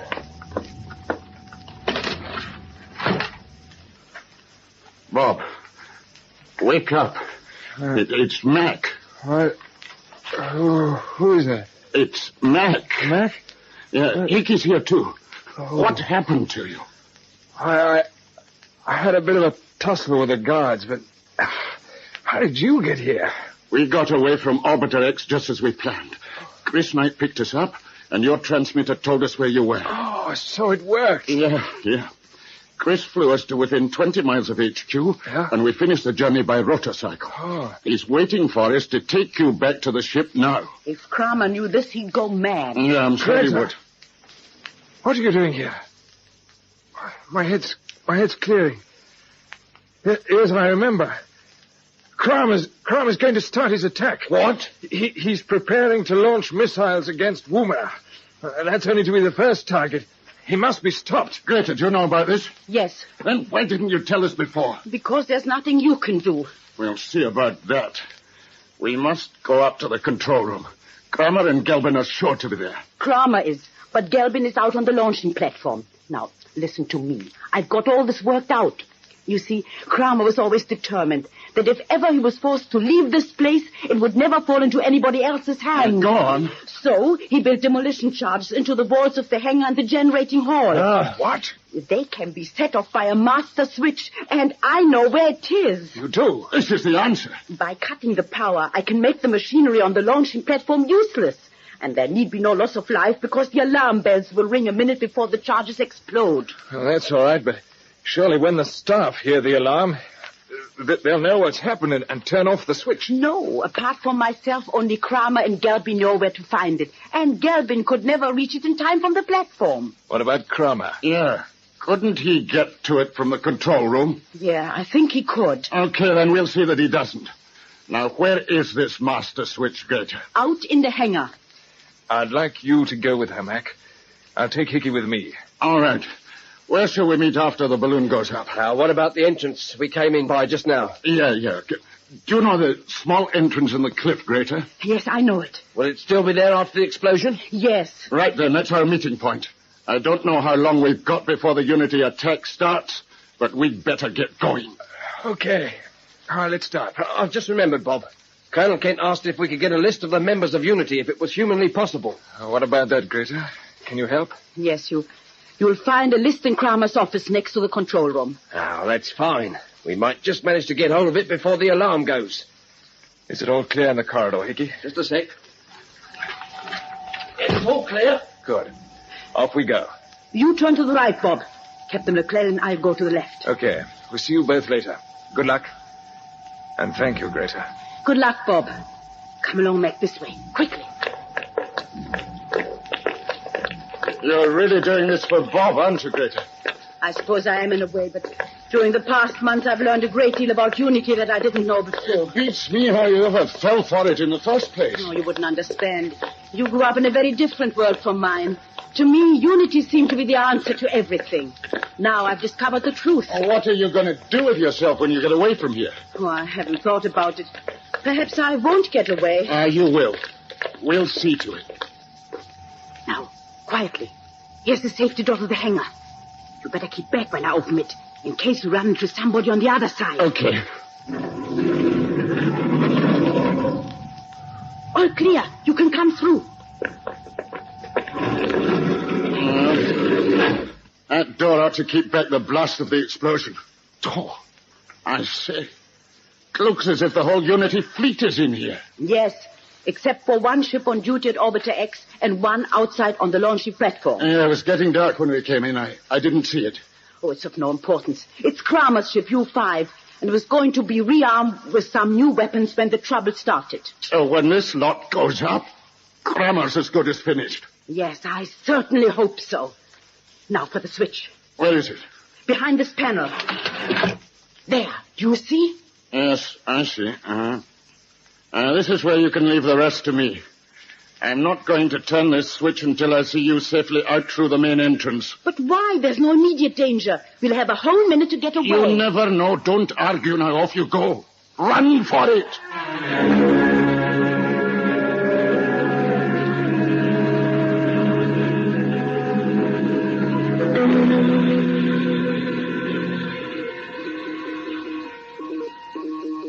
Control calling launching platform.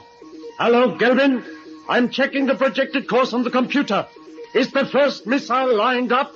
Yes, Kramer. We are about to fit the detonator. Good. As soon as you can spare them in, I want all ships prepared for takeoff. It's the alarm. What's happened? It must be a fault in the wiring. But you should go to the hangar and check the emergency switch right away. You don't have to give me instructions. Here we are, Kramer. I give the instructions now. Brigham, Hicks, it's not true. That's true enough. Let me get out of here. It's a matter of life and death. I told you to stay where you are. But this alarm means... We know what it means. The better part of your headquarters is going up in smoke any moment now. Kramer, you must get out. Do you hear me? We've been betrayed. Yes, and I know who's behind it. I shall be on the U-5 launching platform if you can get there. Hurry, Trenton, let me get past. Oh, no, you don't get past. Gelvin, there's no hope. We are destroyed. Yes, it's nearly over for both of you. Do you hear that, Gelvin? Unity's finished. The alarm stopped.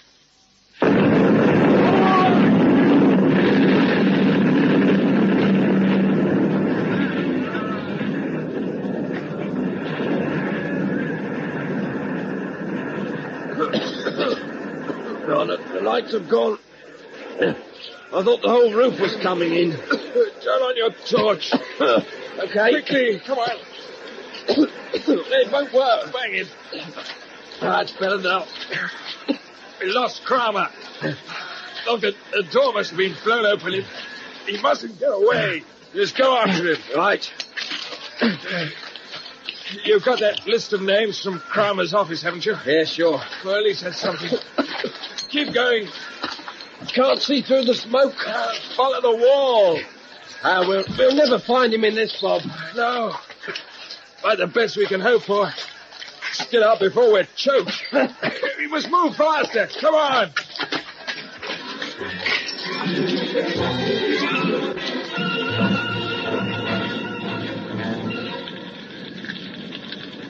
Hello, Orbiter 3. Chris, can you hear me? This is Mac. Yes, I can hear you, Mac. Tell me, for Pete's sake, what's going on? I can see a blaze in the sky and there was a noise like thunder. That was the hangar going up. The fuel tanks are burning now. Most of the Unity fleet is finished. There's only one ship left on a platform a few hundred yards from where I'm standing. But the smoke's blinding. I can't see very far. Have you found Bob? Yes, he's with Hickey. I'm waiting for them to join me outside the entrance I told you about before. Just get on to Woomera and tell them the news. You can tell them that Unity's finished. I'll call you back. Mac, you there? Oh, Bob. All is wonderful. Yes, this way. There you are, Mac. Thank goodness for that. Oh, am I glad to see you. Are you all right? Yeah. How are you two? Yeah, we're okay. A bit smoke-dried, that's all. You and your lady partner certainly started something. Where is she, Mac? I don't know. I sent her out of the hangar before I set off the charges. Haven't seen her since. Now, what about Kramer? We lost him, too. Gelbin spoke to him on the intercom and said he'd see him on the U-5 launching platform. That's where the ship is. Do you know the direction? I've only a rough idea. Oh, never mind. They're obviously planning a getaway. We've got to stop them if we can. There they are. Oh, that's it. It's great. Yes, it is. Come on. I reckon we'll be too late to help her, Bob. Yeah, I'm afraid so. She had an idea she wouldn't get away. She told me. Look, I believe I can see her. Look, among those rocks. Yes, you're right. Come on. Looks as if she's had it, Bob. Yes. Greta, what happened? Bob, I thought they tried to get to the ship. I waited here. Then I saw them. Gelbin and Kramer? Yes. Gelbin was too quick for me. He had the gun. They'll be aboard by now. But they can't do any more harm. I'll go after them. Stay where you are, Hickey. Can't see a thing through the smoke. If they are aboard... Oh, they're aboard, all right. They're taking off. Look, you can see the jets. Their ship's lifting. So they've made it. Yes, we're too late. Do you think we can get Greta back to Orbiter 3, Bob? We don't have to. Oh, you mean she's... Yes. Afraid she is. She was a strange woman. She justified herself in the end. A lot of people would be very grateful to her if they knew. Well, we are. I'll say we are. Yes, we are quite a lot. Oh, come on. Show me where those rotorcycles are. We'd better join Chris Knight. Oh, I promised I'd call him back. Okay, but make it brief. All right. Hello, Orbiter 3. Hello. Are you there, Chris? Mac, I was looking at my monitor, and I'm sure I saw a ship taking Yes, you off from the did, U-5 Chris. launching platform. It was Kramer and Gelbin. So they've got away. Yes, we're coming back to you now. Bob and Hickey are here. Hello, Chris. Bob, it's wonderful to hear you again. Congratulations on a terrific job. You're congratulating the wrong one, old boy. But thanks all the same. Now listen, all of you. I've just had some good news from Colonel Kent. He's waiting to give you a big welcome.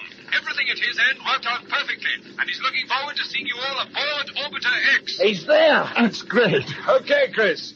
You can tell him we're on our way.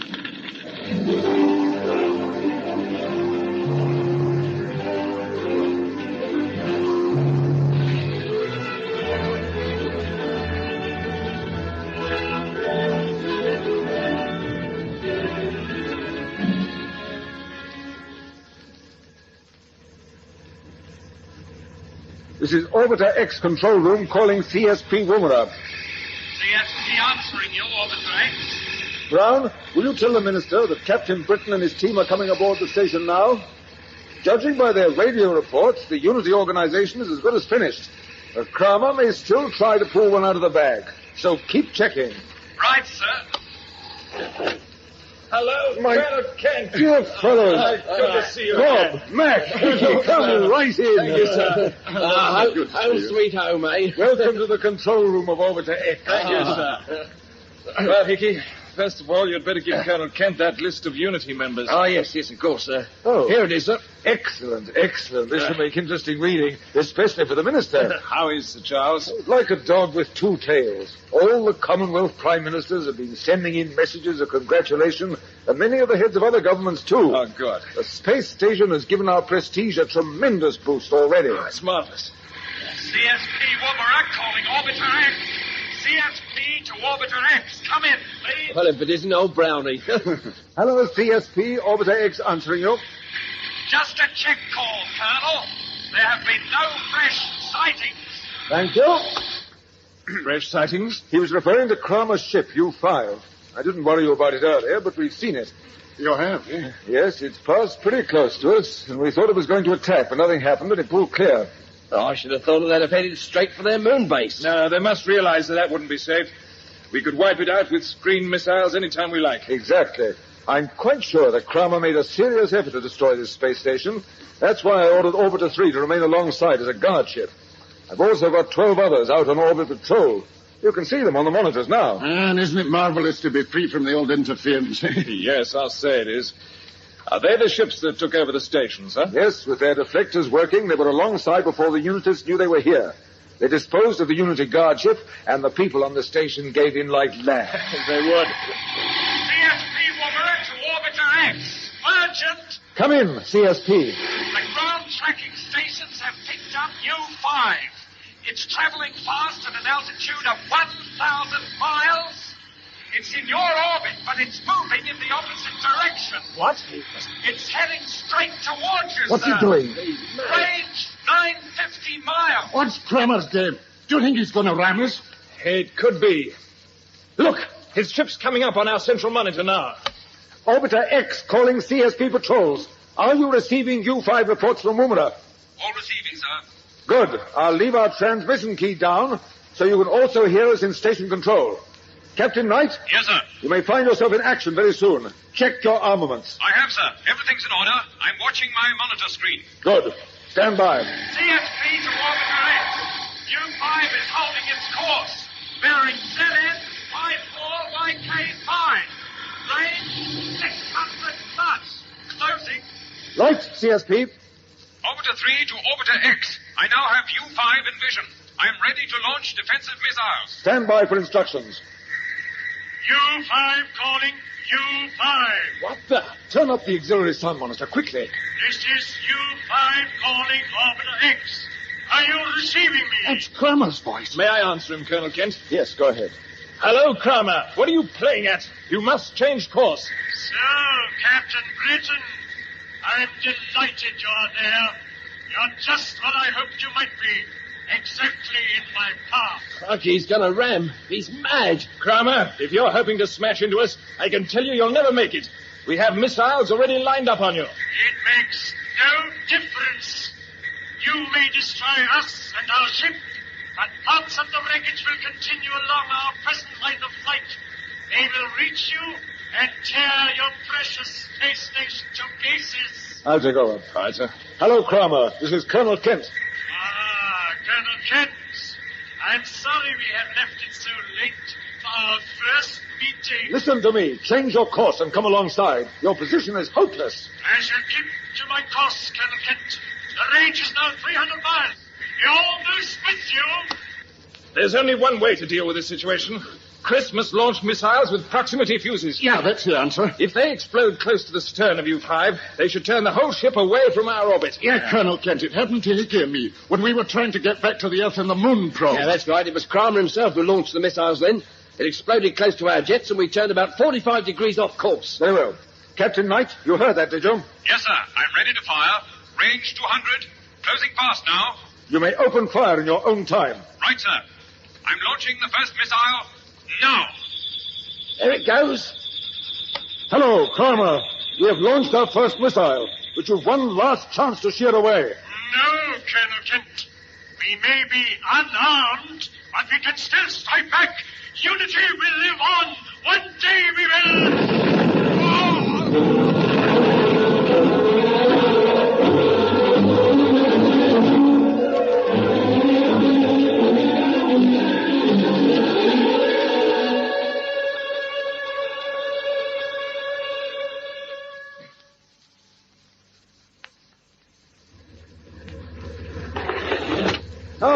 There you are, Chris. Chris, nice well to meet you. done. Oh, thank you very much, sir. Yes, your first missile did the trick.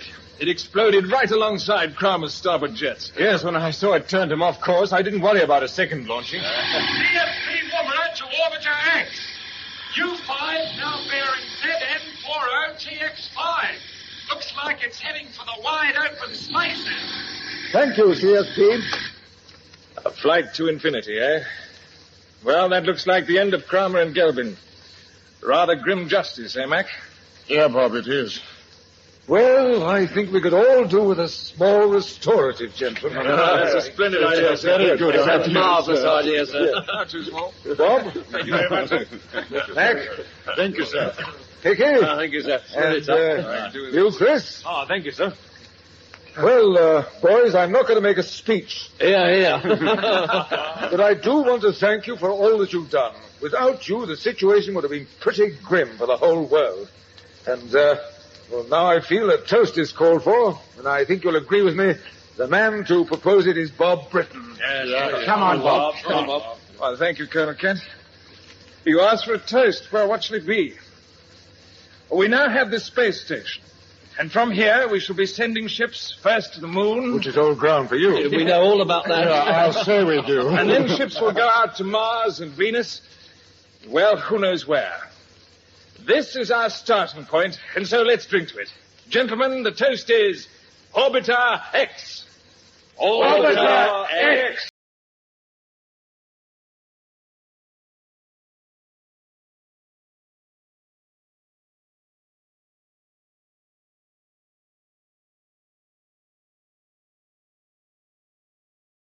The final episode of Orbiter X, an adventure in the conquest of space by B.D. Chapman.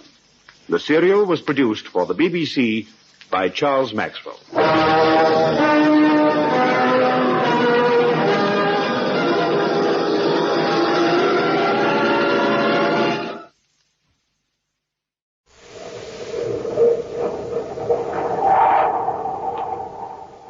Nestle's Quick for the greatest tasting chocolate milk. And those famous Nestle's chocolate bars present Space Patrol! I adventure in the wild, vast reaches of space. Missions of daring in the name of interplanetary justice.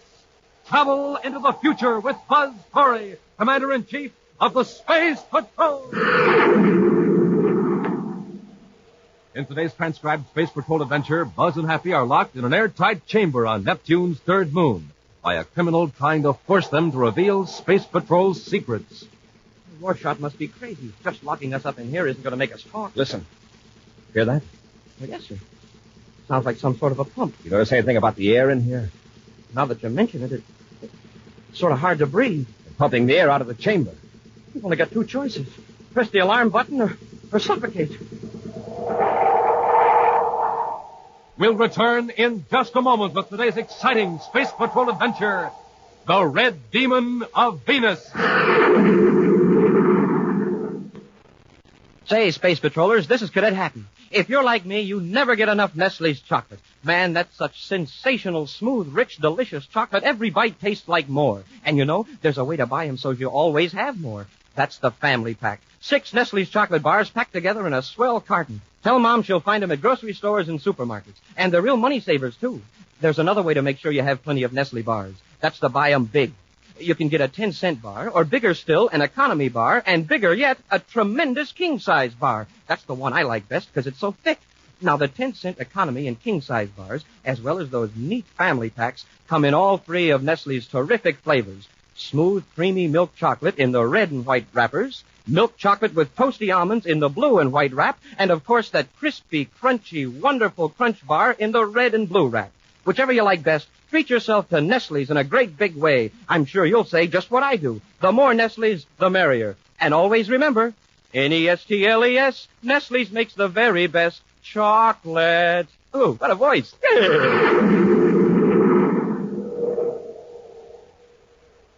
And now, today's Space Patrol adventure, The Red Demon of Venus. Commander Corey and Cadet Happy have landed the Terra 5 on high ground at the center of a small island in the Venus marshes. They're searching for Nelson Tanagru, a Space Patrol secret agent who's not been heard from for 3 days. Right now, Buzz and Happy make their way through the thick vegetation toward the eastern shore of the island to locate the tiny shack Tanagru has been using as a base of operations. Maybe that gang Tanagru was after located him before he got them. It's something pretty serious, or we'd have heard from him. He's got a spaceophone. I think I see the shack. That's it. Come on.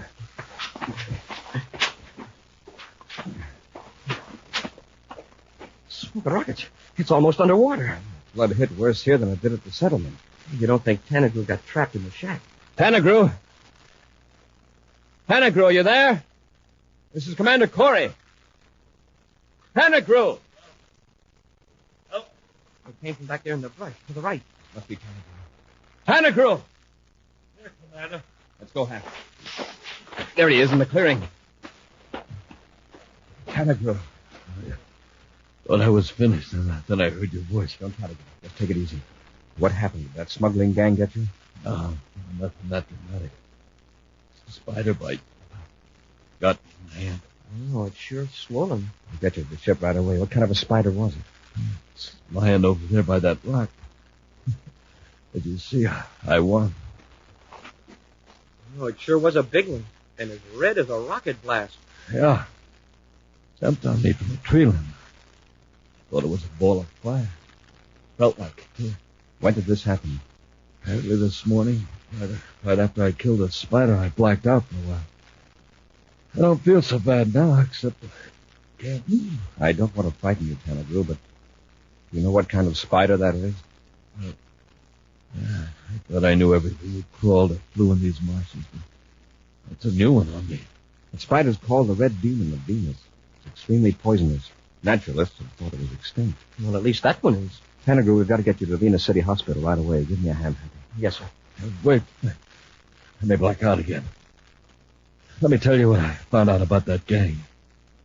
They've been operating out of the settlement. That can wait. Now, please, Commander. I'll feel better if you let me fill you in. All right, but just the high points. Some of the names and a map of where they hide their loot are in a notebook in my jacket pocket. I'll get it later. I think they're on to me. I got in the jet boat and pulled away from the wharf at the settlement last night.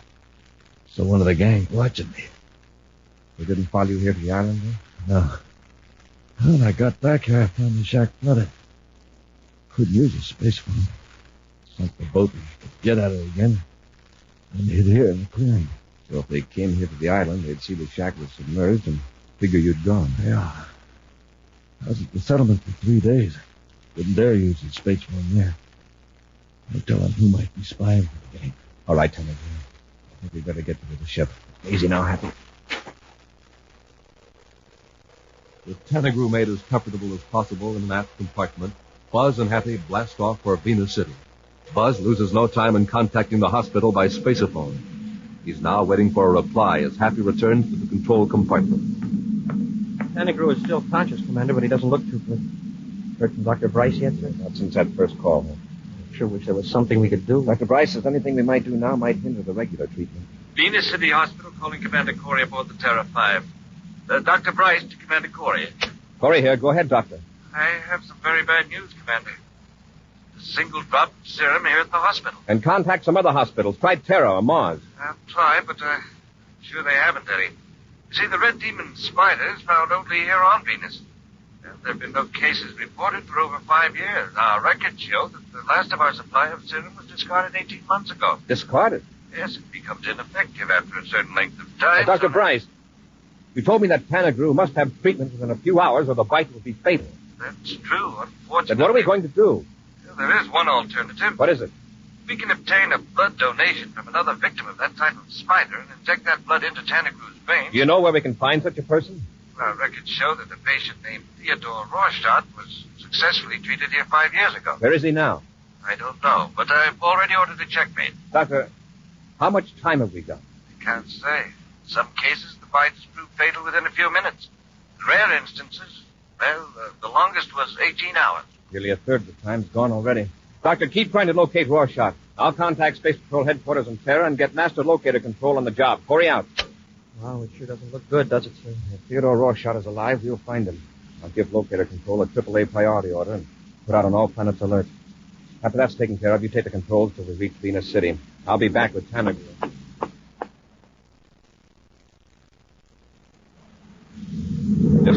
Tanagru. We'll be landing in Venus City in a few minutes. Never thought a spider bite could put me on my back, Commander. That took a red demon to do it. Yeah. Say, have you had a chance to go over my notebook? Yes.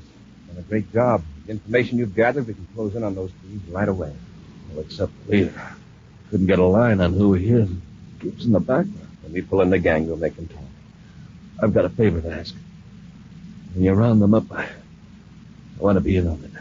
Well, that's going to be up to the doctor. And if he says okay, you can bet we'll be there when you pull him in. Excuse me, Commander. Yes, Happy. You asked me to tell you when we were 3 minutes from Venus City. Yes, Happy. Thanks. I'll take over. There, Tanagru. Take it easy. Sure. You bet, Commander. I told you to land this ship. Something wrong? Yes, sir. I didn't think I should tell you in front of Tanagru. A report just came in from Terra headquarters on Rorschach. Where is he? They don't know. The last information on him is a year old. Rorschach is wanted. He's a criminal. And he's hiding out. Poor Tanagru. It looks like it's all over with him. You've got to find Rorschach and find him quick. Well, gee, sir, the Mercury headquarters hasn't found him in a year. What chance have we got with just a few hours to go? Get on the controls, Hap. We're in a spaceophone Venus City headquarters. When we land, I want an interplanet relay set up for an emergency message. Meantime, millions of DUs away in Neptune City, two men sit before a spaceophone receiver. As the sweep second hand of a clock swings upward, both men grow tense. And one grips his companion's arm. I tell you, Rorschach, it's been on every 15 minutes. Commander Corey himself. Microtape, of course. And on all the main channels. It's a trap, I know it is. Calm down, Glacier. No use getting excited. Scared the daylights out of me when I first heard it. I expected any minute to hear the Space Patrol right outside that door. Number 97. All planets alert. Attention, all Space Patrol units and all citizens of the United Planets. This is a AAA priority bulletin. Please listen carefully. This is your Space Patrol Commander-in-Chief, Buzz Corey. What did I tell you, Rorschach? Shut up. I'm addressing every man, woman, and child in the solar system. In particular, I'm addressing Theodore Rorschach. See? 5 years ago, you were bitten by a poisonous spider, a red demon of Venus. Your life was saved. Now, Theodore Rorschach, you have the power to save a life as yours was saved. A few drops of your blood, that's all that stands between life and death for a fellow human being. You're breaking my heart. I don't ask you to turn yourself in.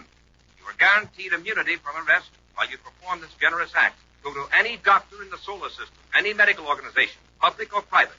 You will then be given 48 hours of further immunity. You will not be followed. You will not be traced by man or instrument of any kind during that period.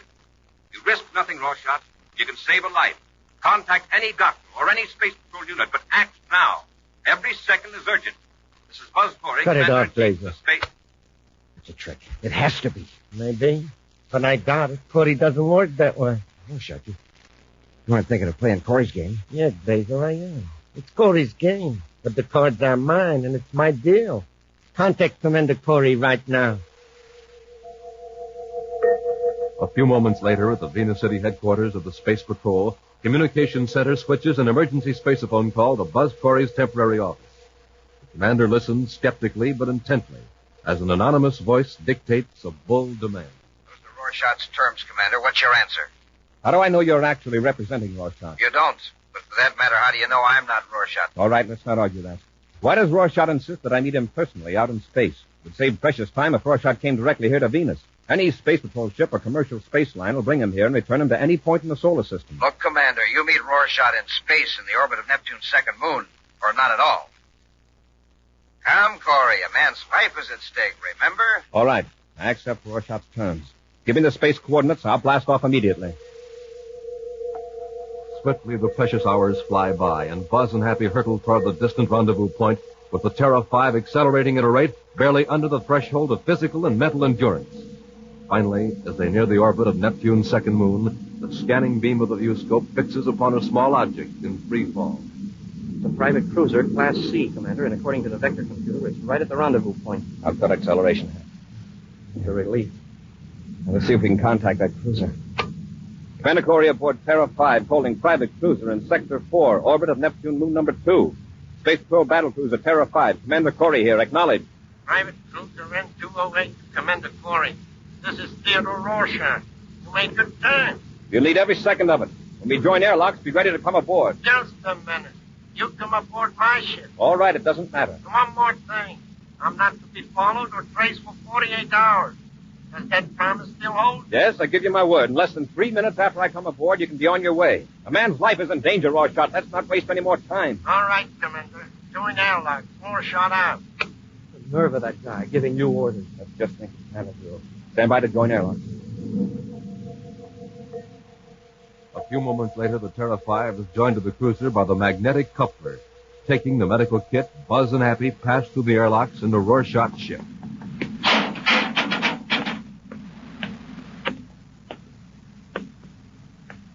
Welcome aboard, Commander.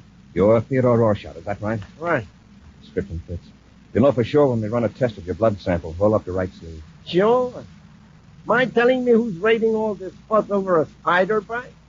Is it the Secretary General? It's a Space Patrol agent. We make the same effort to save anybody's life, even yours. All right, Hap, take over. Give me your arm, Rorschach. Now, don't worry. This isn't going to hurt at all. Just you two are handling the whole thing, eh? Nobody else is in your ship? We wanted to save time by bringing Tanagro along. But he's too ill to move. Now, hold still, Rorschach. This will all be over in 5 seconds. Go over right now. Get your hands up, both of you. Hey, what's going on? Don't move, Cadet, or I'll drop you with a ray gun. What's the idea, Rorschach? Keep him covered, Glazer. The idea is this, Commander. You got a lot of information that can be of use to me. Space Patrol codes, methods of operation, cases under investigation, and stuff like that. You think I'm going to tell you anything? You better. You expect to get back to Venus in time. Keep talking for a couple of hours, and we'll let you go. There isn't time. Can't you understand? No use talking to you. I told him not to move. How's that, Rorschach? 1, 2, just like that. Cut this ship loose from the Terra 5 and blast off. When Corey comes through, we'll have plenty of time to make him talk. We'll return to Space Patrol in just a moment. Say, Space Patrollers, how are you at magic? You like to astonish your friends and family with real neat tricks? Well, here's a great one for you. And so simple, I can teach you how to do it in just about 1 minute. Here's what you do. Pour out a big, frosty cold glass of milk. Now just drop in 2 spoonfuls of Nestle's Quick. Twirl your spoon in the glass and presto, like magic, you have the richest, most delicious chocolate milk ever made. Yes, sir, it's real magic because Nestle's Quick makes itself. Yes, sir, it's the only chocolate milk that needs no beating, no shaking. It's the only one that mixes instantly and completely and stays mixed until you've drunk up the very last drop.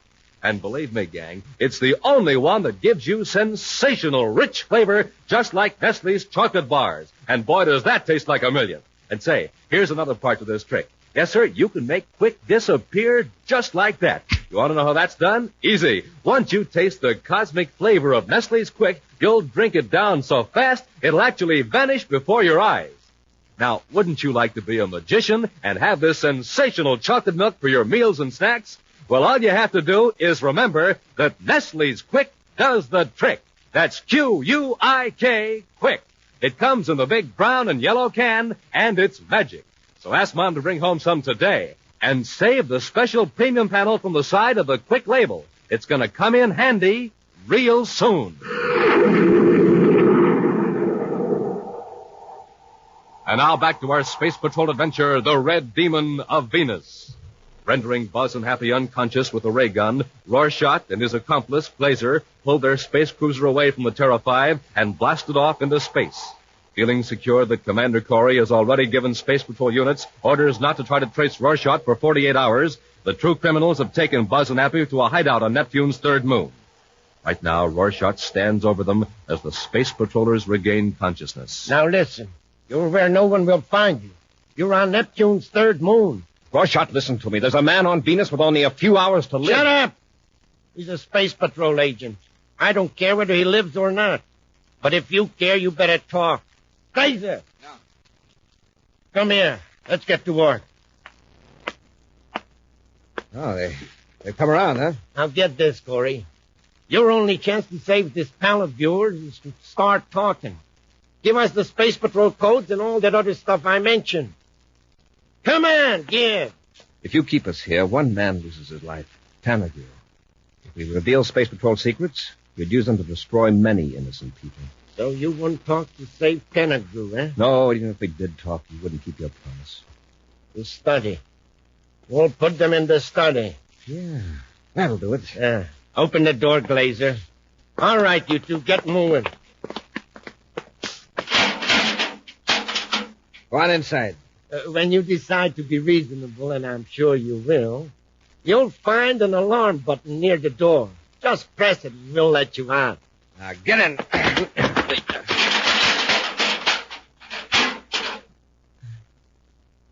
So this is the study. It looks harmless enough to me, just a bare room. Yes, lined with metal. Walls, ceiling, and floor. Oh, this must be the alarm button Rorschach mentioned. I wonder what's supposed to happen to make us talk. Oh, I know. Keeping us here without food or water. Maybe, but that's a slow method. Rorschach knows he's got less than 48 hours before the Space Patrol starts searching for us. Sure, but nobody knows we're on the third moon of Neptune. No, but when the search begins, it'll start from our ship. Unless Rorschach destroys it, still in free fall around the number 2 moon. The Space Patrol will search all the moons, probably with special attention to number 3. Why, sir? It's the only Neptune moon with atmosphere. Hear that? Yes, sir. Sounds like some sort of a pump. Notice anything about the air in here? Now that you mention it, it's sort of hard to breathe. They're pumping the air out of the chamber. They're making a vacuum in here. We've only got 2 choices. Press the alarm button or suffocate. Don't intend to do either one. Yeah, we can't break out. No. Hap, let's see if we can find the outlet valve, the place where the air is being drawn out of here.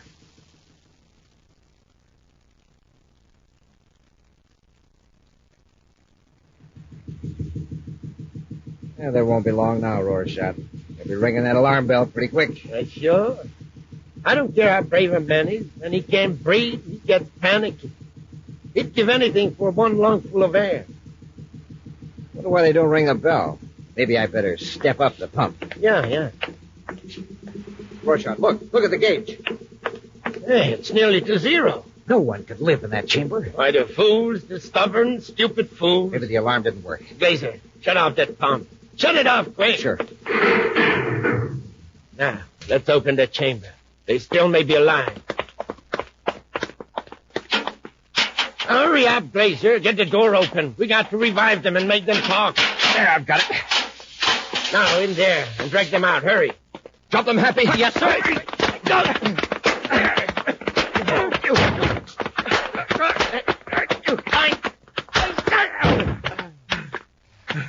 Wow.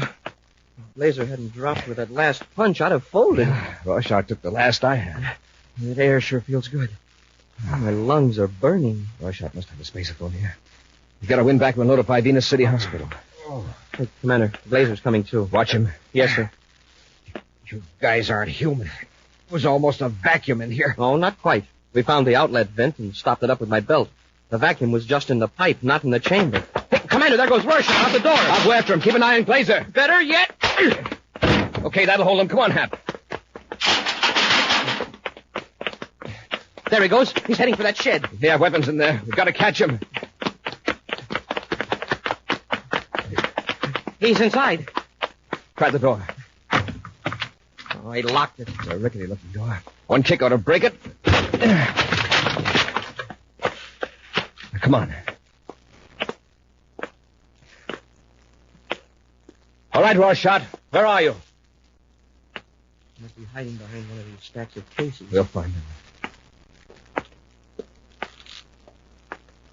Come on out, Rorschach. You're just making things tougher on yourself. Now, watch your step. Thanks a lot. Yes, sir. Wait, Hap. You stay here. I'll get behind those cases. If he makes a run for it, nail him. Right. Better hold it, Commander. There he is. Don't come any closer, I'm warning you. I'll blow you to bits. Quit bluffing, Rorschach. I'm not bluffing. You know what this is in my hand? I'll tell you. It's a mining bomb. By turning this dial, I can set it to go off in 30 seconds. Or as little as 5 seconds. Don't fool around with that. Are you crazy? Not in the least. Now, don't worry. I won't press the timer button unless you force me to. Careful, Commander. One more step and I'll lower the regulator to 5 seconds and press the timer. Now, I intend to walk out of here holding the bomb, of course, and get into my spaceship. And stay right where you are if you want to live.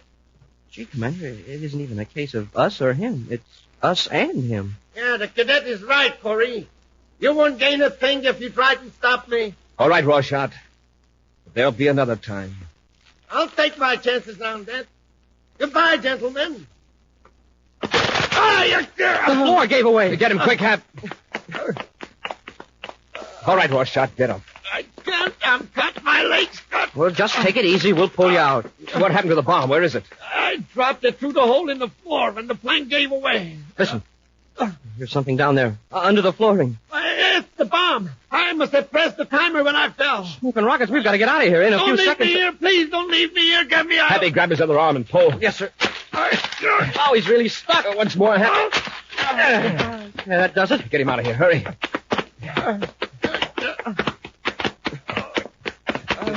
Head for that ditch, Hap. Yes, sir. Come on, Rorschach.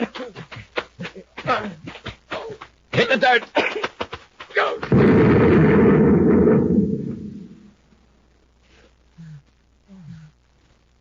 Whoa. We made it. You're okay, Rorschach. Get your face out of the dirt. Look where the shed was. There's nothing but a big hole. All right, Hap, get Glazer. We're blasting off for Venus. With their captives aboard Rorschach's private cruiser, Buzz and Happy blast off from Neptune's third moon and chart a vector for Venus. After making sure Rorschach and Glazer are securely bound in the compartment amidship, Happy goes forward to the control section where Buzz is completing a spaceophone call. Very good, Major. Proceed as directed. Corey out. Contacted Venus yet, Commander? Yes. Space Patrol headquarters at Venus City is going to have Dr. Bryce call me. Gee, sure, the slow old trait. We'll never get to Venus at this rate. I got news for you, Hap. Neptune Patrol Unit recovered Terra 5 from free fall. We'll meet it at the Neptune orbit and transfer aboard. Oh, great. But even at that, we'll never make that 18-hour deadline. Dr. Bryce at Venus City Hospital calling Commander Corey aboard private cruiser N208. Commander Corey here. How's Tanagru? He's still alive, Commander, but he's steadily growing weaker. Doctor, how much time? Frankly, I can't say. Wasn't for Tanagru's rugged constitution and will to live, well, it would have all been over hours ago. He's got to hang on. He's got to. Doctor, do anything you can. I'm sorry, Commander, but there's nothing more we can do until you get here with Rorschach. All right, Doctor. We'll make it. Corey out. Even aboard the far swifter Terra 5, the voyage to Venus seems endless. At last, the ship roars through the space lock of the Venus City spaceport. Then, at the hospital, comes the most agonizing eternity of all for Buzz and Happy. There is nothing to do but wait. Finally, the door opens. And a moment later, they stand looking down at a pale, exhausted man. Sure good to see you, Commander. Cadet. You're looking fine, Tanagru. Yes, Tanagru. Doc Bryce says you'll be up and around in a day or so. You bet. And I'm going to help you round up the leader of that Venus gang. Well, I'm afraid that's all right. Commander, you promised. I know. You've already got the big shot. You have? I suppose I ought to be glad. I sure wanted to have a hand. You did. The hand that was bitten by the spider. What? That means that if you hadn't been bitten, we never would have started searching for another victim of the Red Demon of Venus. We'd never have found Rorschach. You mean Rorschach? Yep, he's the head man. We found evidence on his spaceship. And he's confessed. He told us he was in the Venus marshes 5 years ago setting up the gang, and the spider got him. In just a moment, a preview of next week's exciting Space Patrol adventure brought to you by Rice Chex and Wheat Chex, the bite-sized cereals in the red and white checkerboard packages. Ever take a taste test, Space Patrollers? Well, man, oh man, it sure is fun when it's Chex your taste testing. How do I know? Well, I just took one. First, I tested them with sugar and cream. Super keen taste. Then I added fruit. Super neat taste. Next, I tried them right out of the red and white checkerboard package. That was the snack test. And Chex, rice or wheat for snacks just can't be beat. Yes, sir, gang, I rate Chex tops for taste. And you'll rate them tops, too. Next, I tried them for size. Bite size is the just right size. Just right for your spoon, just right for delicious, easy eating. Chex, rice or wheat tops for size? Ah, you bet.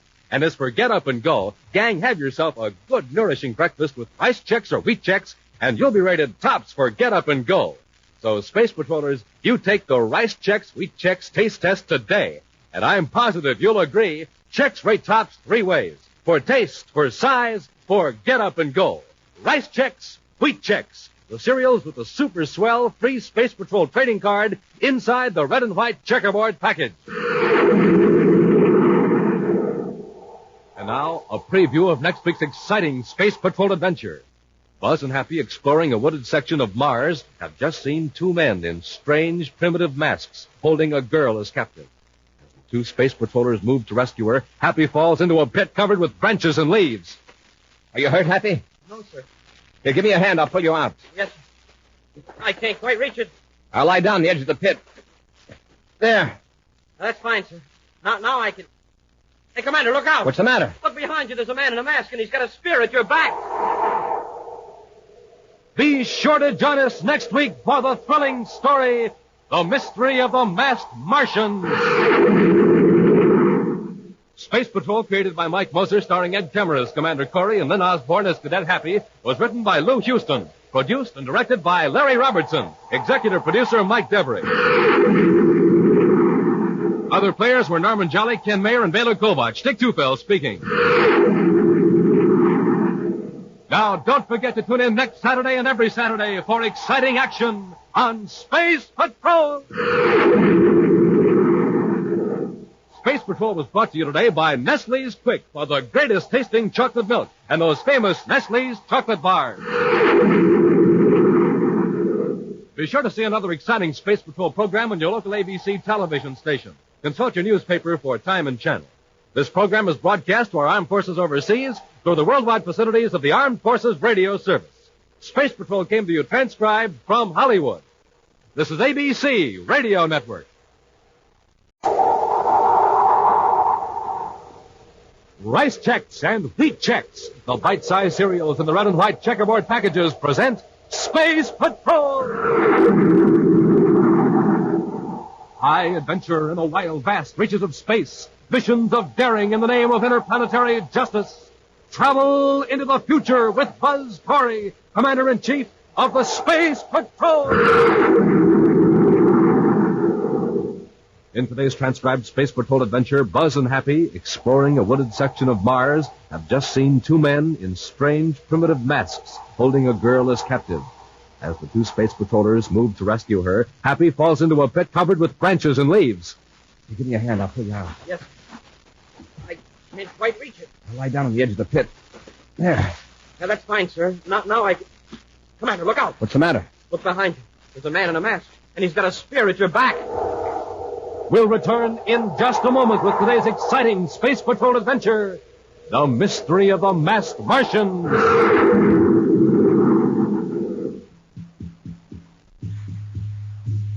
Do you hear those drums, Space Patrollers?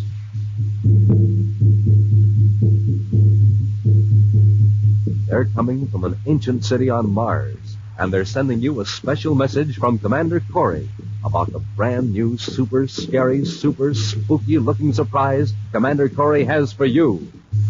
The Man from Mars Totem Head with Magic Forehead Vision.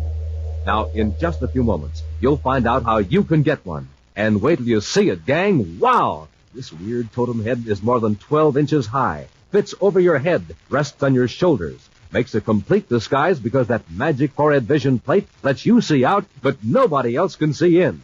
It's got a sinister-looking face in the front, a spooky-looking face in the back, ears that flop, a swell beak-like nose, and fang-like teeth. Put on your totem head, and your pals won't know whether you're coming or going. They won't know who you are either, because with a Magic Forehead Vision, you can see them, but they cannot see you. It's like having an extra pair of X-ray eyes. Now, gang, here's all you do to get your very own Man from Mars Totem Head.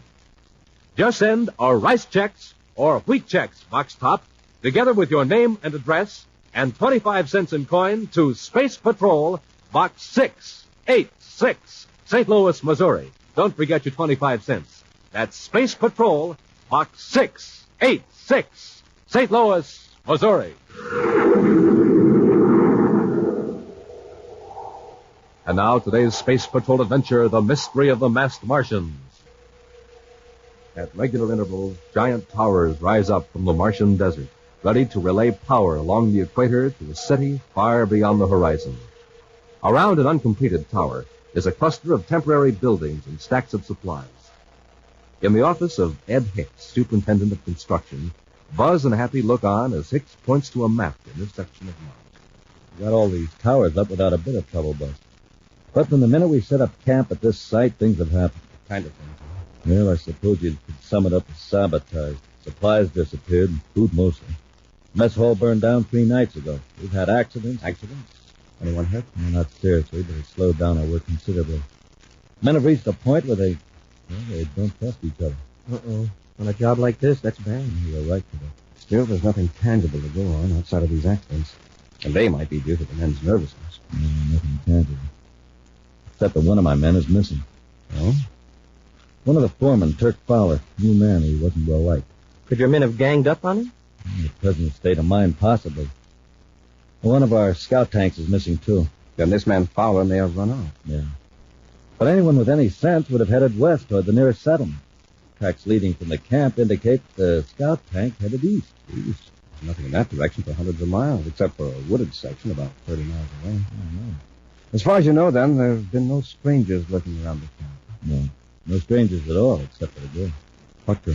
I don't know her name. She drove into camp yesterday in a surface car. Wanted to buy some food. Seems she ran short of supplies. What was the girl doing out here? I don't know. I didn't see her myself. From what my assistant said, she was doing some exploring over to the east. Could there be any connection between this girl and the mysterious events in the camp, or the disappearance of Fowler? I don't see how. Frankly, I can't see a sensible explanation for anything. Fowler may have left because he was afraid of the men or afraid of what's going on here. Still, he seems to have headed in the direction the girl did, toward the east. Well, if the men won't talk to you, I doubt that I could get anything out of them. Right now, at least. I'm worried about Fowler.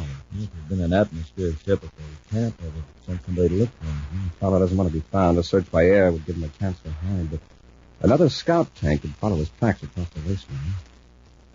Have you got one available? Yeah, sure. I'll have one fueled up right away. Fine. Happy and I will try to find them. Mile after mile, Buzz and Happy follow the tracks of the stolen scout tank across the Martian desert. Then, across the almost level wasteland, they see a range of low hills covered with what on Mars is thick vegetation. As the spinning threads of their scout tank bring them closer to the hills, Happy turns to Buzz. Commander, this is all beginning to look familiar. Sure happened. We were here a few weeks ago to rescue that girl scientist. Oh, yeah. And that knoll up there, that's where the spaceship crashed 900 years ago. The wreck that was supposed to have a treasure aboard. Uh-huh. Hey, Commander, look up ahead. There's a vehicle of some kind. That's not a scout tank. It's an ordinary surface car. It looks like it's stalled in the sand. Must be equipped with special threads or couldn't maneuver on this terrain. Well, didn't Ed Hicks say the girl who came into camp was driving a surface car? Yes. We'll stop and have a look. There's no one in the car, sir. No one's in sight.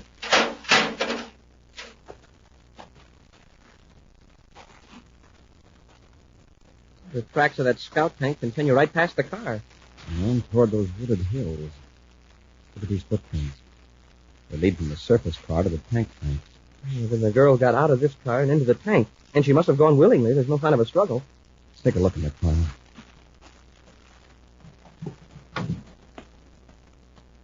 Let's see who this car's registered to. Oh. What is it, sir? Look what's lying in the back seat. A mask. Why, it's the same kind of mask we found weeks ago near the wrecked ship and gave to... what was that girl scientist's name? Lauren. Lauren.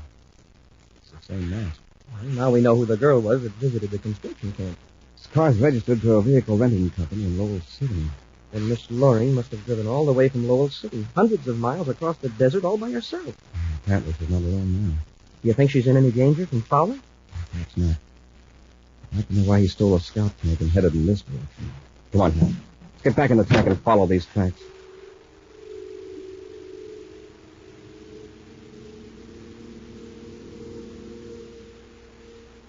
There's the tank, sir, right at the edge of the woods. And over at the left is the wrecked spaceship. The Black Star. I don't see anybody up on the knoll. Maybe they're poking around inside the wreck. That's where they were going. They wouldn't have parked the tank clear over here.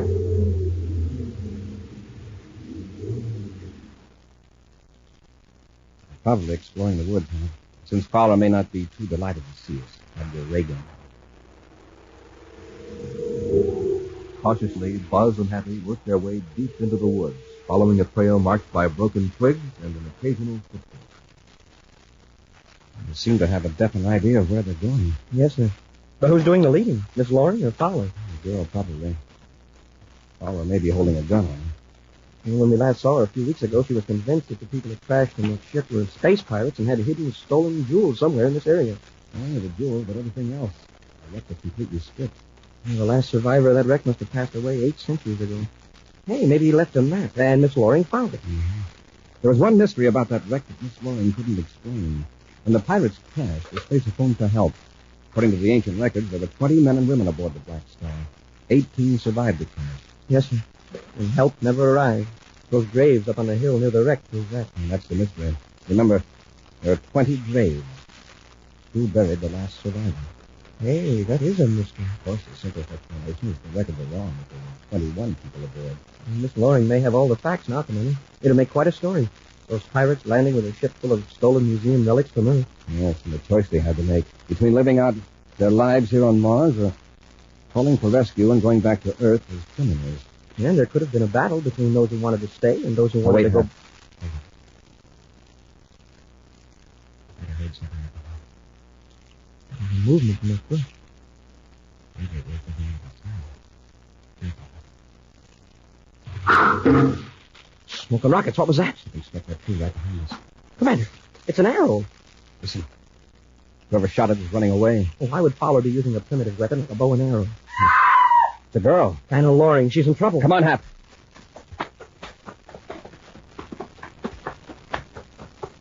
Easy now.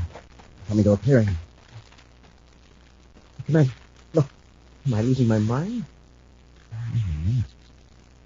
I heard him. Masks just like the one we found. The big teeth, the bulging eyes, and the feathers. I think they're dressed. And skis like criminals. They're carrying bows and arrows. For heaven's sakes. They're wrestling. There's not to shoot me. What about Miss Loring? Let's take her unconscious. I can't let her. The important thing is to get her away from those men. Just what I did. Listen. Hey! Happy. Happy, hurt? No, I didn't see this hole. It was covered up with branches and leaves. So give me a hand. I'll pull you out. Yes, sir. I can't quite reach it. I'll lie down on the edge of the pit. There. That's fine, sir. Now I... Commander, look out. What's the matter? Look behind you. There's a man in a mask. And he's got a spear at your back.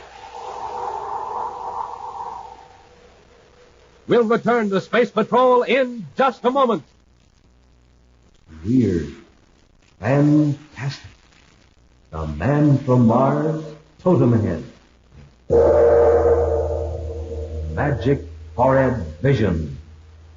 And you can have one, Space Patrollers. In a second, you'll find out how. And when you put on your own totem head, you'll look just like a real space spook. Even your best pal won't know you. It's more than 12 inches high, and from head to shoulders, your identity is a complete secret. That magic forehead vision lets you see out, but your friends can't see in, or tell who's wearing the Man from Mars totem head. Think of the fun you can have fooling them. They won't know which direction you're headed either, because the totem head has the face in the front and one in the back, too. It comes in real Martian colors, red and yellow, green and black, with floppy ears, a beak-like nose, and fang-like teeth. Now remember, the magic forehead vision, that's X-ray vision. You can see out, but nobody can see in. Gang, to get your Man from Mars totem head, do this.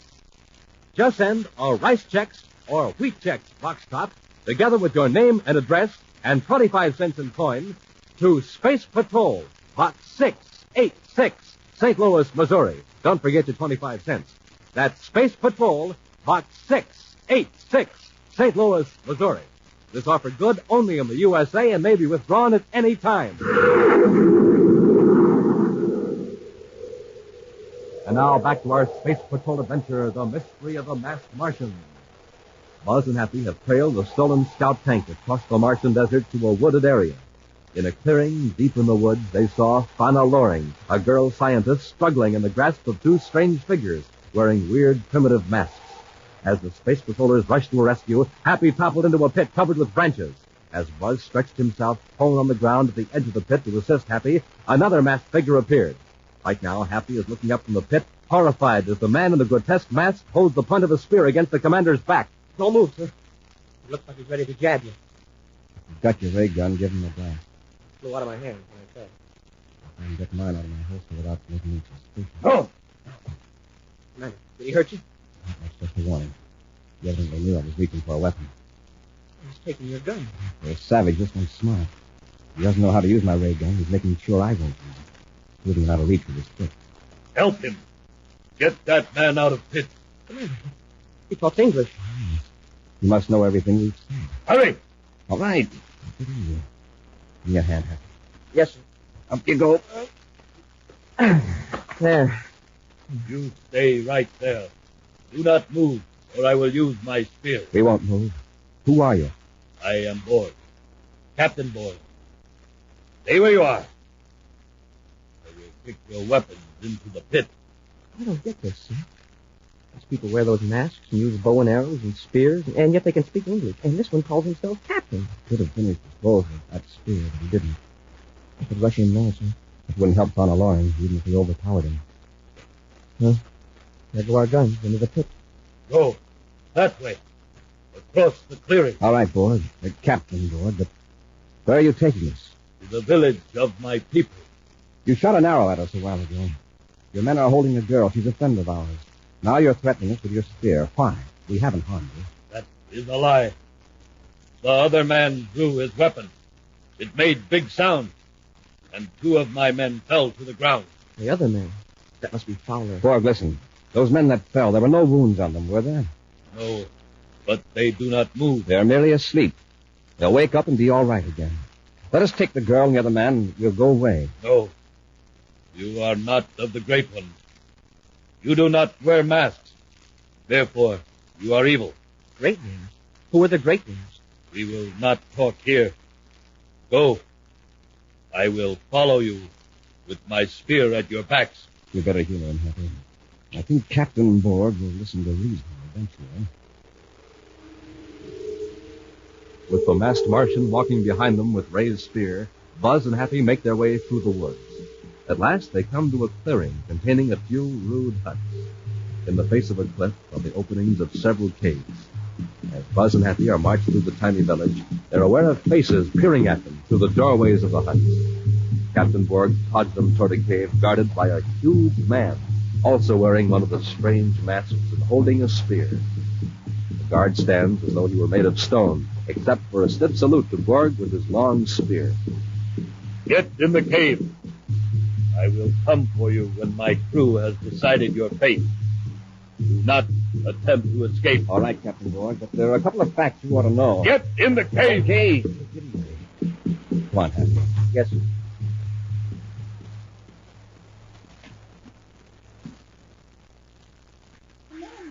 Hey, the girl's in the cave. Commander, You all right, Miss Loring? as well as can be expected. What about Fowler? Is he here, too? He's asleep in the back of the cave. He was hit by an arrow after he used his ray gun on board the men. Is he hurt bad? It's just a flesh wound in the shoulder, but we should get him to a doctor before it becomes infected.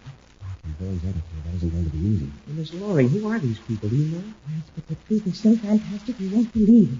They're descendants of the people who tracked up in the Black Star. Isn't that right? Yes, Commander. It's the most amazing example of survival I've ever heard of. That ship crashed here 870 years ago. That means this is about the 25th generation. Yeah, but those graves on the hill, they're exactly 20. Why aren't there more? That hill's regarded as sacred ground. It's reserved for the great ones. The Great Ones? Oh, that's the phrase Borg used. Yes, these people believe that their remote ancestors were superior beings who came out of the sky. They came out of the sky, all right, but they sure weren't superior. They were pirates. Remember, Happy, in 800 years, facts can become distorted into legends.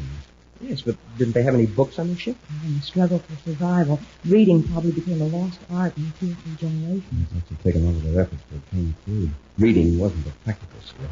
But those crazy masks, they weren't practical either. No, but they symbolized the great ones. Those masks are copies of those that were aboard the spaceship. Relics of primitive tribes that lived on Earth thousands of years ago. Yet they're not quite like the Earth masks, Miss Loring. I know. After all, these people are intelligent and creative.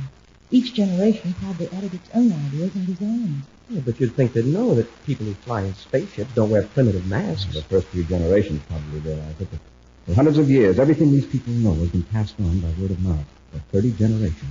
Yeah, I noticed that Borg calls himself captain and refers to his people as his crew. Yes, those stories are carryovers from the original survivors of the spaceship crash. Each new leader of this colony becomes a captain of the crew. Sounds funny at first, but I guess it makes sense. How many people are there in this group now, Miss Loring? Not more than 60. Hey, that's quite a mob when they've got bows and arrows and we haven't got any weapons at all. It's ironic, isn't it? Those primitive weapons, Those museum rocks hadn't been aboard that spaceship. These people couldn't have survived. That's right. Chances are the ammunition for the modern weapons was exhausted in a few years. Well, right now I wish the spears and bows and arrows were exhausted. How are we going to get out of this fix? The chief weapon now is to know how these people think, and what they feel. Exactly. Now, if we can convince him... It's Borg. Well, Captain Borg, what's the verdict? Verdict? I do not understand. But no matter. I have met with my crew. We have agreed that you will not leave our woods alive. Then keep us here. It is nearly night. Deimos, the large moon, is already climbing across the sky. When he is overtaken by his swift little brother Phobos, I will come for you. The best marksmen of my crew will aim their arrows so that you will not suffer. Oh, that's great. Thanks a million. The great ones will be avenged. Until I return, goodbye. Well, I've been in some tough spots, but this is a nightmare. He calls the moons of Mars by their right names, and yet he's going to finish us off with bows and arrows, like some primitive savage. What are we going to do? Another half hour it'll be dark. It gives us about an hour before Phobos passes the other moon.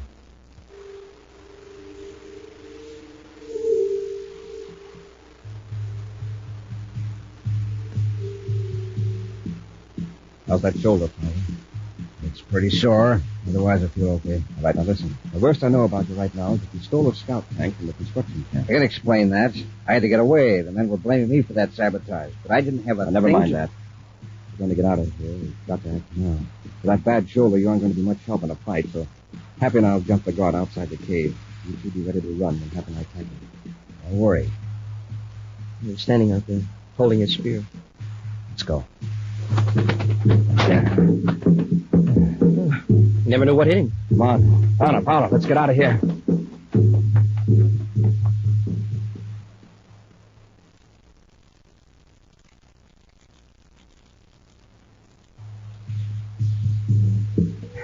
Look, that bonfire's burning. What a weird sight. The whole village is out, and all in those now. Pack of bloodthirsty savages. Wait. Stand still a minute. The bonfires and the light from those two moons, we're going to have a tough time getting away from here without being seen. Commander, look. A couple of them are coming this way. I don't think so, not yet. Let's run for it. No, Paula, we wouldn't stand a chance. Up ahead of the yard, there's another cave. We'll duck in there until it's clear. Come on.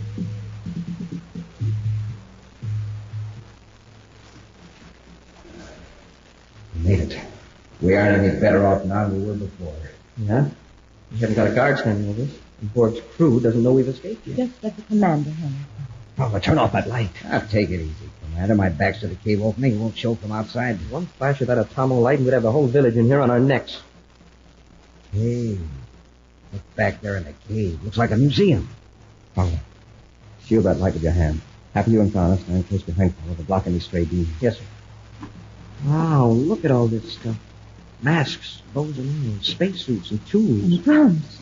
Primitive drums. This one is African. And this is the southeastern Asia. Borneo, perhaps. Never mind the drums. Look at that. Wow. A whole chest full of gems. Diamonds, rubies, emeralds. This one is worth at least 1 million credits. Commander, this cave is sort of a shrine to these people. Here are the relics from their ancestors' ship, preserved for centuries. Interesting, isn't it? Spacesuits of the 22nd century next to prehistoric weapons. It's all the same to these people. Paula, leave those jewels alone. Now, let's take what we can. What good are they to these savages? Put them back. We aren't going to steal their treasures. Commander, are you nuts? This was pirate loot to begin with. Did their ancestors steal it? We haven't got time to argue about ethics and honesty. Do you want to walk out of this cave, or do I carry you? Well, okay. We could all be rich. I'm more interested in getting away from here alive. Commander, can I see if it's all clear outside the cave? Now, wait, Happy. These masks. If we each put on a mask, we might be able to work our way around the edge of the village without being challenged. You are nuts. What about our clothes? A chance we'll have to take.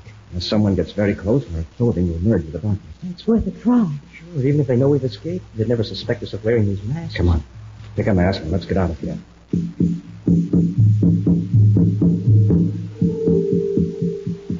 A moment later, 4 masked figures emerged from the dark cave and strolled casually along the perimeter of the village. At times, they passed within a few yards of the villagers, and the weird masks seemed to change expression in the flickering glare of a bonfire. Buzz, Happy, and their two companions at last reached the darkness of the woods. Only then does Buzz permit them to remove their strange disguises. All right, we're safe now. Yeah, we can find the scout tanks. We can use Phobos up there as a guide. Tanks are almost due west of here. I don't hear any excitement back at the village. I guess they don't know we've escaped yet. Maybe a few minutes. Let's get as deep into the woods as we can before that mob comes after us. Commander, what's going to happen to those people back there? If I were you, I'd order a space patrol squadron to wipe them out with blast guns. Fowler, what a dreadful thought. Somehow, we've got to convince these people that we aren't enemies. It'll take time and patience and understanding, but eventually they can learn to live in our modern society. With the two moons of Mars racing across the sky over them, Buzz and his party at last reach the edge of the woods and stand beside one of the scout tanks. Now let's get into the tank. It's a long trip back to the construction Just camp. a minute. You three are staying here. Hey, Commander, he's got a gun. Yeah, and it's a blaster. I'm going to put your tank out of commission, Commander, and then I'm heading for Lowell City. Where did you get that weapon, Fowler? Back in the cave while you were picking out your masks. And I've also got a handful of those jewels. Don't be a fool. You can't get away with this. I was going to stop him. Better think it over. This is a very stupid move. Oh, it is, huh? I've known for weeks that Miss Loring was planning this little one-girl expedition, and I knew if there was a treasure here, I'd make her lead me to it. Commander, I never saw this man until he came out here in that scout camp. Well, that's right. But I knew your plans, Miss Loring. I got a job with the tower construction outfit to put me near the treasure. And the sabotage. You engineered that to delay the construction on that particular tower until Miss Loring showed up. Exactly. And her visit to the camp saved me a couple of scouting trips. Now just stand back. All of you. I'll make sure you can't use this tank to follow. Give me that gun, Fowler. Corey, I warned you. Well, I'd have to get him to his feet. Commander, he had that gun pointed right at you. Why he pulled that trigger? He did pull the trigger. Oh, and you took that chance? That wasn't much of a chance. Fowler found that gun in the cave, right? Oh, then you figured it wouldn't fire because it was so old. No, Hap. Old weapons are often as deadly as new ones. I couldn't know about the gun, but I do know of human nature. But, sir, what's human nature got to do with the gun not firing? Human beings don't use spears and bows and arrows if there's a more powerful weapon available. I can be almost certain that gun had fired its last shot centuries ago. Okay, Hap, let's get Fowler into the tank. We've got a long trip ahead of us. In just a moment, a preview of next week's exciting Space Patrol adventure brought to you by Nestle's Quick for the greatest tasting chocolate milk and those famous Nestle's chocolate bars. How do you do, Captain Two-Fells? Hey, who's that? It's me, Happy. I fooled you with this man from Mars Totem Head, didn't I? Well, you sure did, Hap. Why, you can't tell who's inside those spooky totem heads.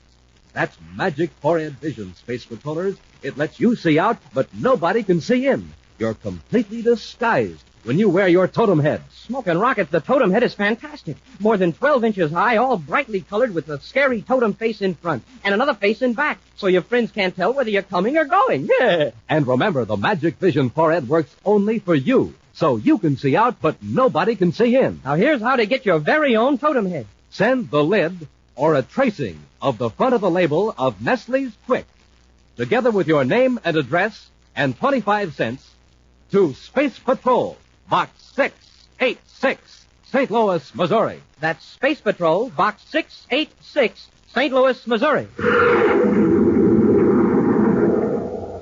And now, a preview of next week's exciting Space Patrol adventure. Buzz and Happy have entered a manufacturing plant on Jupiter to capture a fugitive. Now, in a large, empty storeroom, they find their search blocked by a locked door. He must be in the next room, sir. I heard a noise. Get away from this door. It looks pretty rugged. What happened to the lights? Darkness will help off as much as Saturday. Listen. How did they get in? That came from the other corner. There are two of them here. They've got ray guns. Fire toward those sounds. We've got to hit them before they hit us. Be sure to join us next week for the thrilling story, The Tattooed Atom. Space Patrol, created by Mike Moser, starring Ed Kemmer as Commander Corey and Lynn Osborne as Cadet Happy, was written by Lou Houston, produced and directed by Larry Robertson, executive producer Mike Devery.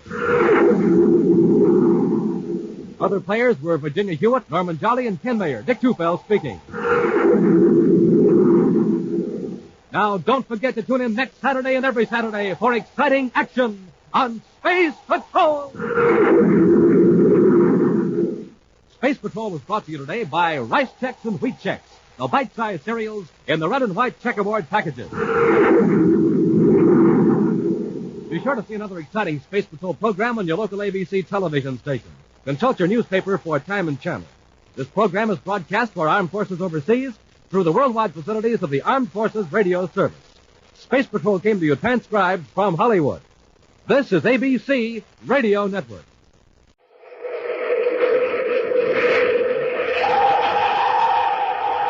Rice Chex and Wheat Chex, the bite-sized cereals in the red and white checkerboard packages, present Space Patrol! High adventure in the wild, vast reaches of space. Missions of daring in the name of interplanetary justice. Travel into the future with Buzz Corey, Commander-in-Chief of the Space Patrol! In today's transcribed Space Patrol adventure, Buzz and Happy, dressed as prospectors, are tramping across the great Martian desert toward Polidor's hideout. We're getting closer. That must be the hideout right over that dune. We can't expect to sneak up and surprise him. The best we can hope for is that we can get close before he recognizes us. Uh-oh. I see him. He sees us. Just keep walking. I can't tell whether it's Polidor or not, but he's got a gun. Halt! What do you want? Our car is back in the desert about 2 miles. That's too bad.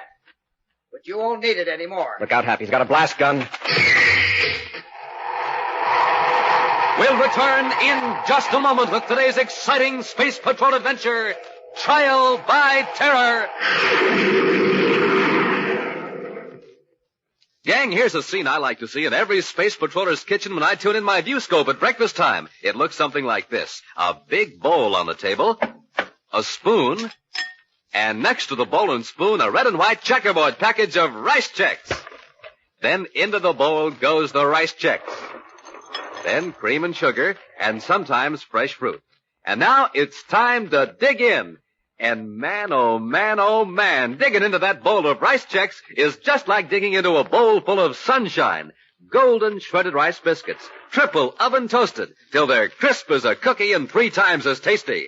Tops for taste, you bet. Tops for size, too. Made in that modern bite-sized design for slick and easy eating. And Rice Chex is tops for get up and go. After a good, nourishing breakfast with Rice Chex, you're full of the same super-powered get up and go that Commander Corey starts off his day with.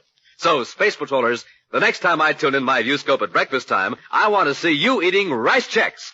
And if you're a whole wheat fan, try Wheat Chex. Remember, Chex are tops 3 ways, for taste, size, and get up and go. In the red and white checkerboard packages, with the big full-color picture of Commander Corey or Cadet Happy on the outside, and the wonderful free Space Patrol trading card on the inside. Rice Chex, Wheat Chex. And now, today's Space Patrol adventure, Trial by Terror. Commander Corey and Cadet Happy are maintaining an all-night vigil in Room 27 of the Space Patrol Security Lab. Room 27 houses an array of electronics equipment known officially as the Terra Internal Protective Alarm Coordinator, but usually referred to as the Crime Trap. The complex device is connected to hundreds of key points on the man-made planet Terra, banks, government offices, and laboratories. Its sensitive detection instruments are ready to report any attempt at forced entry, unusual movement, or outbreak of fire at any of these crucial locations. For hours now, the row of viewscope screens have remained dark. Unbroken rows of small green lights indicate the system is in operation in all circuits. Bored by the uneventful hours of waiting, Happy stands up and stretches. It looks like that tip on Polidor was false, sir. Unless he managed to break into the vault without setting off an alarm. Not even he could do that. The vault at Triplanet Construction Company is equipped with nearly every known detection device. Polidor must know that. Yes, there's a good chance he also knows that there are 2 million credits in the vault. That's a tempting haul. He's sure running an awful risk. His men are. You can be sure that Polidor himself is playing it safe. Sir, would it be all right if I skip down to the commissary for another glass of milk? Wait till Lieutenant Callan gets back, huh? Yes, sir. Well, I sure wouldn't want his job. Imagine having to watch these panels 6 hours a day and nothing ever happens. Uh-oh, I spoke too soon. Check the panel, Hap. Hey, it looked like that tip was on the level after all. Wait a minute. That alarm isn't from the Tri-Planet vault. Their light's still green. What's the number under the red light? 49, sir. 49. That's Universal Map and Chart Company. Polidor's mob wouldn't be pulling that job. Hey, Lieutenant Callan, we're at the local... Perhaps something's wrong with the time trap. Hey, there must be a short circuit. Smoke's just pouring out of the panel.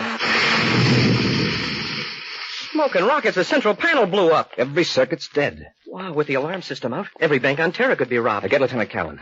I'll space a phone our patrol cars to close in on Tri-Planet and the map company.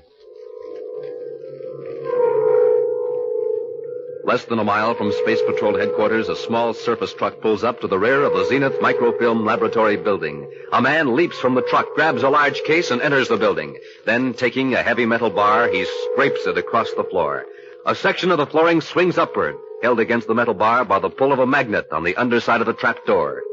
Placing the case down in the opening, the man closes the trap door and walks to a spaceophone transmitter. Graham's laser at Station 5 Terra calling Polidor. Graham's laser calling Polidor. Polidor here. Go ahead, Slazer. Arning and I got the credits. Excellent. Any trouble? Not in the Tri-Planet vault, but we were nearly stopped by a Space Patrol surface car during the getaway. There were patrol cars all around the Tri-Planet building. There may have been some sort of leak. But we won't worry about that now that you got the 2 million credits. When do Harning and I blast off? Both of you remain on Terra until further orders. Lie low for a couple of days. Now, but Polidor, the original agreement was that we were to deliver the credits to you right away and get paid off. You'll be running a risk if you try to take that money off of Terra now. In a day or two, I will provide a distraction. What do you mean, distraction? Something will happen to one of the big cities on Mars. A disaster so terrible that Corey will forget all about those 2 million credits. Now, what's going to happen? I want it to be a surprise. You and Harnong stay on Terra and keep out of trouble. Polidor out. Boz and Happy have just returned to the commander's central office at Space Patrol headquarters after examining the vault at the Tri-Planet Construction Company building. Wow. 2 million credits gone, and not a single clue. Polidor did it again. He got away with the theft, but we'll have some clues when he tries to put that money into circulation. How do you mean, sir? Checking the serial numbers? Yeah, that'd be difficult. The money was in fairly small bills, but they're impregnated with radioactive carbon particles. Within a few hours, every bank in the solar system will be supplied with radiation detectors. Oh. Then when anyone passes any of that money across the counter, he'll be nabbed. No. A Space Patrol agent will be put on his trail. The person actually passing the money might be entirely innocent. It'll take a lot of quiet investigation, but eventually we'll trace the money back to its original source, to one of Polidor's men. That could take weeks. Maybe months, unless Polidor's short of operating cash. If we could only find out who tipped us off. The lab experts have examined the damage at the crime trap in room 27. Somehow, one of Polidor's men bridged a small explosive device across one of the circuits in the main control. Wow, right here in headquarters. The attempt to break into the map company had just one purpose: to set off an alarm in the coordinator system. And that triggered the explosive that blew out the master control. And prevented the alarm in the Tri-Planet vault from registering. Right. Polidor had both jobs timed to the split second. Well, the biggest mystery right now is who tampered with the control panel in room 27. That part isn't a mystery, Hap. One of the maintenance men was in there yesterday. He didn't show up for duty today, and he can't be located. If we could only find him and give him a brainograph test. That wouldn't help much. You know how Polidor works. His men know only their own phase of the job, nothing about anything higher up. Now get it, huh? Corey here. Commander, this is Special Agent Parker. Some of that Tri-Planet money's already in circulation. Interesting. Polidor's trying to unload it fast, huh? Yeah, tell her the Terra Bank was handed a 100-credit note. It was as radioactive as Madame Curie's floor mop. Have you traced the bill? The teller told me it was passed by a fellow that works for Zenith Microfilm Lab. His name's Harnung. Want me to follow up on it, Commander? Find out all you can about the microfilm lab, but indirectly. Check on their employees, who owns it, and who their clients are. Yes, sir. Where is this outfit? 467 Orion. I'll keep working undercover, Parker. I'll check on Harnung. Corey out.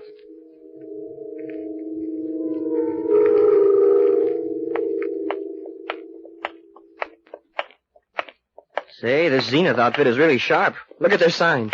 An elephant never forgets. Neither does Zenith Microfilm, and it takes less space. Clever. And below it, our clients are protected by TIPAC. Hey, they're closed. There's a light on inside.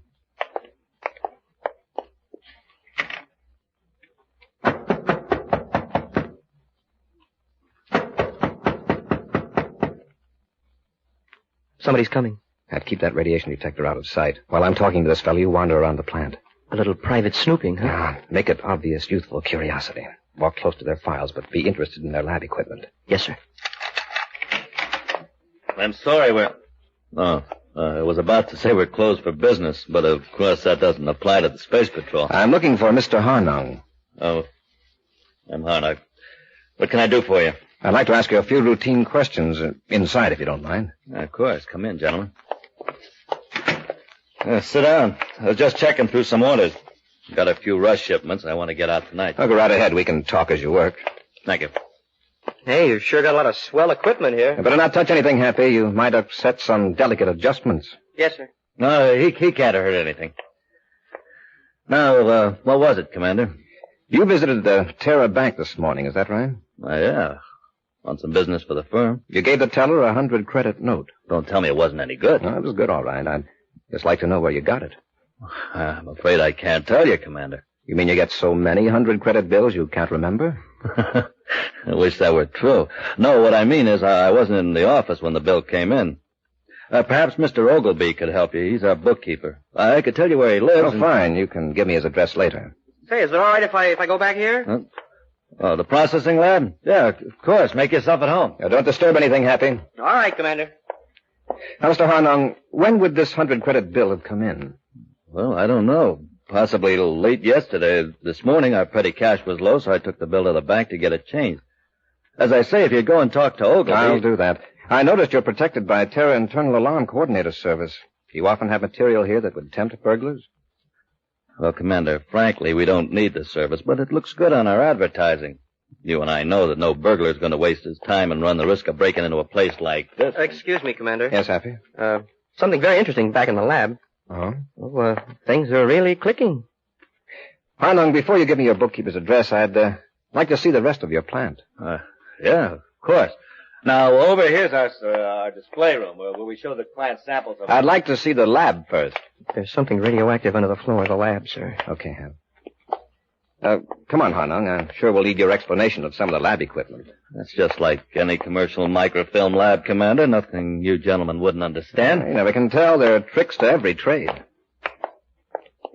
Here's the spot, Commander. Listen to the detector. Now watch what happens when I put it down on the floor. What's under this flooring, Harnung? I don't know. If you look close, Commander, you can make out very fine cracks in the floor in the form of a square, like a closely fitted trap door. Yes, I see. Open it up, Harnung. Look, I don't know what you're talking about. By the way that detector's clicking, I'd say there's about 2 million credits worth of radioactivity under this floor. If I can find something sharp, maybe I can pry it open, sir.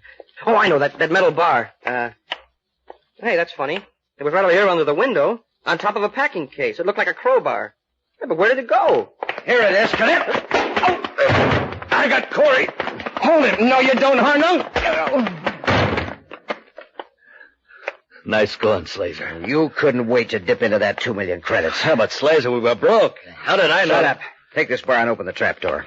While you're loading the money in the surface car, I'll make sure that Corey and the cadet are out of the way for good. We'll return to Space Patrol in just a moment.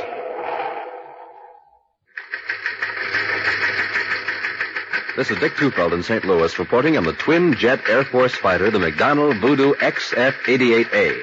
In a moment, we'll hear from the noted test pilot who flies this plane, Phil Houghton. Speed of the Voodoo is a military secret, but it's plenty fast.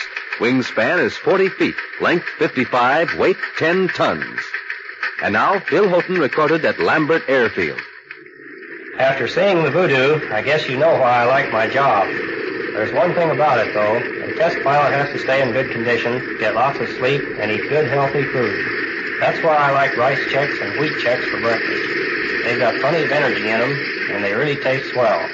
I think you'll like them, too. Make sure you stay in condition the way Phil Houghton, J. Ray Donahue Jr., and other top test pilots do. Every morning, eat a good, nourishing breakfast with Rice Chex or Wheat Chex, the cereals that are tops 3 ways. Tops for taste, for size, and for real get up and go. That's Chex, rice or wheat. Remember, they're tops with America's top pilots.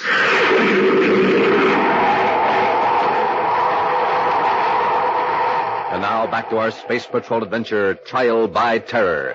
Using a radiation detector, Buzz and Happy have discovered the hiding place of 2 million stolen credits in a microfilm laboratory used as a front by 2 members of Polidor's gang. While the space patrollers were busy with Harnung, the other criminal Slazer emerged from hiding and knocked out the Commander and Happy before they could defend themselves. Right now, while Harnung removes the stolen money to a surface car, Slazer grips a metal bar as Buzz dazedly raises his head. Don't try to get up, Corey. I can make it quick and painless for you and the cadet if you don't try to put up a fight. How much is Polidor giving you out of that 2 million credits? And what makes you think we're working for Polidor? I've got the money in the car. What's taking Hey, you? quiet, you fool. Don't stand in the door bellowing. Now, what is it? Have you finished them yet? Have quick push against this stack of cases. Yes, sir. Get out of here. When they fall, they may break that Sure, it's window. a third job. With this much They're stake, rocking, we sir. can't afford to... Their fault. That does it? Hey! Hey, what good do you think that's going to do you? Window opens into the alley and it's deserted. I realize that. I just stole it. Get to work with that bar, Slazer. Just a moment. I believe this plant's protected by Terra Internal Alarm Service. What about it? Oh, nothing. Except that in room 27 at Terra headquarters, a red light's flashing. In a few seconds, every patrol car in the district will be heading this way. Slazer, he's right. Let's get out of here, quick. Corey's bluffing. The master panel's out of commission. We've got auxiliary units, you know. But of course, it's up to you. Polidor will be mighty grateful to you for getting rid of us at the cost of your own freedom. Slazer, come on. It would only take a second. Every second counts. Throw that bar down and let's go. All right. But there's one thing I'm going to do first. Smash this spacerphone. That's enough. Come on. Let's go. We'll lock him in. Oh, that was close. Here, I'll give you a hand, Hap. Oh, my head. Oh. Hey, I didn't know that master alarm panel was replaced so quickly. I'm surprised. If it's working, I'm surprised. Slazer sure put that spacerphone out of order. I'll check the dials. Maybe I can find out what frequencies they've been using. Hap, get that bar and pry open the door. Weakened and dazed by their treatment at the hands of Slazer and Harnung, it's several minutes before Buzz and Happy can wrench open the locked door of the microfilm lab. Hailing a patrol car, Buzz spacephones an alert to the Terra spaceport. Then he and Happy speed to headquarters to supervise the hunt for Slazer and Harnung. Right now, as Happy enters the commander's office after an errand to the security lab, Buzz adjusts a spacephone receiver. The alarm coordinator panel is working now, Commander. Gee, if they'd only finished it a few minutes sooner, our alarm from the microfilm lab would have gone through. Well, we've had a couple of good breaks, though, Hap. 3 of Polidor's chief agents have been picked up, 2 in Saturn City and 1 on Mercury. Great. When we give him a brainograph test, maybe we can find out where Polidor is. I know where he is. What? I've been monitoring the frequencies I found jotted down by Harnung and Slazer at the microfilm lab. I intercepted a call from Polidor, and communications got a fix on it. Where is he? On Mars. Approximately in the center of Sector K7 on the Great Martian Desert. Well, then what are we waiting for? Let's go. Polidor calling Station 7 Mercury. Polidor calling Station 7 Mercury. Station 7, I assume you are listening but cannot acknowledge. Disaster Plan C is now in effect. Repeat, Disaster Plan C is now in effect. Suspend operations until after Space Patrol sounds triple red. At approximately 1500 hours. Polidor out. What's he talking about? Triple red is our... Commander, triple red is our code for a Mars emergency. Exactly. We'd better notify Mars Space Patrol where Polidor is. They know, Hap. Getting Polidor might be simple, but it wouldn't necessarily stop this disaster plan C of his. It sounds as though he's getting desperate. Right. Gotta take him by surprise. He expects us to sound a triple red at about 1500 hours. That would give us time to get to Mars, maybe with 2 hours to spare. We'll need that time, Hap. Hundreds of lives, maybe thousands, depend on how we use those 2 hours. In a skillfully camouflaged building in the great Martian desert, the master criminal Polidor counts through several huge stacks of credits, then glowers at the 2 men who sit silently in a corner. You're 100 credits short of 2 million. I explained that, Polidor. I needed money for expenses, So you trotted right down to the Terra Bank with a radioactive 100-credit bill. I ought to cut your share in half. But, Polidor, now we know those bills are radioactive. Otherwise, you might have circulated some yourself and got caught. You have to admit he's right, Polidor. What good is this money if we can't pass it? That isn't our fault. And maybe we can neutralize the radiation. Yeah, that's true. Right now I have something more urgent to think about. The destruction of Lowell City. What? Lowell City? Disaster Plan C, remember? Well, what do we gain by that? With a city in ruins, who is going to bother about you or me? The Space Patrol will have its hands full. How are you going to do it? It will be simple. Right now on Deimos, the outer moon of Mars, is a robot spaceship full of high explosives. I can control it from here, cause it to blast off, and set it on a vector that will send it crashing into Lowell City. Isn't there some other way to save our skins, destroying a whole city? If you think of a method as effective, I'll consider it. In the meantime, follow orders. No one must interfere with my plan to destroy Lower City. Naturally, no ships can approach without warning.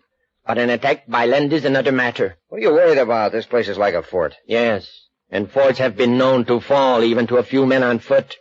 You two are going on patrol right now. After a swift flight to Mars, Buzz and Happy set their spaceship down in the great Martian desert, miles from Polydor's hideout. Dressed as prospectors, they cover more miles in a battered desert-going surface car. Now, their faces and hands grimy with grease and dirt to hide their identity, they trudge onward through the cold Martian twilight. Perhaps slow down. Let your shoulders slump. You'd be spotted as a space patroller from a mile away. We're getting closer. That must be the hideout right over that dune. Yeah, we can't expect to sneak up and surprise Polydor. The best we can hope for is to get close to him before he recognizes us. Uh-oh. Look. I see him, Hap. He sees us. Just keep walking. What light there is behind him. I can't tell whether it's Polydor or not, but he's got a gun. Halt! What do you want? Our car is back in the desert about 2 miles. That's too bad. But you won't need it anymore. Drop, Happy. He's got a blast gun. I missed you on purpose. But if either of you makes a move, I'll let you have it. It's Slazer. Let him do all the talking. Well. On your feet, men, and keep your hands up. That's it. I'll just take your weapons. Thanks, Commander. Now yours, Cadet. You know, Polydor will be glad to see you. And I can finish what I started back on Terra. Now get moving.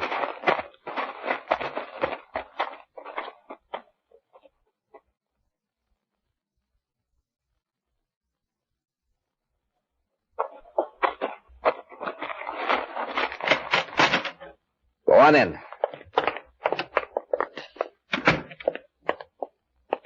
Who are these men? Just a couple of prospectors. Prospecting for trouble. Oh, Corey and the cadet. You're just in time to watch the destruction of Lowell City. Lowell City? So that's what you meant by disaster plan C. Oh, so you intercepted one of my spaceophone messages. Yes, Commander. A few minutes ago, I launched a robot spaceship from the outer moon. At 1500 hours, it will crash into the heart of Lowell City. It is now 14:55. Polydor, what can you possibly gain by a thing like that? I'm a hunted man, Commander. Even with you out of the way, your hounds of the law will be hot on my scent. Well, do you think wrecking a city will make them stop hunting you? No. But it will give me a breathing spell while the Space Patrol is evacuating the injured, caring for the homeless. Why, you inhuman... Careful, Commander. Slazer, cut on the viewscope.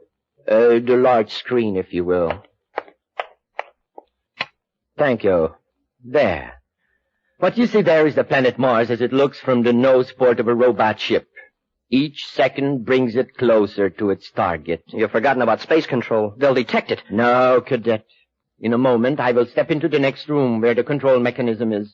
And at the proper time, I will change vector.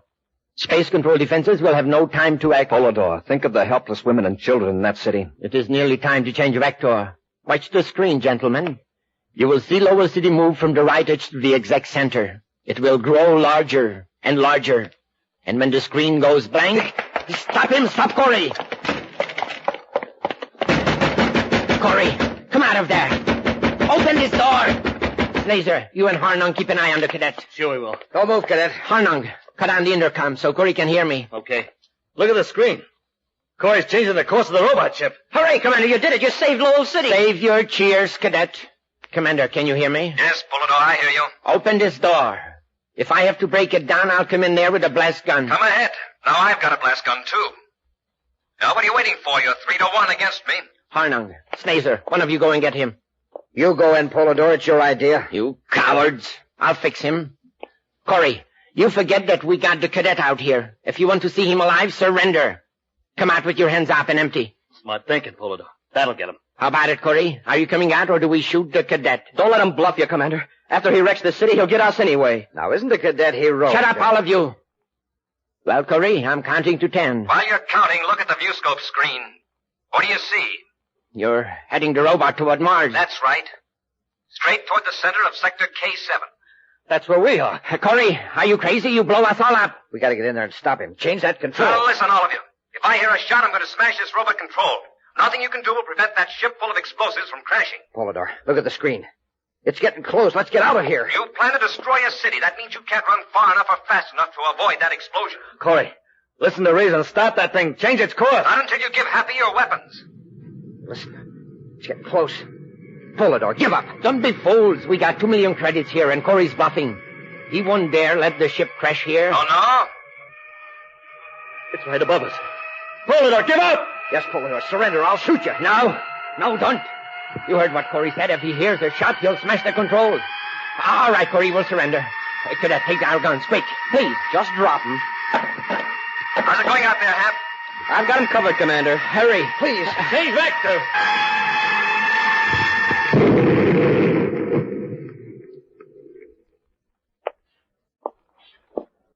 You may get up off your knees now, gentlemen. Well, I see everything's under control, huh? Yes, except Polidor and his pals are nearly passed out from fright. It's a shame in a way. I know what you mean, Hap. I'd hoped that... Hey, Polidor's going for a gun! Oh, no, he's not. Thanks, Polidor. I've been wanting to get that out of my system for a long time. It's over. It's all over. Good thinking. Polidor doesn't need a spaceship to fall on him. Or does he?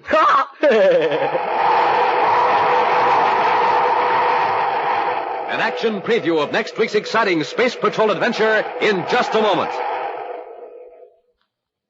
Say, Space Patrollers, Commander Corey's been getting a lot of fan letters lately. Got a couple of them right here. And man, oh man, you should hear all the wonderful things Space Patrollers are saying about Chex. Listen, I'll quote you a few.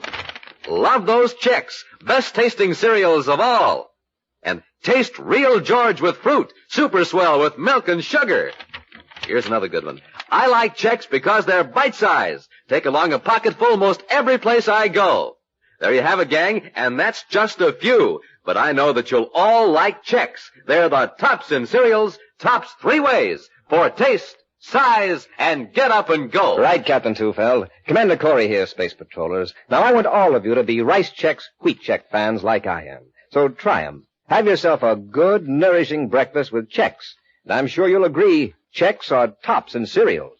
Gang, you heard what the commander said, and he's the #1 Chex fan. So go get him today. In the red and white checkerboard packages with the picture of the commander or Cadet Happy on the outside and the wonderful free Space Patrol trading card inside. Rice Chex, Wheat Chex, tops 3 ways. For taste, for size, for get up and go. Now, a preview of next week's exciting Space Patrol adventure. Buzz and Happy are trying to escape from a mysterious underworld kingdom on Mercury. Suddenly, a robed figure steps before them. Commander, it's Varg. There is no use resisting. You will never leave this underground city. What's going to stop us? The sun. The precious sunlight you surface dwellers prize so much. It is pouring down into the shafts beneath you. What's he talking about, Commander? The sun's heat here on Mercury is terrific. If it suddenly expands those pockets of frozen air, it'll blast these caverns wide open. Be sure to join us next week for the thrilling story, Menace Under Mercury, when Rice Chex and Wheat Chex again present Space Patrol! Space Patrol, created by Mike Moser, starring Ed Kemmer as Commander Corey and Lynn Osborne as Cadet Happy, was written by Lou Houston, produced and directed by Larry Robertson, executive producer Helen Moser. Other players were Baylor Kovach, Norman Jolly, and Ken Mayer. Dick Tufeld speaking. Now, don't forget to tune in next Saturday and every Saturday when Rice Chex and Wheat Chex present exciting action on Space Patrol. This program is broadcast to our armed forces overseas through the worldwide facilities of the Armed Forces Radio Service. Space Patrol came to you transcribed from Hollywood. This is ABC Radio Network.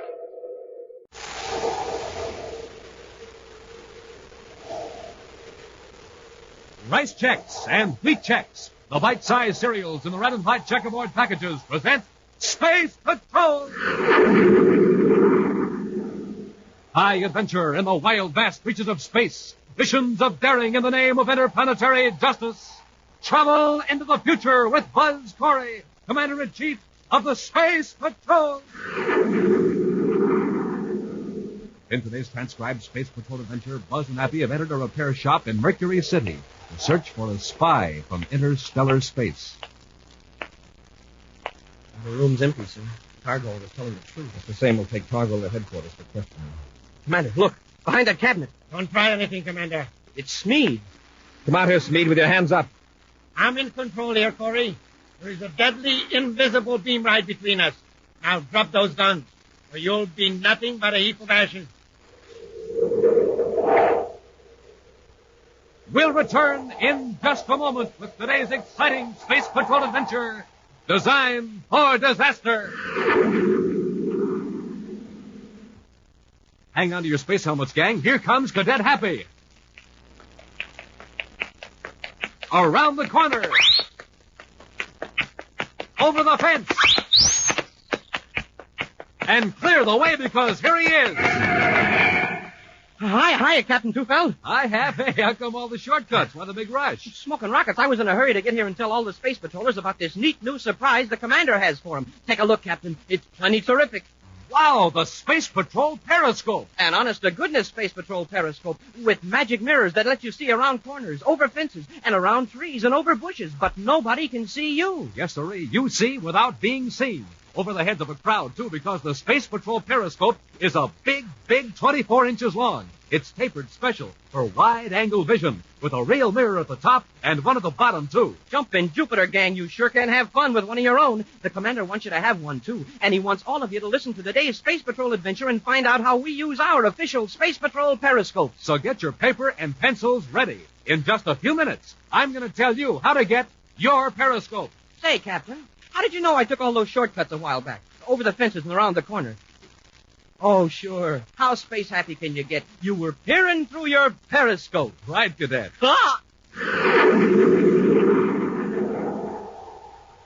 And now, today's Space Patrol adventure, Design for Disaster.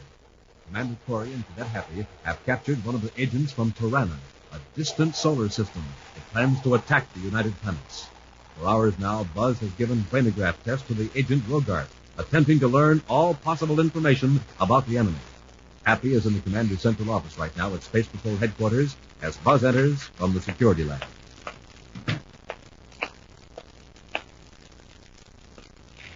Hello. How's it going, Commander? Getting anything out of Rogart? But even with the brainograph, it's slow. Found out where TIRANNA is? Yes, from the constellation Pegasus. A little more than 80 light years from our solar system. We only had enough star drive ships to send on a scouting mission. And when's the attack scheduled? Rogart doesn't know. Too bad that other agent Smead got away from us. I'll bet he knows. Rogart might help us locate Smead. In the next session of the brainograph, I'm going to ask him to name every base of operation and every hideout Smead might visit. Frankly, Hap, once we locate Smead and find a way to stop that attack from TIRANNA, the United Planets are facing slavery or annihilation. Almost anyone is likely to enter a spaceophone repair shop. Also, strange pieces of equipment and strange noises are not likely to cause suspicion in such a place. These are two reasons why Matthew Smead has set up another Tyrannian agent, Pax Targol, in a spaceophone shop in Mercury City. Smead, carrying a small receiver, has just entered Targol's shop.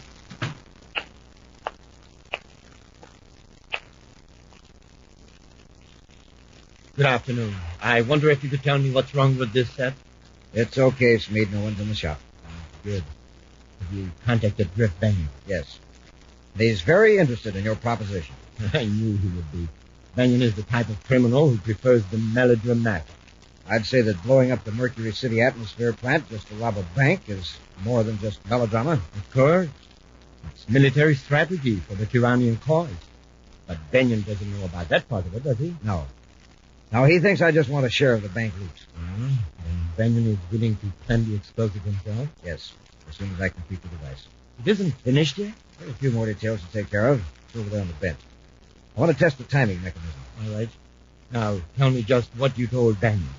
Well, Banyan hides the explosive in the atmosphere plant.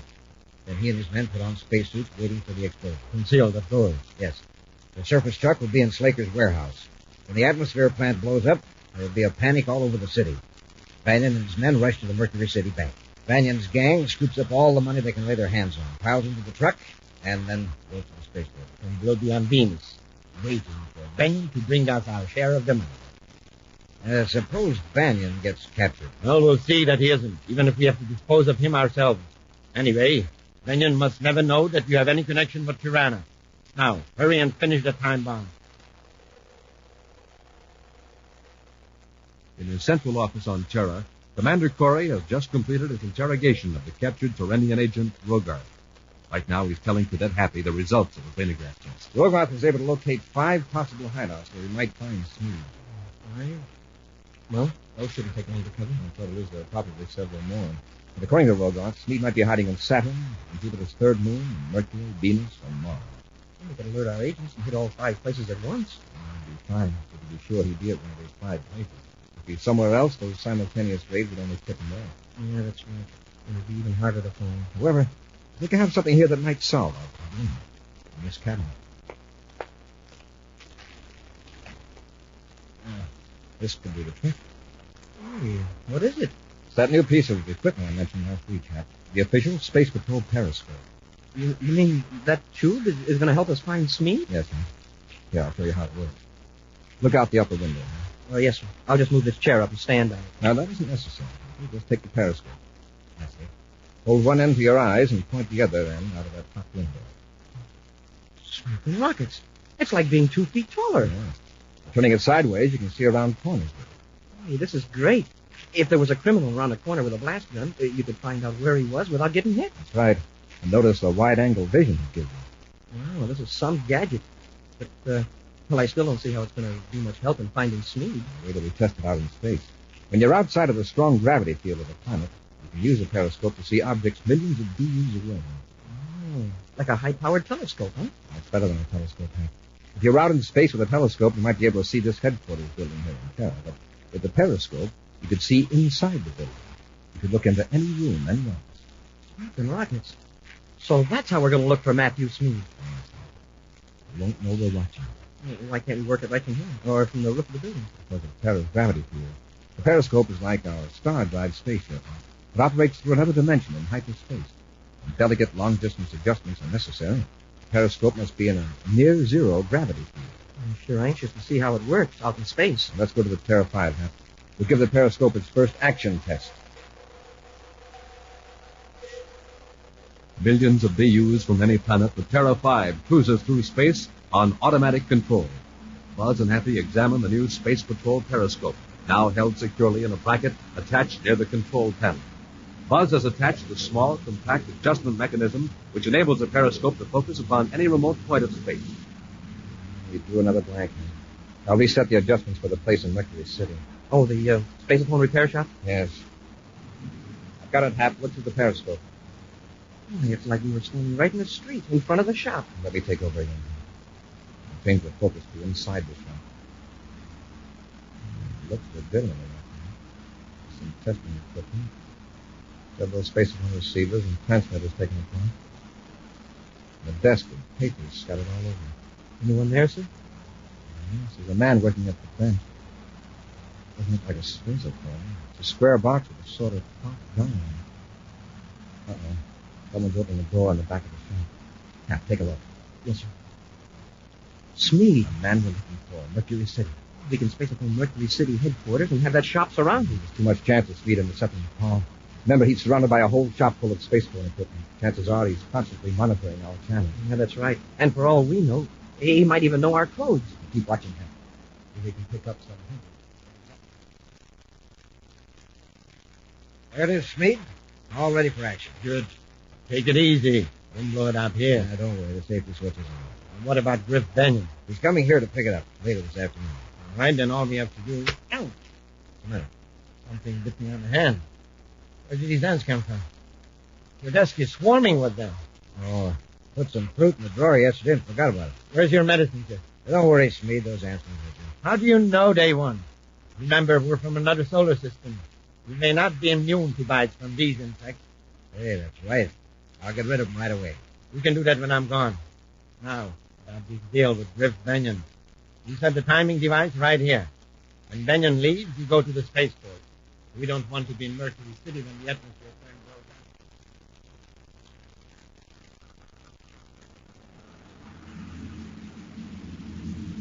down. Smeed's leaving the shop, Commander. Can we follow him with the periscope? We can for a while, but when we get closer to Mercury, the increasing gravity field will blur the image. We'll land at Mercury City and go directly to that spaceport shop. Maybe we can make Smead's partner talk.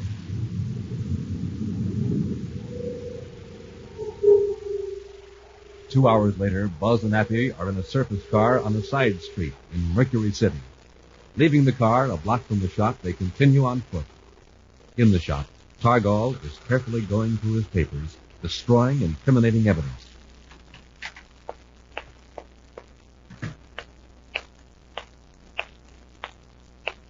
Yes, gentlemen? Something I can do for you? Do you run this shop? Yes, I do. I'm Pax Targall. We're looking for a man named Smead. Matthew Smead. Smead? I don't believe I know anyone by that name. We'll just take a look around, Targall. You won't find your Mr. Smead here. No, maybe, but he was, huh? Yeah, we saw him. You saw him? No, let's not argue. Lead the way into that back room. Go on, Targall. Keep his hands up. Yes, sir.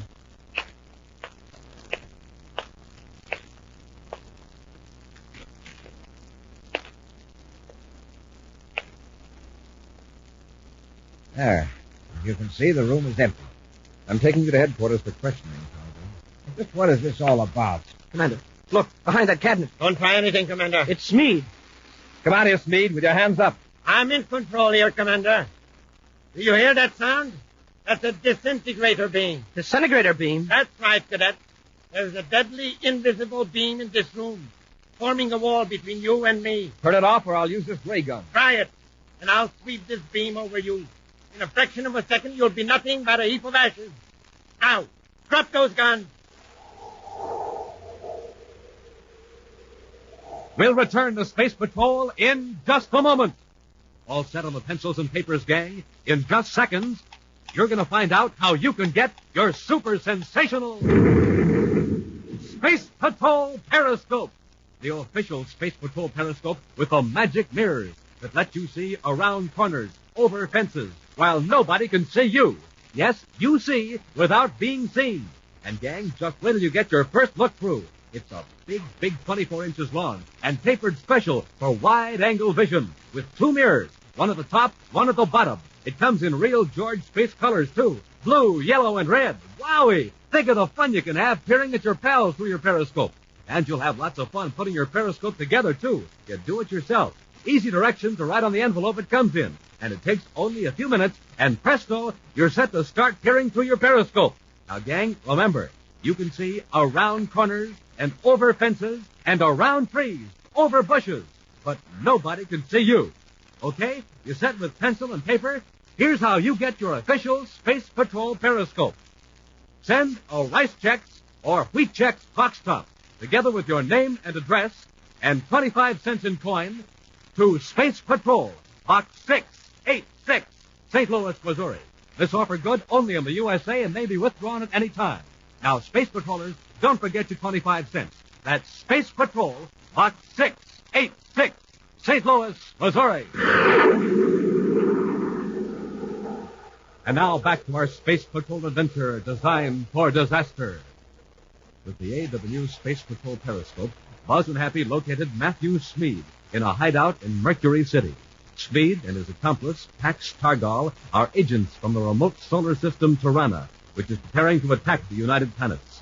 When Buzz and Happy accosted Smead in the back room of the spaceophone repair shop, Smead cut on a disintegrator beam and threatens to focus the deadly rays on the space patrollers. You haven't a chance, Corey. Do as you're told. If that's a disintegrator beam, Smead, why doesn't it destroy the walls of this room? It's simple. It's tuned to a frequency that affects only living tissues. It doesn't harm inorganic, lifeless matter. However, if you like a demonstration, just watch what happens to the cadet. All right, Smead, this round is yours. Drop your ray gun, Happy. Yes, sir. Very wise, gentlemen. Targall. Yeah? Then Corey and the cadets step back, and I'm sure they will. You pick up their weapons. Don't move till I tell you to. You might step into the disintegrator beam. I'll wait, don't worry. Step back, gentlemen, into that closet. Go on.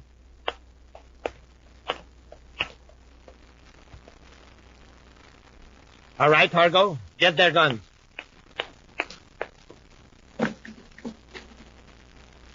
You can cut off the disintegrator now, Smead. I got him covered. Lock them in the closet. Sure.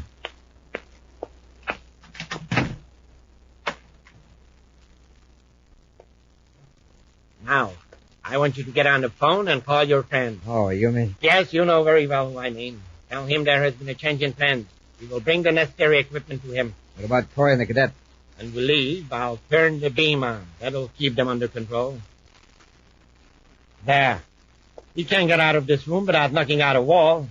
Now get that bomb and let's get out of here.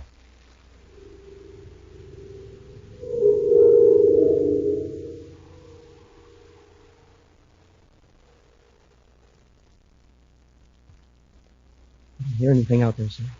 I think they've gone. I think Smeed let us off that easy. Let's try breaking out and see what happens. No objection so far. I'll give him another kick. The room's empty, sir. They've gone off. Hold it, Hat. Don't move. The disintegrator beam is on. Oh, and I was just about to cross the room. The source of that beam is down there. We can get to that machine and turn it off. No, we can't. Speed placed it where we can't get to it without stepping into the beam. Then we're blocked. We could only find exactly where that beam is and locate its boundaries. Perhaps we could crawl under it. Uh-oh. Well, what is it, sir? Look down at the floor next to the wall. You don't see anything? Except a swarm of ants. That's what I mean. Either they're crawling along the molding and onto it. Hap, if we can get some of those ants in that metal bar, we can use it as a test rod. We'll move it around slowly. When the ants start disappearing or dropping off, we'll know that they... Hey, we'll know we're on the beam. Great. I'll get the rod. Get some ants on it. And we'll start near the floor and work up. Carefully holding the bar at arm's length, Commander Corey probes for the invisible beam. Inch by inch, he advances across the room. Be careful, sir. It's a foot off the floor, and the ants are still okay. Uh-oh. Now they're gone. This is the lower limit of the disintegrator beam, Hap. About 18 inches off the floor at this point. We'll lie on our stomachs and crawl across the room to the door. And keep low. Don't worry, sir. I'll be so flat you'll think it's my shadow.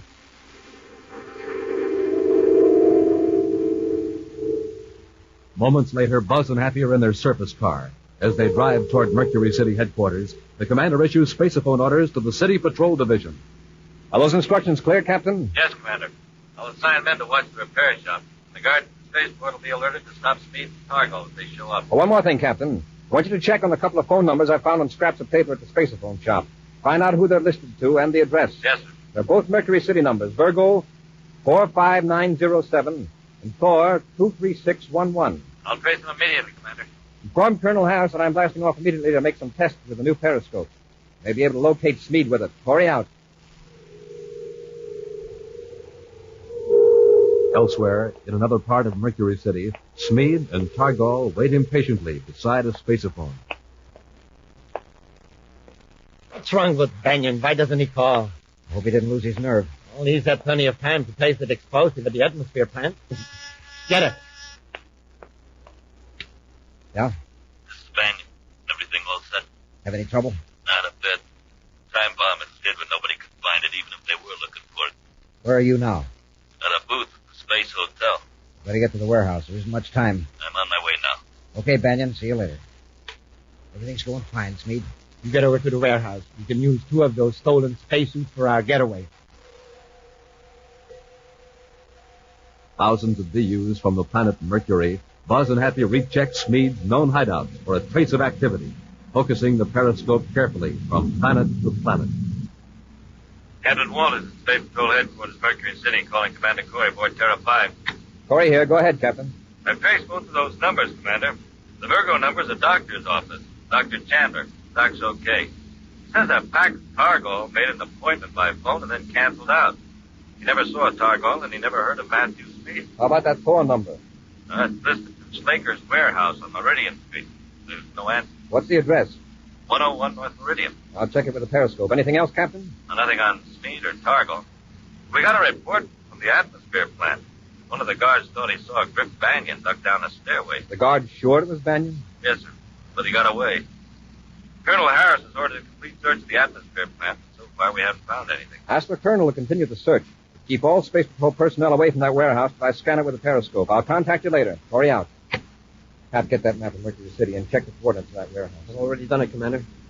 On the way, just for luck, we'll see what's going on at the atmosphere plant. Okay. If Griff Banyan's hiding there, the periscope might be able to sneak up on him where the guards couldn't.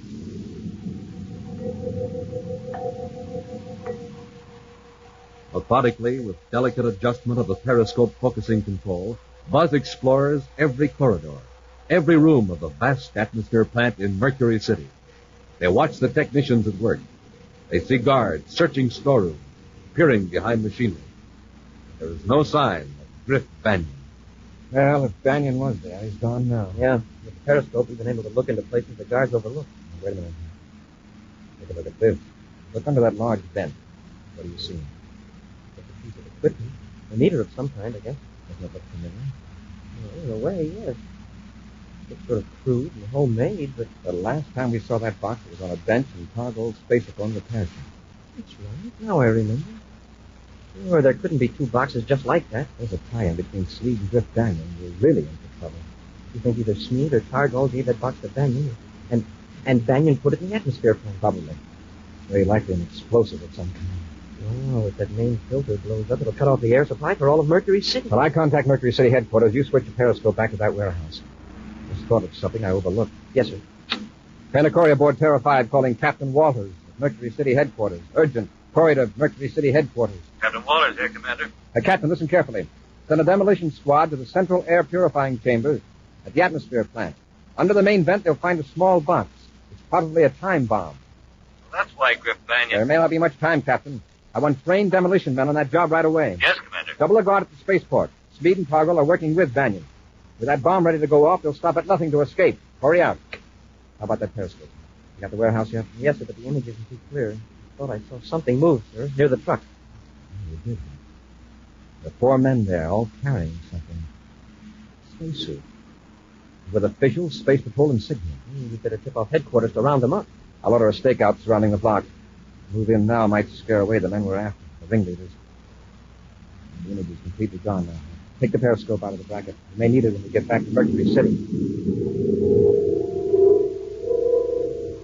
Landing at Mercury City Spaceport, Buzz and Happy find no indication of alarm. Under the normal activity, Space Patrol personnel are quietly preparing for any emergency if disaster should strike. Right now, in a service car, Buzz and Happy speed to the warehouse on Meridian Street. As it pulls to a stop at the rear of the structure, Buzz makes a last-minute spacephone check with headquarters. Corey and surface car M78 calling Captain Walters at headquarters. Walters here, Commander. Happy and I are at the warehouse. Any word from the atmosphere plant? It just came in. It was a bomb, all right, but it's harmless now. Oh. Demolition men said it was the trickiest gadget they ever handled. It was set to go off at 1,500 hours. If it had, the whole air purifier unit would have been blown clear through the atmosphere shell. Close call. Thanks, Captain. Stand by. Corey out. Now, Hap, until we go to work. In the periscope. Yes, sir.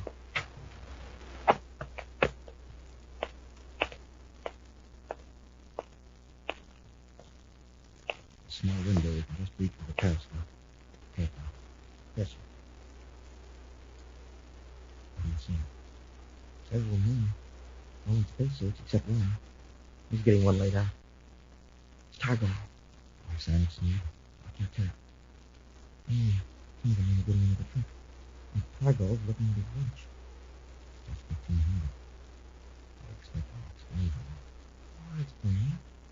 4 men in the back of the truck and the 5th man is locking them in. But they got him willingly a picnic.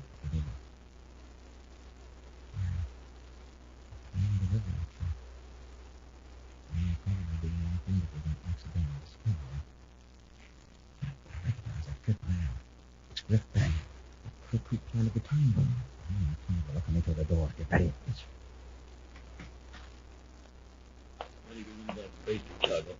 Something's gone wrong with the bomb. You must have tampered with the setting. You crazy. Look, bomb or no bomb, the boys and I are going to pull off that bank job. Get your hands up, Banyan. You too, Targo. Banyan, unlock the truck. Let the boys out. No, you don't, Banyan. Get Banyan half. I'll handle Targo.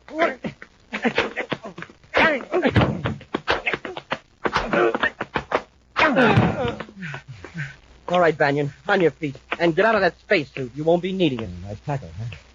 Now, you want to continue the work out, or will you tell me where to find your pal Sneed?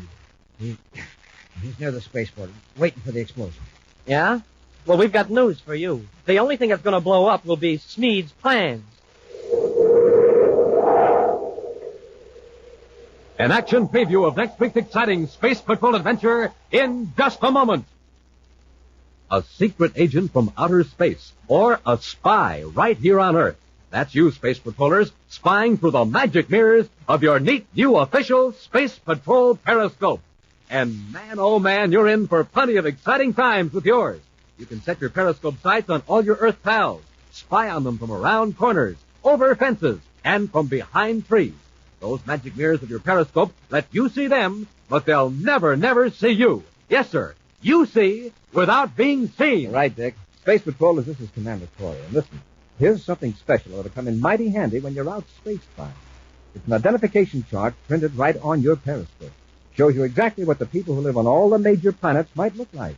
What's more, on every periscope, there's a place for your name, address, and solar system. And remember, Space Patrollers, this is a real periscope. A big 24 inches long and tapered special for wide-angle vision, with a mirror on top and one on the bottom. Space Patrollers, be the first official space spy in your gang. Get your own official Space Patrol periscope today. And here's how you get them. Send a Rice Chex or Wheat Chex box top, together with your name and address and 25 cents in coin, to Space Patrol, Box 686, St. Louis, Missouri. That address again is Space Patrol, Box 686, St. Louis, Missouri. Don't forget your 25 cents and your Rice Chex or Wheat Chex box top. A, B, C, D, E, F, G. Bite-sized checks taste good to me. Bite-sized checks, wheat checks, rice checks. Get your checkerboard cereal today.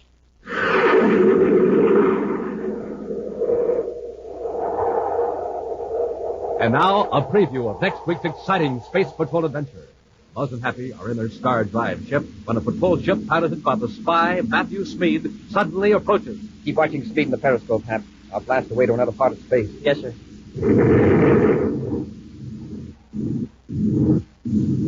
Commander, what's wrong? A rocket's cut out.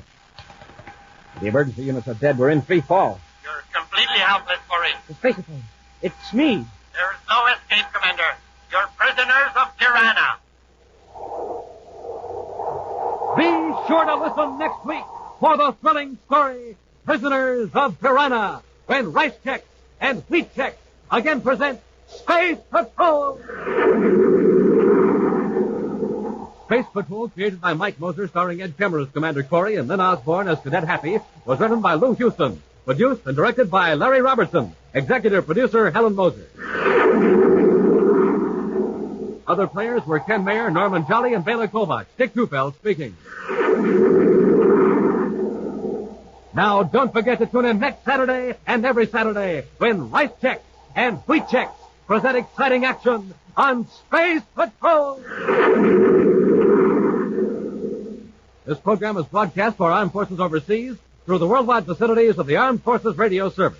Space Patrol came to you transcribed from Hollywood. This is ABC Radio Network.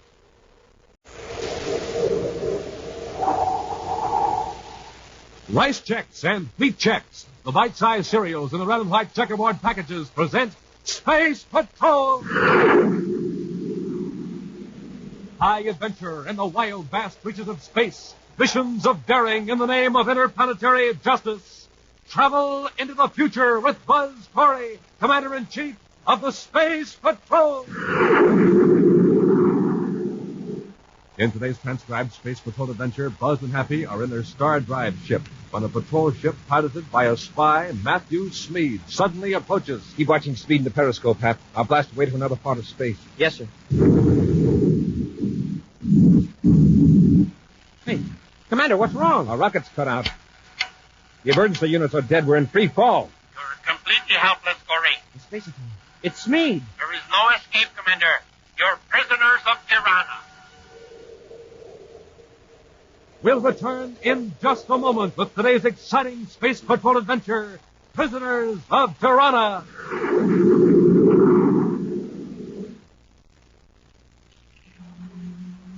Captain Tufeld, think this is a pretty good spot to watch the boat races? Well, no, Hap, that seawall's kind of high. Well, just peer through your periscope like I'm going to do. You'll see everything clear as day. Hey, that's right. The Space Patrol periscope is a big 24 inches high. Tapered special for wide-angle vision. And the Space Patrol periscope's got 2 magic mirrors that let you see around corners, over fences, and around trees, and over bushes. But nobody can see you. Yes, sir, gang. You see without being seen. And say, you'll like the neat periscope colors, too. Blue, yellow, and red. And on every periscope, there's a special place for your name, address, even your solar system. Real keen for space spying.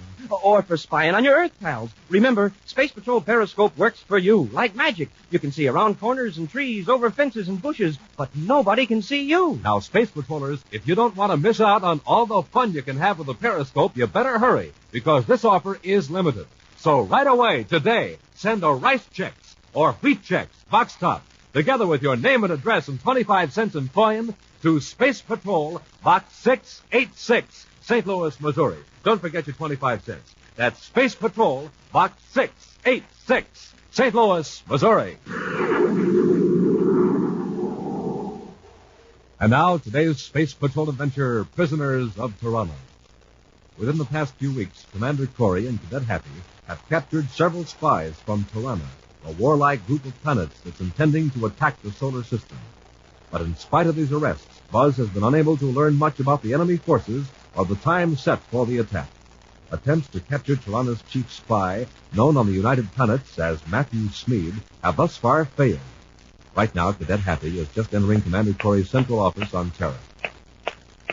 Sorry I'm late, Commander. I was in the gym taking a workout, and I just got your message. Glad to see you're keeping in shape, huh? Your exercise hasn't made you too tired for a space flight, right? Oh, I'd never be that tired, sir. Good. A few hours ago, an unidentified ship blasted off from Saturn's fifth planet.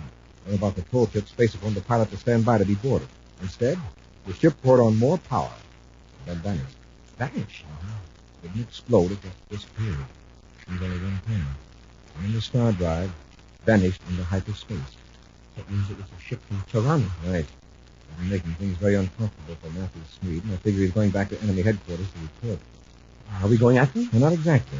We're going to scout around TIRANNA with our new Space Patrol periscope and find out what they're up to. When a spy leaves enemy territory in a rush, Hap, he's encountered one of two things. Either he's afraid of being caught, or his own forces are ready to attack. Uh-oh. TIRANNA may be all set to invade the solar system. That's what we're going to find. Let's get to the spaceport and blast off in the star drive. TIRANNA is a planetary system 80 light years from the sun in the constellation Pegasus. The vast distance is traversed in an amazingly short time in the star drive ship using a hyperspace principle to cross the barriers of ordinary space and time. Buzz has set the hyperspace vector computer to bring the ship out of star drive a considerable distance from TIRANNA. I've just completed the application check, sir. That star is TIRANNA, all right. We're 300 million DUs away from it. Good. What we picked up from those captured spies were well outside the orbit of the outermost planet. Check the viewscopes carefully. Yes, sir. So far, we're alone in space. Now, you watch out for ships. I'll locate the planet. That's going to be some job. There are 15 of them. We'll start with the seventh planet from TIRANNA. It's the main one of the system. Our job now is to locate the principal cities and any concentration of spaceships. Hap, set up the periscope while I figure out which of those planets is TIRANNA 7.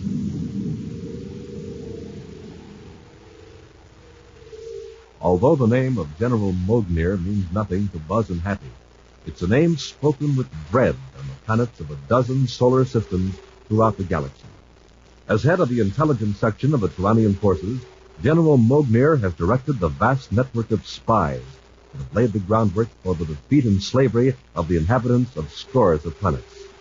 At this moment, in his headquarters in the capital city of TIRANNA, Mognir sits before a huge chart of our own solar system, glowering at a man who stands before him.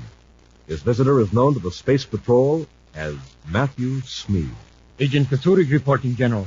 You made fast time from the United Planets, Pastor. Your message ordered me to return to TIRANNA immediately. I'm glad to see that you obey at least one of my commands. Do you know what I told you? No, sir. Our forces are ready to attack, perhaps? Not quite. And if all our agents are like you, we never will be. Well, I have done my best, General. So, you have sent to the United Planets to obtain data on their defenses. You send us samples of their weapons. You have failed us. Some of my top assistants were captured. All of my work was undone. And how did they happen to be captured? I had a run of bad luck, General. Bad luck, indeed. Bad luck is a sniveling phrase used to excuse carelessness, inefficiency. Something even worse. What do you mean? Perhaps you are tired of being historic agent of TIRANNA. You wish to spend the rest of your life as Matthew Smead in the United Planets. I am loyal to TIRANNA, I swear it. Your achievements to They certainly don't speak well for your loyalty, mistress. You have permitted the enemy to know of our coming attack. Thus, you have robbed our own forces of the important weapon, surprise. But, General... The United Planet forces will be ready to fight. This will propel us to use great force. We shall have to destroy vast resources that otherwise we could have taken back. General, listen, I haven't please. time to discuss them. Give you a new assignment. There's an opening on one of our captured planets, a desk job. I'm eager to serve TIRANNA any way you see fit, General. What planet is it? Jakala. But that's the plague spot of the galaxy. Yes. The climate is foul, the insects are large and poisonous, and the inhabitants greatly resent the Tyrannian rule. General Mowgli, before I accept this new assignment... Your acceptance is already in effect.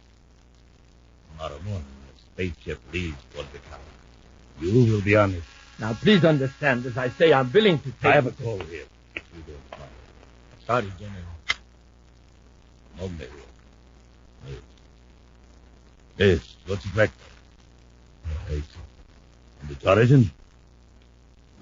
No, don't attack. Just keep it under observation until further orders. No more. Very interesting. Very interesting. Something wrong? Nothing wrong. Except that an unidentified spaceship is cruising outside the orbit of Planet 15. Obviously a star drive ship, because it got through our outer perimeter warning system. Where is it from? It's a spy ship from the United Planets. That's impossible. They have only one star drive ship in operation. One is enough. You got here in one ship, didn't you? There is only one of them. It can be dangerous. Our patrols can blast it to pieces. Yes. I expect a brilliant idea like that from you, Sorry. Here we have a splendid piece of enemy technology right on our back doorstep. Something you haven't been able to provide us, and you want to blast it to pieces. I should have sent you to Jakala long ago. General, if I capture that ship, will you reconsider the Jakala assignment? Don't be ridiculous. Please, General, I admit I failed to an extent. But I do know more about the United Planets than anyone in TIRANNA. I know their weapons and the way their pilots think. Give me a chance to get that ship. If you fail, you'll be on your way to Jakala tomorrow morning. Elsewhere, with their star drive ship at low velocity, Buzz and Happy are scanning the surface of Tirana 7 millions of DUs away through their Space Patrol periscope.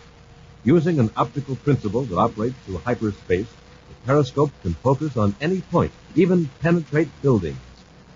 During the past few moments, thousands of square miles of the planet have been projected on the image mirror of the periscope. It's the biggest city we've seen in Tirana so far, Commander. Now I've got to focus on its streets. Nothing strange about the people, except their clothes. See if you can find a spaceport or a manufacturing center. Yes, sir. If we only had a map of Tirana, we could set the periscope to exact coordinates. As it is, we're just working hit or miss. Once we find one good target, it'll help us locate others. Yeah, we can look at inside offices in the map room. Find the military headquarters, might be able to locate their plans for attack. Commander, I think I've got something. Take a look at the periscope. Never mind that. Check number 3 viewscope screen. A spaceship. I wonder if they've seen it. Check the vector hat. Yes, sir. Now, one good thing, it's still a long way off. Now we can probably get away. Well, not yet. First, use our periscope. Set up the coordinates on the focusing control and see what that ship looks like up close. Oh, maybe we can tell what kind of element it's got. Better yet, we can see inside the control compartment. The image of our ship is in our viewscope, we'll know it's time to get moving. It's changing vector slightly, sir. Got it in the periscope now. Is it a star drive job, sir? It's smaller than the Tirana ships. One that we've seen scouting on the solar system. I'd say it's just slightly larger than our ship. If it isn't star drive, we stand a good chance of getting away. The periscope's in the pilot now. Take a look. Yes, sir. Smoking rockets, it's Matthew Smead. Big as life and twice as ugly. How they expected to run into him. I don't like that look on his face. But then, come to think of it, I never did. He's smart. I wonder, he's got our ship in his viewscope screen. What's he up to? Trying to get closer without tipping us off that he sees us? Maybe relaying our position to other ships. For the time being, we'll continue our scouting mission from another part of space. Brace yourself, Happy, or blast away from here. Yes, sir. Hey, what happened? Our rocket's cut out. The emergency units are dead. We're in free fall. Well, fine time for this to happen. I'll check the instruments, sir. Matthew Speed calling Commander Corey upward. United Planet Star Drive ship number 1. Speed to Commander Corey. Hap, get to the periscope and watch Smead. Yes, sir. Corey here. Go ahead, Smead. If you are wondering what happened to your rocket, you're in range of my null ray beam. You're completely helpless. Not quite. Try coming aboard and find out. This time we're playing it my way. There is no escape, Corey. You and your ship are prisoners of TIRANNA. We'll return to Space Patrol in just a moment. Peer through your periscope, Space Patrollers, and you'll see around corners and over fences. Around trees and over bushes. But nobody will see you. Yes, that's the way the magic mirrors of the Space Patrol periscope work. You see, but are never, never seen. Take it with you as you watch a football game or parade. You won't miss a thing, and you'll see right over the heads of the crowd. And when you want to play at being a space spy, here's something that'll come in mighty handy. It's a special identification chart printed right on your periscope. It shows you exactly what the people who live on all the major planets might look like. Yes, sirree, Space Patrollers, you sure can have a lot of fun peering through your periscope. And say, you put it together yourself. That's right, all 24 inches of it. Easy directions are right on the envelope it comes in. You can do it quick as a flash, and then you're all set to start peering through your Space Patrol periscope. But hurry and send for yours today. This terrific offer is almost over. Just send a Rice Chex or Wheat Chex box top, together with your name and address, and 25 cents in coin, to Space Patrol, Box 686, St. Louis, Missouri. That's Space Patrol, Box 686, St. Louis, Missouri. This offer good only in the USA and may be withdrawn at any time. And now back to our Space Patrol adventure, Prisoners of TIRANNA. Cruising at low velocity, millions of DUs from TIRANNA 7, Buzz and Happy are scanning the surface of the planet for military installations with their Space Patrol periscope. Sighting a Tyrannian spaceship, they focus the periscope inside the control compartment and discover the pilot is the Tyrannian spy, known to them as Matthew Smead. When they attempt to elude the enemy ship, Smead cuts off their rocket power with a null ray. As he closes in on their helpless ship, spacephoning instructions to them, Buzz and Happy watch the spy through their periscope. Listen carefully, Commander. My ship has been designed so that its airlock will couple with your United Planet ship. When I join airlock with you, come aboard. Suppose we don't. You have no choice. I have weapons aboard this ship that can render you incapable of resistance. In your space torpedoes, the null ray makes them useless. All right, Smead, we'll come aboard. What to do now? There's much to be clear about that ship, what the layout is and how it operates. When they go aboard, if the chance comes, we'll jump in. We have to operate his ship with no help from Smead. Yes, sir. He's maneuvering up to the airlock now, sir. His controls are very similar to ours. I think I know their placement in the panel. What about weapons? That's some sort of a gun, the holster. The ship's right alongside ours, and our velocities match. I know how he works the airlock holding field control. The switch he's pressing now is probably his spacer. Our ships are joined, Corey. You were right, Commander. Corey, do you hear me? Yes, Smead, I hear you. Then come aboard. And I'm warning you, at the first sign of a weapon, I'll be ready for you. So don't get any ideas. All right, Smead. Let's go. Open the inner hatch. How about it, sir? Shall we take a chance on getting in with our ray guns? We're not hurry. Play along with them till we see a chance it'll pay off. I'll go first.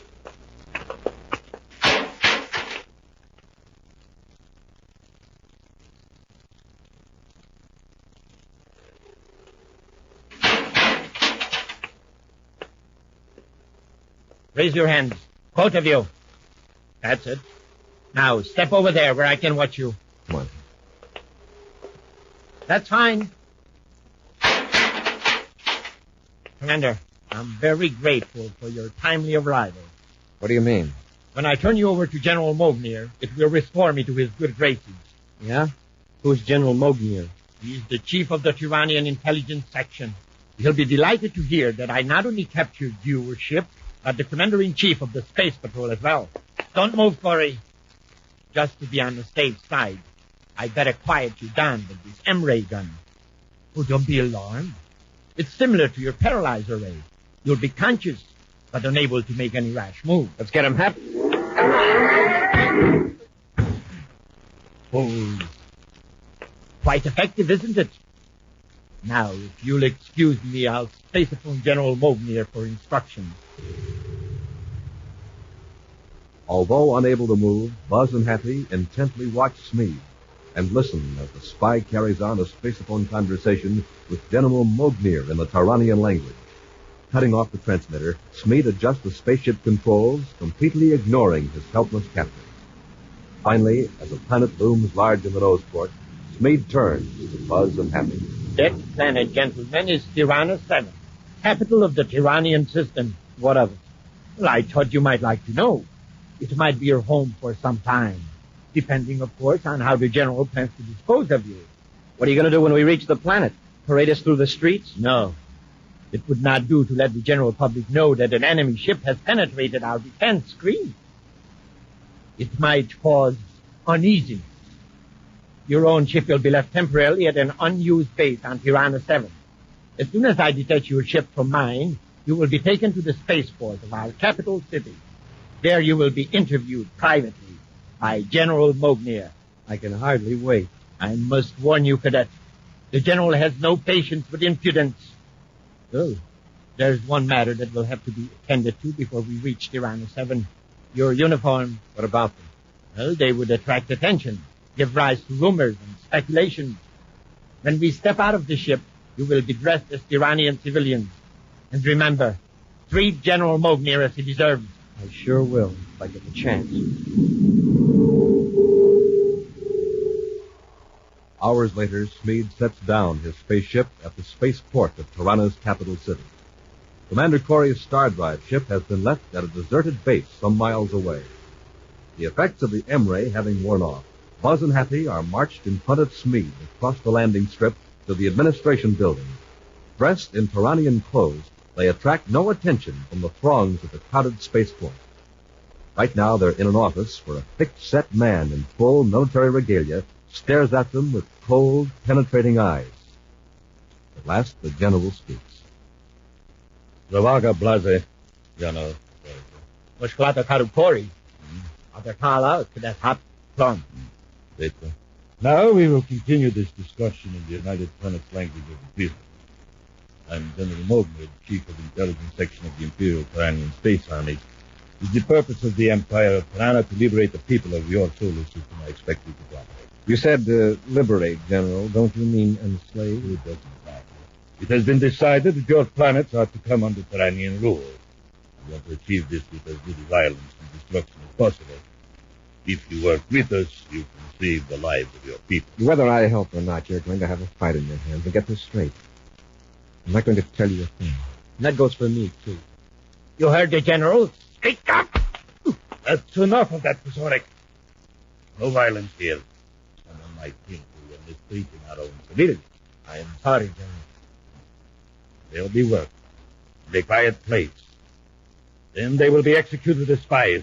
And with the full support of our population, we will launch an attack on our planet. General, may I assume that the Jakala assignment is no longer in effect? That's right.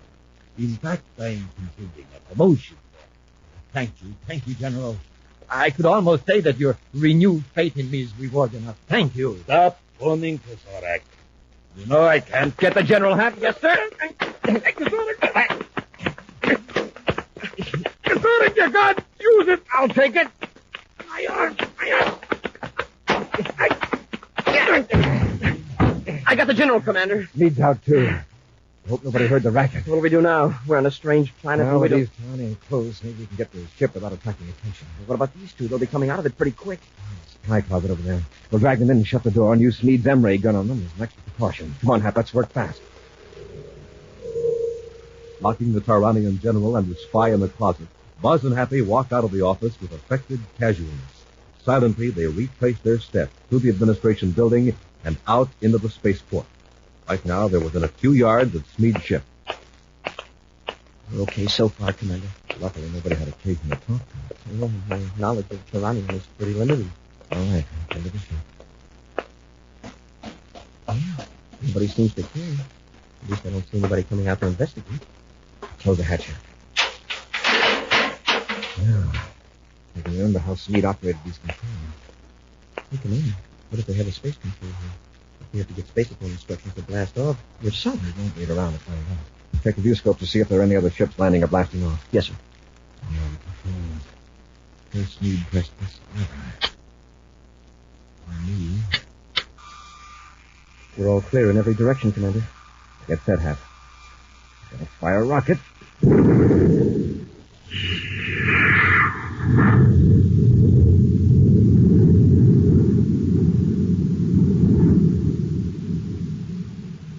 Made it.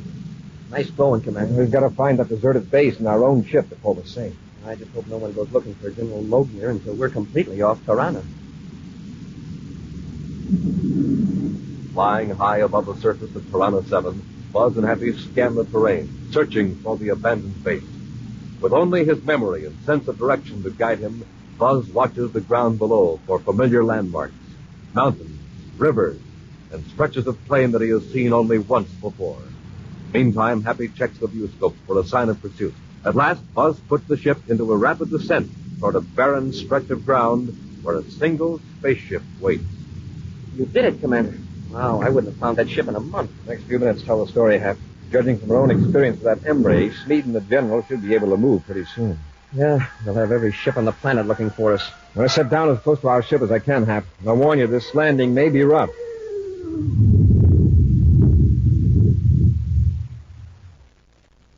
Wow. Commander, you handled this crate like you'd just finished a 50-hour refresher course. Well, now to board the old star drive Hap the viewscope. It's a ship. It looks like it's heading right for us. It's on a landing vector. What I've seen, there are no cities within 300 miles of this place. He's coming for us. We'd better make a run for the star drive, sir. We wouldn't have a chance. That's right. He could stop us with a null ray before we got off the ground. Null ray, that's it. We'll fight him off with our own weapons. I can remember how Smead worked. Yeah, he turned this gadget here, I think. Yes, that's it. There's the violet light. Intensity gauge. Now, if I can focus it right. Check that ship's vector, Hap. It's decelerating, sir. Dropping lower. Now it's steady. I think he's in the beam, Hap. His power's off. Can't do anything now but continue in free fall. At his present vector, he'll go clear over us. If he misses that range of mountains, he'll be lucky. Come on, Hap, into our ship and blast off. Blasting off without further opposition, Buzz and Happy accelerate under rocket power, watching TIRANNA 7 grow smaller in their rear view scope. Have you worked out the hyperspace vector yet, Commander? Not quite, Hap. I won't feel safe until we're in star drive and away from the whole TIRANNA system. Got to reach higher velocity, Happy. The mass factor of that star and the 15 planets is pretty high for a safe transition into star drive. Commander, another ship's after us. Use the periscope, Hap. If we can find out what their plan of attack is, we can stall them off. Yes, sir. I'll line it up on you. They use an all-ray on us before we get into star drive. We're sunk. I've got the ship, Commander. How to adjust the focus inside the control compartment. Commander, it's General Mogner and Sneed. What are they doing? Just watching the viewscope. It sure looks sore, especially the General. Uh-oh. The General's reaching for the null ray control. He must be within range. Have stand by to fire space torpedoes. Standing by, sir. When you're on target, fire.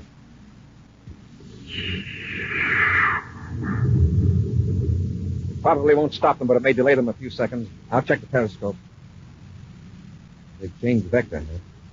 Mogner left the null ray and is working at another part of the control panel. Trying to dodge our torpedo, huh? Uh-oh. The torpedo exploded, but it missed them. Blew it up with a force field, probably. What about our velocity, sir? Is it high enough? Very nearly. There's the General reaching for the null ray control again. Let's lob another torpedo in. Too late, Hap. By the time it reaches them, the null ray will be on. We're going into star drive.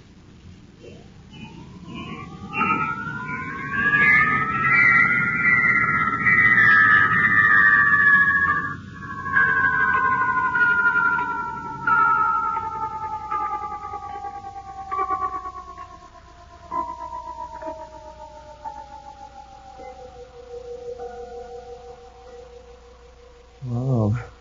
Just made it. We're safe in hyperspace. For the moment. But we won't be completely safe until we put an end to the menace from TIRANNA. There's a way to stop them, Happy, and we're going to find it. We've got to. An action preview of next week's exciting Space Patrol adventure in just a moment.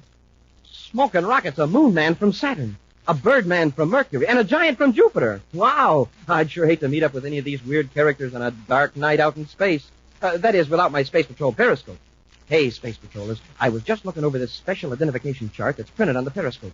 It shows you exactly what all the outer space citizens might look like, and believe me, they're plenty scary looking. But when you peer at them through your mirror eye of your periscope, you'll see them, but they will never, never see you. It's like magic. You can see around corners and over fences, around trees and over bushes, but nobody can see you. And gang, you'll have a real George time with your periscope right here on Earth, looking over the heads of tall people. The periscope's high enough, a big 24 inches.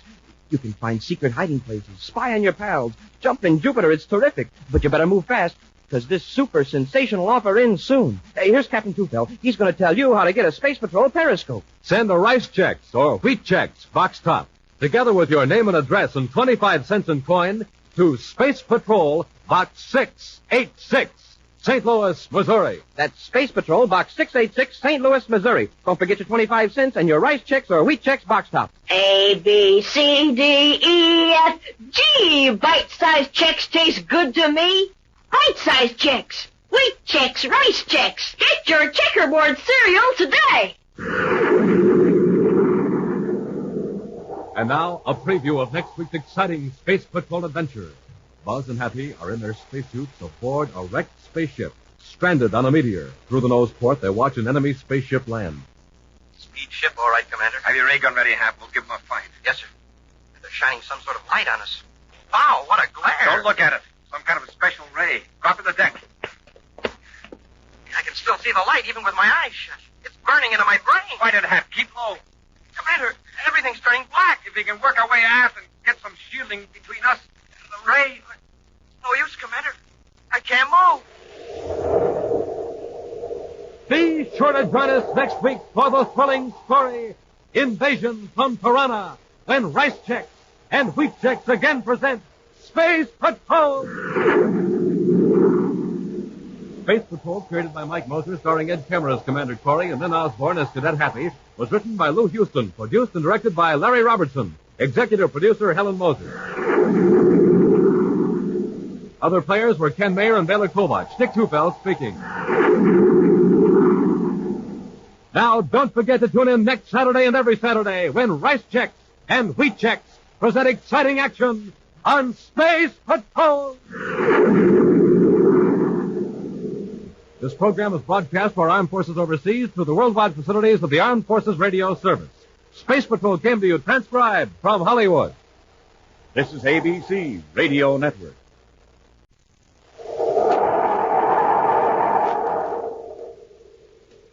Rice Checks and Wheat Checks, the bite-sized cereals in the red and white checkerboard packages, present Space Patrol! High adventure in the wild, vast reaches of space. Missions of daring in the name of interplanetary justice. Travel into the future with Buzz Corey, Commander-in-Chief of the Space Patrol! In today's transcribed Space Patrol adventure, Buzz and Happy are in their spacesuits aboard a wrecked spaceship, stranded on a meteor. Through the nose port, they watch an enemy spaceship land. It's Smead's ship, all right, Commander. Have your ray gun ready, Hap. We'll give them a fight. Yes, sir. They're shining some sort of light on us. Wow, what a glare. Don't look at it. Some kind of special ray. Drop to the deck. I can still see the light, even with my eyes shut. It's burning into my brain. Fight it, Hap. Keep low. Commander, everything's turning black. We can work our way aft and get some shielding between us and that ray. It's no use, Commander. I can't move. We'll return in just a moment with today's exciting Space Patrol adventure, Invasion from TIRANNA. Hey, Space Patroller, what do you see peering through your periscope? Hi, Captain Tufel. I'm spying on the mailbox around the corner. I'm spying on my pals, all of them dropping letters into the box. You know what they're sending away for? The swell Space Patrol periscope? You bet, Captain. Well, Space Patrollers, you better take a tip from our pal here and send for your Space Patrol periscope today. And I don't want any of you to miss out on the neat fun you can have spying through the eye of your own periscope. That magical mirror that lets you see around corners and trees, over fences and bushes, but nobody can see you. You can see right over the heads of real tall people, too. because the periscope's 24 inches high and tapered special for wide-angle vision. And you like the keen periscope colors, too. Blue, yellow, and red. And don't forget, Captain Two-Phil, there's a special identification chart of Outer Space Patrol printed right on the periscope, and a place for your name, address, and solar system. Yes, it's plenty terrific. So, gang, hurry and send for yours right now. Remember, this is the last time we can offer you the Space Patrol periscope. Send a rice checks or wheat checks box top, together with your name, address, and 25 cents in coin, to Space Patrol, Box 686, St. Louis, Missouri. Don't forget your 25 cents. That's Space Patrol, Box 686, St. Louis, Missouri. And now, back to our Space Patrol adventure, Invasion from Tirana. Commander Corey and Cadet Happy are in their Star Drive spaceship, cruising far beyond the orbit of TIRANNA 15, outermost planet of a remote solar system in the constellation Pegasus.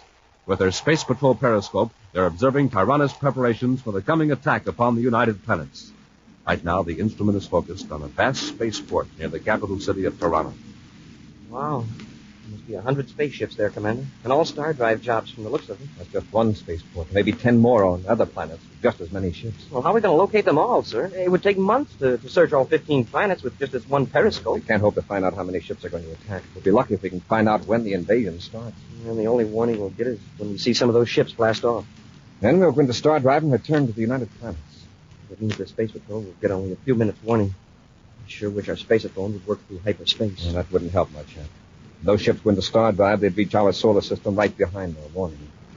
Now, let me see if I can locate General Mognier's headquarters with the periscope. It's a building east of the spaceport, according to what we picked up from that spy of his while we were captured. Yeah. Have rig up the microfilm camera to the periscope. May be able to photograph some Tiranian documents. Well, that won't do much good, sir. We can't read Tiranian. No, but back on Terra, there are a couple of captured Tiranian spies that can translate for us. Yeah, that's right. And the brain graph can tell us whether they're telling the truth or not.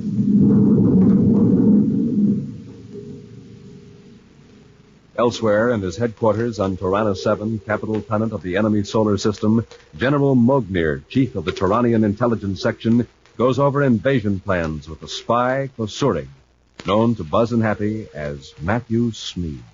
I have just received word from Central Command that our task units on 8 other planets are ready for embarkment. Then we are waiting for the unit here on Tirana 7. Yes, Kosurig. The ships of the command unit are being loaded with supplies now. Look. Mark this date on the calendar, Kosurig. This is the date of our attack on the United Planets. Yes, General. And I trust I am being considered for a suitable command in the occupation forces? I'll consider that matter after our next campaign. Our next campaign? Yes. After the United Planets are under control, Tirana will launch an offensive against Varkol. Varkol? Varkol is a star just 8 light years from our system. Its planets are inhabited and developed to a high degree in technology. Why haven't we attacked it before? Because we weren't sure we could conquer it. Latest reports, however, show that the people of Varkol are entirely peaceable. Despite their scientific advancement, they should be easier to defeat than the United Planets. I'll go over our plan in detail.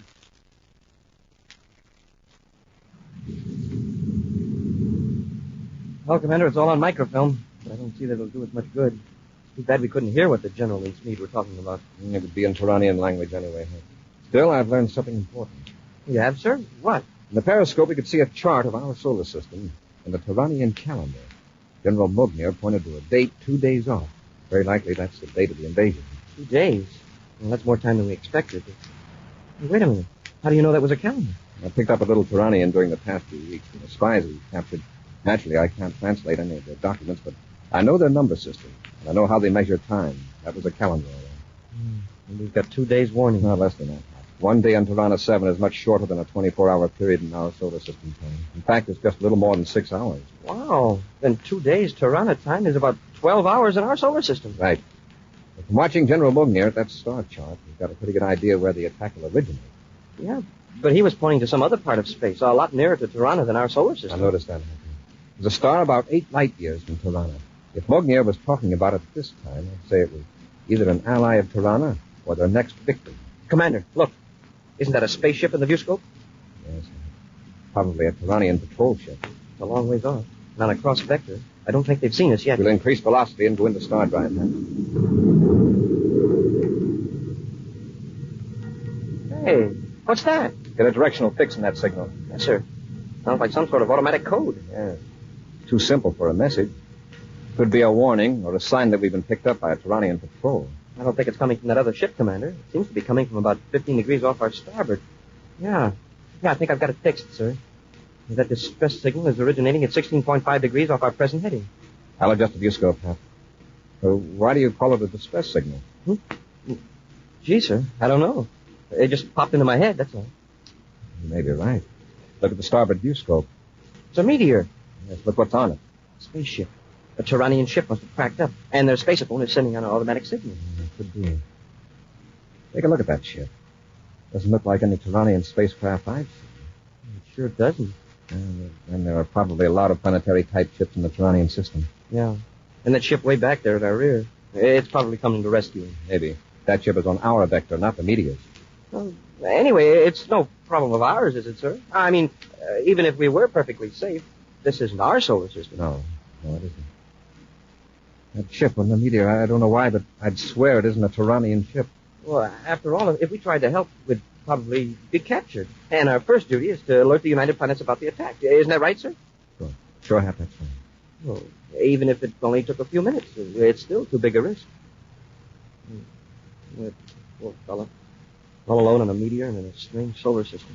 You know he's all alone. In fact, how do you know anyone's alive after that crash? Obviously, it's an automatic signal. Yeah, that's right. But somehow I get the impression that... Well, we're pretty near up to star drive velocity, aren't we, Commander? Get 2 spacesuits out of the locker, Happy. 2 spacesuits? We'll need them when we land on that meteor on the double, Hap. Yes, sir, Commander. After rapidly decelerating, Buzz changes vector and heads for the meteor.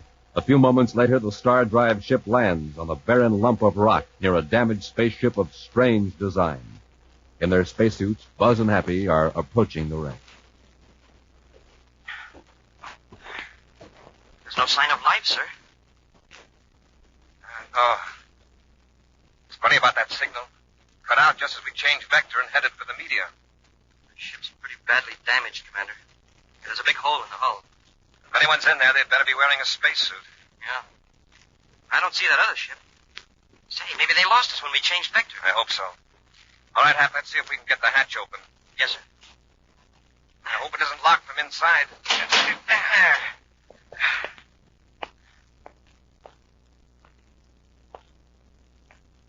Commander, look. Lying there on the deck.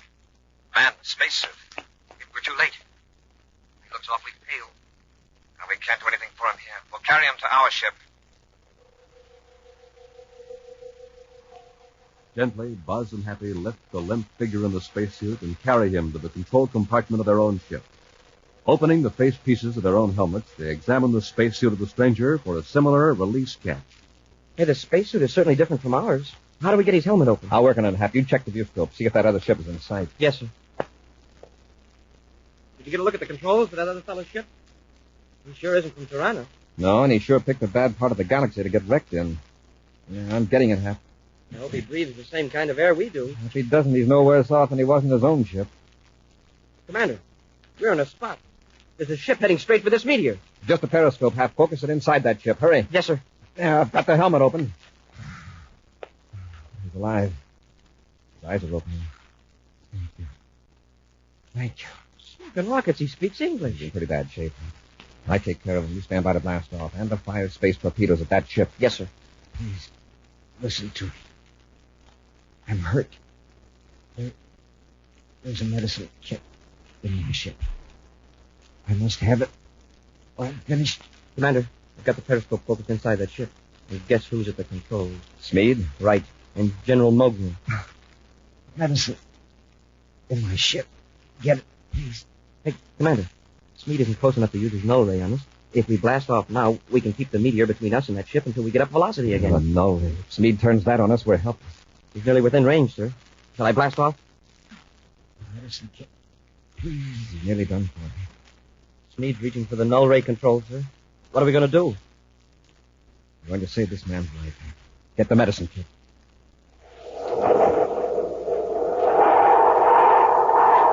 We'll return to Space Patrol in just a moment. It's 1st and 10 and goal to go. And man, oh man, you don't miss a play when you're peering through the secret eye of your swell Space Patrol periscope. Yes, sir, gang, a periscope comes in mighty handy when you watch a football game or parade. You can use it to see over the heads of the crowds like I'm doing right now. It's a big 24 inches high, tapered special for wide-angle vision. A mirror on top, one on the bottom, too. Use it to spy on your Earth pals. The periscope has magic mirrors that let you see around corners and trees, over fences and bushes, but nobody can see you. And say, you and your gang will have a neat time putting your periscopes together. The Space Patrol periscope comes in an official Space Patrol envelope. Just follow directions. They're printed right on the envelope. And in minutes, you're set to start peering through your periscope. So, gang, send for yours today. This is the last time we can offer it. The terrific Space Patrol periscope. Just send a Rice Chex or Wheat Chex box top, together with your name and address and 25 cents in coin, to Space Patrol, Box 686, St. Louis, Missouri. That's Space Patrol, Box 686, St. Louis, Missouri. This offer good only in the USA and may be withdrawn at any time. Now, don't forget your 25 cents and your Rice Chex or Wheat Chex box top. And now, back to our Space Patrol adventure, Invasion from Tirana. Although they knew a Tiranian patrol ship was after them, Buzz and Happy landed on a small meteor, answering a distress call from a strange spaceship that had crashed. They removed a man in the spacesuit from the wreck, bringing him to their own ship. To their surprise, the rescued man speaks English. Seriously injured, he begged them to bring a medicine kit from his ship. But unless Buzz and Happy blast off quickly, they'll soon be within range of the null ray of a Tiranian patrol ship now rushing toward the meteor. In the patrol ship, the spy Matthew Smead grins triumphantly as the meteor grows larger in the viewscope screen and the images of the two ships are outlined against the dark, jagged rock. We've got Corey this time, General Mognier. He's within range of the null ray, and he's helpless. Why did he land on that meteor in the first place? He would have escaped into Star Drive in another few minutes. Obviously, he was investigating that other ship. But that other ship isn't one of the United Planets ships. And it isn't one of ours. If that isn't one of our ships on the meteor, where is that from? I was just examining it this morning, and I do believe we're doubly in luck. That wrecked ship is from Barco. Barco? Our next target for Congress.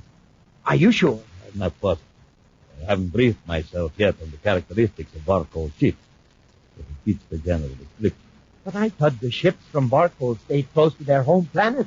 Perhaps it's a spy ship. If so, it has met with the fate it deserves.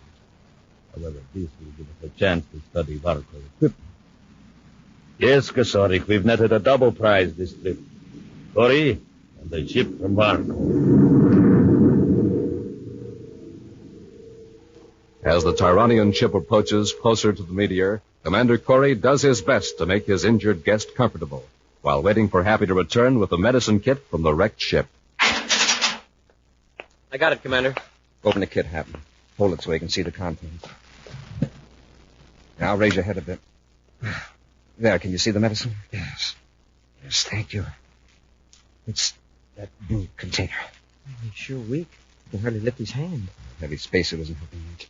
Yeah. This container, you mean? Yes. Put one capsule between my lips. Hurry, please. But it's slipping fast. Here, my friend. You want some water with it? No, just the capsule. Thank you. I'll be all right in a moment. You just relax.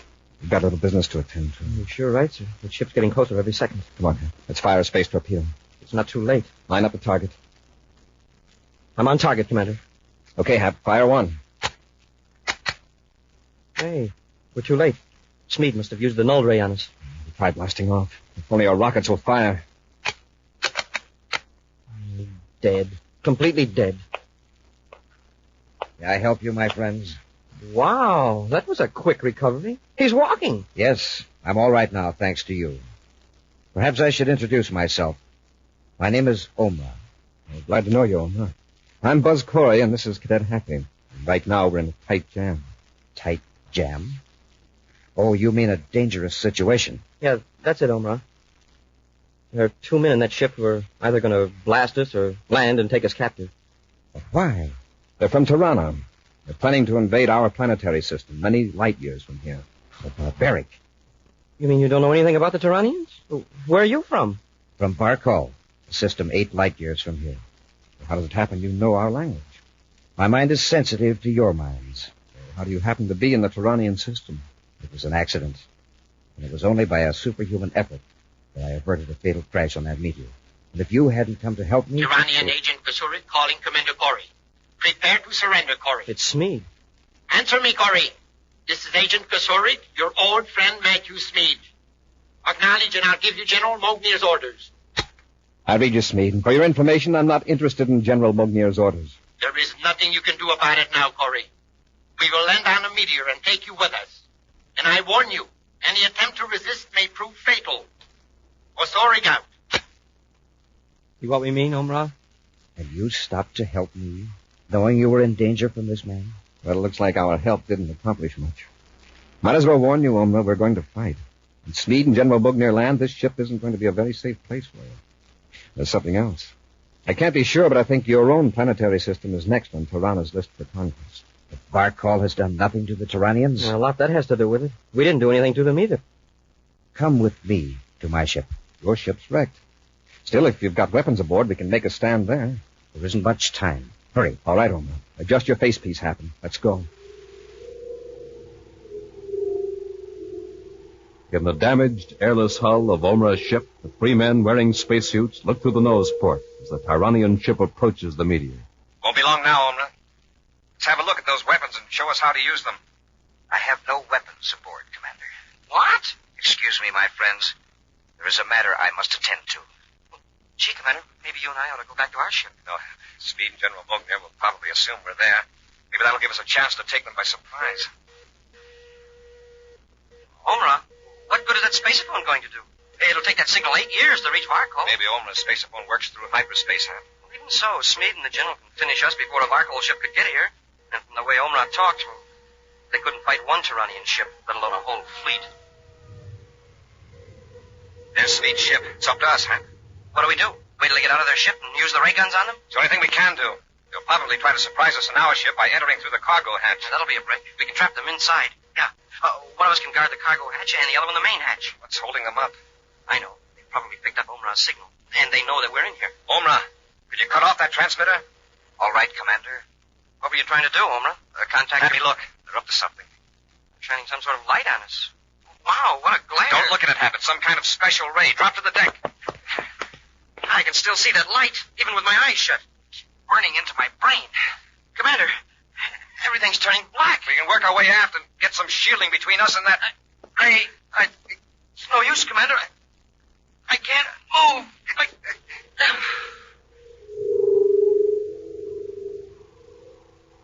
Under the effects of the mysterious ray, numbness creeps over the 2 space patrollers in Omra. Then complete oblivion. The next thing Buzz and Happy are aware of is a rotating, rushing sound and a painful throbbing in their heads. All is blackness, except for a few pinpoints of light. The points become blurs, and then suddenly come into focus. Happy turns and finds Buzz lying beside him. Commander, can you hear me? Yes, Happy. We're in a ship, and we're spaceborne. It's our own star drive ship. We're alone in the control compartment. Oh, I never expected to wake up alive after that ray. I wonder how we got here. Maybe Omra had something to do with it. Well, how could he get us away from Smeed and General Mogul? Let's get to the controls and check our position. Oh, my head. Stay right where you are, both of you. Smeed. Kasurig, if you please. And you remember General Mognier? Yes, I remember. And it's no pleasure. It will be even less pleasure before long, Cadet. You were right, Commander, about Barkal. Omra, they took you along, too, I see. Yes, Corey. I want to thank you for saving Omra's life. His knowledge will be of great use to us when we attack this planet. Why have you got us in our ship? Well, it may be of use to us later. Look out the side ports. Wow, a whole fleet of ships. Yes. You are now a part of the Tyrannian task force. In a moment, the entire fleet will go into star drive simultaneously and emerge near the United Planet. Then we must have been unconscious for several hours. Yes, Cadet. You have awakened just in time to watch the destruction of your space patrol defenses. Tyrannic, isn't it? that you should actually help TIRANNA conquer your united planet. I am very sorry. Save your sympathy for yourself, Omra. Perhaps after you see what we do to the united planet, you will persuade the people of Arkol to surrender at once. What do you gain by this violence and conquest? You don't need these other planets for survival? The Tyrannians have a greater destiny we must fulfill. We will not rest until we rule the entire galaxy. And obviously we are fitted for this role. Or we would not succeed as we have. There's the warning signal. The entire fleet is going into star drive. Get to the controls, Kasule. Yes, General. Now, Corey, you and the cadet are about to have a dramatic experience. In a few moments, you will see your entire united planet in their last hour of freedom. And then our attack will begin. Go to the star drive. Yes, General. What's the matter, Kasorik? Go into star drive, I say. Something is wrong. It's his Corey's ship. Make him fix it. Come on, Corey, fix the star drive. We got to keep up with the rest of the task force. Smee, this is your operation. You fix it. Don't argue, Corey. Prepare that star drive. The general of the intelligence section, I've got to be with the rest of the fleet. If you will look through the viewports, General, you will notice that you are with the fleet. Hey, what's wrong? The ships are still there. They're still in the rocket drive. Yes, General. At this rate, you should arrive at Commander Corey's solar system in about 3 centuries. 3 centuries? Omra, what are you talking about? Look through the nose port, high above your fleet. Wide open rockets. Look at that ship. What a monster. It's not a Tyrannian ship. Where did it come from? It is a ship from Barkol. From Barkol? Then your message got through. Yes, Commander. That ship is sending out radiations that cut off every star drive in the Tyrannian fleet. That's easily fixed. Put on the space phone, Kusorik. I'll order the fleet to blast that Barkol ship to pieces. Every weapon you have is useless, General. There will be no attack. You might as well order your fleet to return to their Tyrannian bases. You're licked, General. That's fine. You three are still our captains. And you'll pay for wrecking our plans. Kusorik, destroy that! Hat, get Smeed. Yes, sir. Never mind, Omra. We can handle it. All right, Smeed. Mugnia, get your hands up. I don't know what these weapons of yours will do, but if you want me to find out, just start something. General, don't move. Please. Don't worry, Smeed. He won't move. The commander knocked him cold. Commander, your planets are safe from attack by TIRANNA from now on. That Barkol ship will destroy every star drive in the fleet. No TIRANNA ship can ever invade another solar system again. Hey, that's wonderful, Omra. Hey, but wait. How are we going to get back to Terra? The Barkol ship won't completely destroy the star drive units until I give the word. After you return home. Will you take me to that big ship, please? Of course. What about Mugnia and Smeed? I'll take care of them if you like. I'll return them to their home planet. They will never bother you nor anyone else again. Are you going to punish them? Punish them? Punish? That is a word that has no meaning in the Barkol language. Oh. Well, let's see. It means, It doesn't matter, Happy. Omra has completely stopped all Tyrannian conquest. But I couldn't have done it if you hadn't sacrificed your own safety to help me. I hope your people and mine will always be friends. I'm sure we will be, Omra. Sure, Omra. And I think I can explain punishment. It's what you're doing to Smeed and General Mognier. I still don't understand. You're fixing them so they'll never see anyone but their own kind. That's real punishment. An action preview of next week's exciting Space Patrol adventure in just a moment. Hey, Hap, what's all the commotion around the Space Patrol bulletin board? It's so crowded I couldn't get up close enough to see. I don't know, Captain. Hey, let's peer through our periscopes. Yeah, right over the heads of the crowd. Good idea. Okay, now, what does it say? Smoking rockets. The message reads, last call for the Space Patrol periscope. Hey, that's right, too. Space Patrollers, this is the last time we can tell you about it.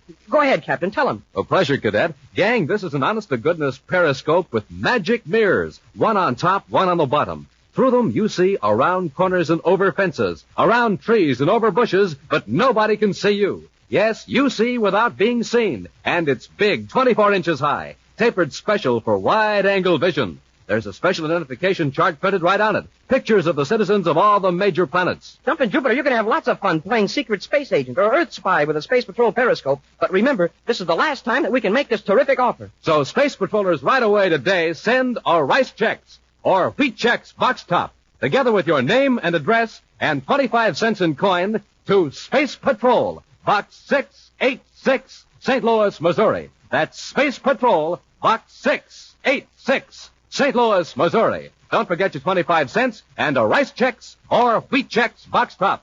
A, B, C, D, E, F, G. Bite-sized checks taste good to me. Bite-sized checks. Wheat Chex, Rice Chex. Get your checkerboard cereal today. And now, a preview of next week's exciting Space Patrol adventure. Buzz and Happy have just rescued 2 men from a damaged space freighter. Right now, in their spacesuits, they're helping the 2 men through the airlock into their patrol ship. Close the hatch, Hap. Yes, sir. Raise our face pieces now. The cadet will take you back aft, man. Thanks. Perhaps I heard the fellow's injured. Better hold him. Right, Commander. I've got something in this box that'll make him feel better. Oh, first aid kit, huh? Not quite. If you don't get your hands up, you'll need more than a first aid kit. Commander, it's a blast gun.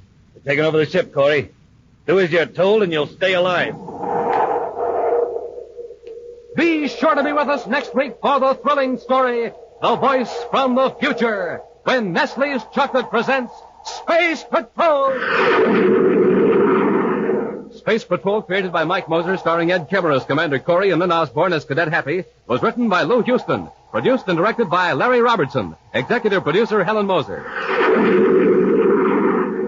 Other players were Ken Mayer, Norman Jolly, and Baylor Kovach. Dick Tufeld speaking.